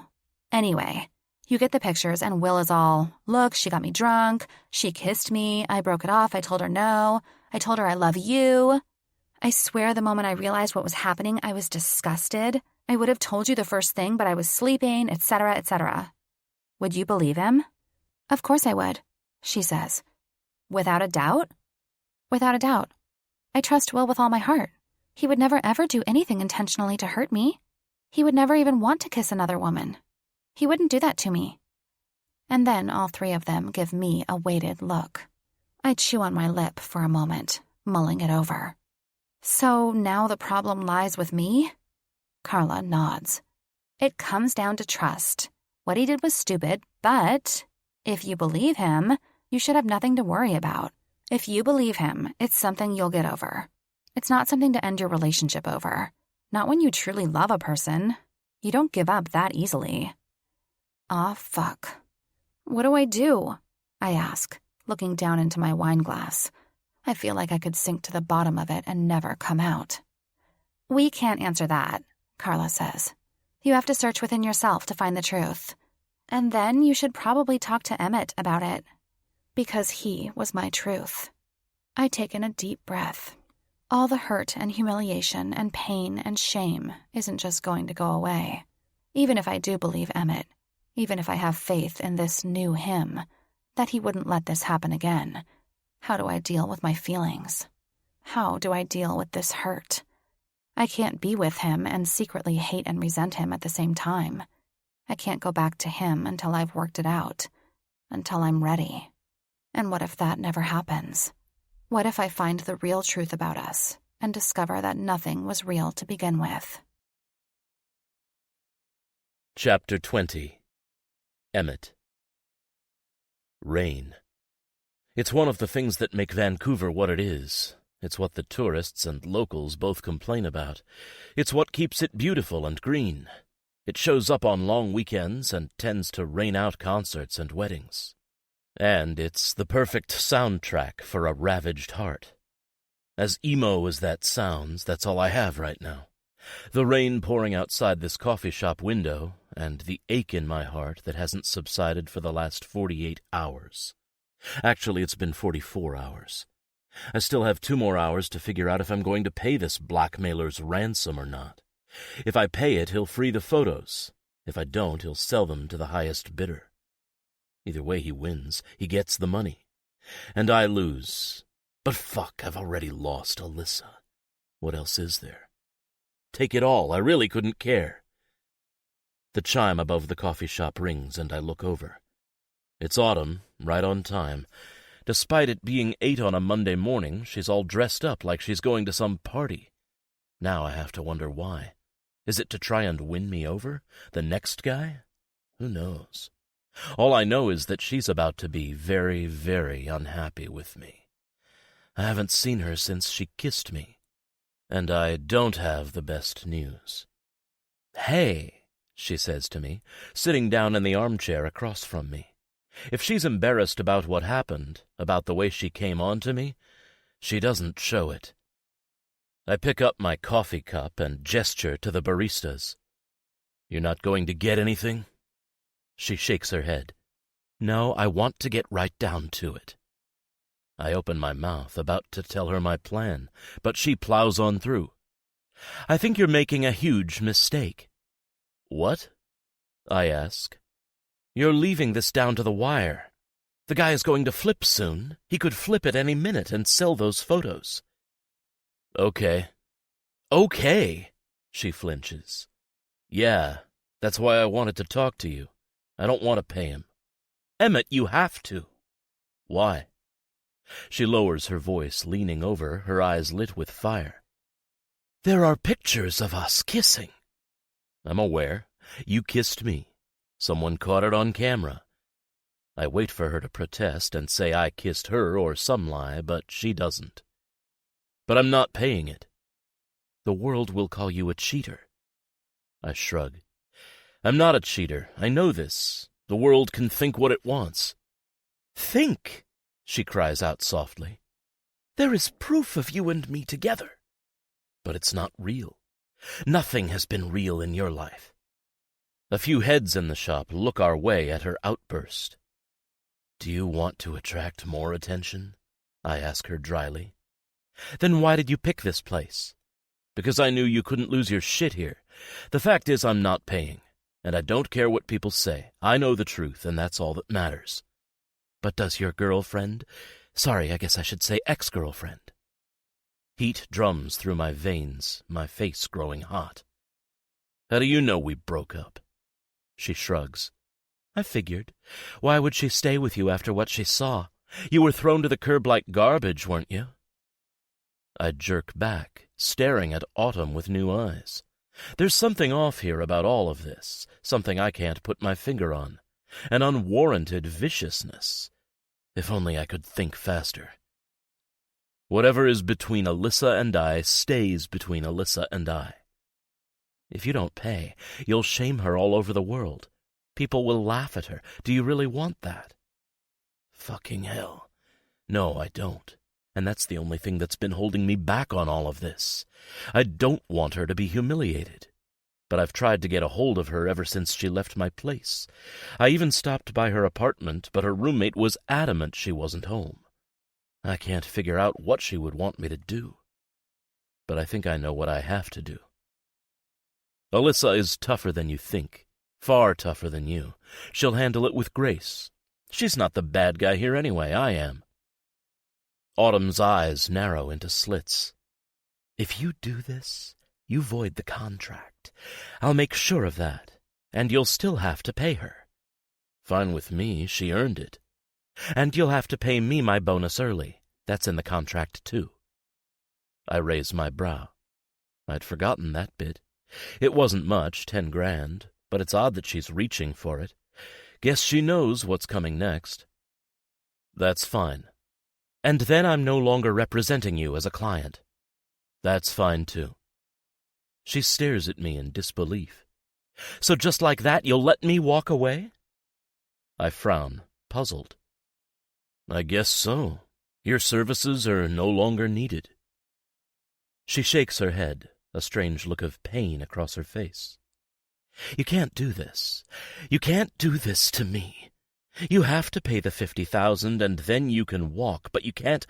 This isn't. Jesus, Murphy, is this what I think it is? Emmett, she whimpers, leaning across and putting her hand on my knee. I've been a part of you since the beginning. I've helped you and you've helped me, and I know you care. I know you do. You don't have to pretend anymore that I'm just your publicist. You can drop that act. You can walk away from her, but you can't walk away from me. You can't. I stare down at her hand, frozen for a moment, until I move my legs to the side and slowly get to my feet. It was you, I say softly as everything slides into place. You got me drunk. You kissed me because you knew a photographer would be there. You knew because you hired him. You hired him because you are Christoph Gans. You wanted the money because you knew I'd leave you. It feels like I'm reaching here. It feels like I'm just pulling this out by the seat of my pants and hoping for the best. But as crazy and ridiculous as it all sounds, I know it's the truth. You know the truth when you hear it, when you see it, and it's right in front of me. She just shakes her head, tears spilling down her cheeks. Emmett, she says, but she can't say anything else. And that's the whole truth. For all I know, she probably arranged for the photos of me and Alyssa to be taken to begin with. A lucky guess I'd hook up with someone, who knows. Something to endear me to the public, to make her more important, to make me more important, to further the both of us at the expense of Alyssa. But I don't have time to sit here and figure it out. In a way, this has made a shitty problem a little less shitty. Go ahead and post the photos, I tell her, as I pause behind her chair on my way out. Do whatever, but I'm not paying it. I'm not paying you. Everything between us, real and imagined, ends right here and right now. "I love you, Emmett," she says through a quiet sob. I let out a dry laugh. "No, you don't. You love the role you think you play, that's all." Then I step outside into the rain and leave that act of my life behind. "Damn, son," Will says before taking a lazy sip of his drink. "You definitely need that after everything." He nods at the Manhattan in my hand. I exhale, my breath causing ripples in the liquid. I'd just spent the last hour with Will at the bar, unloading every single thing that happened over the weekend, including what happened with Autumn this morning. I know he probably heard Alyssa's side of things from Jackie, but I figured he should know the actual truth and the play-by-play from me. "So how do you know Autumn won't post the photos?" he asks me as he leans on the bar. When the bartender looks our way, Will signals for 2 more drinks. "I don't know, but I don't think so. It's been nearly a whole day since I told her I wasn't paying, and if she were to do it, I think she would have done so by now. Besides, those photos incriminate her. It's not exactly smart to be seen kissing your client. It would only damage her reputation in the end." "Fucking A. So she ended up being a bit of a nutter who was in love with you? Man, you get all the interesting stories, don't you?" I shrug. I don't know how interesting it is. She always seemed a bit off, but you know how hot girls are. Do I ever? I mean, Alyssa is no different, but she's an off that I can understand. We gel, we get each other. I glance at Will, hoping I don't look too pathetic. "Please tell me you're here to talk about her." He gives me a sympathetic smile. "I'm here because you're my friend, and you especially need a friend right now. I'm not sure how much I should say about her." "Why wouldn't you say anything?"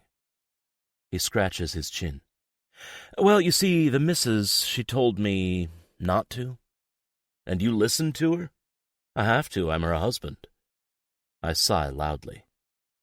I just want to know what's going on. I would know myself, but Alyssa won't return a single text, call, or email. And yes, I've shown up at her apartment. The only thing I haven't done is show up at her work. Can I show up at the office? Will looks uneasy as he takes a sip. "Well, if you do that, you won't find her there." "What do you mean? What happened?" "She gave her notice today," he says. "Gave her notice? As in she quit?" Holy fuck, she actually did it. "Yep, called a meeting with me and Ted, and laid it all down. I wasn't surprised, of course. Jackie warned me it was coming, but it was still quite a loss." I stare straight ahead, my eyes absently taking in the bottles behind the bar. I can't believe it. I mean, did Jackie tell you about the money part of the contract? Sure did. And I know you didn't give it to her yet. I know she doesn't want it. He gives me a look. If you two end up talking again, don't push it. You may think she's earned it by putting up with you. Hell, I may think she's earned it, but she doesn't want it. He pauses. That said, I have no idea how she's going to afford London. "London!" I exclaim. "I wasn't supposed to tell you that," he says sheepishly. "Anyway, yes, London, England. She only gave 1 week notice, too, which Ted and I aren't too happy about. She flies out on Saturday. But Tiffany is more than eager to take over as office manager, so I know we aren't too screwed. It could be worse." It could be worse? For me, Will, this is the worst. How the fuck could it get any worse? He winces. "Yeah, I'm really sorry about that. I wish there was something I could do, but you know Alyssa. Once something is set in her mind, it's hard to break. Honestly, I first thought that she'd just need time, and maybe that's still the case. But this whole moving to London thing has really thrown us all off guard. Says she wants to try her hand at acting again. I don't know why she doesn't do it here or even in L.A., but, well, I'm not going to try and figure her out." I shake my head and finish my drink. I'm not giving up on her. I admire that. She's just so fucking prickly. You got that right. I just don't know how to get her to talk to me. Well, if you can talk to her between now and then, then you have to convince her not to go. That won't be easy. It won't. And that's even if she talks to you. She's really hurt, Emmett. You got to see it from her side. I do see it from her side. That's why I don't want to push her too much either. I want to explain what happened. I mean, I have before. But I really need her to see it. See that I love her, that I would never do anything to hurt her. That everything has been nothing but real. But I don't want to push her. If she honestly doesn't want me, if she can't trust me, I'll back off. I don't think that's wise, Will says after a few beats. Why? I don't normally give advice because, well, what do I know?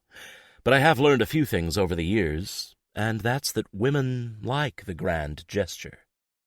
I raise my brow. What? The grand gesture. You can't just show up at their door and tell them how you feel.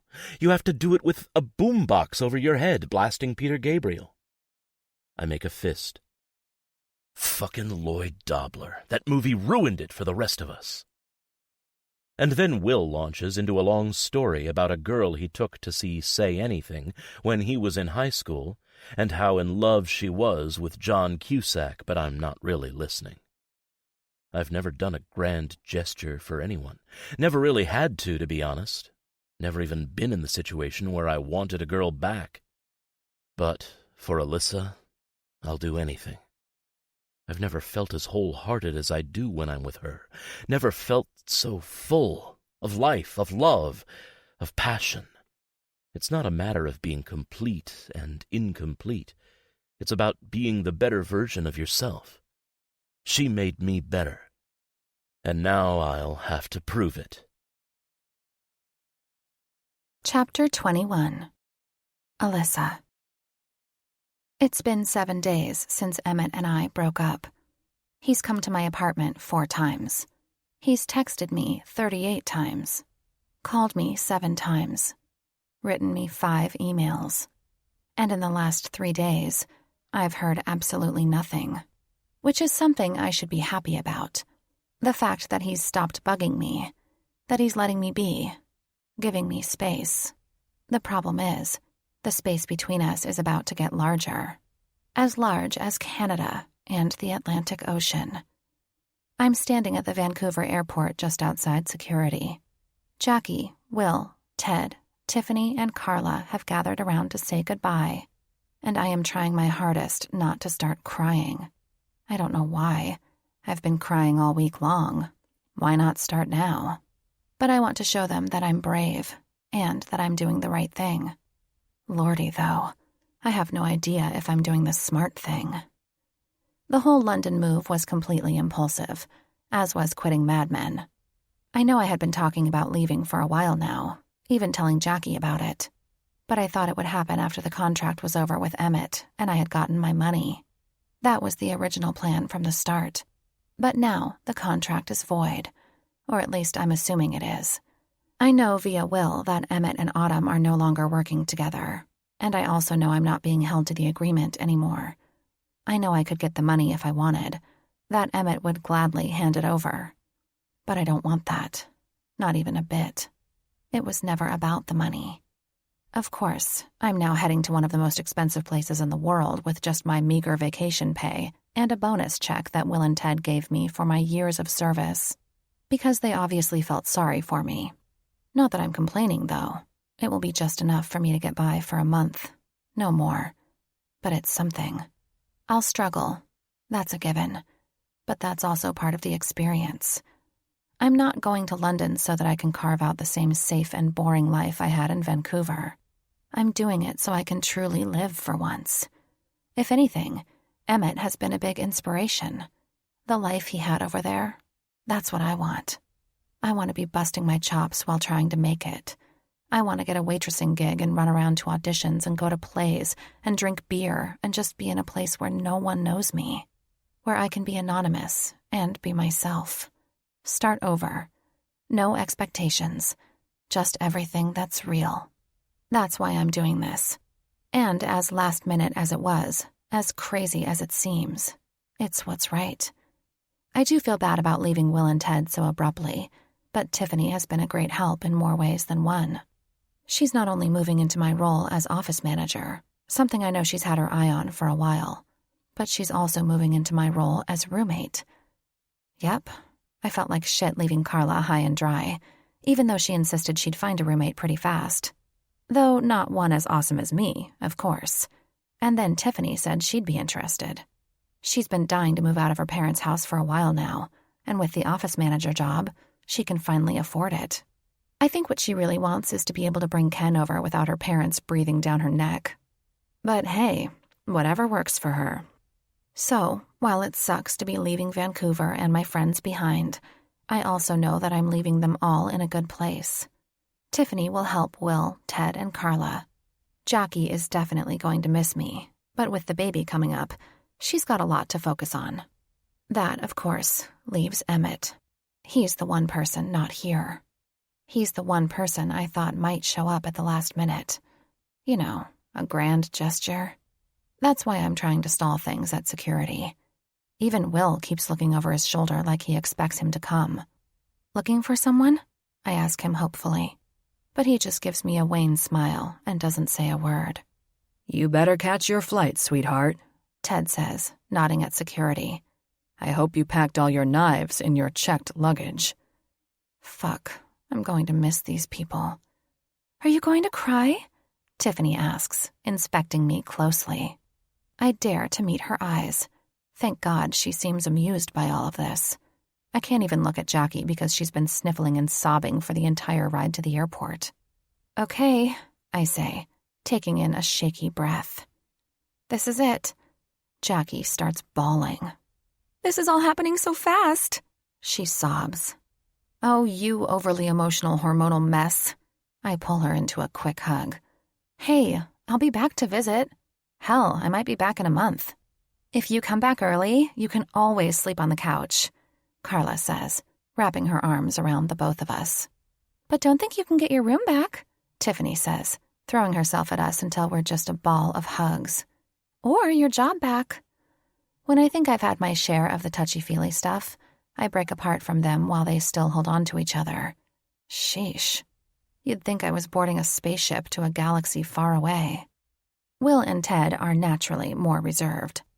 Have a good one, Ted says, shaking my hand and giving me a slap on the shoulder. Give those Brits hell. Goodbye, Alyssa, Will says, giving me a quick hug. Break a leg, will you? Jackie's got a good hugger in this one. I squeeze him back. Thanks, Will. I'll do my best.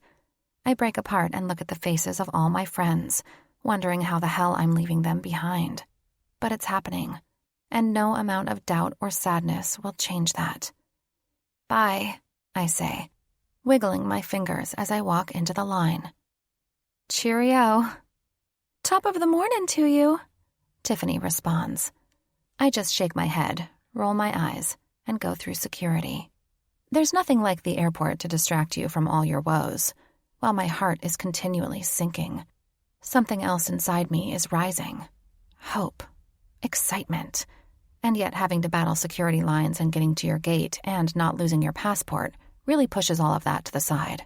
It isn't until I get on the plane that reality hits me. And by the way, reality sucks. Because I booked last minute through a super budget website, I didn't have a choice of seat. So, of course, my seat on this British Airways jumbo jet is in the very back of coach, in the middle of the middle. I'm going to be sandwiched in a row of stinky strangers for 10 hours. How will I even sleep? I can't seem to stop battling either person on both sides of me for control of the armrest, leaving me completely squished in the middle. This is hell, and we haven't even taken off yet. This is when I have time to think, of course. And while I'm sad thinking about Jackie and Tiffany and the gang, and I'm excited about what adventures London might bring, my heart is absolutely bereft about Emmett. The truth is, I miss him deeply. And the fact that I'm flying far away without even saying goodbye, well, it hurts. It hurts like hell. I should have at least picked up the phone, read the emails. I should have at least listened to what he had to say. I know that what he did was wrong, and he knows it too. But Carla was right. It all comes down to trust. And while the images of him in autumn are still seared in my mind, I'm starting to realize that it's something I can overcome and move past. It's something worth getting over if it means having Emmett back in my life. But now, that won't happen.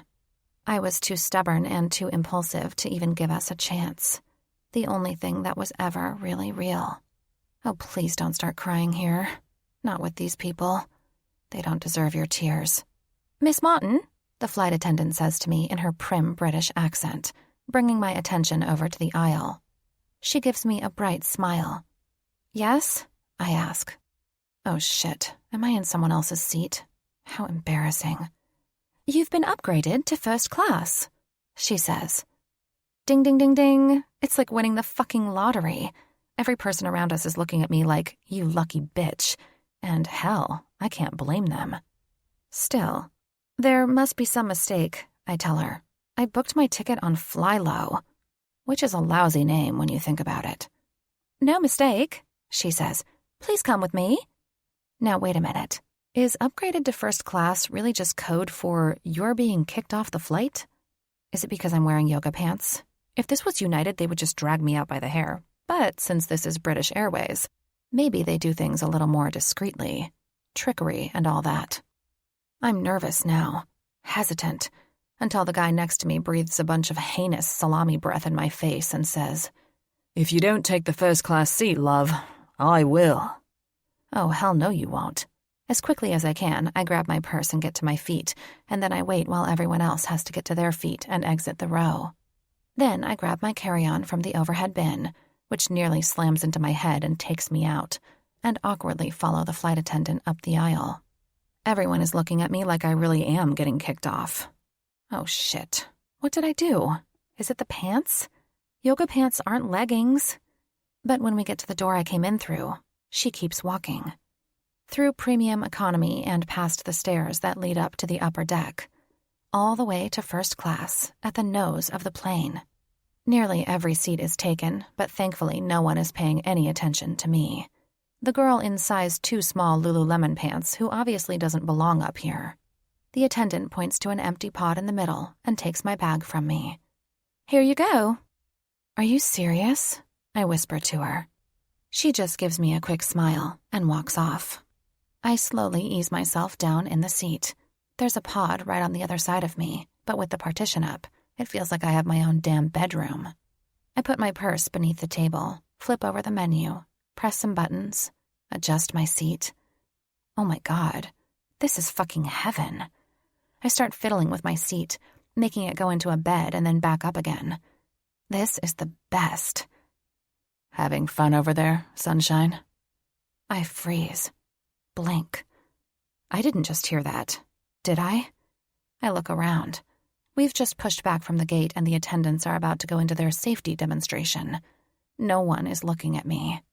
But that voice, his voice, it didn't just come from nowhere, did it?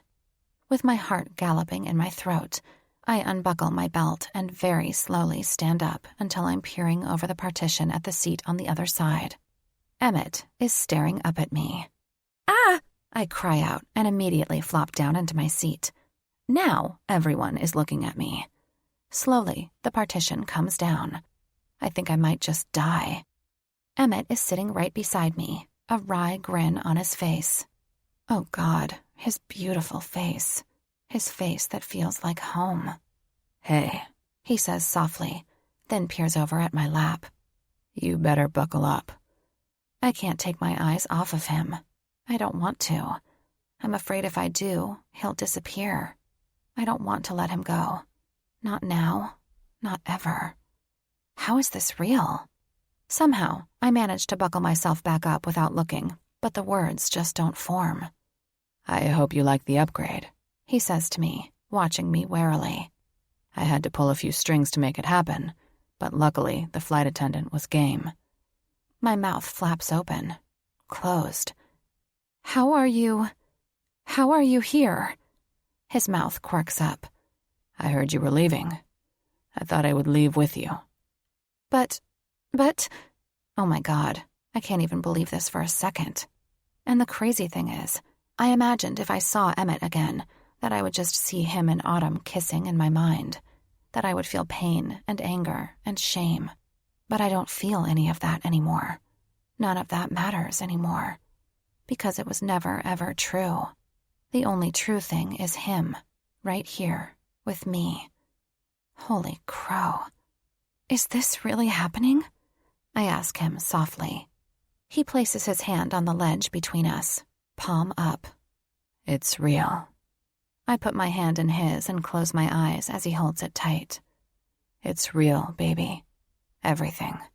All of this. You. Me. I know you're still mad and you're hurt, and I get it. I really do. I know I fucked up. But I couldn't just let you walk out of my life. I love you, Alyssa. More than I ever thought I could love anyone. More than I thought was possible. I love you, and I am not letting you go without a fight. I swallow hard, the tears finally bubbling up. I love you too, I whisper, opening my eyes. I'm so sorry I ignored you. No, I get it, he says, leaning forward, his beautiful eyes searching mine. I get it. I don't expect you to take me back, not after what happened, not after everything. But I had to make sure. I had to have a shot. I had to try. Alyssa, our relationship was built on a lie. It was fucked up from the start. It's never been straightforward or easy. It's only been complicated. And while I know that it tested us, I just want to start again, from the beginning. I want to start over, you and me, 100% real. Only passion, no performance. He breathes in deep. I don't know how to make it up to you, or what to say, but I figure I have a captive audience for the next 10 hours, and I'm going to use every single second to convince you to come back to me. I can't help but smile. Well, if you've had a whole play planned out, then I'm sorry to disappoint you. I had you at hello? I laugh. You had me at a first-class upgrade. God, I'm giddy. Giddy. Well then, he says, giving my hand a squeeze. I'm glad that won you over. You put someone in coach, crammed in like cattle in a feedlot, and then bring them up here, and they'll promise you the world. Seriously, though, I tell him, feeling so much bubbling through me I don't know what to do with myself. Gah. I'm so glad you came after me. I didn't want to leave it like I did. I just didn't know what to do. I was so hurt. I know. And now I know that it doesn't matter. I believe you, Emmett. And more than that, I trust you. And I want to be with you, always, forever. Just us. I pause. And now we're both flying across the world together. I didn't really see that one coming. I did. He says simply. How? He shrugs. You kept talking about acting. I kept talking about going back to London. I figured at some point we would go together. This whole thing with Autumn was a horrible wrench thrown in the plans. But this, he gestures to the plane. Us, it was all supposed to happen. The grand design? Something like that. More like, I know you, and you know me, and this makes sense. Well, I'm glad it makes sense to someone because I left a bunch of shocked people behind in Vancouver. Nah, they get it. They all want what's best for you. They know you'll never be happy unless you head out and try to find what you're looking for. But what if I've just been looking for you? Then you have me. He raises my hand to his lips and kisses the back of it. You have me. Body, heart, and soul. And for whatever else we're looking for in life, the passion, we'll look for it together. He leans across the divider and kisses me, soft and sweet and achingly beautiful. I love you, sunshine, he says against my lips. I love you too. We hold hands while the plane taxis down the runway. And then we're flying. Epilogue. Alyssa. A year later. Bloody hell, he's good. I glance over at my friend Jody, who is leaning forward in her seat, her eyes glued to Emmett as he moves fluidly across the stage. Emmett's only had the role of Professor Henry Higgins in the musical My Fair Lady for a few weeks now, and already most of London is flocking to see him every single night. The headlines here have been calling him the sexiest professor ever, and there's no question why. Emmett's true calling isn't playing some dopey, spineless teenager or the villain of a superhero, which, can we just say, has the lamest power ever. Emmett's true self is on the stage, acting his heart out, singing, dancing, being 100% him. The man can move. That I've always known, especially in the bedroom, and manages to make dancing both elegant and masculine. And then there is his voice, bold and deep. It's like when I first saw Ewan McGregor in Moulin Rouge, how when he opened his mouth, I was floored at all the talent I didn't know was inside him. It was the same with Emmett. He blew me away. And even though over the last year of us living in London, he's been having prominent role after role, singing his way into my heart, it still leaves me in awe every time I watch him. Tonight, I got my friend and I front row tickets to the always sold-out show. Normally, I would watch from the wings, but since this was Jodie's first time at this show, I thought this would be the better experience. Jodie and I work on the same play together.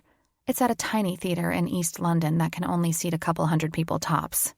But we're doing The Crucible, and despite the seriousness of the play, it's been an amazing experience. Jodie happens to have one of the main roles. I'm pretty much a secondary character, but even so, I'm finally living my dream. As is Emmett. We found our dream together. After we landed in London, it took us a while to get into the rhythm of things. Even though I had Emmett now to help support me, I still wasted no time in getting a job. I ended up working as bartender at the pub located below our apartment, which worked out perfectly as I used the days to go and start my acting career. It was a hard slog, still is, but I was really, truly doing what I set out to do. I was finally going after my dreams. The apartment we share is a modest 2-bedroom in the Shoreditch area. Emmett sold his Vancouver house for several $1 million, but we're still renting in London for now.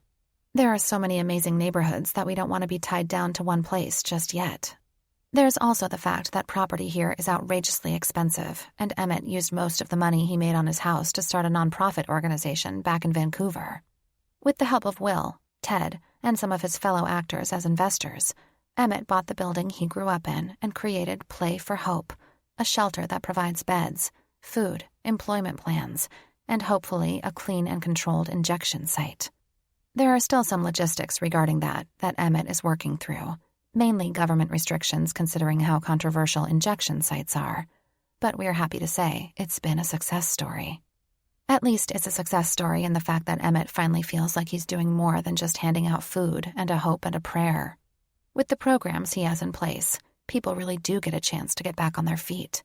Even his friend Jimmy is helping to run it.